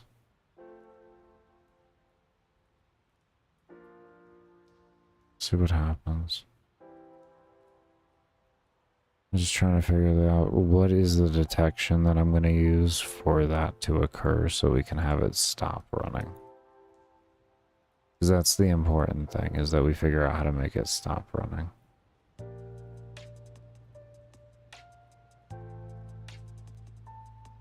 When there's no oh, there we go. Okay, we got.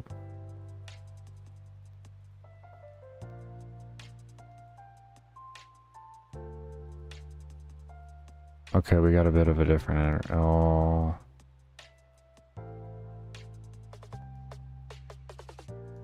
Does this make them go through walls? I feel like you're going to be going through walls.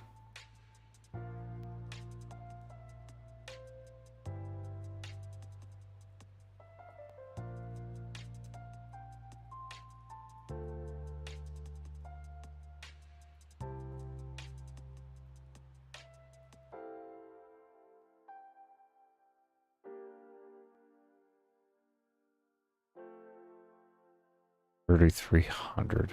Jesus.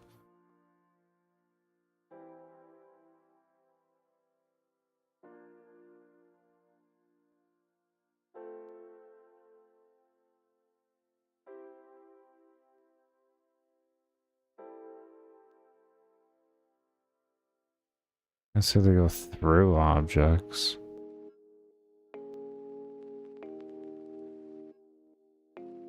$3,300 minimum cap now. Doing that. That is wild.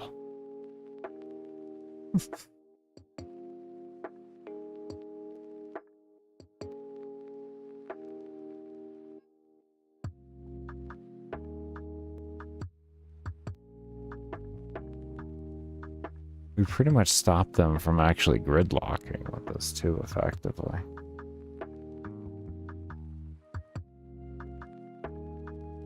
And then this one still will automatically stop their movement speed.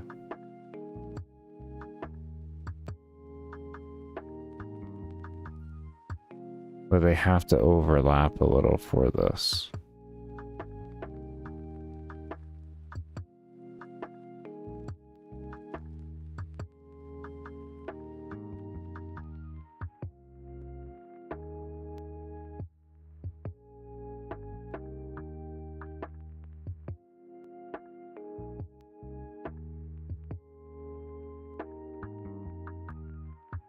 What if we use the circle radius thing that we used in the spawn?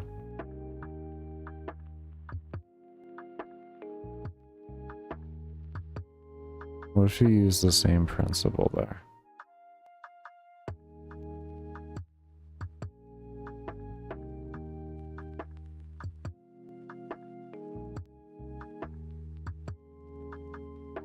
No. It's like, I don't know what I was thinking.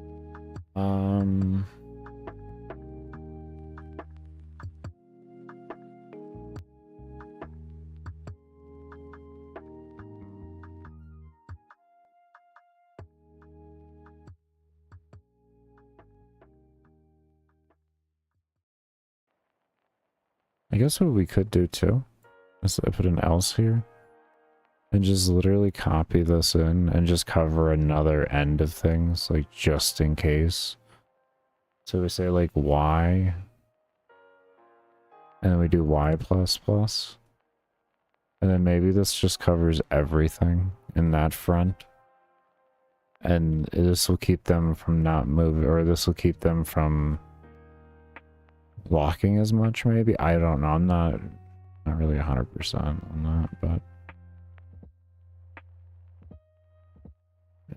I'm just saying stuff. Okay.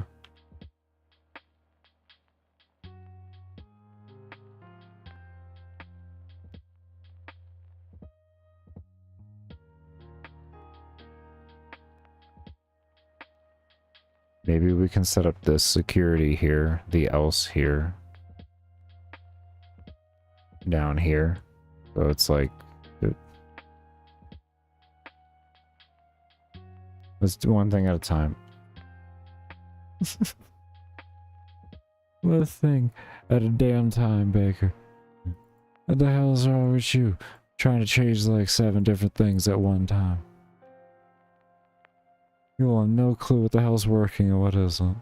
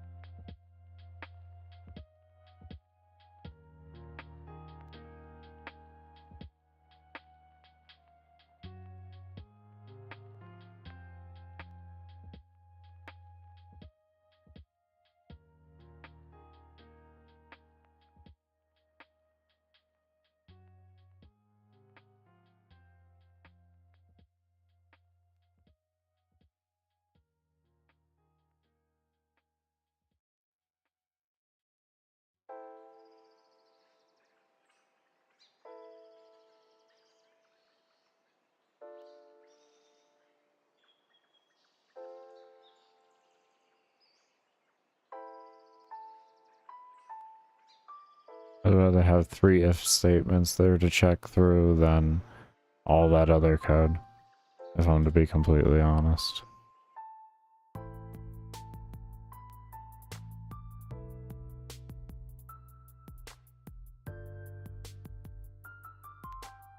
Why are you not 0 moving?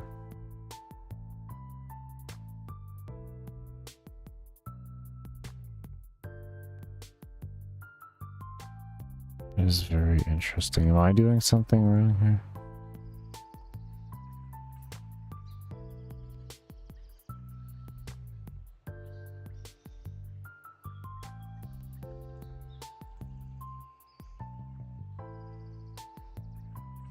It's interesting.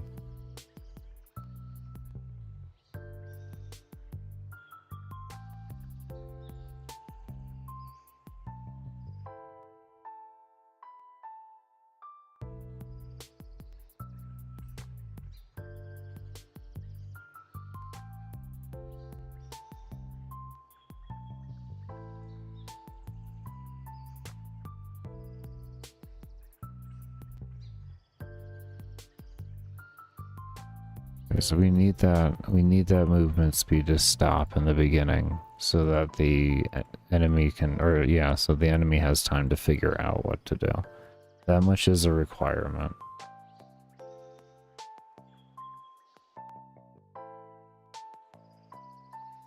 So maybe if we set it in the beginning.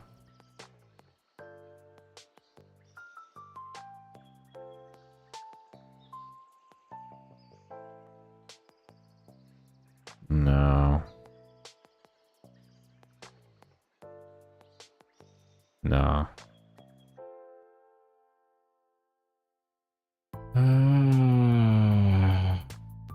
Is this as efficient as we're gonna get it?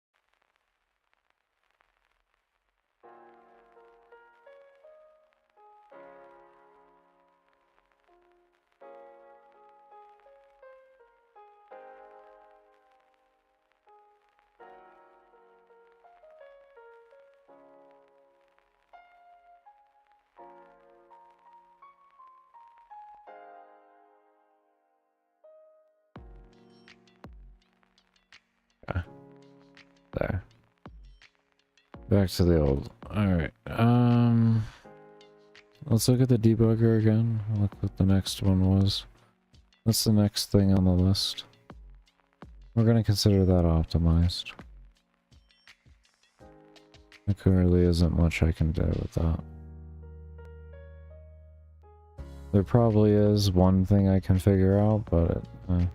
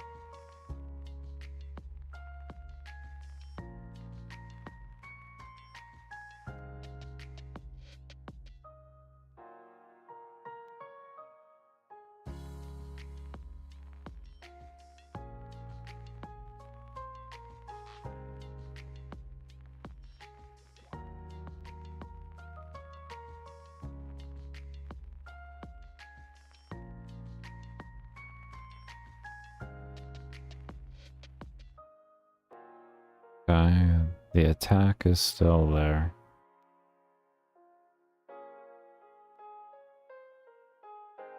And then from there is the spawn system.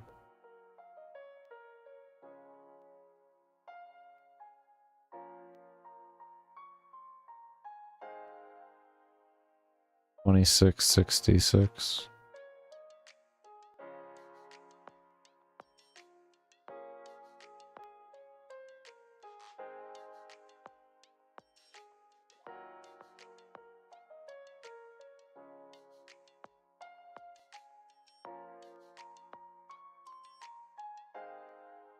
Realistically, this would be the only real thing we're looking at is that, and then if we can somehow optimize this further.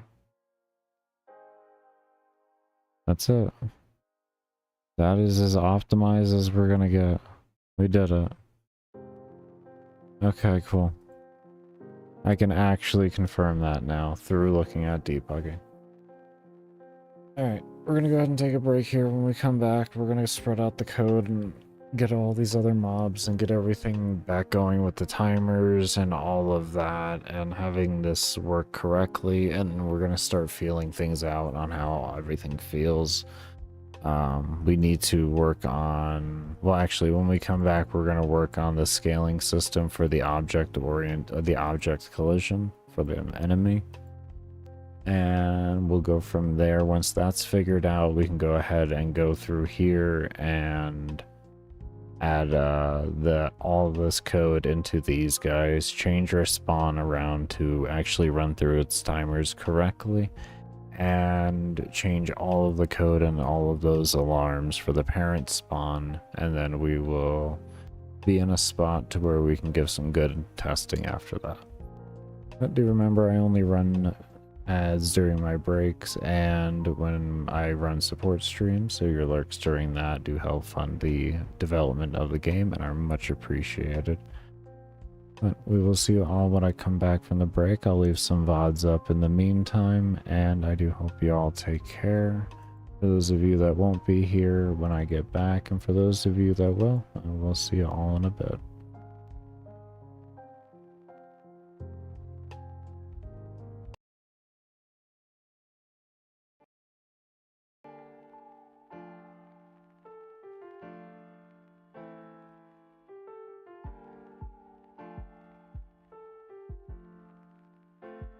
$8.17.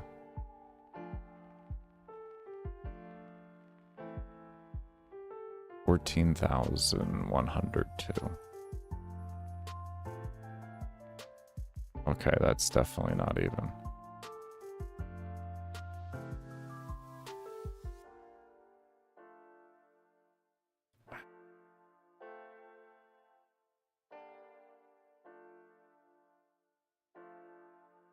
Why? Why? Why? Why isn't that wanting to be consistent? Let's try it with max.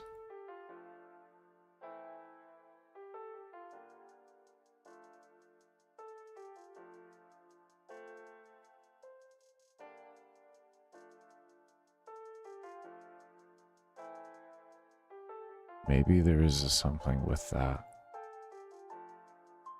Maybe it's with all three of them. Does not seem logical. Does not seem logical in my head. Maybe there's something wrong with this part here. I don't know. Maybe there's something wrong with that part. Maybe the parentheses is making it count weird even though it shouldn't. Maybe I should make it a pre-value and then have that value be the value. Actually could be an idea. Let's try this first. And then we're gonna separate this from this value here, and we're gonna make it a different value up here, and then we're gonna make that value read to that. Then we'll see if that makes things consistent.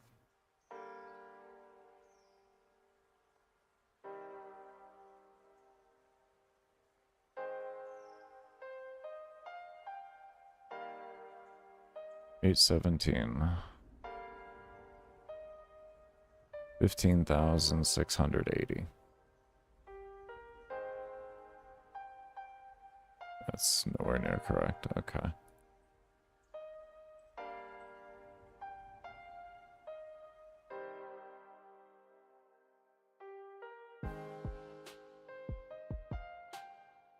Okay.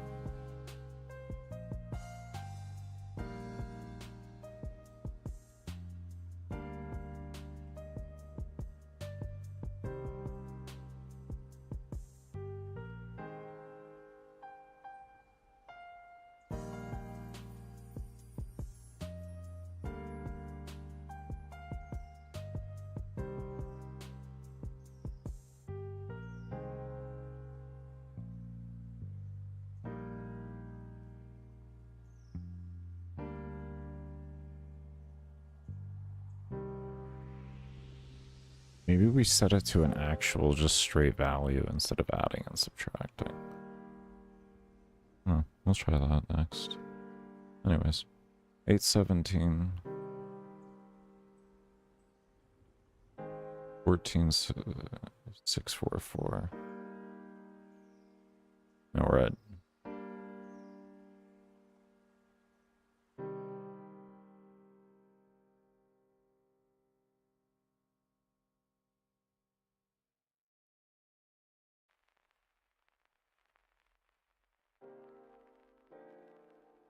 oh.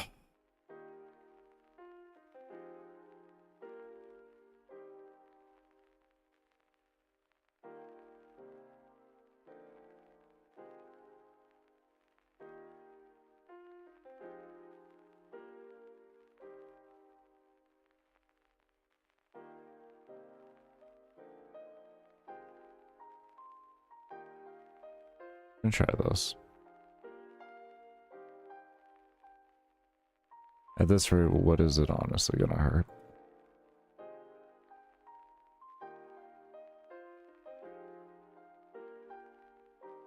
Maybe just straight setting values. We'll keep messing around until we get it right.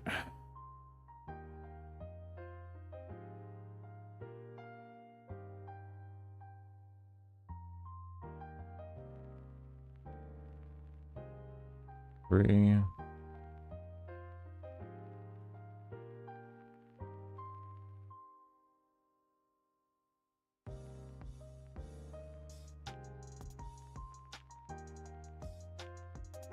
$345. 3. 345. Oh my god. We did it. I think. No? Oh, god damn it.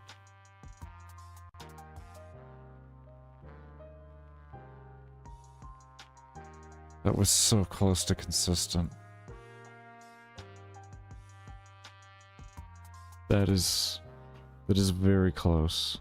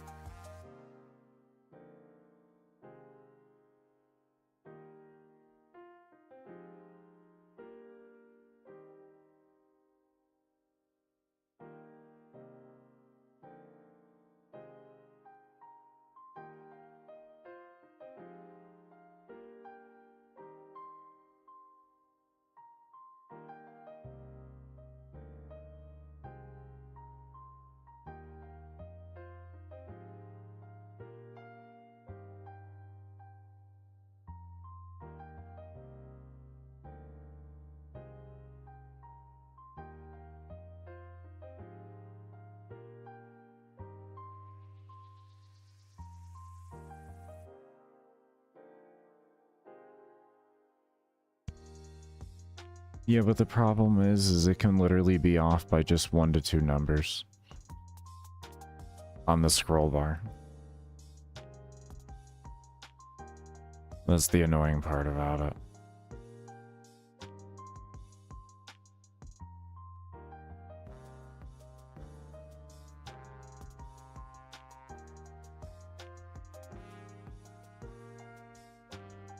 We got it. I think we got it. I think we actually got it now. 335. 15. I think we got it now.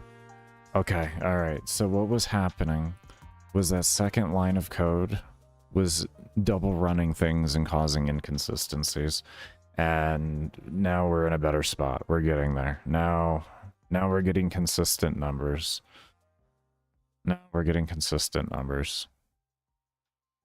Because that's the main thing I wanted, was the consistent numbers in the way of how it detects the scrolling. Because the way I'm using the scroll detection right now on the numbers is actually based off the XY. And because that was double running sometimes, I guess because sometimes it would be like in contact but not in contact, just really quick, it would probably double run it.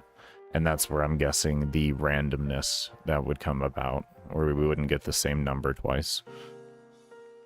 So it's at least figured out in that regard.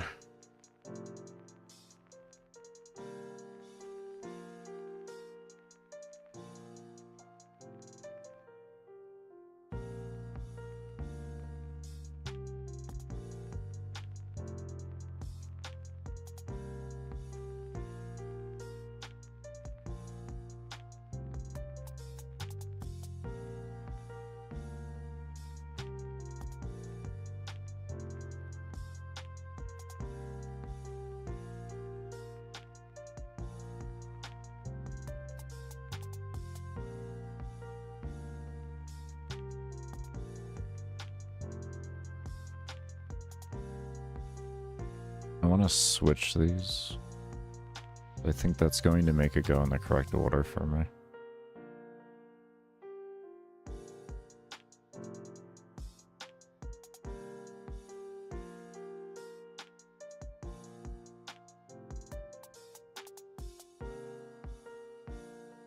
No, you still want to do that? Interesting. At least we're getting a consistent number every time. 335. We got 15. Okay.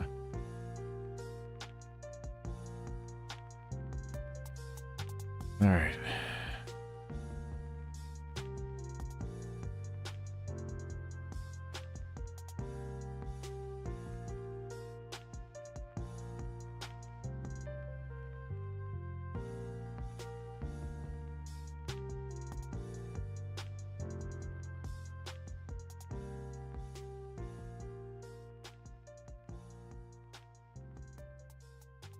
Now I'm trying to figure out if I want to try to work this number into a number that can associate with my spawn value number, with spawn density number?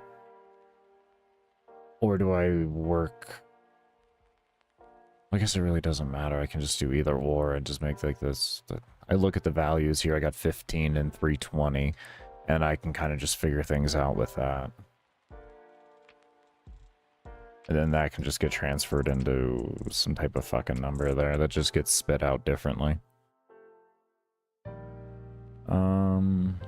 I would like it though to be spit out as a solitary percentage.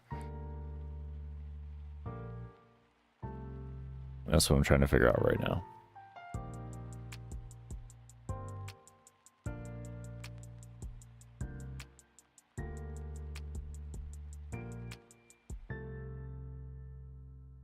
What if I did something like this? This may seem weird. This may work.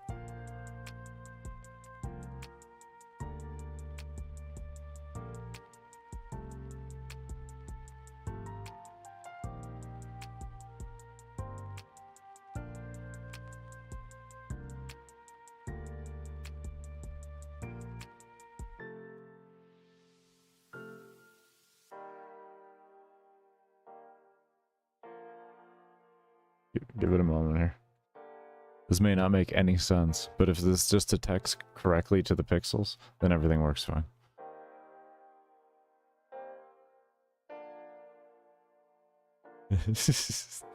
Alright.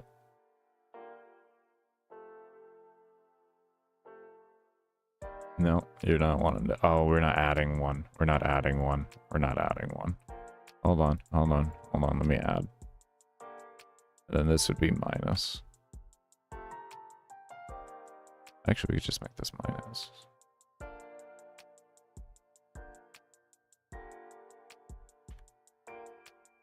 That. Maybe assign a decimal or something. I'd have to create it to be a decimal, and then I can convert it over. But yeah, I mean, that is an idea. 100%. 67. Oh, we're hitting 3. 67. 3. Oh, no, okay. Well, that's not bad. We're hitting the same values here.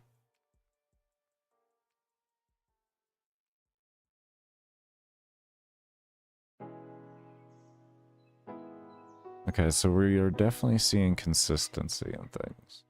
What if I just did like 1 and then like -1? Is that literally going to work exactly the same for me though?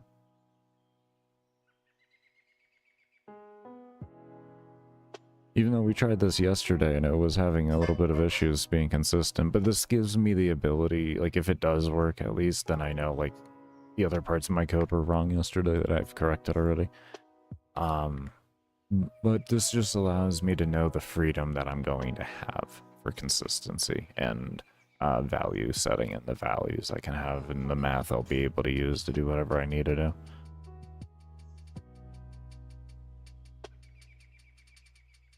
$67, and it's gonna go back down to 3, 4, 3, yeah.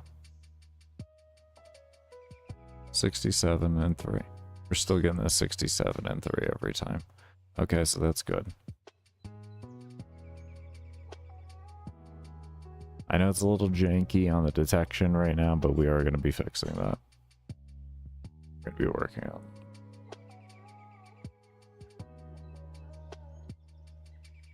Oh, I think I know how we can actually fix that. Hold on here. Give me a moment.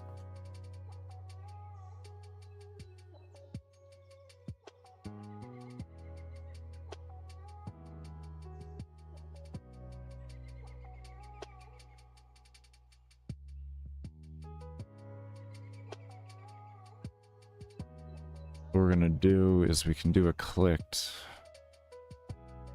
We can run through here and have it detect click, so you just click on it once and then you can freely move it back and forth no matter where you go.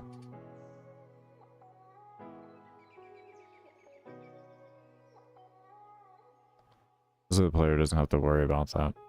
I personally don't like settings where I have to hold and drag over. I don't like that ever anyways. So if I could just like click it and then drag it over where I want and click again and it confirms it there, for me, I always find that easier than having to click and hold. I can also allow the player to do either or as well. So I can just set up both of those. Okay.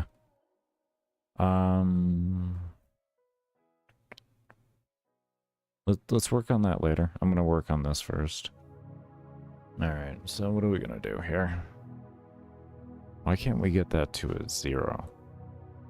If we start at 0, why doesn't that want to go back to 0?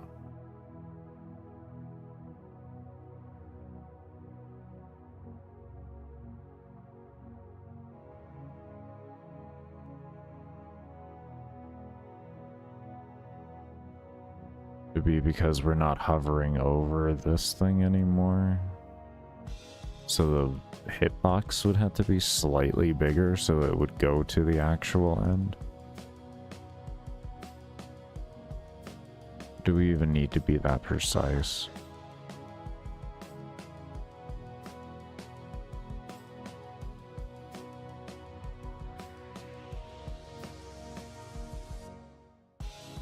And then the other question is on the slider, what is the equation we're going to use for that to make correctly? We started at a 1 point, or the max density is 1.2. The minimum density we want is a 3 times. 3 times meaning 3 times the FPS value set, so it won't go under whatever your FPS is times 3. And that's your CPU steps, not your actual FPS, but it's more or less, it's just to allow the player to have the performance they desire.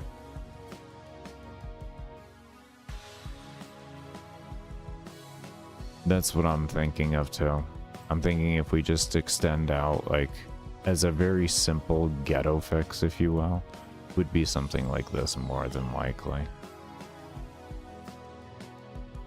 We just come over here, we grab collision mask, we mode manual, and then we just come out here like this. We know it's going to be like, what, 3 pixels essentially, so we can say left -3, like that. And then that will probably hit us to 0.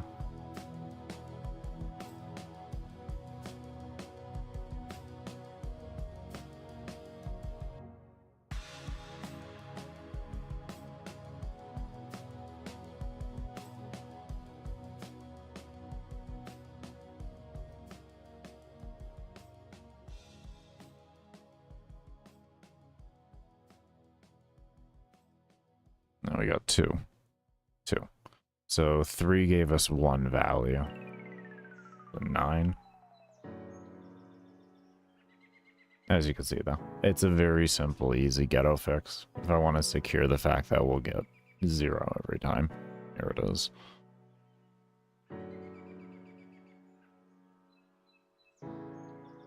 But I'm going to be using a different number value there in general, but it will be nice to know that I can actually hit a solitary 0.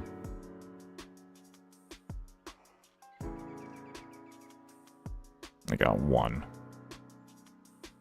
You're gonna make me go in -12.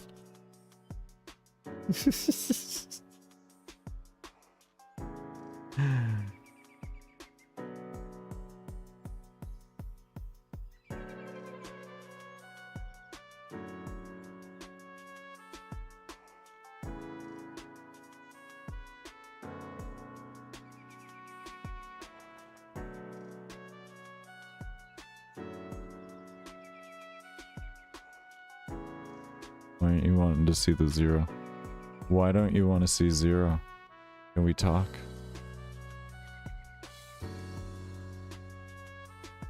God, I should really don't want to see the... Oh, there's a 0. There we go. Okay.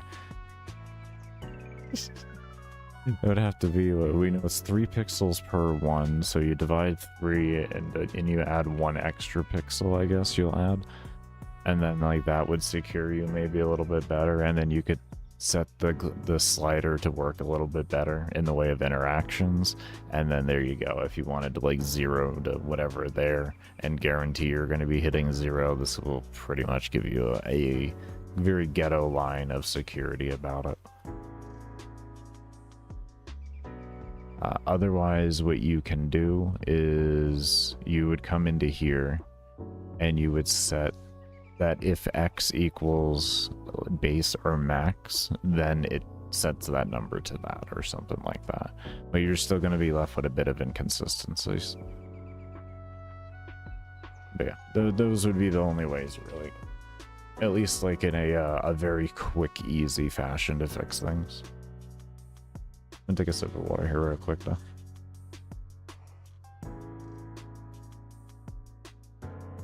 You said slider. Maybe when... Oh, I said slider as 3.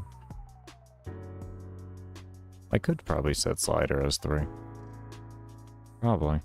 But I don't think that's the issue though. I think it's more of a detection with the mouse on the object itself. But let me try that.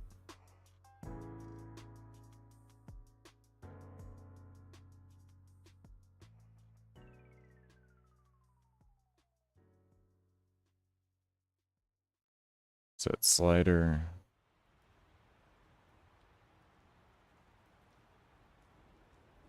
What would slider to 3 be? Oh yeah, start this out at 3 maybe.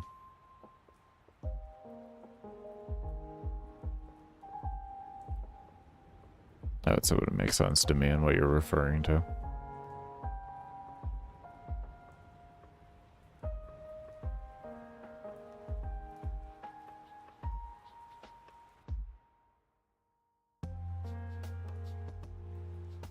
Now we're getting a 70, and we're getting a 6. No. You mean different? Oh, you mean set a differential of -3 to it?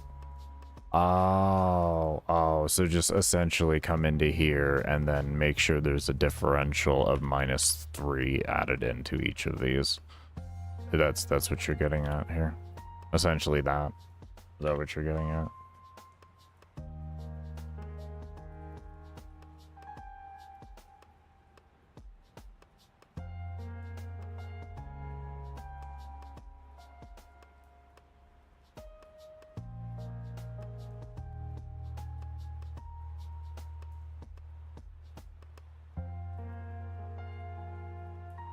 I don't know how to explain what just happened here, man.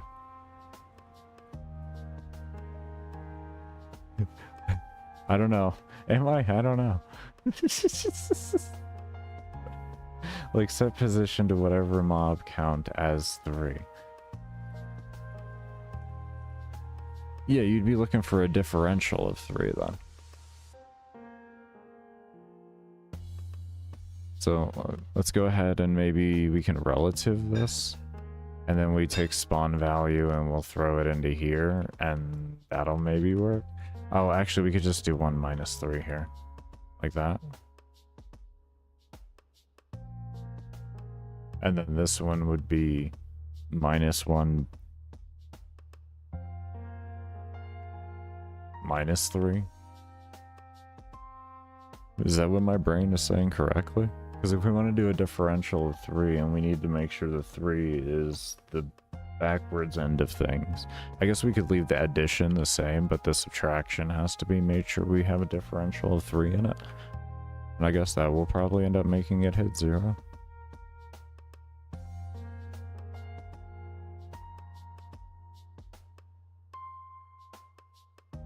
Right.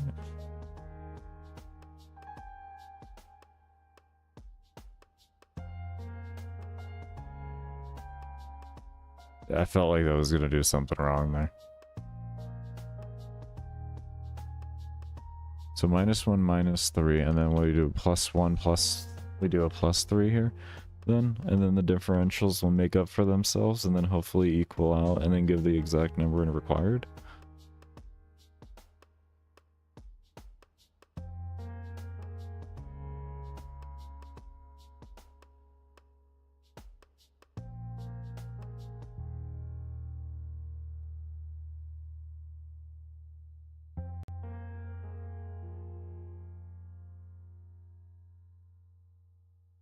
No, we're getting...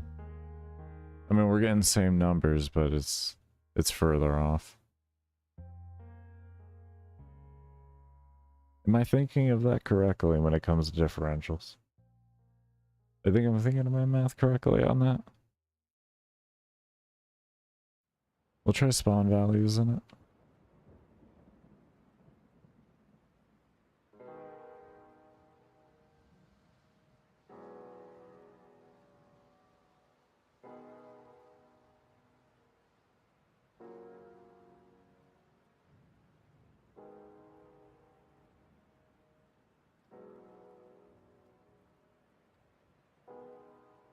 But it's just going to do pretty much the same thing there, just bigger numbers. Well, not even bigger numbers. Pretty much will be exactly the same here.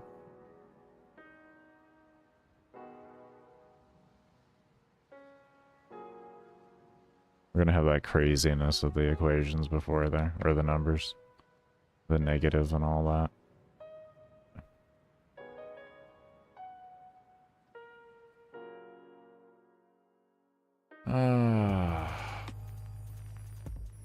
Okay. I'm gonna ignore all that. I'm just gonna ignore all that. Okay, so what we're gonna do here.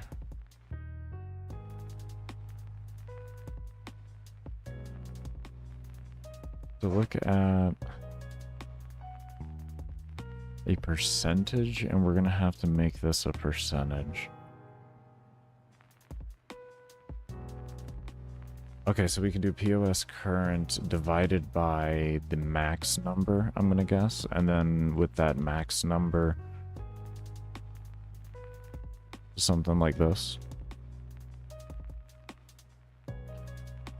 Take that number and that number, right? And we create that. And then we can turn that. Let me just see if this gives me the correct decimal values that I am looking for.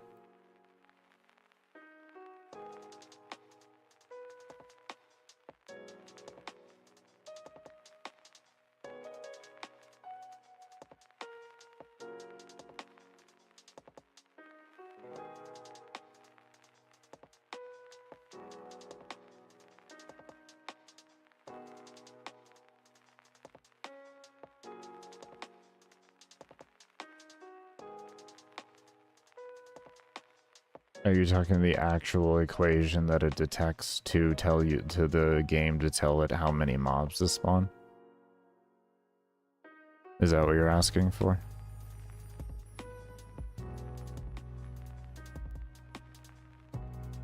Okay, there we go. Okay. Alright. Alright, we have our percentage here. Somewhat have our percentage. Okay. I don't like that it doesn't go to 1, but we have some type of baseline percentage here. Anyways, no, like the idea. The idea is that it'll continue running your CPU steps down until it's within a multiplier of your FPS.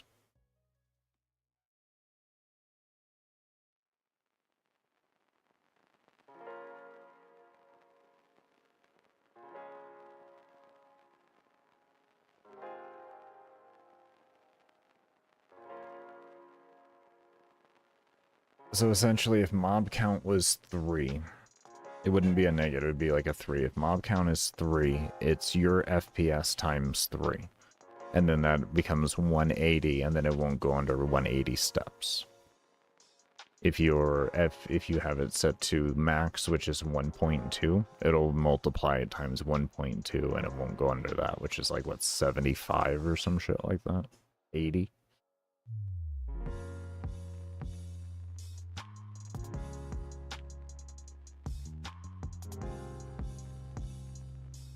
I'll take a sip of water.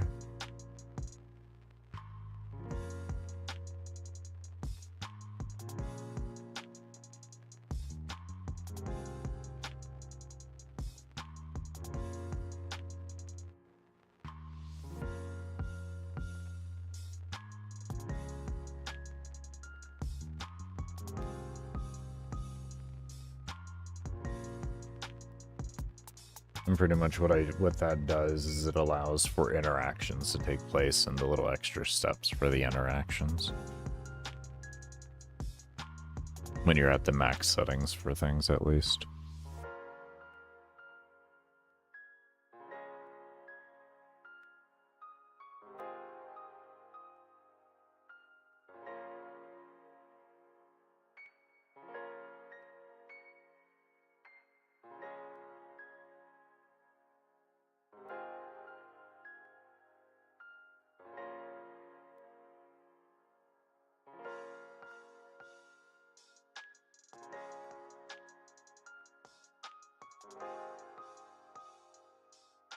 Okay, I actually have an idea here.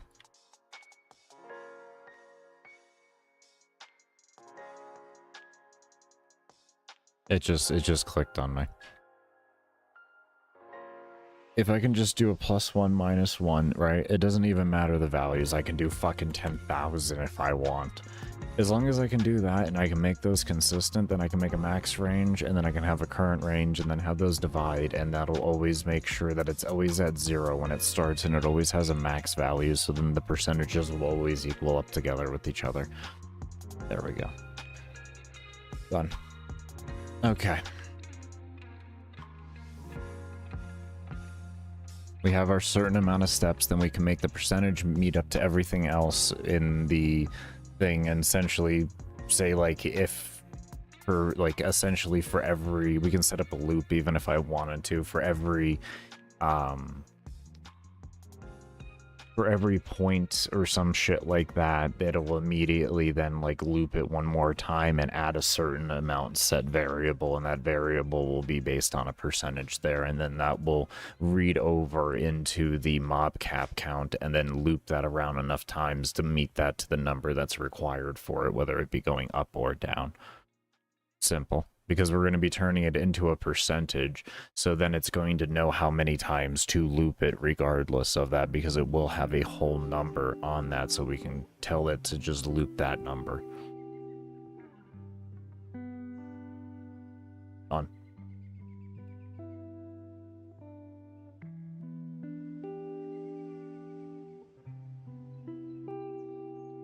Okay.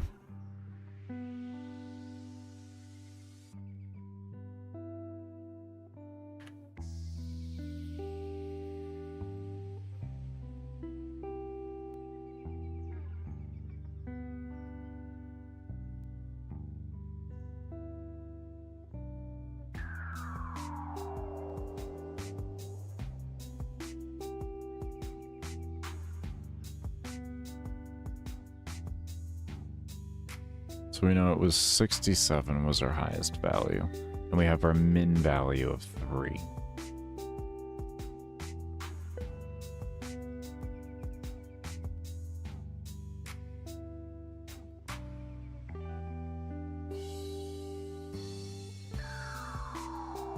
One would be the most ideal there.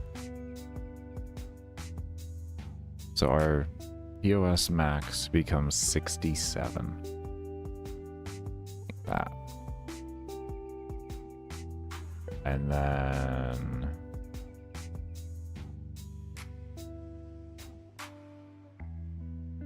this sets at 0. Oh, wait. We need that. I need that.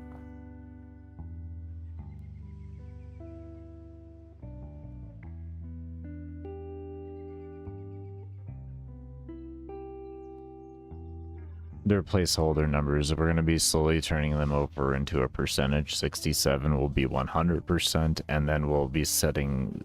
I'm just going to extend out the brackets a little bit there, like I did that little ghetto fix there to give us a 0. And then we'll be able to obtain a 0 percentage with that, or we'll go to a 1 in order to obtain 1%, essentially. And that'll give us our 1 to 100 value. And then we can just take my values that I want for everything, and then I can just divide them by 100. Like, essentially, I have my highest value for my number multiplier and my lowest number for my multiplier for the mob spawning. and then I can figure out how many placements I want in between those, or to have 100 placements in between those, and then I have that number read off of a loop, is what we're doing. So that it knows how many to set it to. So we're just using this number to come out with a whole number, and then, or with a percentage number to turn into a whole number, or a decimal number, and then we turn that into a whole number, and then that whole number becomes our loop number. Yeah. That's where we're at right now, and we're going to test that to see if that works.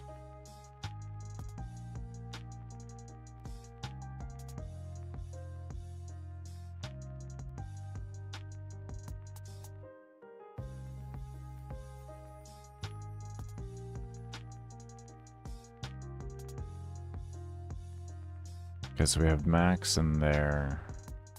So we want a number. We're going to need to make a number to go up before this number here, because we can use POS current, but we can't. No, we can't. We have to use that for that detection there. So we'll need to create one more value here in order to have that number going upwards or downwards, so that the division works appropriately and it has a number to divide to.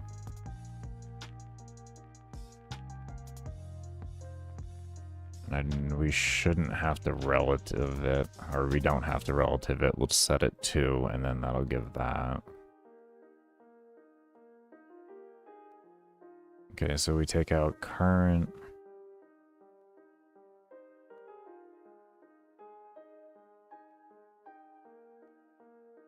POS count. We're going to rename this one because we're not using it. And we're going to start that at 0. Right.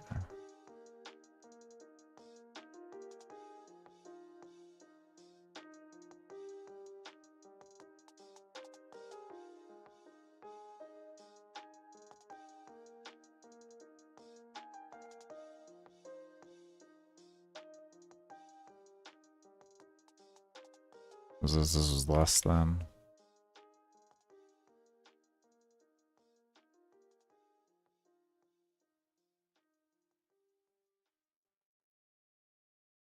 That's plus, then we're gonna need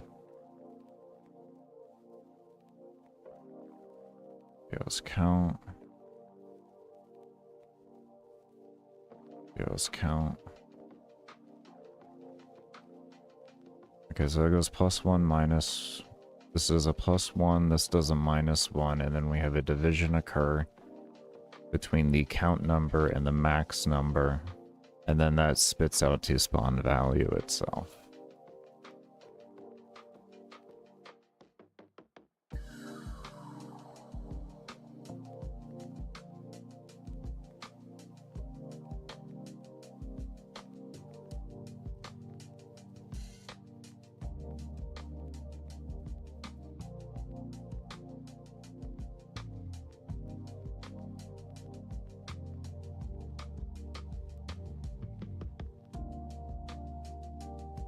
Okay, well, we can potentially hit that. We just need to. But we're good. There's 100. We set that back to go a little bit further, and we'll be able to hit 0 or 1. So there's that on that end, and then we can take the.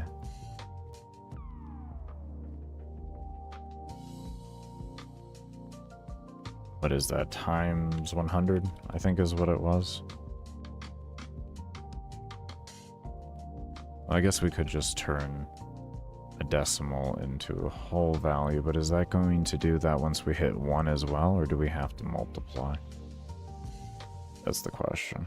String to number, decimal, here we go. We'll round it.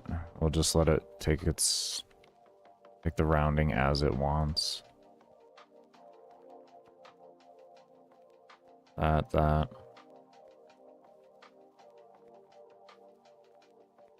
I can always, yeah, I guess you're correct. If I reset it to exactly 100 pixels, it'll probably work a little bit better, but To be fair, though, it's a 150 pixel thing right now, and I don't even get 100 out of it. Just, I want to throw that out there today, man. This is actually it's 350 pixels wide, and I get 67 count out of it. So, take a moment with that one, man.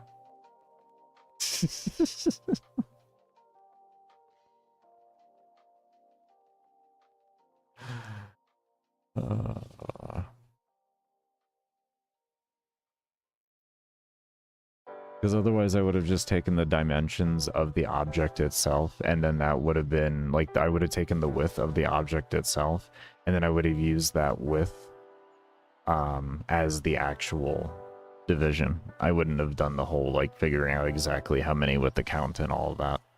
Because that would have been much easier.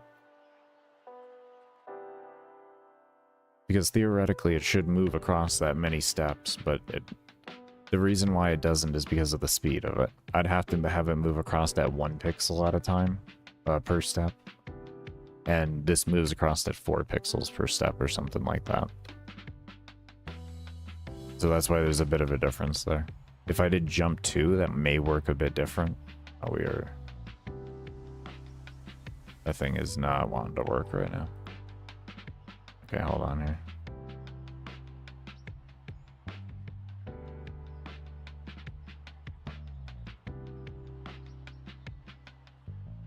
Isn't it decimal to integer?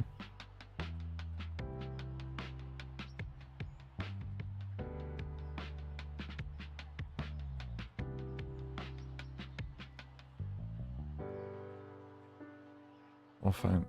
If I just times 100, then it should just be fine then. Should be the exact same thing. This is what I want.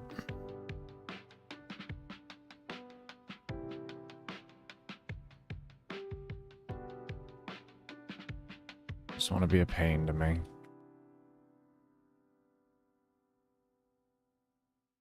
No, he's being such a pain to me. There, you're happy now, aren't you? There, see? Now you know that you're a fucking whole number. Okay.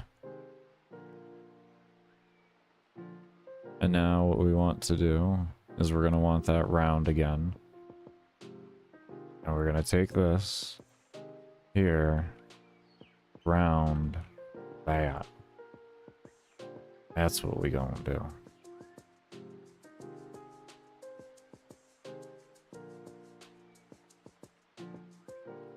It would be 550. Yeah, but that's gonna be a mat. Like, I don't know if I want to make a slider bar that big. I mean, I could. Yeah. Yeah, no, man, I told you, I got it. It's fine.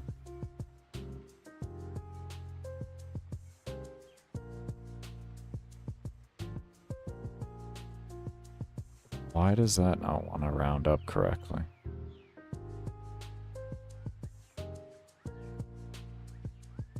Do I have to put that before?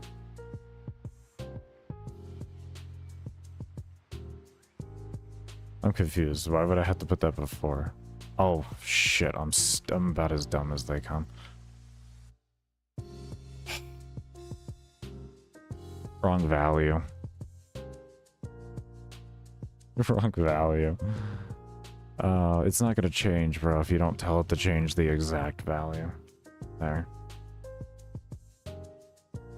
This way we get solitary percentages and we don't have weird percentages. We have whole numbers now. There you go.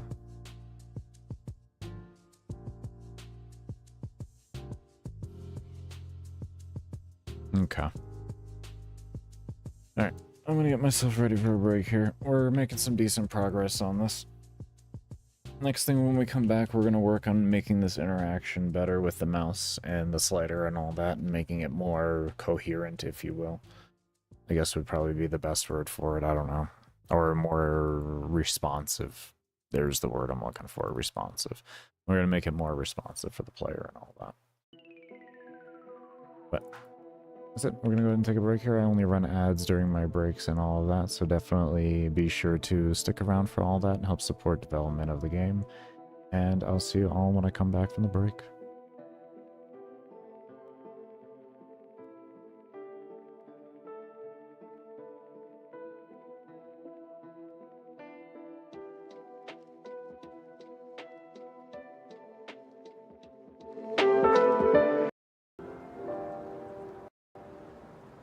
What's good, everybody? I hope you all are doing well and staying safe. Let me go ahead and get into this in a moment here. Let me just do this. I forgot to do that. Alright. Alright, so first thing we're starting on today is this soul count here. It's the first thing we're starting on today.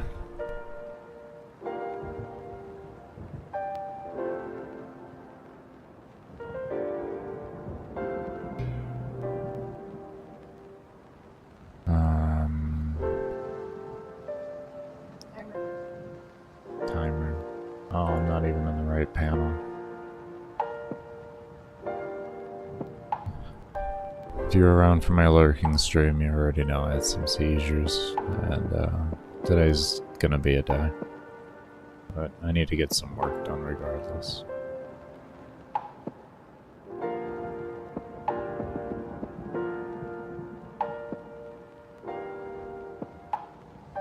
I think we can just go into game load. Maybe we can just go through here and do it.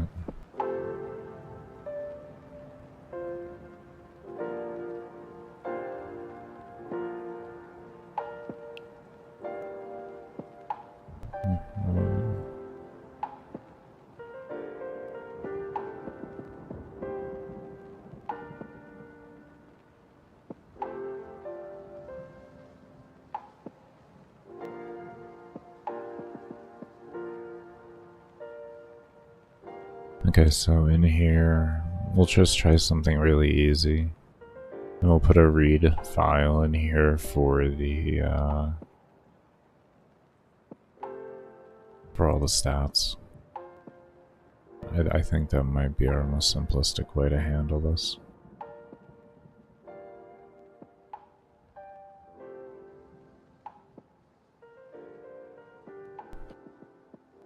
Something like that.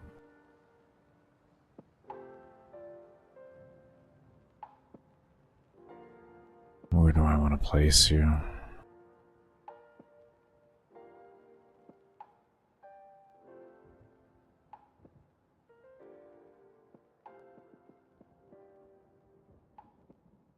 think right here. Oh, no. We know this is something.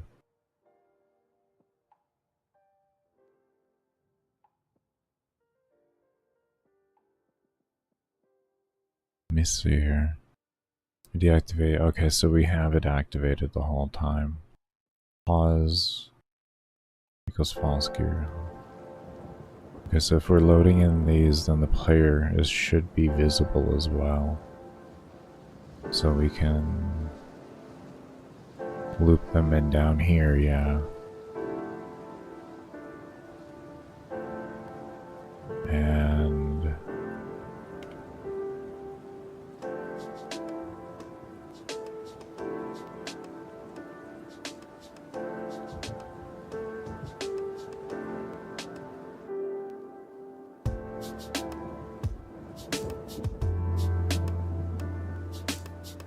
hopefully this should work. A nice easy way to do it. One of these might be a... None of these are there any of these globals? No, they aren't. Do we have anything that needs that? Am I missing anything?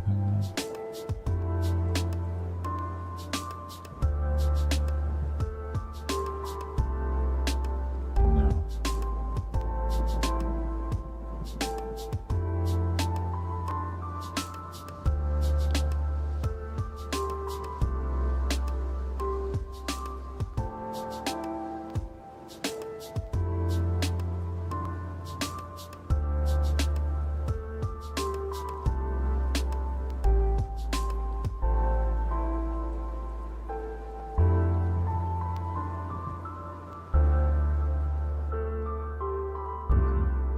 Let's see how that works.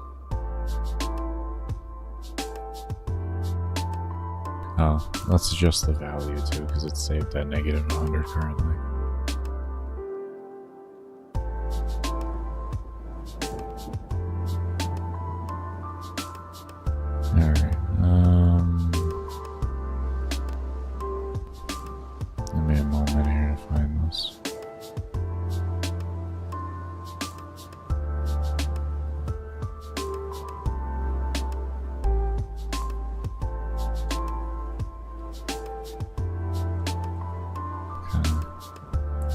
gonna set that up to 100. I have 118,000 soul points.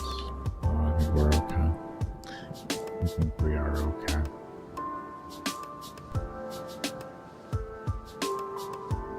The volume isn't too high, right? It looks like for the...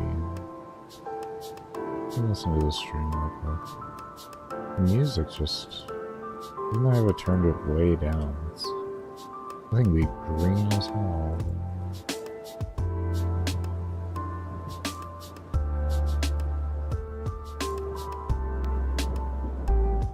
Oh my god, why is that so loud?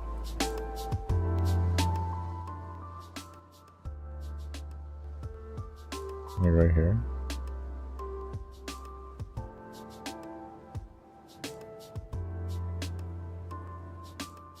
What you wanna do, boo boo? Why are you so loud?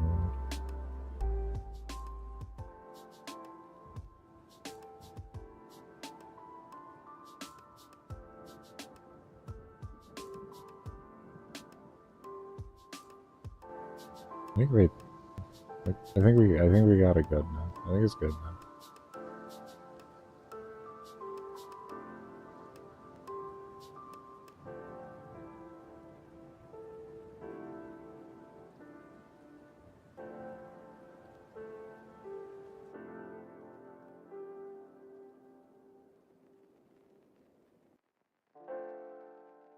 Yeah, I like that. That's better. My apologies, everybody. That thing was screaming. All right, let's see what happens here.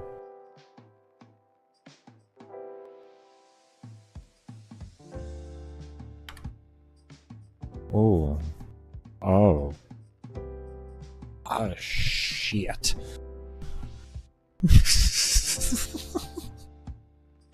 Not the problem, Baker. This is not the problem.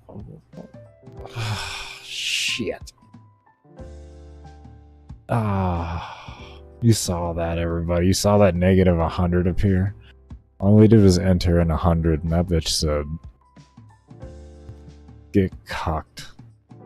Okay, so we have math wrong, is what that is. Yeah, we got math wrong. Easy fix.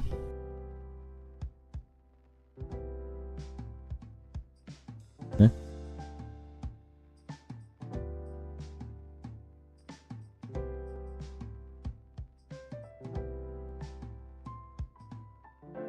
Eh?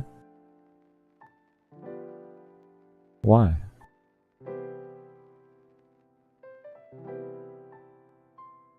Isn't it? It's supposed to be divided by 100, isn't it? We wanted 100 for each one of the damn things. If I spent... Isn't that what we're displaying over here? Divided by 100. Okay, so now I'm actually confused. What is... Is it running twice? Hold on. Yeah, that would make sense. It's running twice.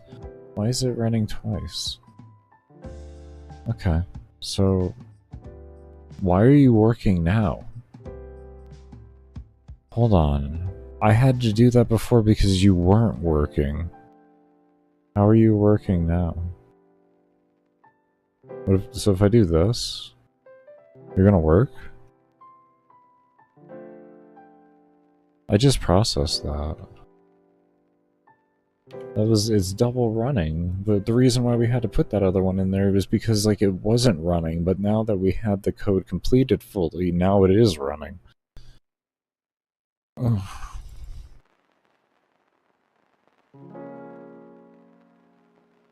Ugh.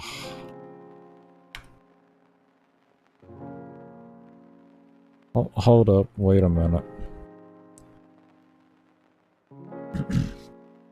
We forgot some zeros.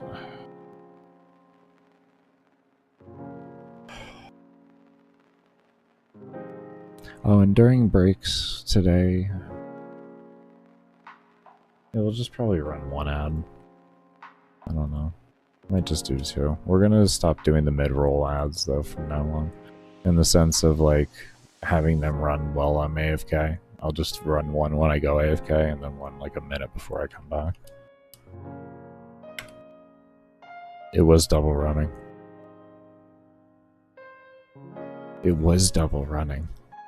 Why in the mother was it? Oh my. So wait. So which part of the code isn't necessary then?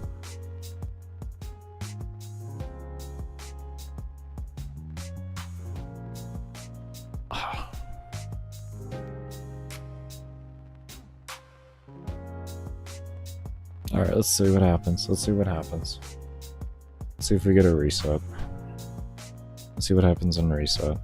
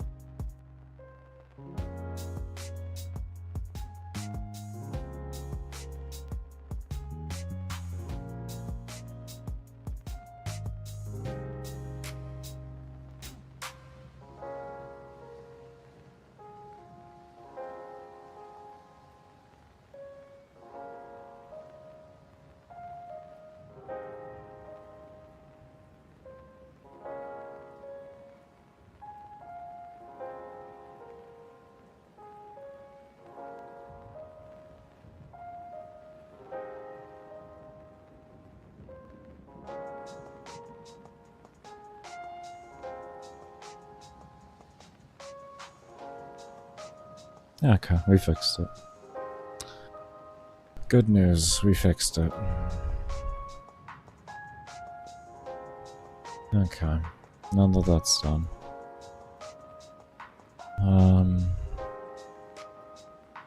Guys, it's sad to say I already want to take a bit of a break. It was a bit of a mental, it was nothing to that thought. My brain's already shot. That's fucking annoying.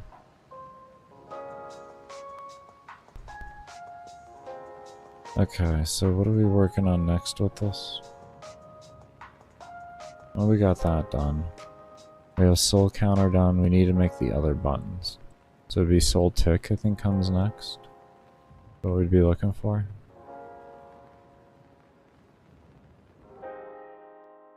Okay, so yeah, like soul tick and such like that. That's what we're doing next. Alright.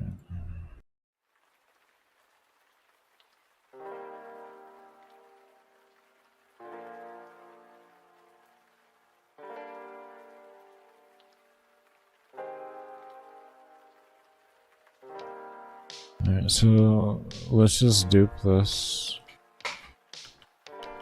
We'll call this soul tick. Since we have this as a fundamental basis here, that's our template. We'll just kind of run off that. We'll call this PXP decrease.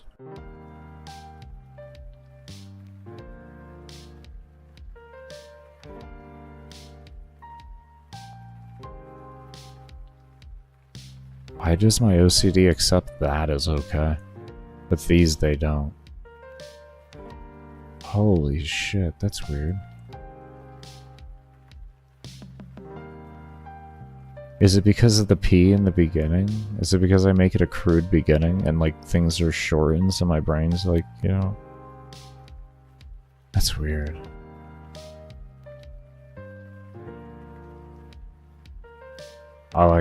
No, look at this.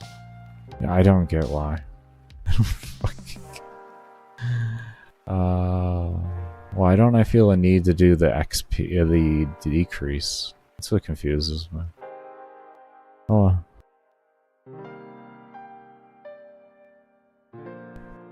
Fucking OCD is weird.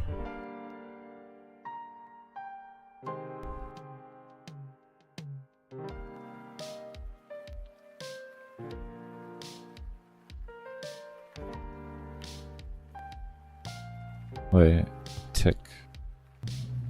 Soul tick. What was soul tick?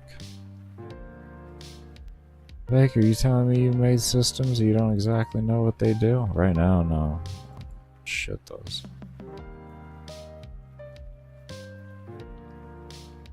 I question everything right now.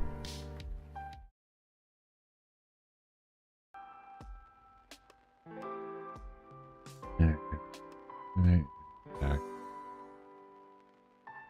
I do want to thank you all that did stay around for the break. I apologize for taking so long. Alright. That's the way life is. The way life. You do what you can, not what you want.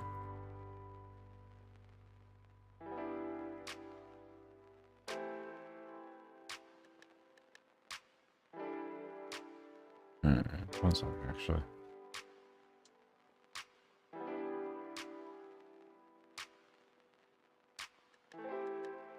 Okay. Right. Had a burp from hell out of nowhere. I love IBS. It's just a whole host of problems. Anyways. We had just finished this. There was one thing actually. I know there's always one other thing. It's coding. There's always one other thing. But there was something I actually wanted to do. Wanted to take.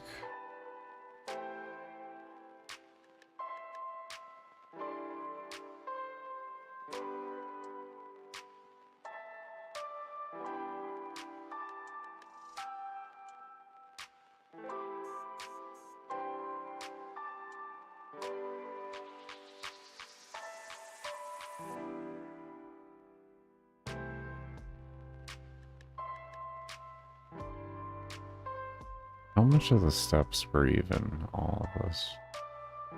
Let me see. I'm curious. You look for Gazer Game.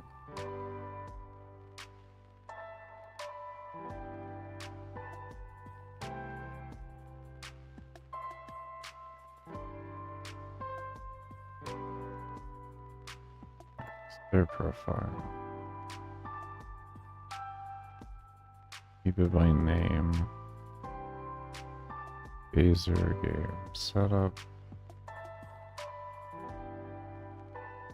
Our step.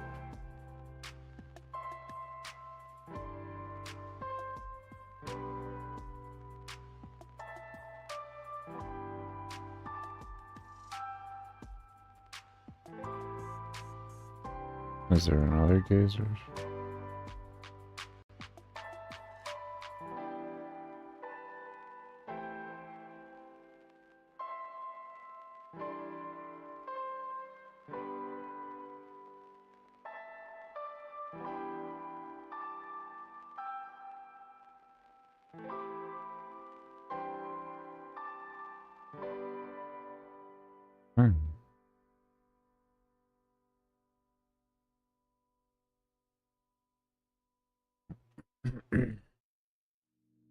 Okay.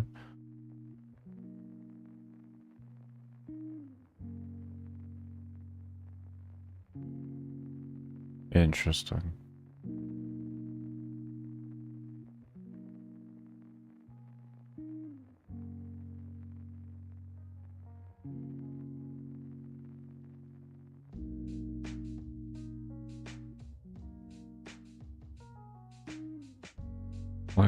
Why couldn't I see the, oh, sorry about that.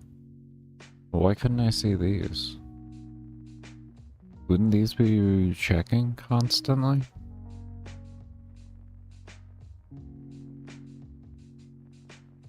Instead it was just this.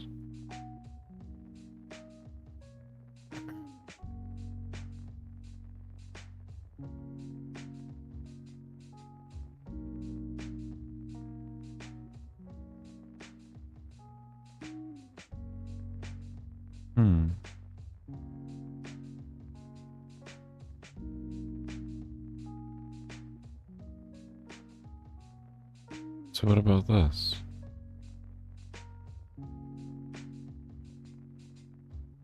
Why couldn't I see this on there? If I could see it on the other one.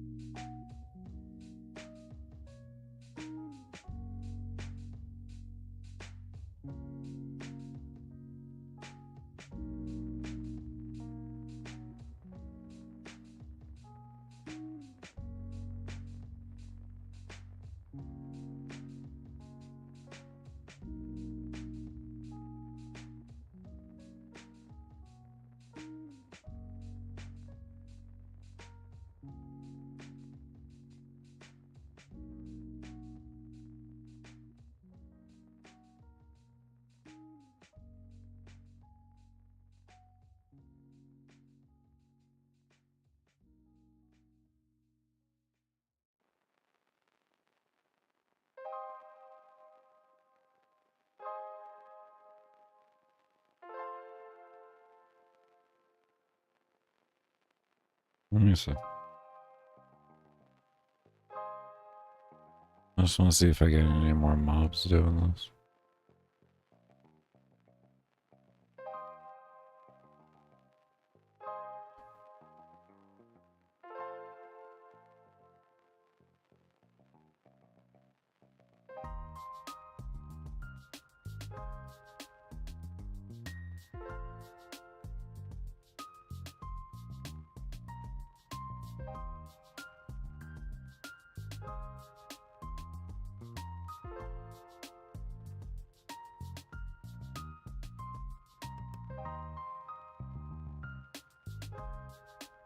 We'll run without the debugger right now.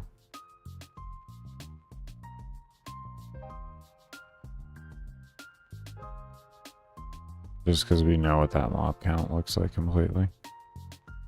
I mean, the other one we do too, but might as well look at the... Oh.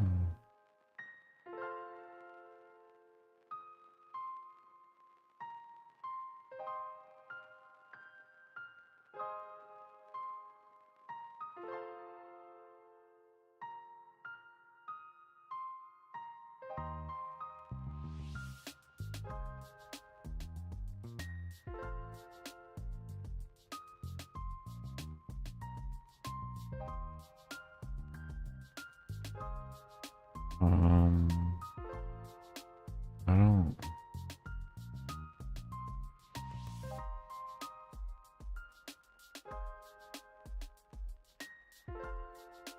I just did this.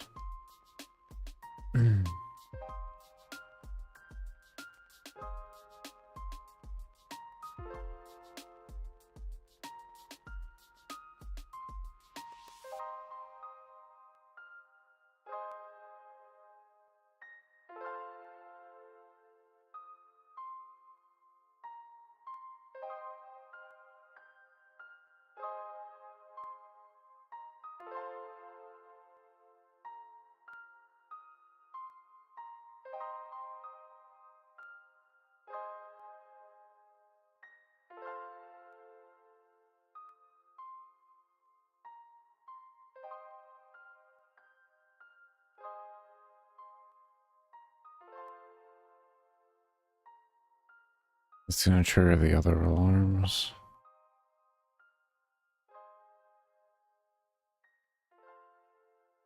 Oh.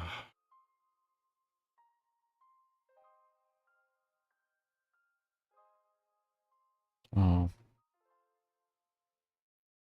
I was not recording. Damn it. So to catch up on the VOD here to what's going on. We're in the attack for the enemy, and we're trying to add in our HP current here and detect to see if it goes below 0 and all in the same time, and then if so, to run the code for that.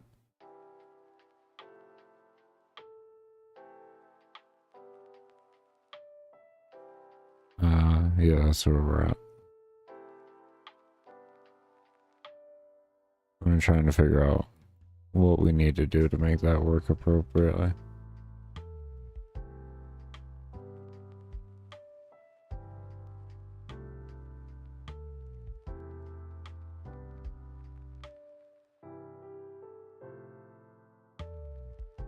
Remove this.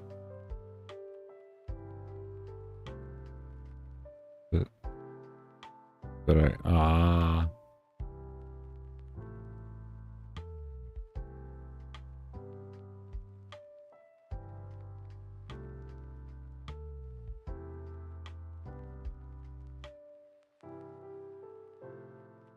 You do that.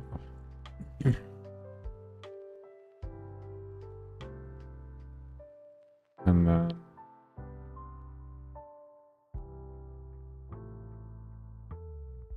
I guess we're sending alarms then.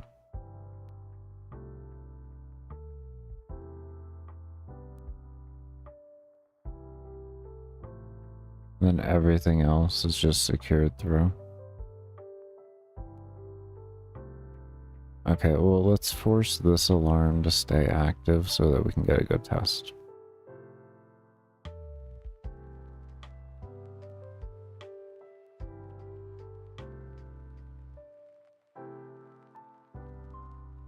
We'll do that just so the code consistently always runs, and we don't have to worry now.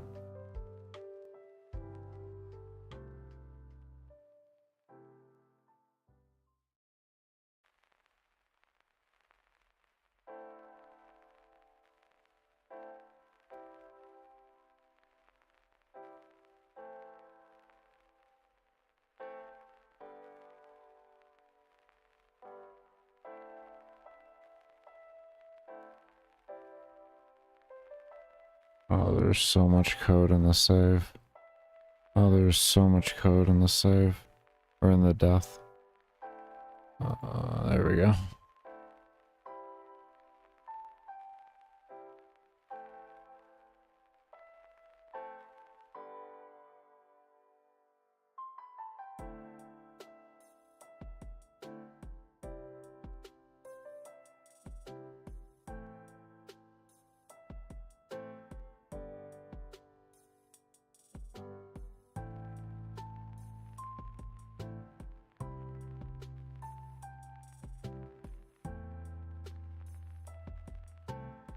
Yeah, that seems right.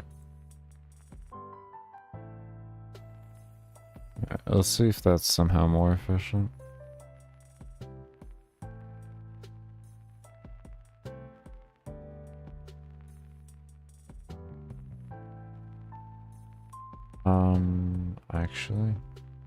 Actually, first, let's set this at its highest timer so that we're getting a clear indicator of how it's going. This is the fastest it'll be going. So this way we fully know it's working. Because we're not allowing it to go through its rotation there. So it's going to be working a little different on that end, so... We have a few extra mobs because of that we can account for. What we're looking for is like an increase of like the 300 that we had there before. Type deal.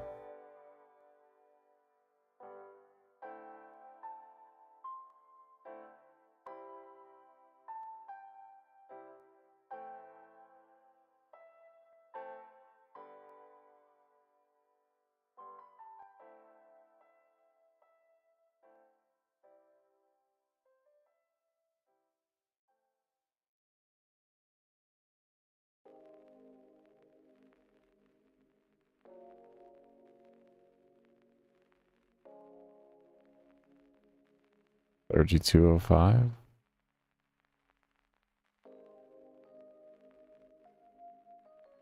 Okay, so we're at 32.05 there. Okay.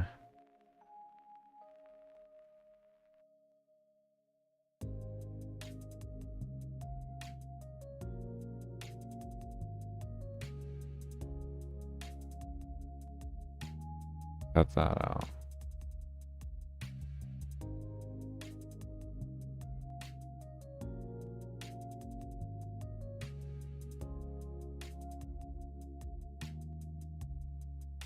Oh, I can take that out.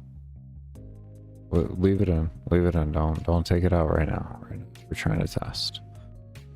Do that yet. Don't do that.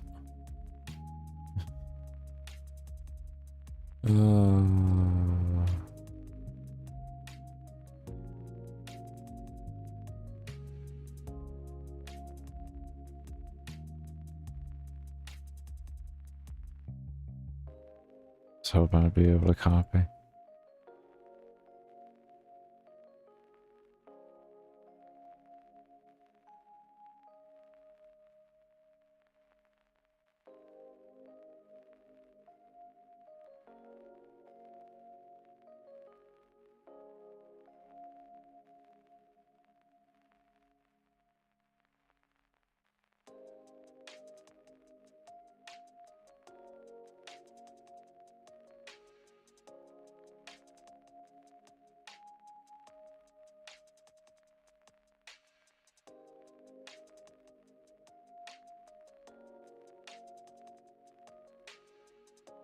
Oh, there's this too.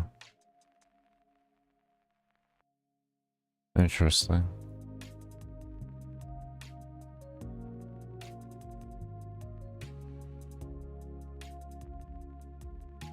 I feel like my test was incomplete though.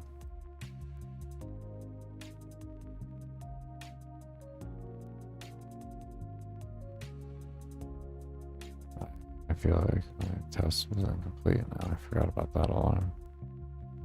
Okay, well, let's test this and then we'll throw it back in and then we'll test again.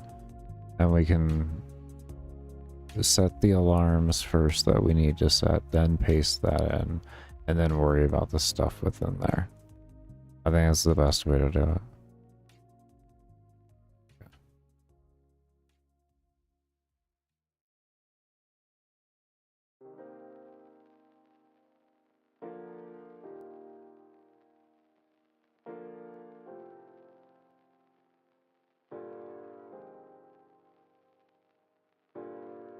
I guess we're gonna get a new baseline regardless right now.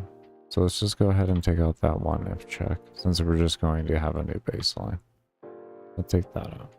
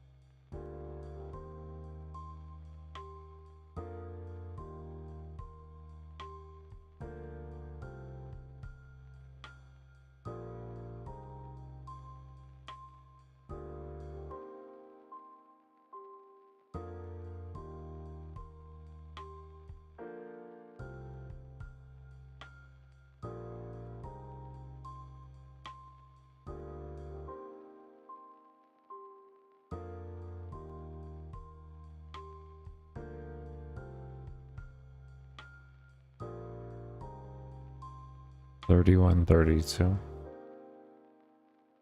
I recall a higher number before, to be honest.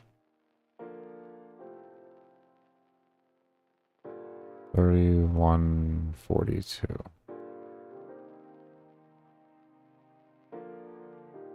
Okay.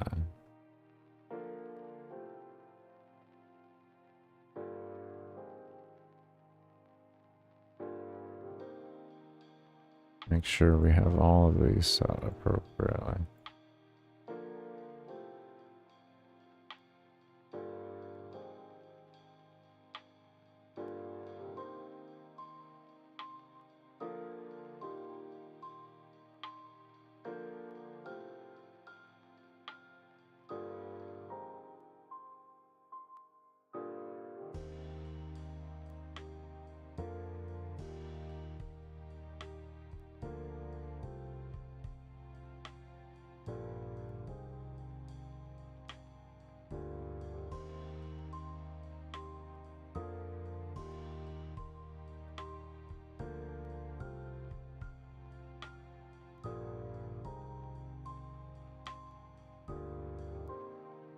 Okay, and the reason why we put this into here is because this is at the point that we want the apply to. Everything else we want to be. So that was actually done incorrectly a bit last time. And this one here actually can go to a self as well, because the applying to only applies into this sector here.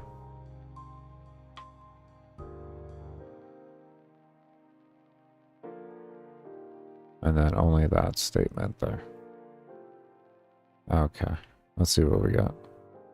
31.47, I believe the number was 27, 27, 47, something like that.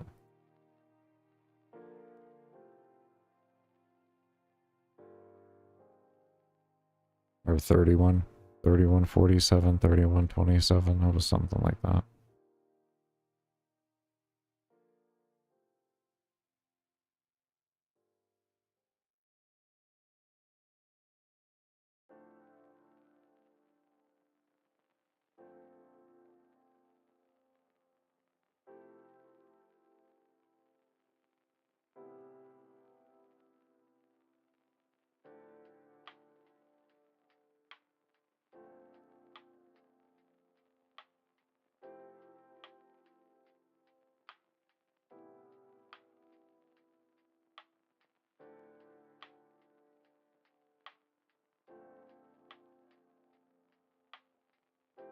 That made a difference. 32, 17, 19, 20, 32, 20.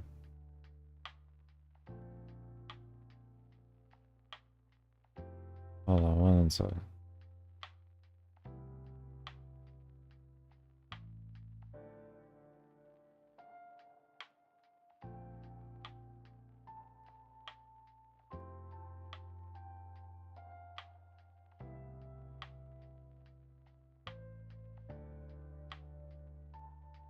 Okay. So 32, 26 mobs.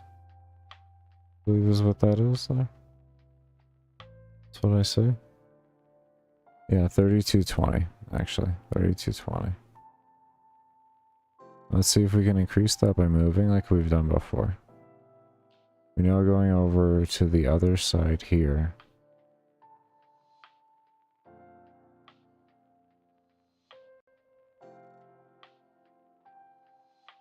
Before has noticed an improvement on the max density.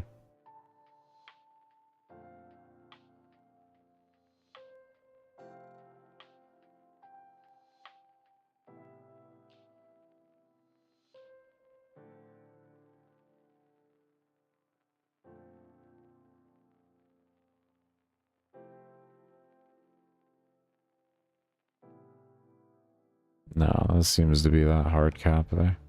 3220 at a minimum now. We're not going to worry about testing max yet because we know now everything that can be taken out of a step needs to be taken out of a step.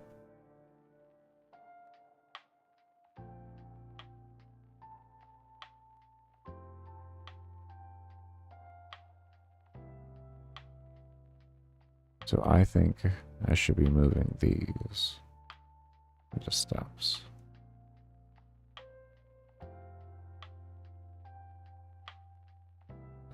$2.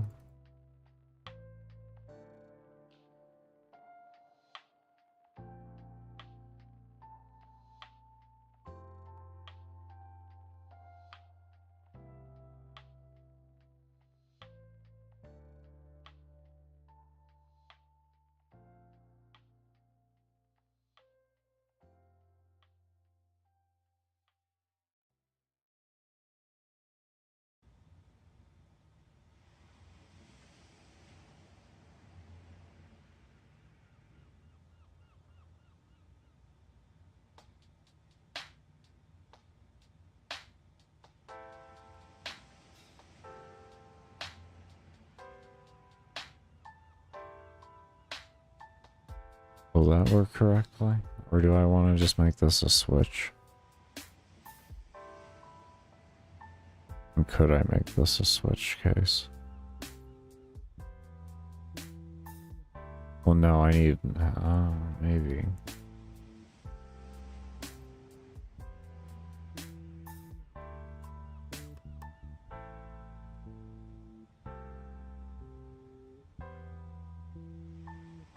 No, I had tried it with my HP system. It didn't want to work correctly.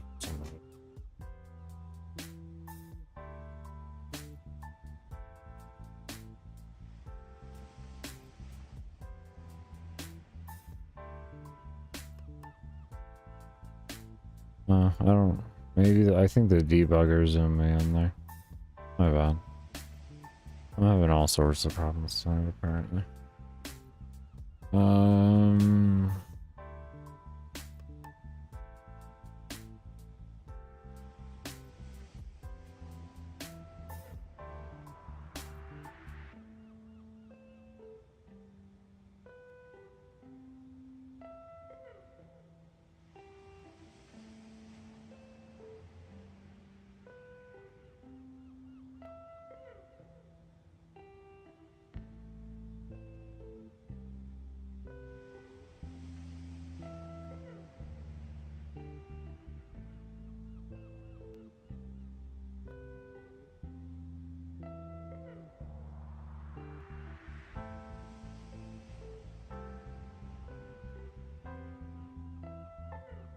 I think this might still work fine.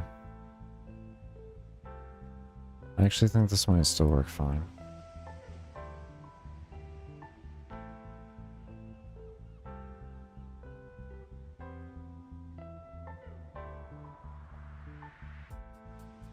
We'll have this check every 10 steps. Okay, what's the next one? Alarm 3.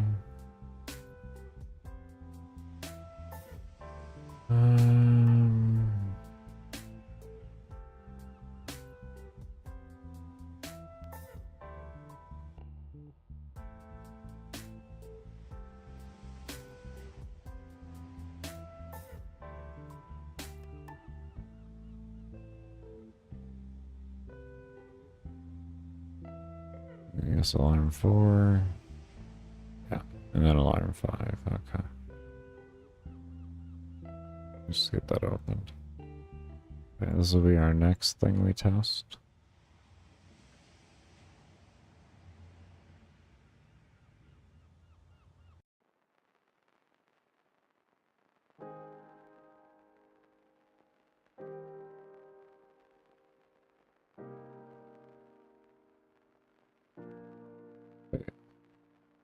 Isn't this going to spawn multiple of them? Oh yeah, and then equals false. Maybe that should be the first check. I think that should be the first check right now. Just to save a check.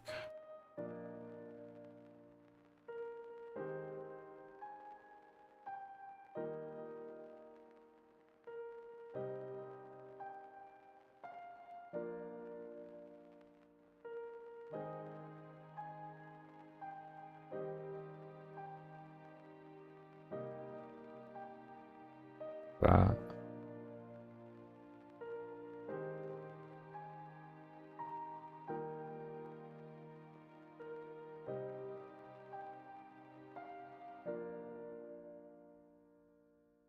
Maybe we can make that more efficient though. How can we make you the first check appropriately?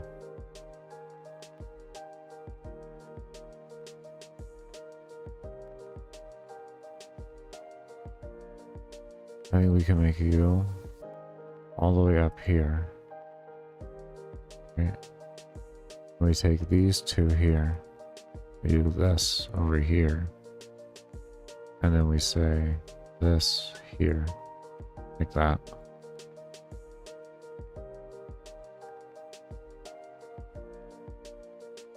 Right? No?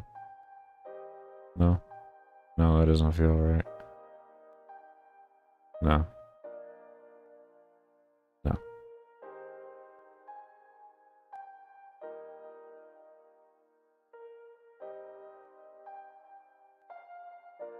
And then...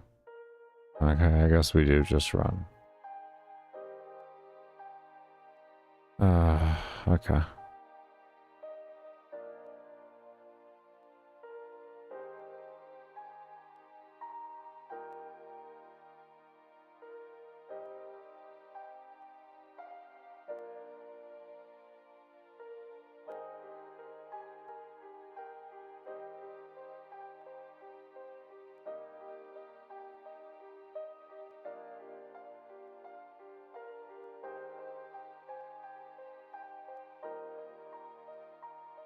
Okay.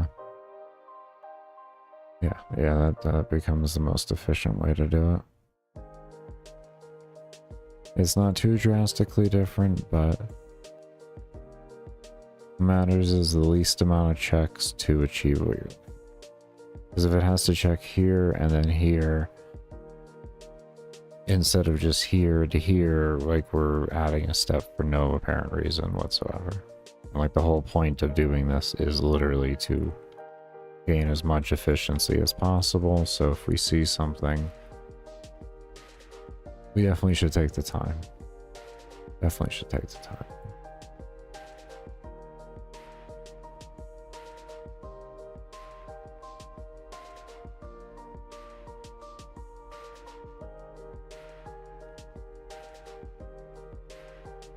Because right now what we're focusing on is that glorious, glorious mob count right now.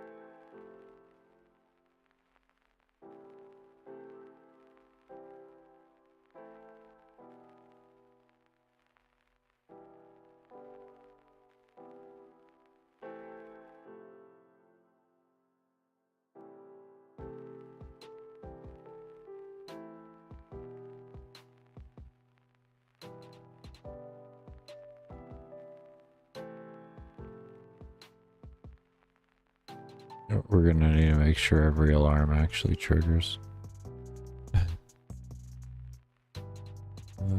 Lordy.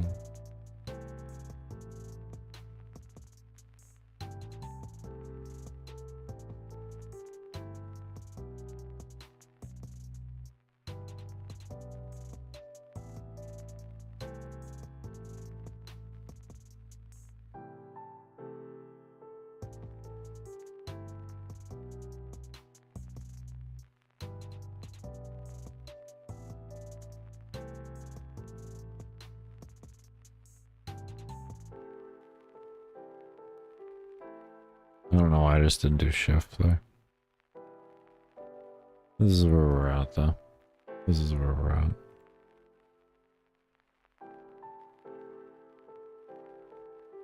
Oh, why would you? Oh, you did that to yourself. Your OCD is gonna make you do it. You can do it.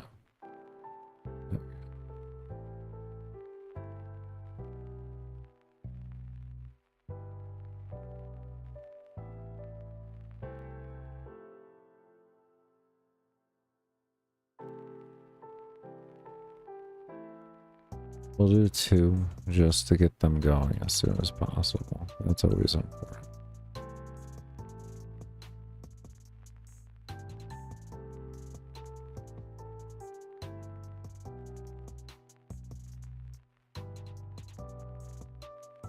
Okay. Okay. Now we will actually know. My brain was like, how are those alarms gonna turn on if you don't tell them to start? Is there anywhere in the code that tells them to start? No, there isn't. The only place that tells it to start, you just put into the code itself. Congratulations. Congratulations.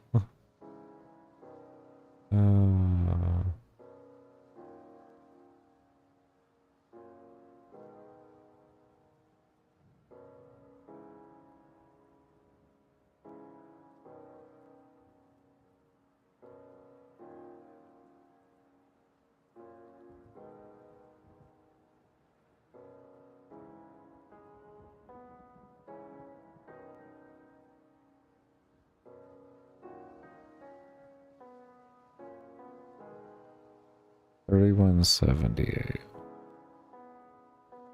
I don't think that changed.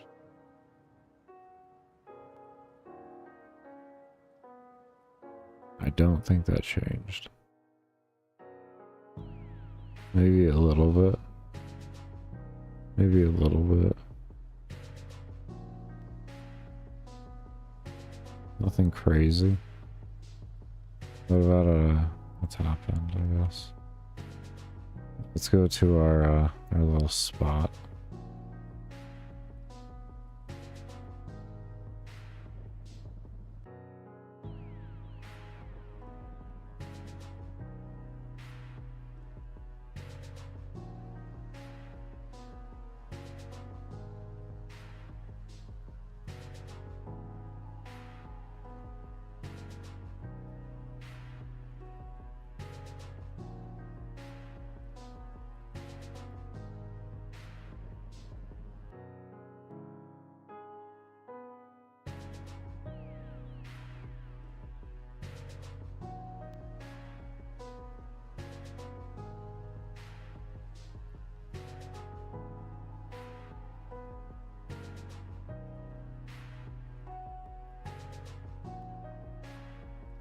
$74 something was the highest we got before.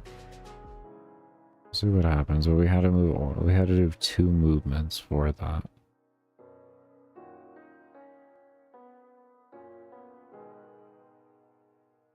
I believe it was 74. 71. Sorry, 71. 71.27.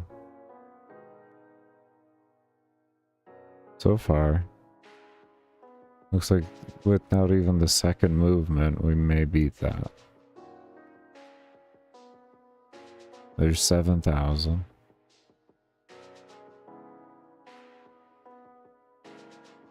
7,019 before the first or the second move. Alright, let's do our second move. You know, this here increased another time before. Yep, there goes the number.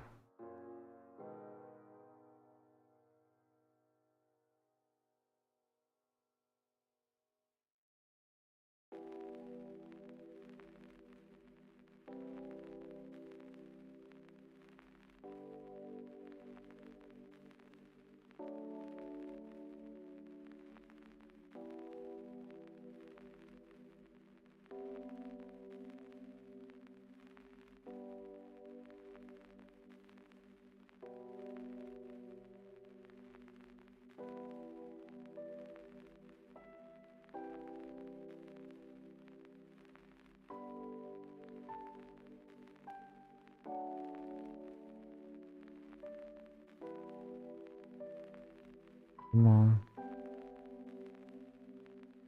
Don't do this to me.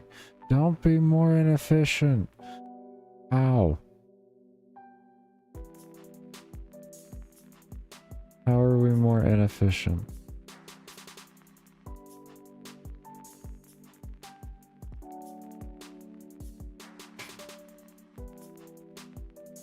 How?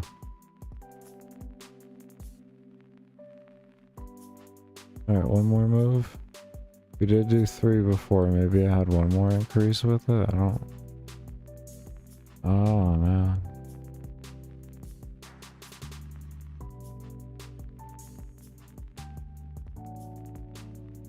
What would be the problem?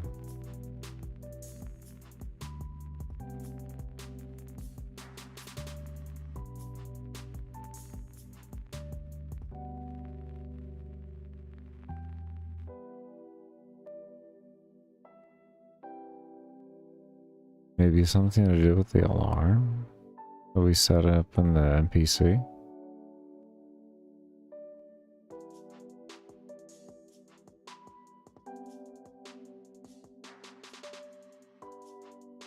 It would be really weird if putting that into there is that efficient.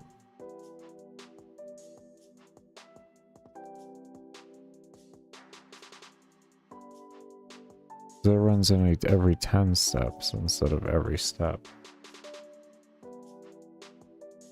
And actually only runs when collision happens every 10 steps. So it's really hard to believe that would be my problem.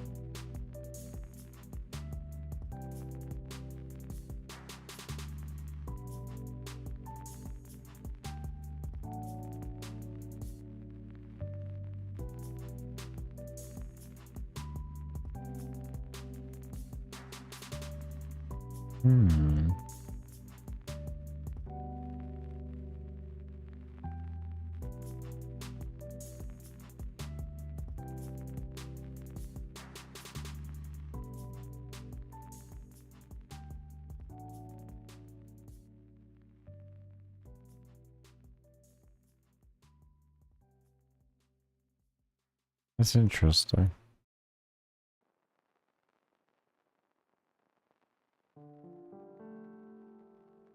That's extremely interesting.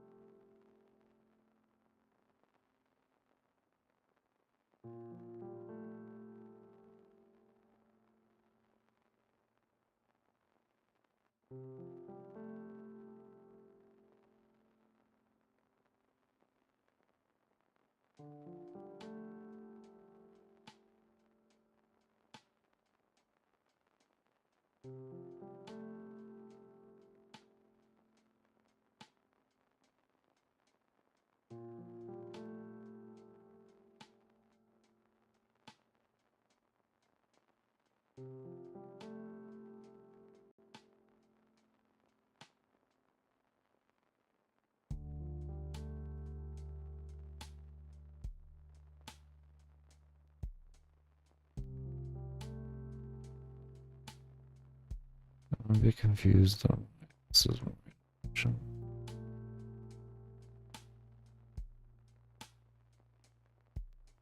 Is the alarm setting that much of a problem?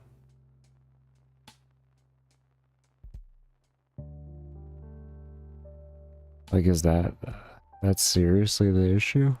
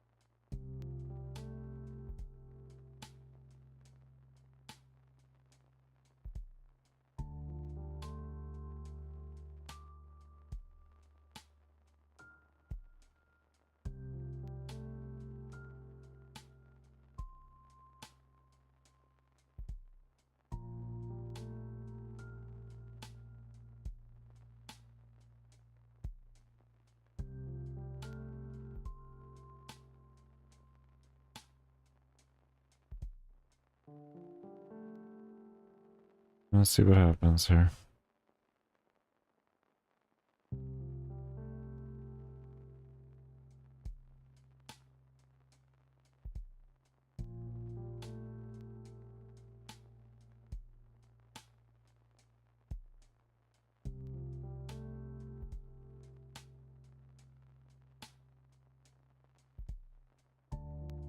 If it is more efficient, then we gotta go back and work on the abilities. Because that one doesn't apply to.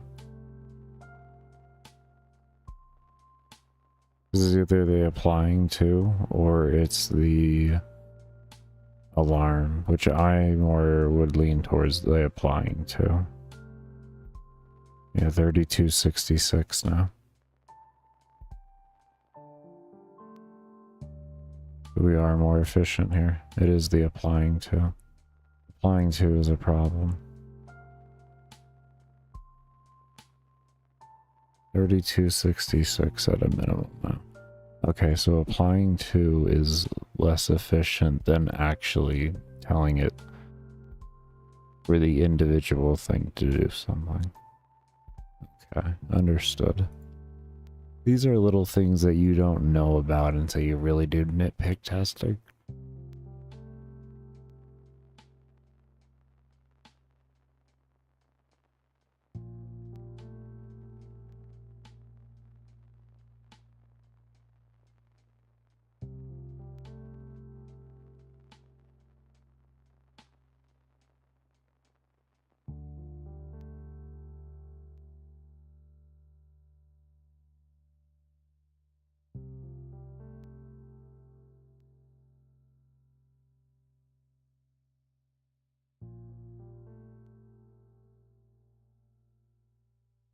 Do I apply to other? How do I do that? Oh, okay, never mind. Just stupid. Only do Young Soul right now.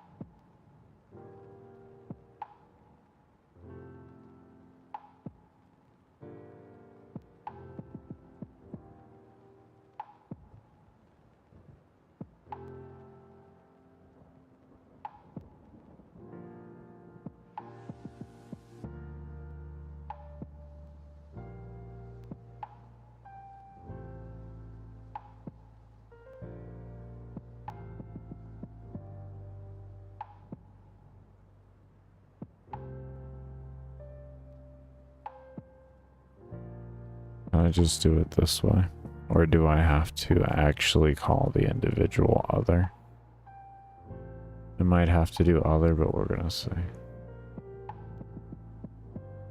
Huh?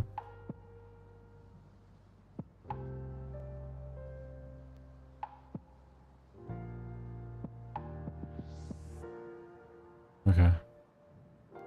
Anyways. So we have that else into that. And then we have that running off the tail end of everything. Cool. Tries and kills. If it can't kill, it will slow if slow exists.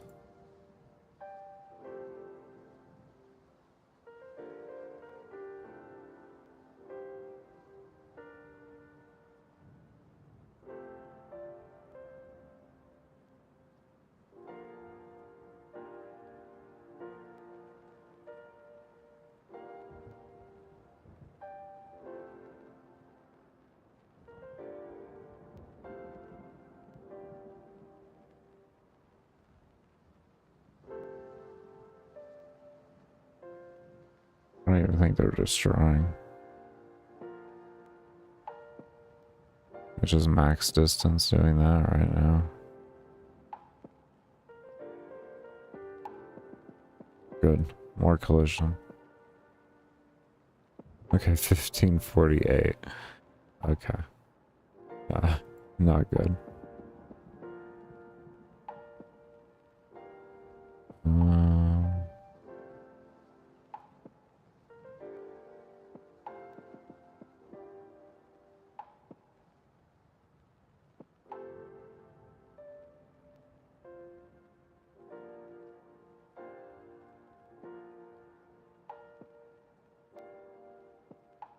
There we go.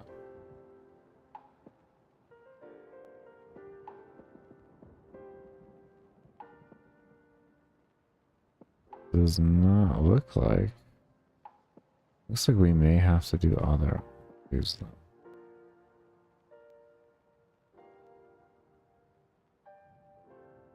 Oh. Oh. No, we may not have to. I may just have to learn how to code.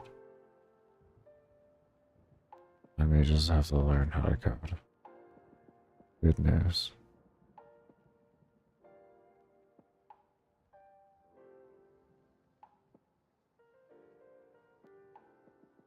Okay. Hopefully what happened there is just negative number got too big on too many mobs.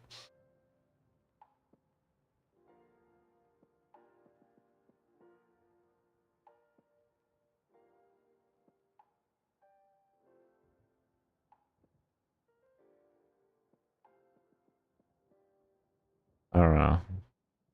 There would be no negative number there to occur at the same time. But just maybe that's part of an issue, I don't really know. That or this is just more inefficient. It's just about messing around figuring it out.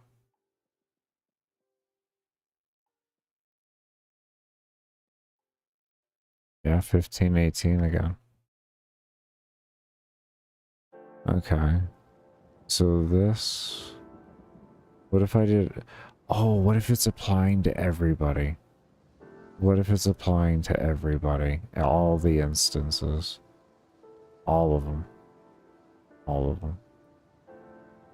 What if the checks are happening there?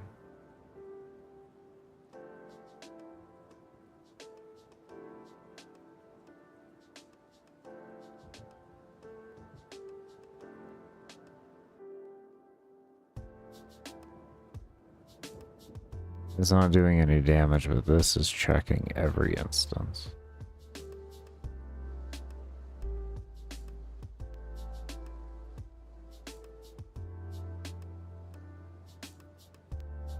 Because we had it on other before. Man. Wasn't set to a unique one.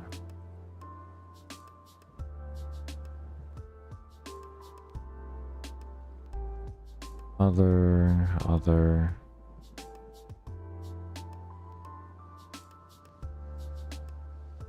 That's fine. Other. Other.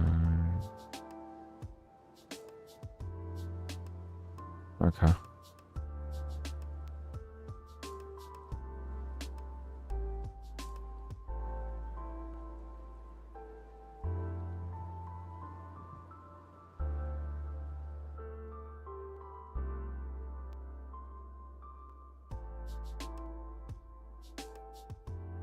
Why aren't they destroying either?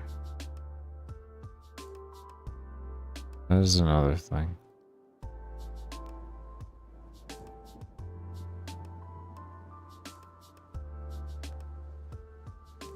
Destroys there.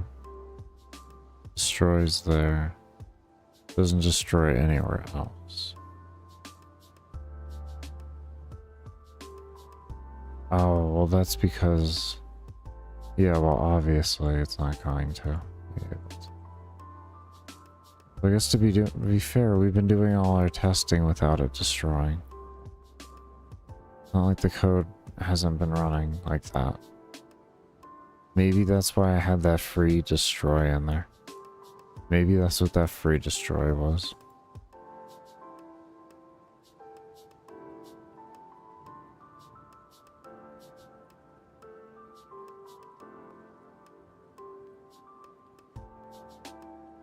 Did you really just...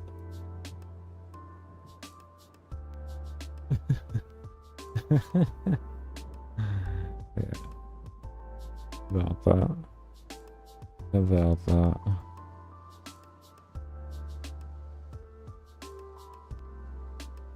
There we go. Okay, let's see what happens.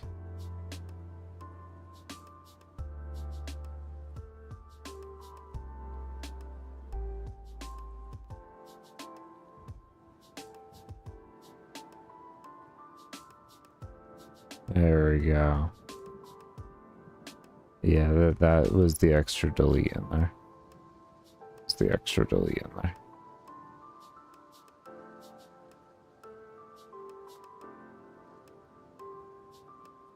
Was the delete in there that we saw?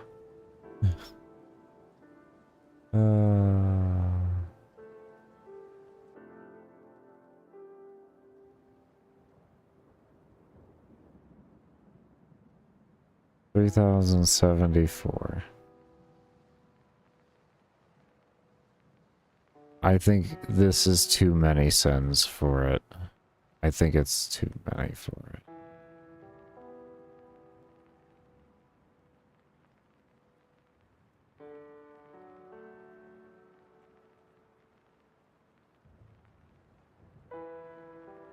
I think this is where it's too many. Because at a certain point to where it's like, okay, you should just do this. Okay, we learned that. We learned that. You can try one, but if it doesn't work, go switch to the other. And figure out steadily on which one's going to give you the best overall results. Sometimes it might even be that, you know, you have to just set up nothing but global variables or something like that, or just rework the system in its entirety to work better.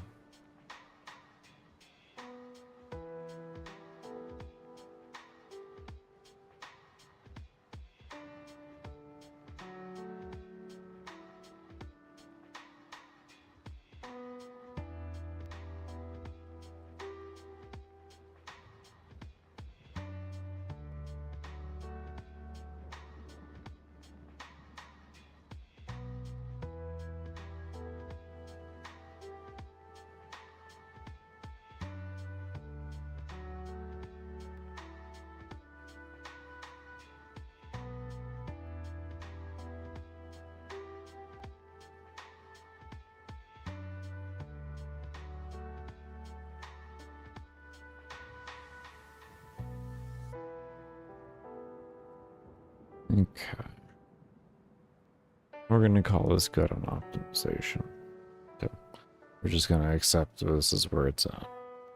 And we're going to start working on other things. we'll get, when we come back, we're going to get all the code transferred over to all the other NPCs, and we're going to start getting everything figured out there on how we're going to have the scaling look and all that, because I have a feeling every NPC will have a different scaling and all that kind of good stuff.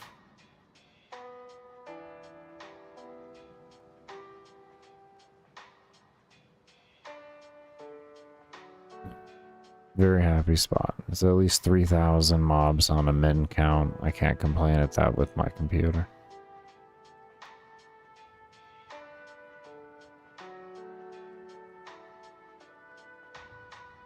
Okay, 3113. I'll take it. Okay. We're gonna go ahead and take a break here. When we come back, we are gonna continue on with it. I cannot thank you enough for those of you that do stay around and have stayed around. And we will see you all when I come back.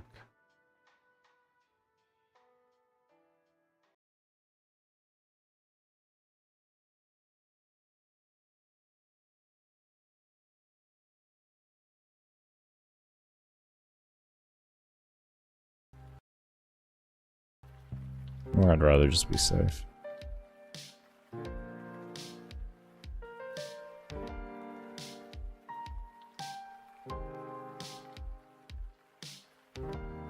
Okay, so that's our soul counter, soul tick.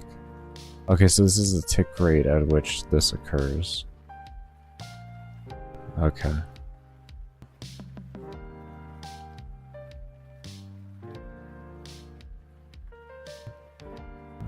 I get...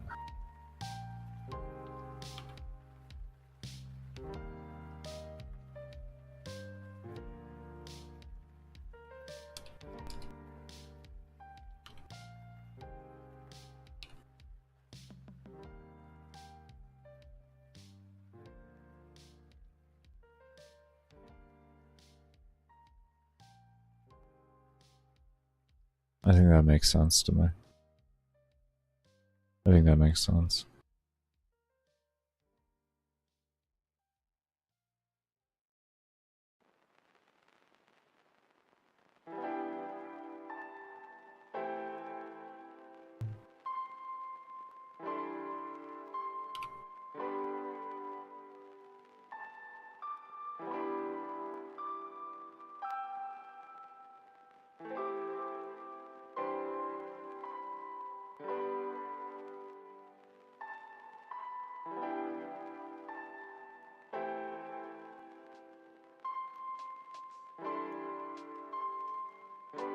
Is there... Did I mentally have it planned? Okay, so we were able to go down 58 ranks. I mean, I guess I could even start it at every 2 seconds, to be fair. Right now, this is based off of, this is not a time source. We still have to get into that whole thing. They actually do have a visual thing for, I believe so, yeah, create time sources and such. So maybe we could. Yeah, as you can see here.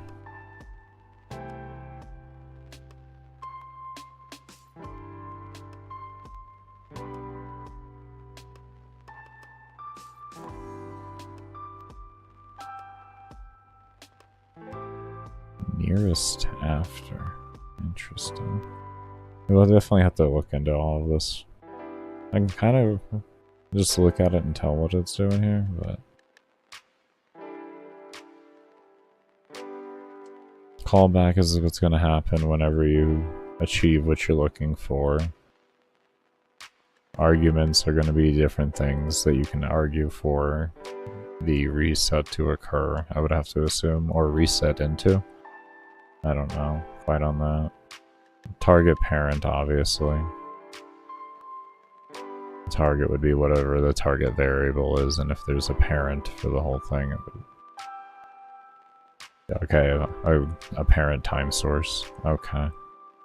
Okay. So then I could... Okay. Alright, but yeah. So we can just start this wherever we want, really. I think I do like the sound of 2 seconds. Then we could just knock it down to like 1 second. So we have like 119 ranks you can get. We made the other one was 10,000 to cap, right? And if we did 100 per of these with 19 ranks, I have to look at, of course, like total. Like how much is this going to cost to fully max the system and all that? I guess it doesn't really matter right now. We'll get into that math later.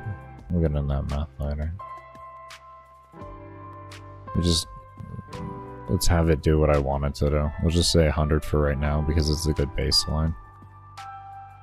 And I can keep everything the same, so just set them all to 100.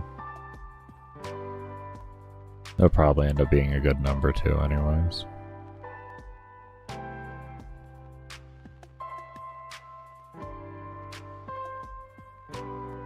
So we have level counter here, and we call this level tick.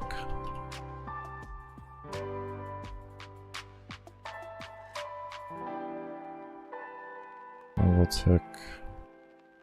Level tick. Level tick.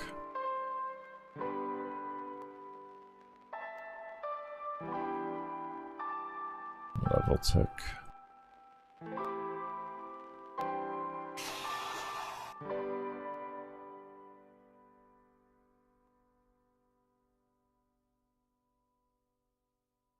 Okay.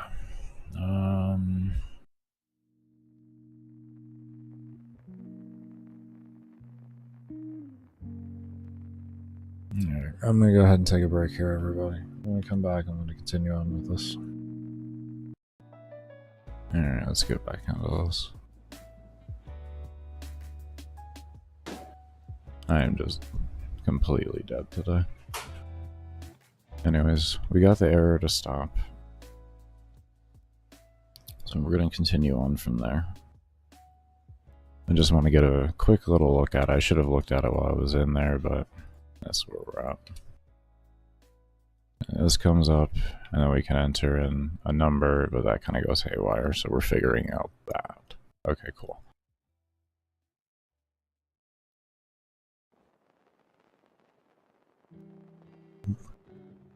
Is this displaying the correct value?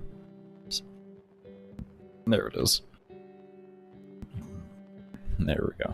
Okay. I think we got that figured out now.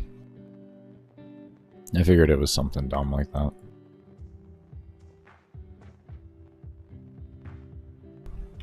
There we go. And if we go higher than our actual, so we got 6644, we'll say 5, and that deletes it. Good. Good. Okay. So we're looking good there. I kind of just want to throw this into the system itself. No, we'll go ahead and just do this. Okay.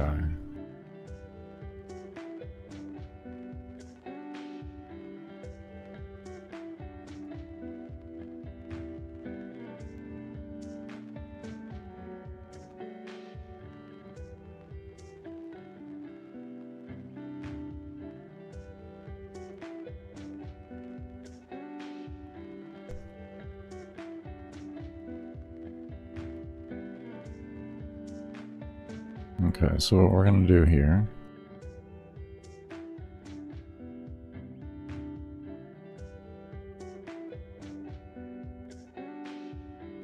is we're going to take that value and we'll have this display. We say if instance exist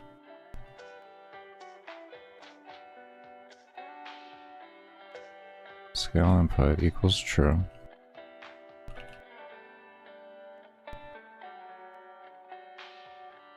And you just toss that in there.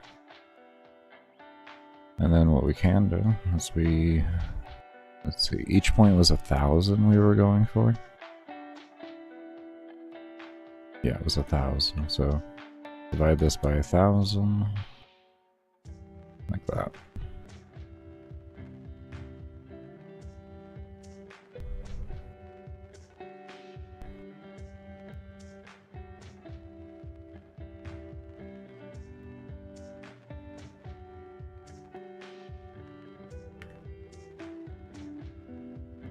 Okay. Okay, that's fine. If instance exists, if we gotta do the usual. You gotta do the usual, Baker? Yeah, we got that keyboard string. Oh boy. Damn. Done been the most common thing ever. Tell you what. We're making sure that keyboard string ready.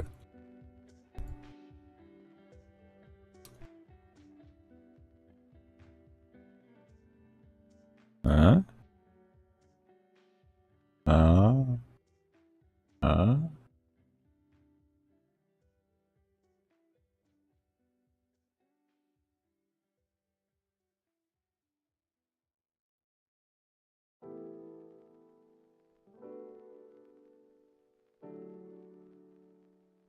Okay.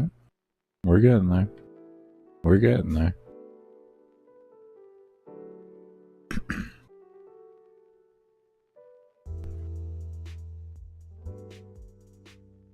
Okay, let's fix that real quick.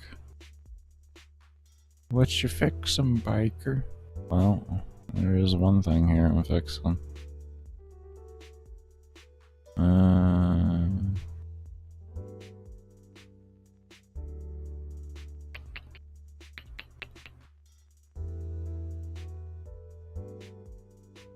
So we need to be able to hit escape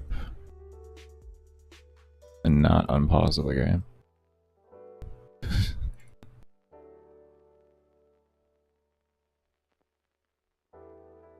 Okay. I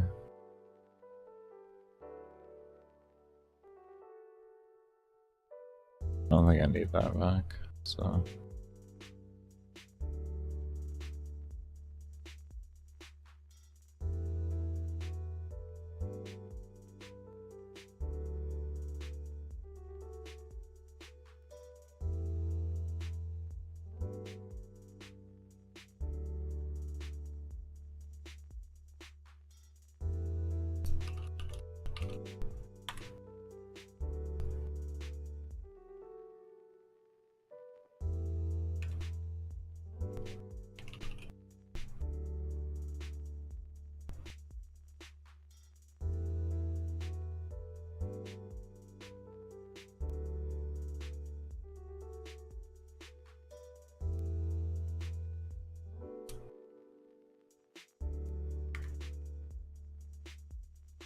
Why? Why? Is it because you're running it in a fucking step? I bet you it's because you're running it in a fucking step.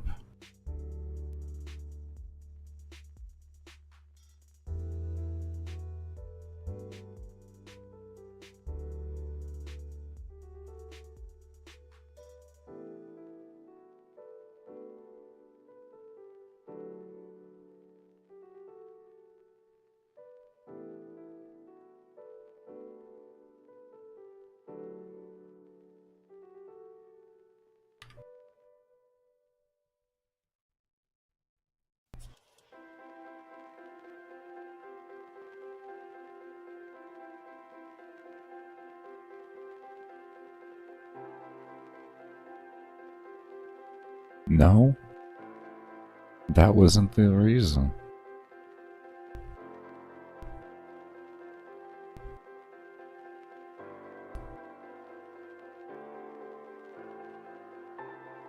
What?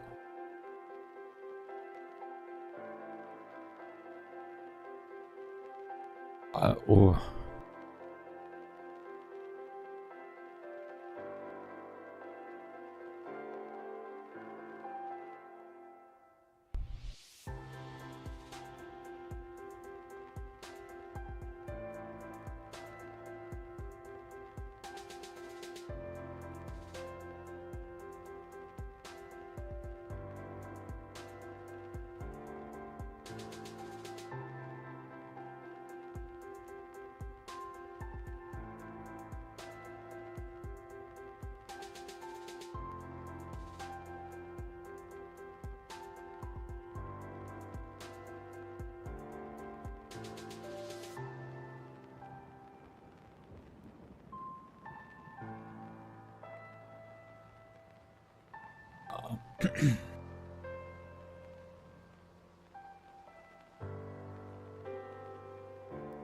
Why? I'm actually just sitting here confused. Why wouldn't you, if instance exists equals false, then run it, but if it equals true, then you wouldn't run it. Do you seriously need, like, you really should not need this. This would be absurd if it needed this. This would be stupid. This would be so fucking stupid if it needed that.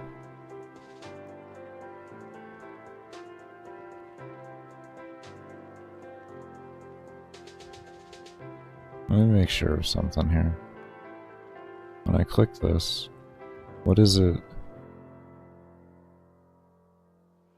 Okay, it is scale. Scale input.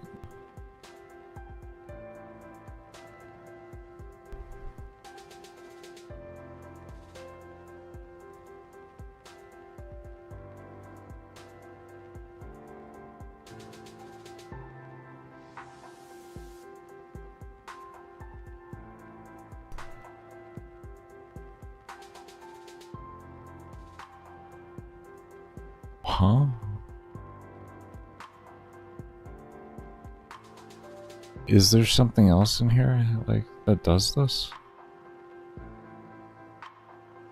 Maybe continue? No. Continue is just clicking. What in the...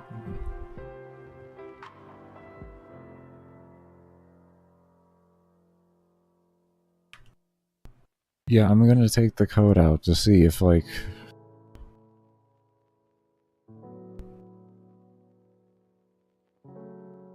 Just, I'm curious at this point. I shouldn't even be able to pause now. Yeah, now I can't pause. Okay. So, we have if equals true.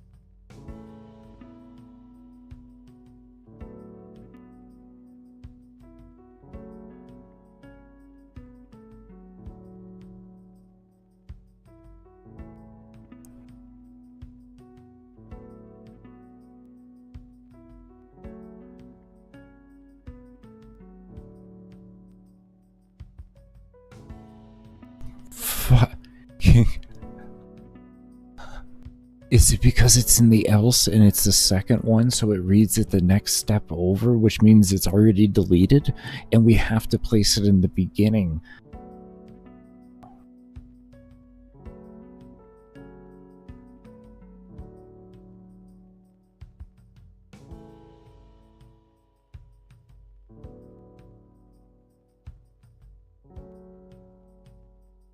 Baker, you sound crazy. Yeah, but you know what? I'm not here to make the decisions.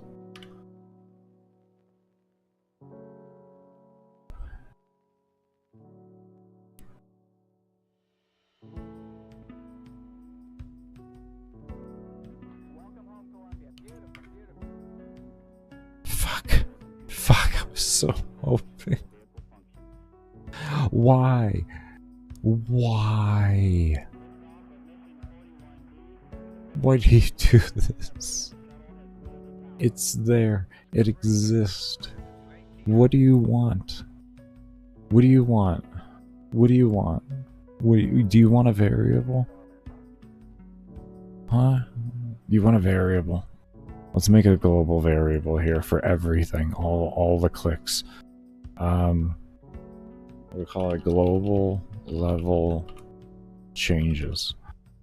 Global level changes. Okay, cool. We like that, right? That's a nice name. Nice and easy, right? Okay, so that's false. Now it's true. Now we make it true here. This shit is true. True as fuck, boy. Okay, and we say this guy goes back to false because like nobody likes him then. All right.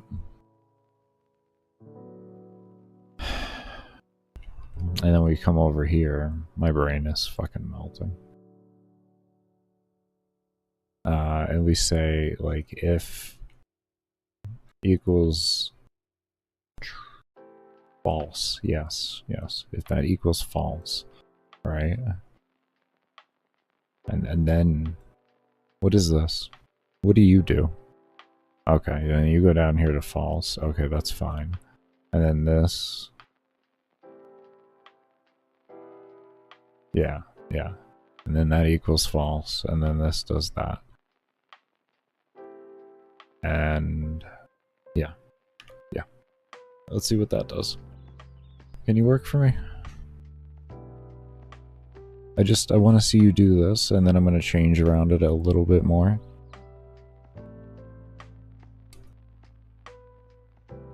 Oh, thank God. Oh, thank God. Alright, we're getting there.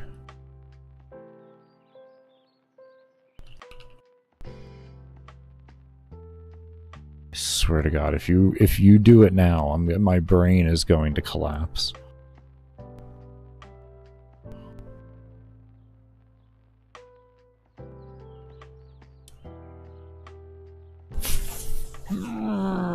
Fucking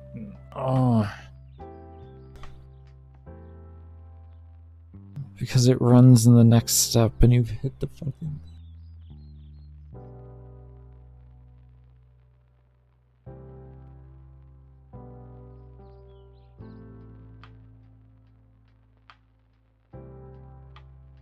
This is a fucking joke.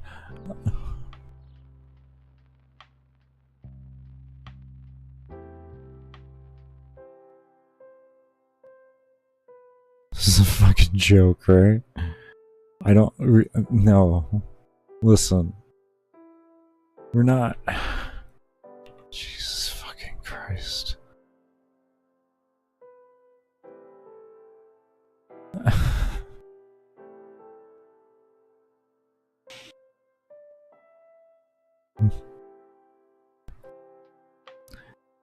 You want to see how Baker's gonna get around this? Do you want to see how Baker's gonna get around this?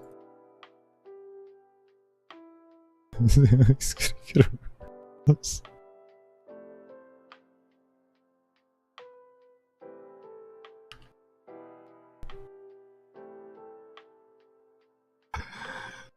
Oh no. It's gonna work. It's gonna work, isn't it?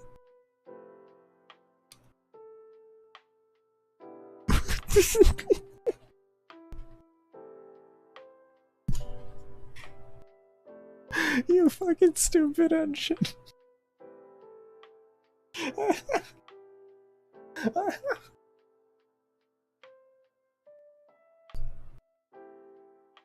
Oh no. Oh, shit. Oh, that's fucking rich. Oh, that was rich. Oh, that was Rich Campbell, Rich. Oh my God, that was fucking great. I fucking love it. It works now.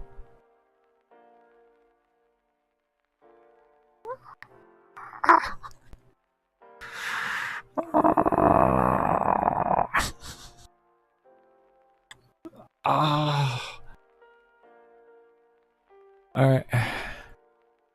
We don't need this.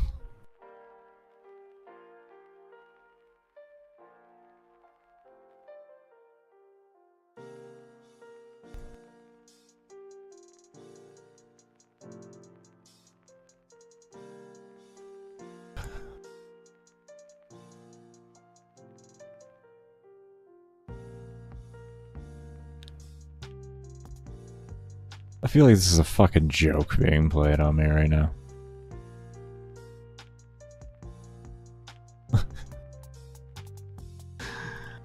Alright. The old code will work now.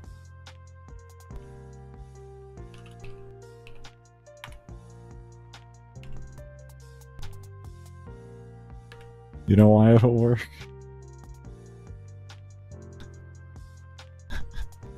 Because it'll still be existing when it actually happens.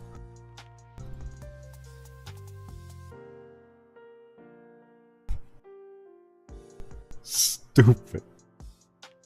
Absolutely insanity.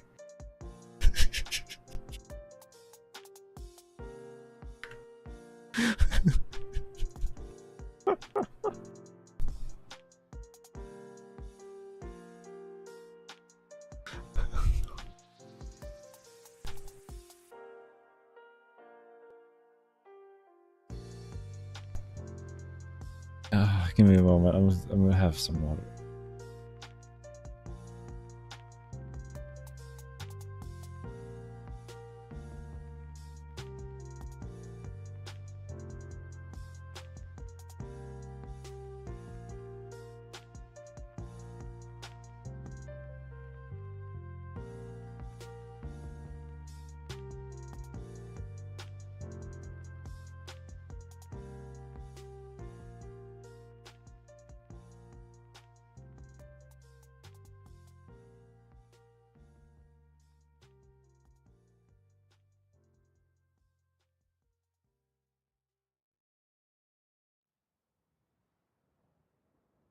Okay, well, at least it's done.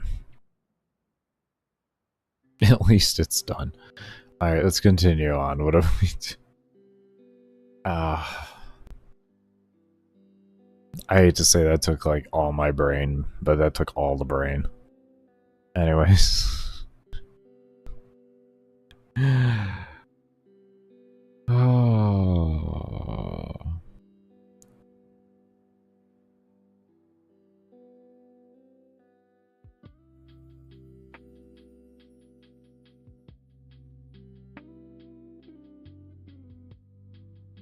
Alright, what am I fucking doing here?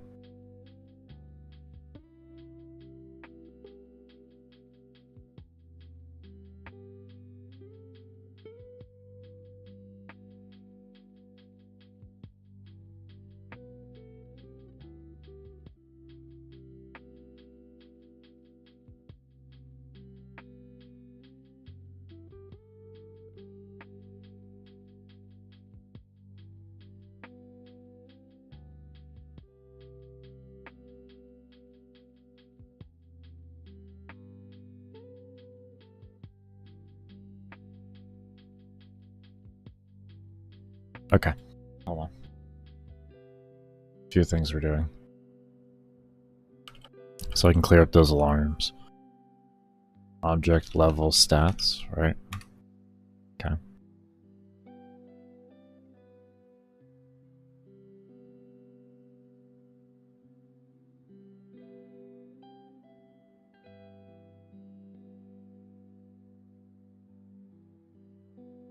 No, they're all down. Fuck. They'll still be all their own.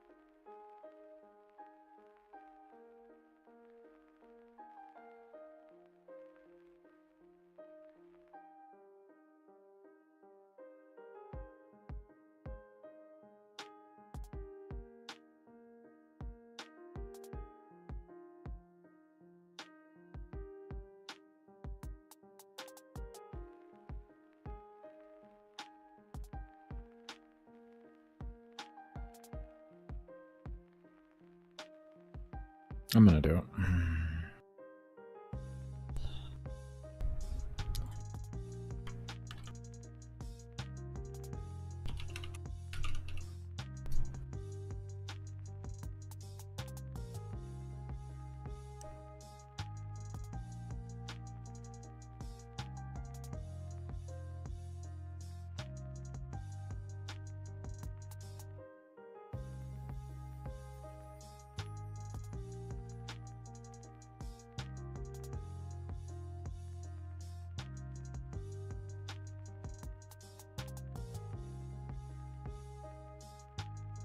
Oh, I didn't just grab both of them at the same time, but we're here.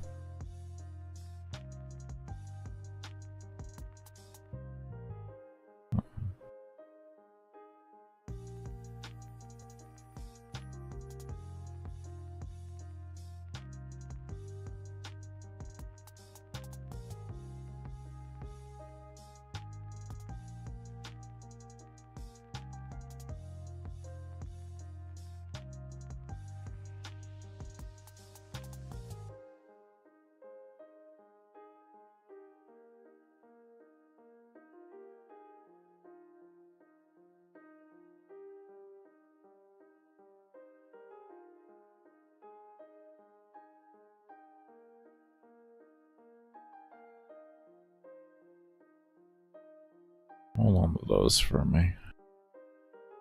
Hopefully you don't lose them.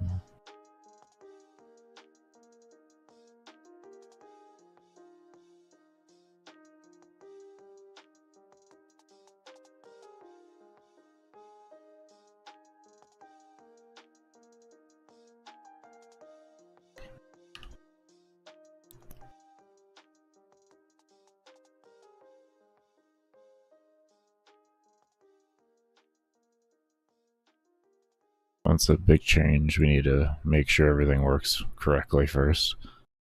Alright, we're leveling, right? Okay, good. I wanted to make sure, because, yeah. Yeah. There we go, yeah, we're still looking good on everything. Awesome. Cool. Good. Good change. Alright. So what we did is we made a new parent so that we didn't have to have level scaling being the parent. And what this allowed us to do is not have to worry about all the alarms in level scaling. So the only thing that comes for inheritance are the things we need, which are the things that they create. So we're getting there. We are getting there slowly.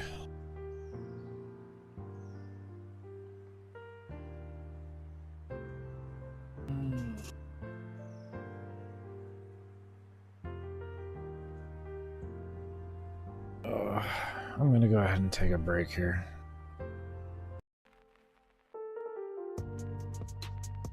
Okay, everybody, I am back.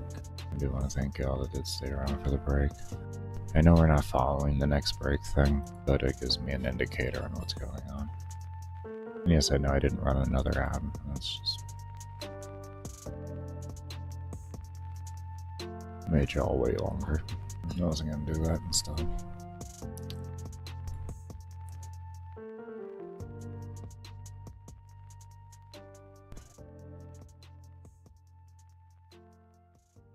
My disabilities inhibit the stream quality. I tried to give you all more as compensation.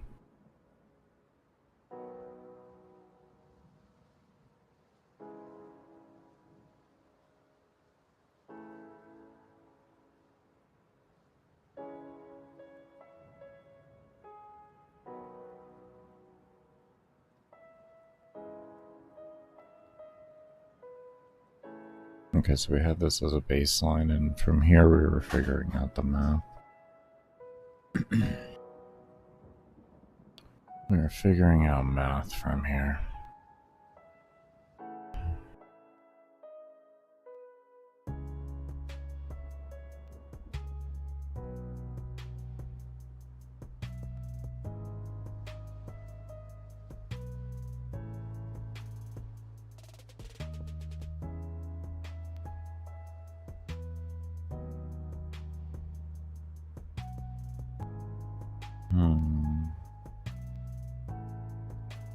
If you're wondering what I have up right now, I have notepads up, but I don't feel like blinding y'all.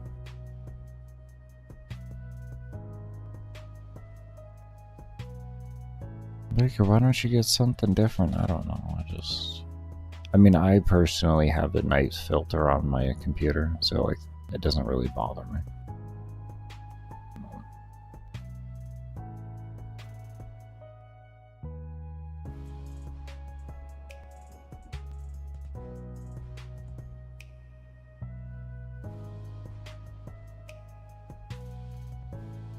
Okay, but I know everybody doesn't have a night filter on, so I only bring up a notepad if I feel it's absolutely needed. I guess what I could do is this, actually. Watch this. Watch this. Watch this.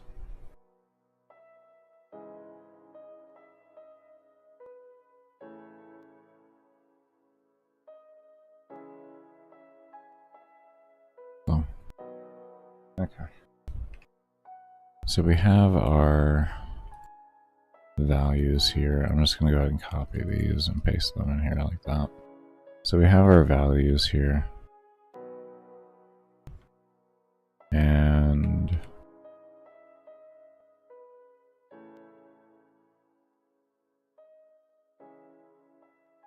we'll figure out making these default here. Okay, so we know our default here is going to be 1. There's our default, so there's 1 there. This one we wanted... What do I want the default tick rate to be? Like we have... I'm going to come back to this one. This one's going to take a lot of thinking. I guess this one can be in relation to that one. Well, no, this one has kind of like a hard cap on it. And like where it just becomes unreasonable at that point anyways. So we're going to start that at 150.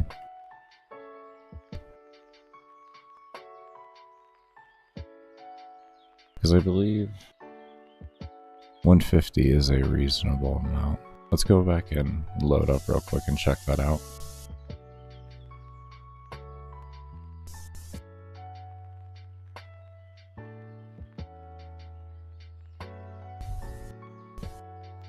Why?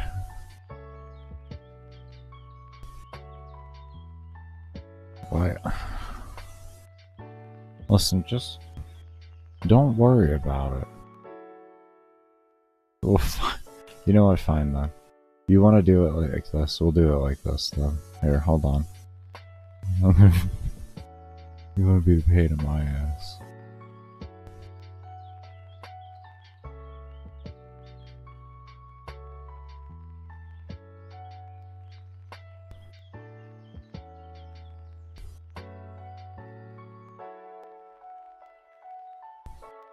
Really?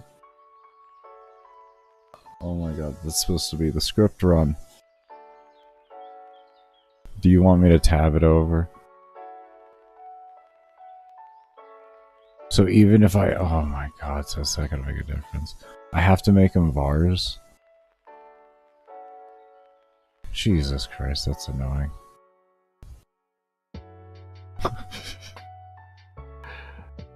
Oh... Alright, so then the easier way to do this then is going to be, let's go ahead and open up this. We'll just create that. And we're going to come over here. And then we'll just copy this. I guess we could just stare at this, but I want to be able to mess around with the numbers and not worry about it affecting anything.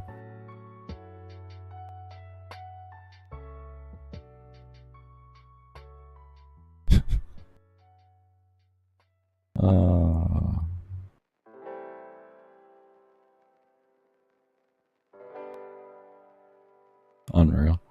Anyways. We had this, we were just leaving that there. This one we were thinking about 150. And we had those set up. Okay, let's go take a look real quick. It'll run now.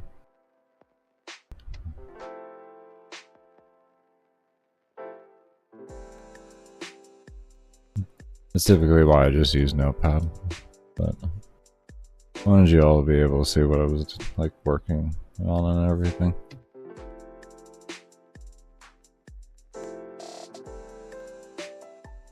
I can always just copy these variables back over there now, to be honest. This will actually work out well for baseline. I didn't actually think about that. If I copy the variables over there and then I work on them, I can just copy them back over and I'm good.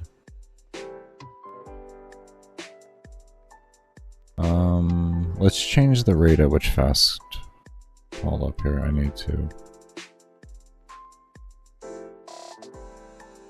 say 150. Let's see if we get any scaling on 150. We'll actually just hard edit the number and see what happens. I think 150 might be too much. 100 might actually be our reasonable spot. Because we want to give the player a little bit of leeway. We don't want to have to be like exactly on point with it to like what we can potentially get at 100,000. 120.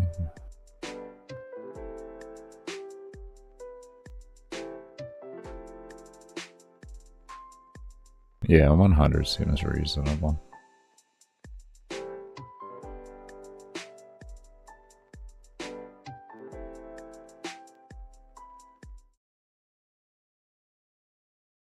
Okay, everybody, I am back. Apologize for taking some. That was hell.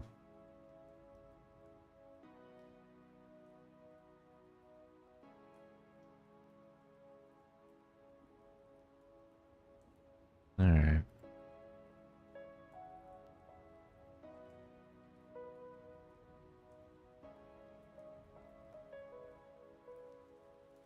So, let's clean up our workspaces. What we're going to work on is integrating all of the current hit system, or collision system, into, what's it called? Into all the other enemies.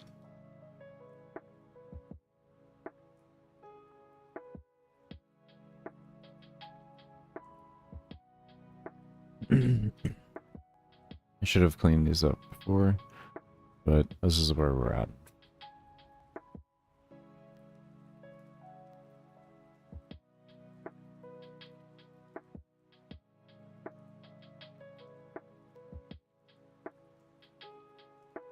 Okay.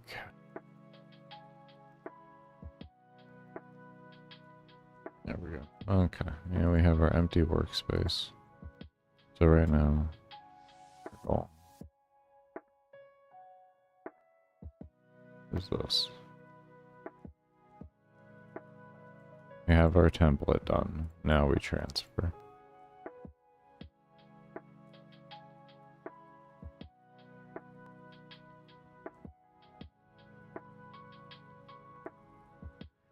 Oh, I don't think I needed anything from the create.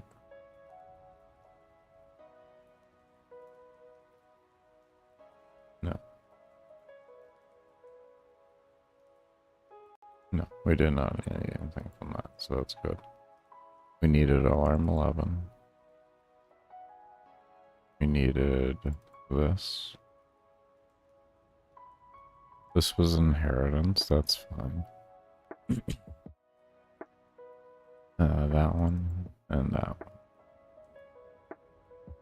one. We did have one other alarm, didn't we?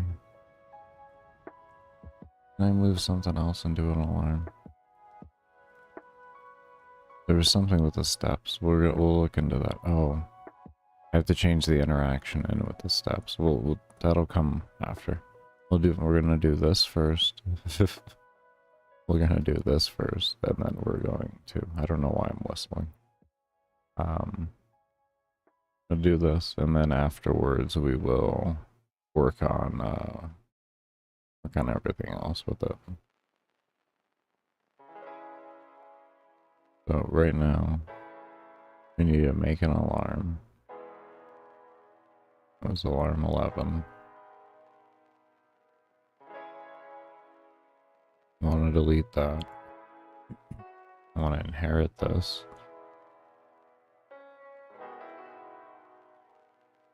And we're just gonna copy this stuff over and we'll change the variables.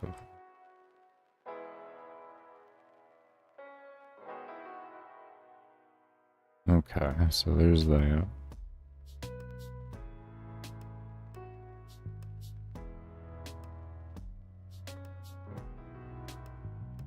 And what we can do now, I almost want to do that for every single one of them. And then we'll just open them all up and then we'll go through them that way. So we don't have to keep going back.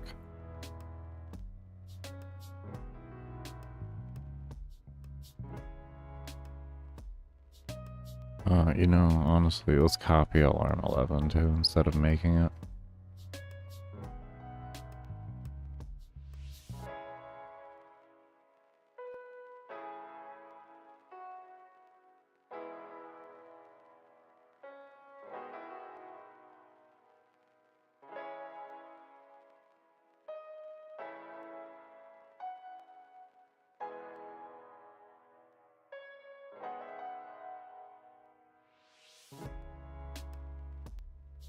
Okay. That's all copied over now. Let's go ahead and open these over here.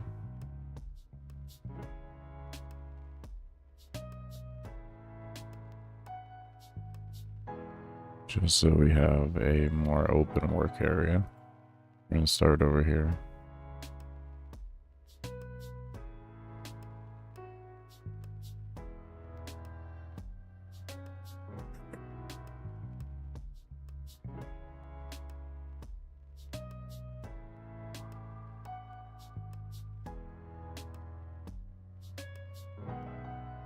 Okay.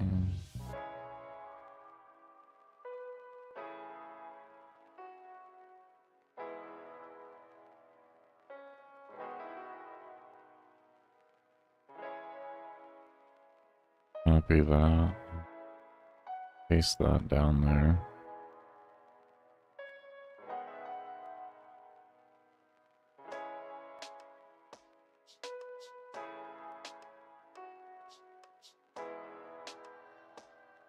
Alright.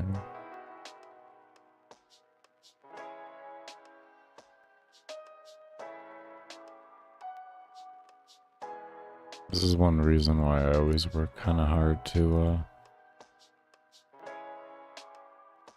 make the systems that I make, is when it comes to mass integration into things.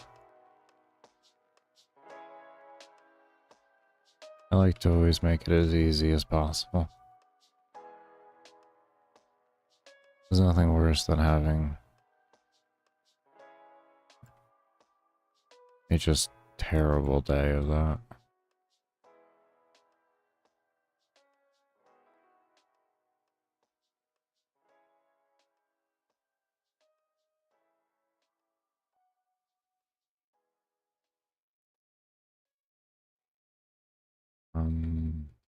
What is your speed cap? What is that called? Is it TKG?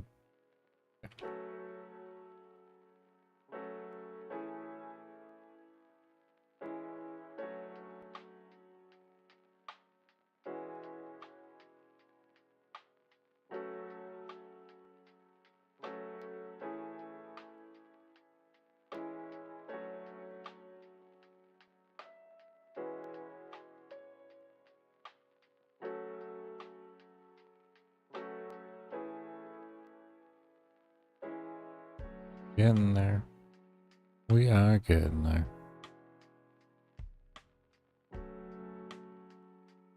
Okay.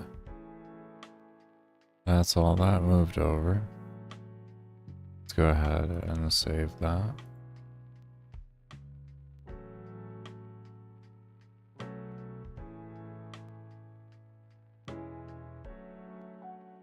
Now what we're gonna do is come over here. Here.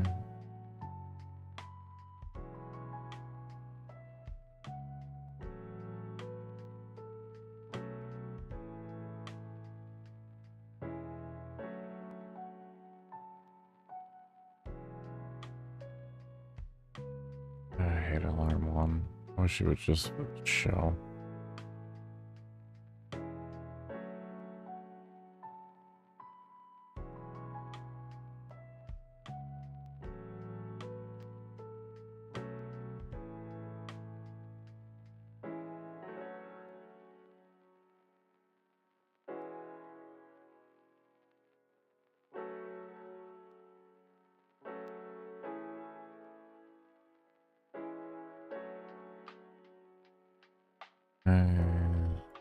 Something else.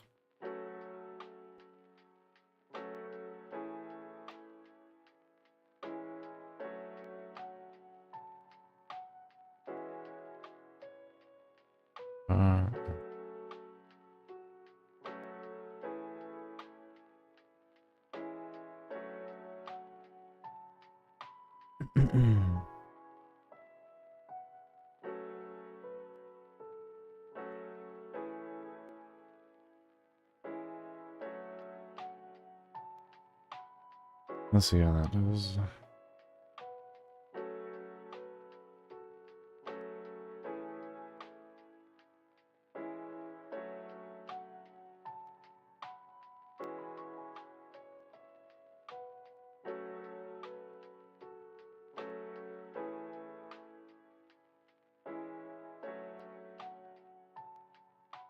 I have no damage.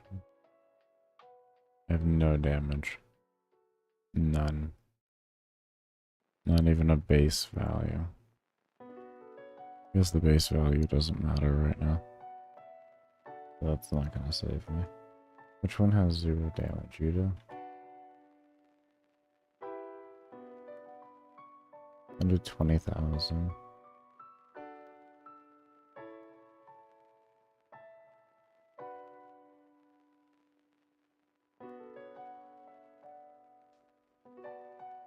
Actually, hold on here.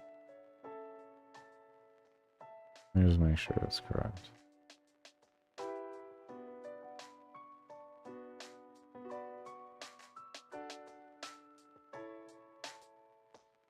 There we go. Okay, 2,000, 20,000. Range. We'll just do a 12,000 range.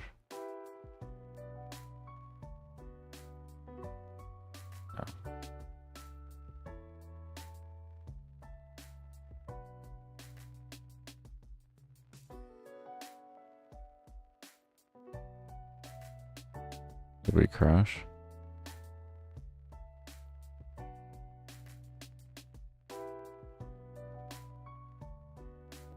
Oh, we launched. Okay. I didn't see that. It opened in another window, if you're wondering what happened. Or it opened for some reason in the back of the game engine. It usually comes forward. I might have clicked or something like that. I'm not going to put it past that. Okay, we got an error.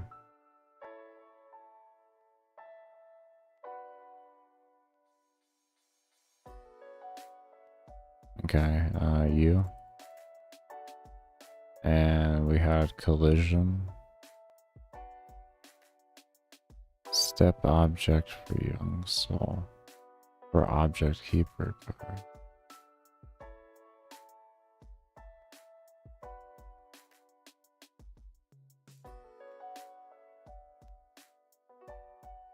Huh? For young soul. What do you mean?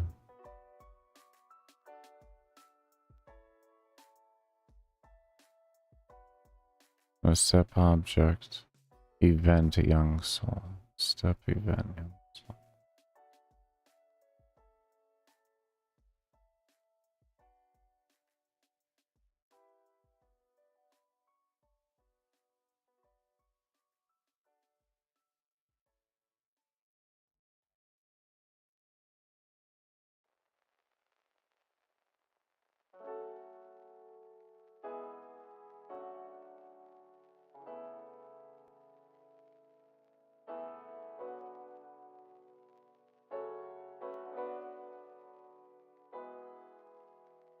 Wall move. Wall move equals.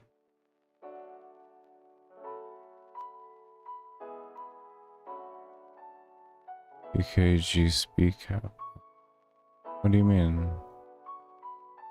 Oh, Jesus.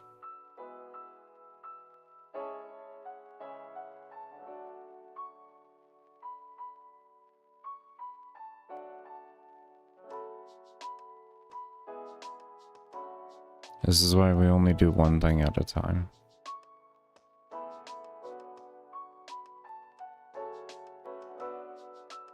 When things go wrong, it's easier to find.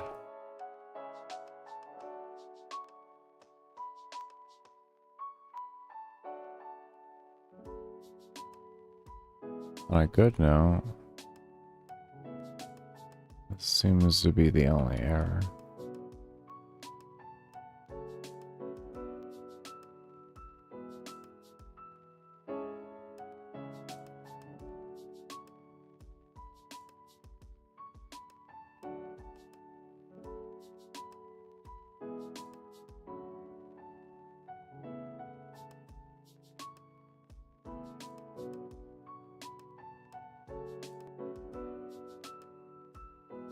There we go. Okay. We're in some type of business right now. Let's actually go get ourselves two.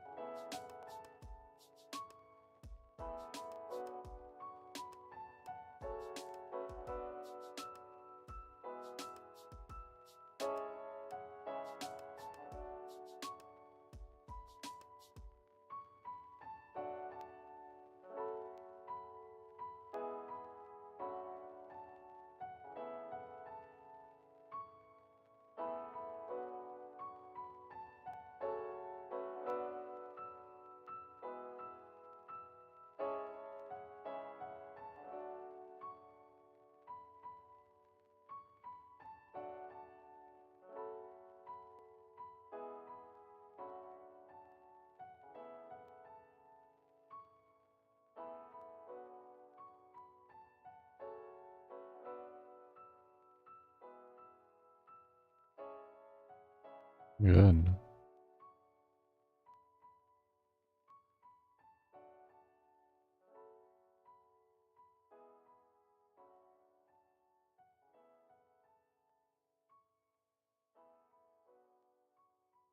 It's looking really fucking good.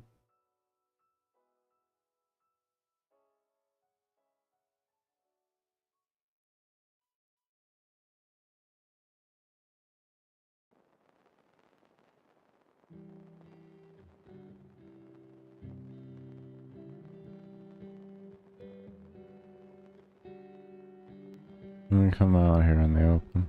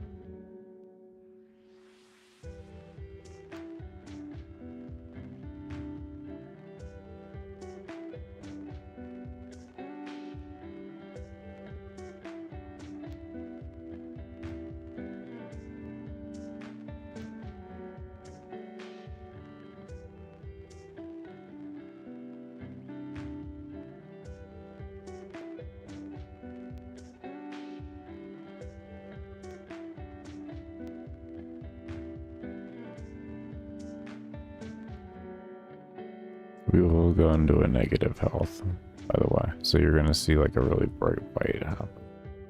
Just a fair warning. Because we haven't coded in that yet. Only one enemy has that.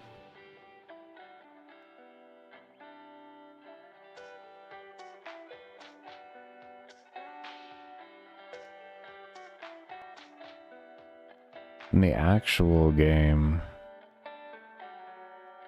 the flow of mobs is completely different than what we were experiencing earlier.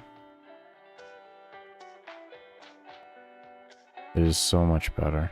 It's what I wanted it to be. I'm glad we worked so hard at doing it, of having a good experience at a consistent movement speed. Now that you have a bunch of mobs at different movement speeds, it's a completely different experience. It's one that feels more realistic.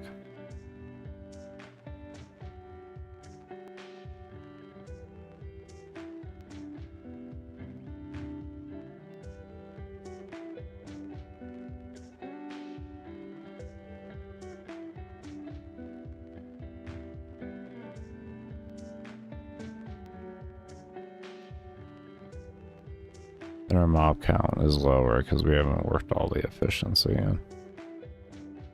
So I expect the max mob count to not be something amazing, but we'll see. Could be wrong.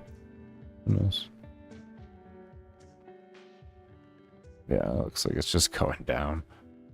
That's fine. We're testing right now the collision. That's what matters. And we still have a little weird collision happening on occasion. We just did.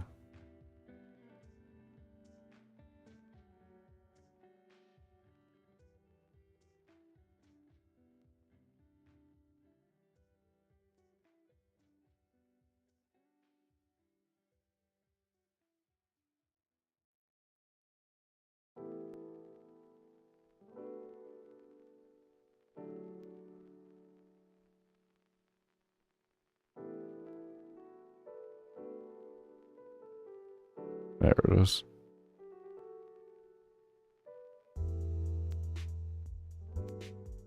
$14.50, $14.60, somewhere in there.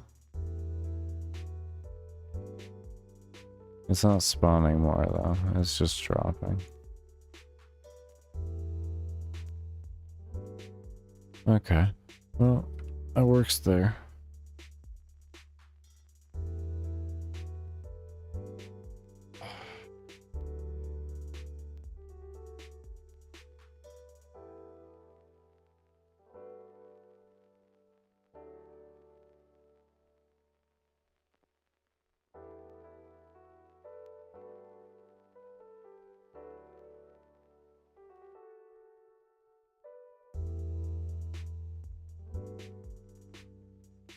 This was taken out and put into here. You next.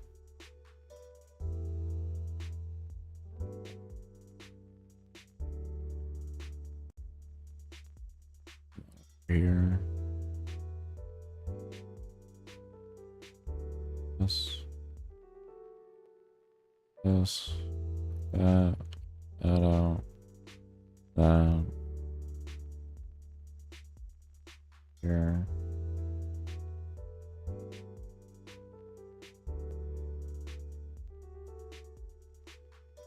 That. That.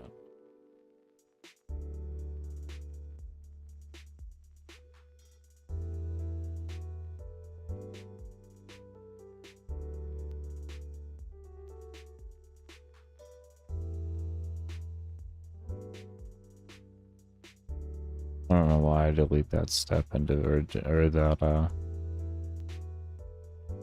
the empty if variable there. I'm deleting the step anyways.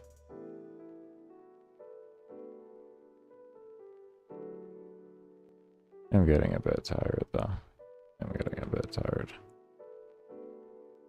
It probably has a lot to do with it.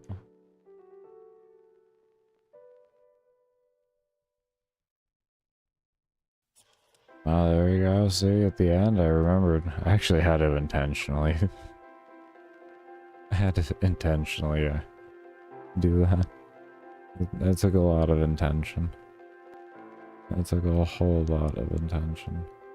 Okay. I got that transferred over. Let's go ahead and test that.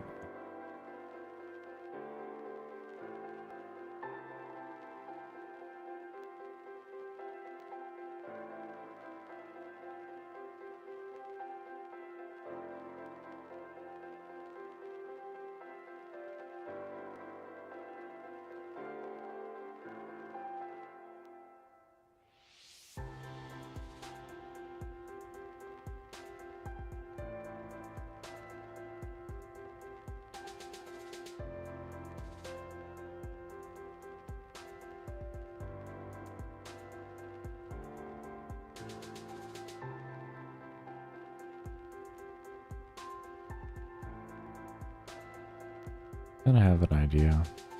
I might take each of the lines of code, the different if variables in the reset, or not the reset, but the death, and I might just attach each of those to a object and have a unique object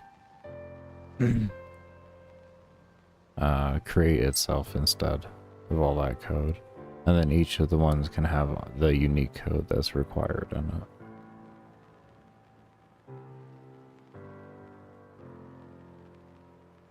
This way it frees up that area there, so when I need to work on it, it'll be easier to work on.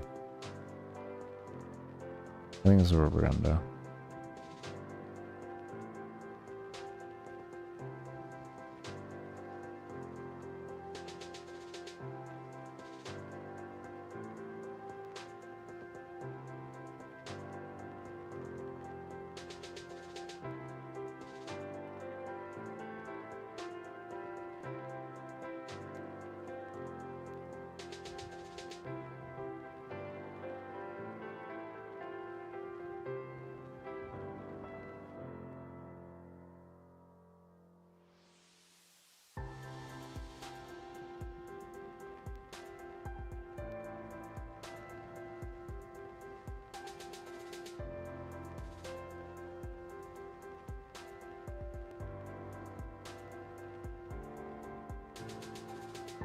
Might have to make some adjustments to mob speed depending on distance.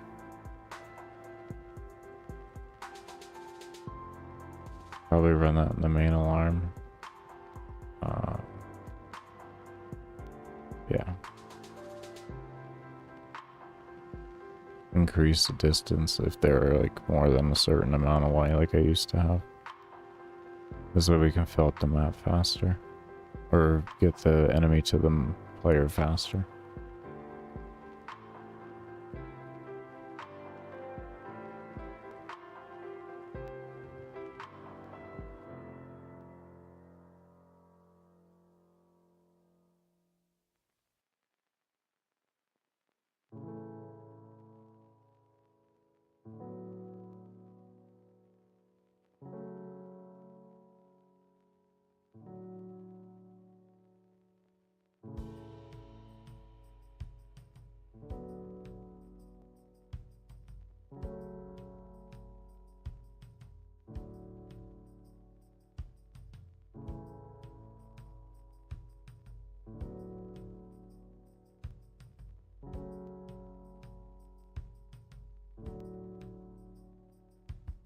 Oh, come on, mob count.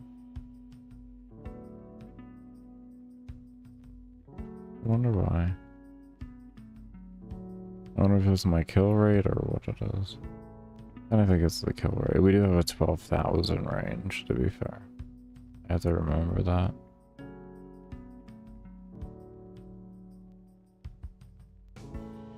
I have to remember that.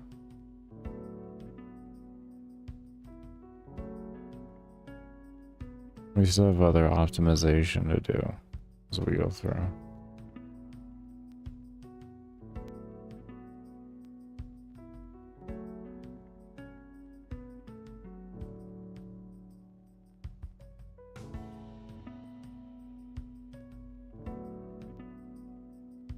Well, yeah, we haven't adjusted all the alarms to be 2s or 10s as well. All that. What about all that efficiency? We got a lot of work to do on the mobs. Got a lot of work.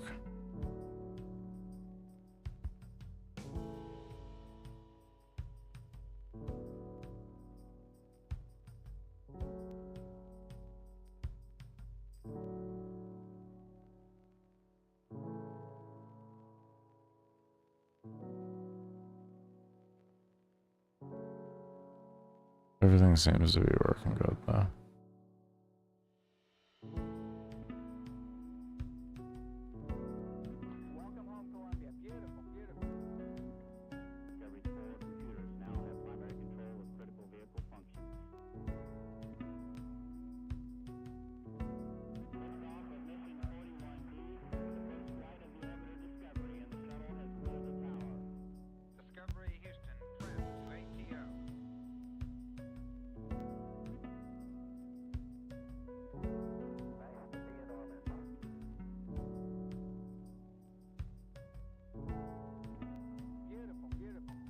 Good.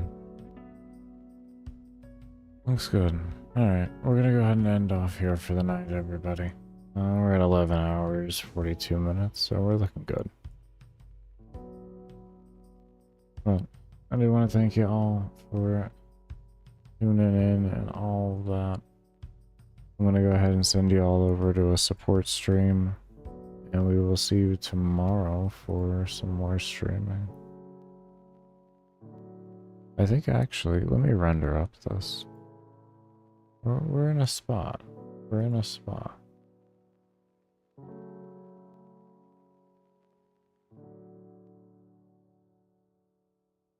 Might as well.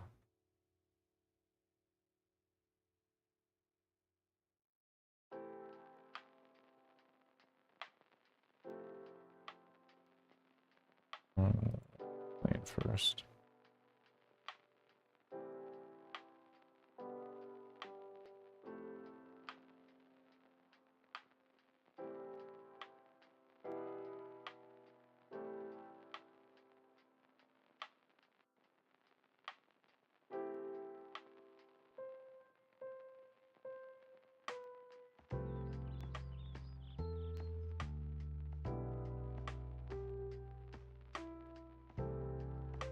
And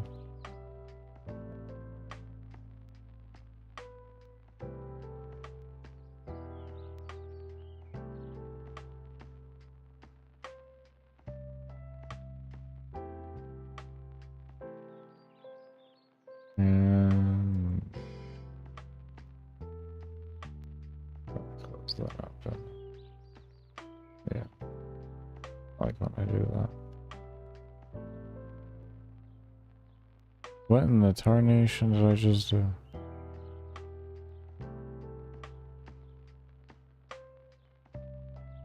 Okay. Wait.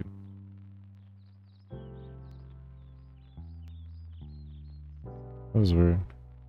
That was weird. When night mode just like deactivated and reactivated.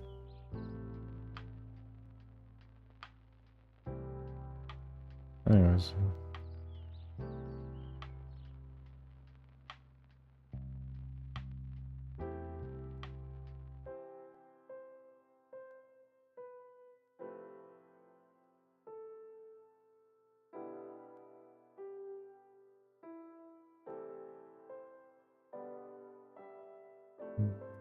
That one.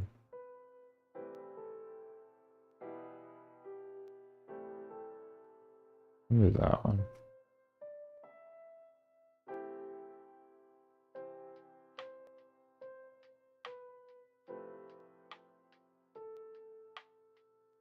I'm gonna call this one testing slash testing demo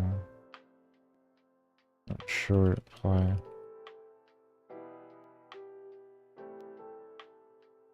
This one. This okay. This one we're using now. We'll do that.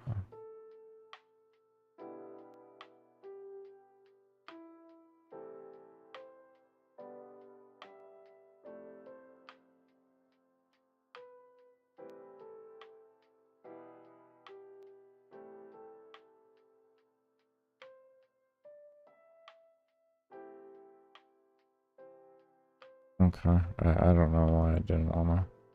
Whatever. I'll figure that out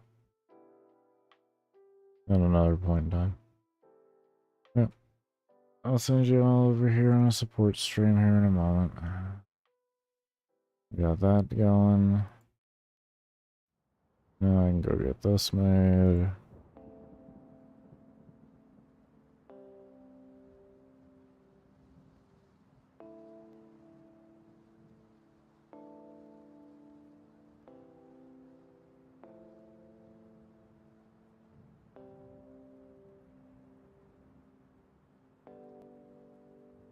Okay.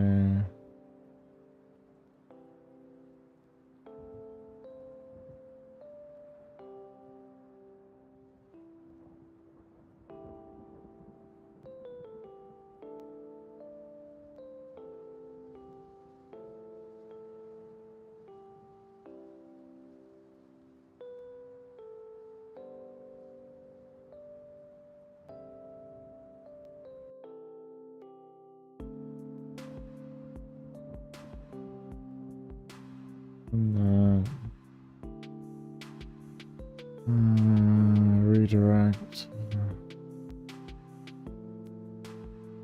Alright. Go ahead and end off here.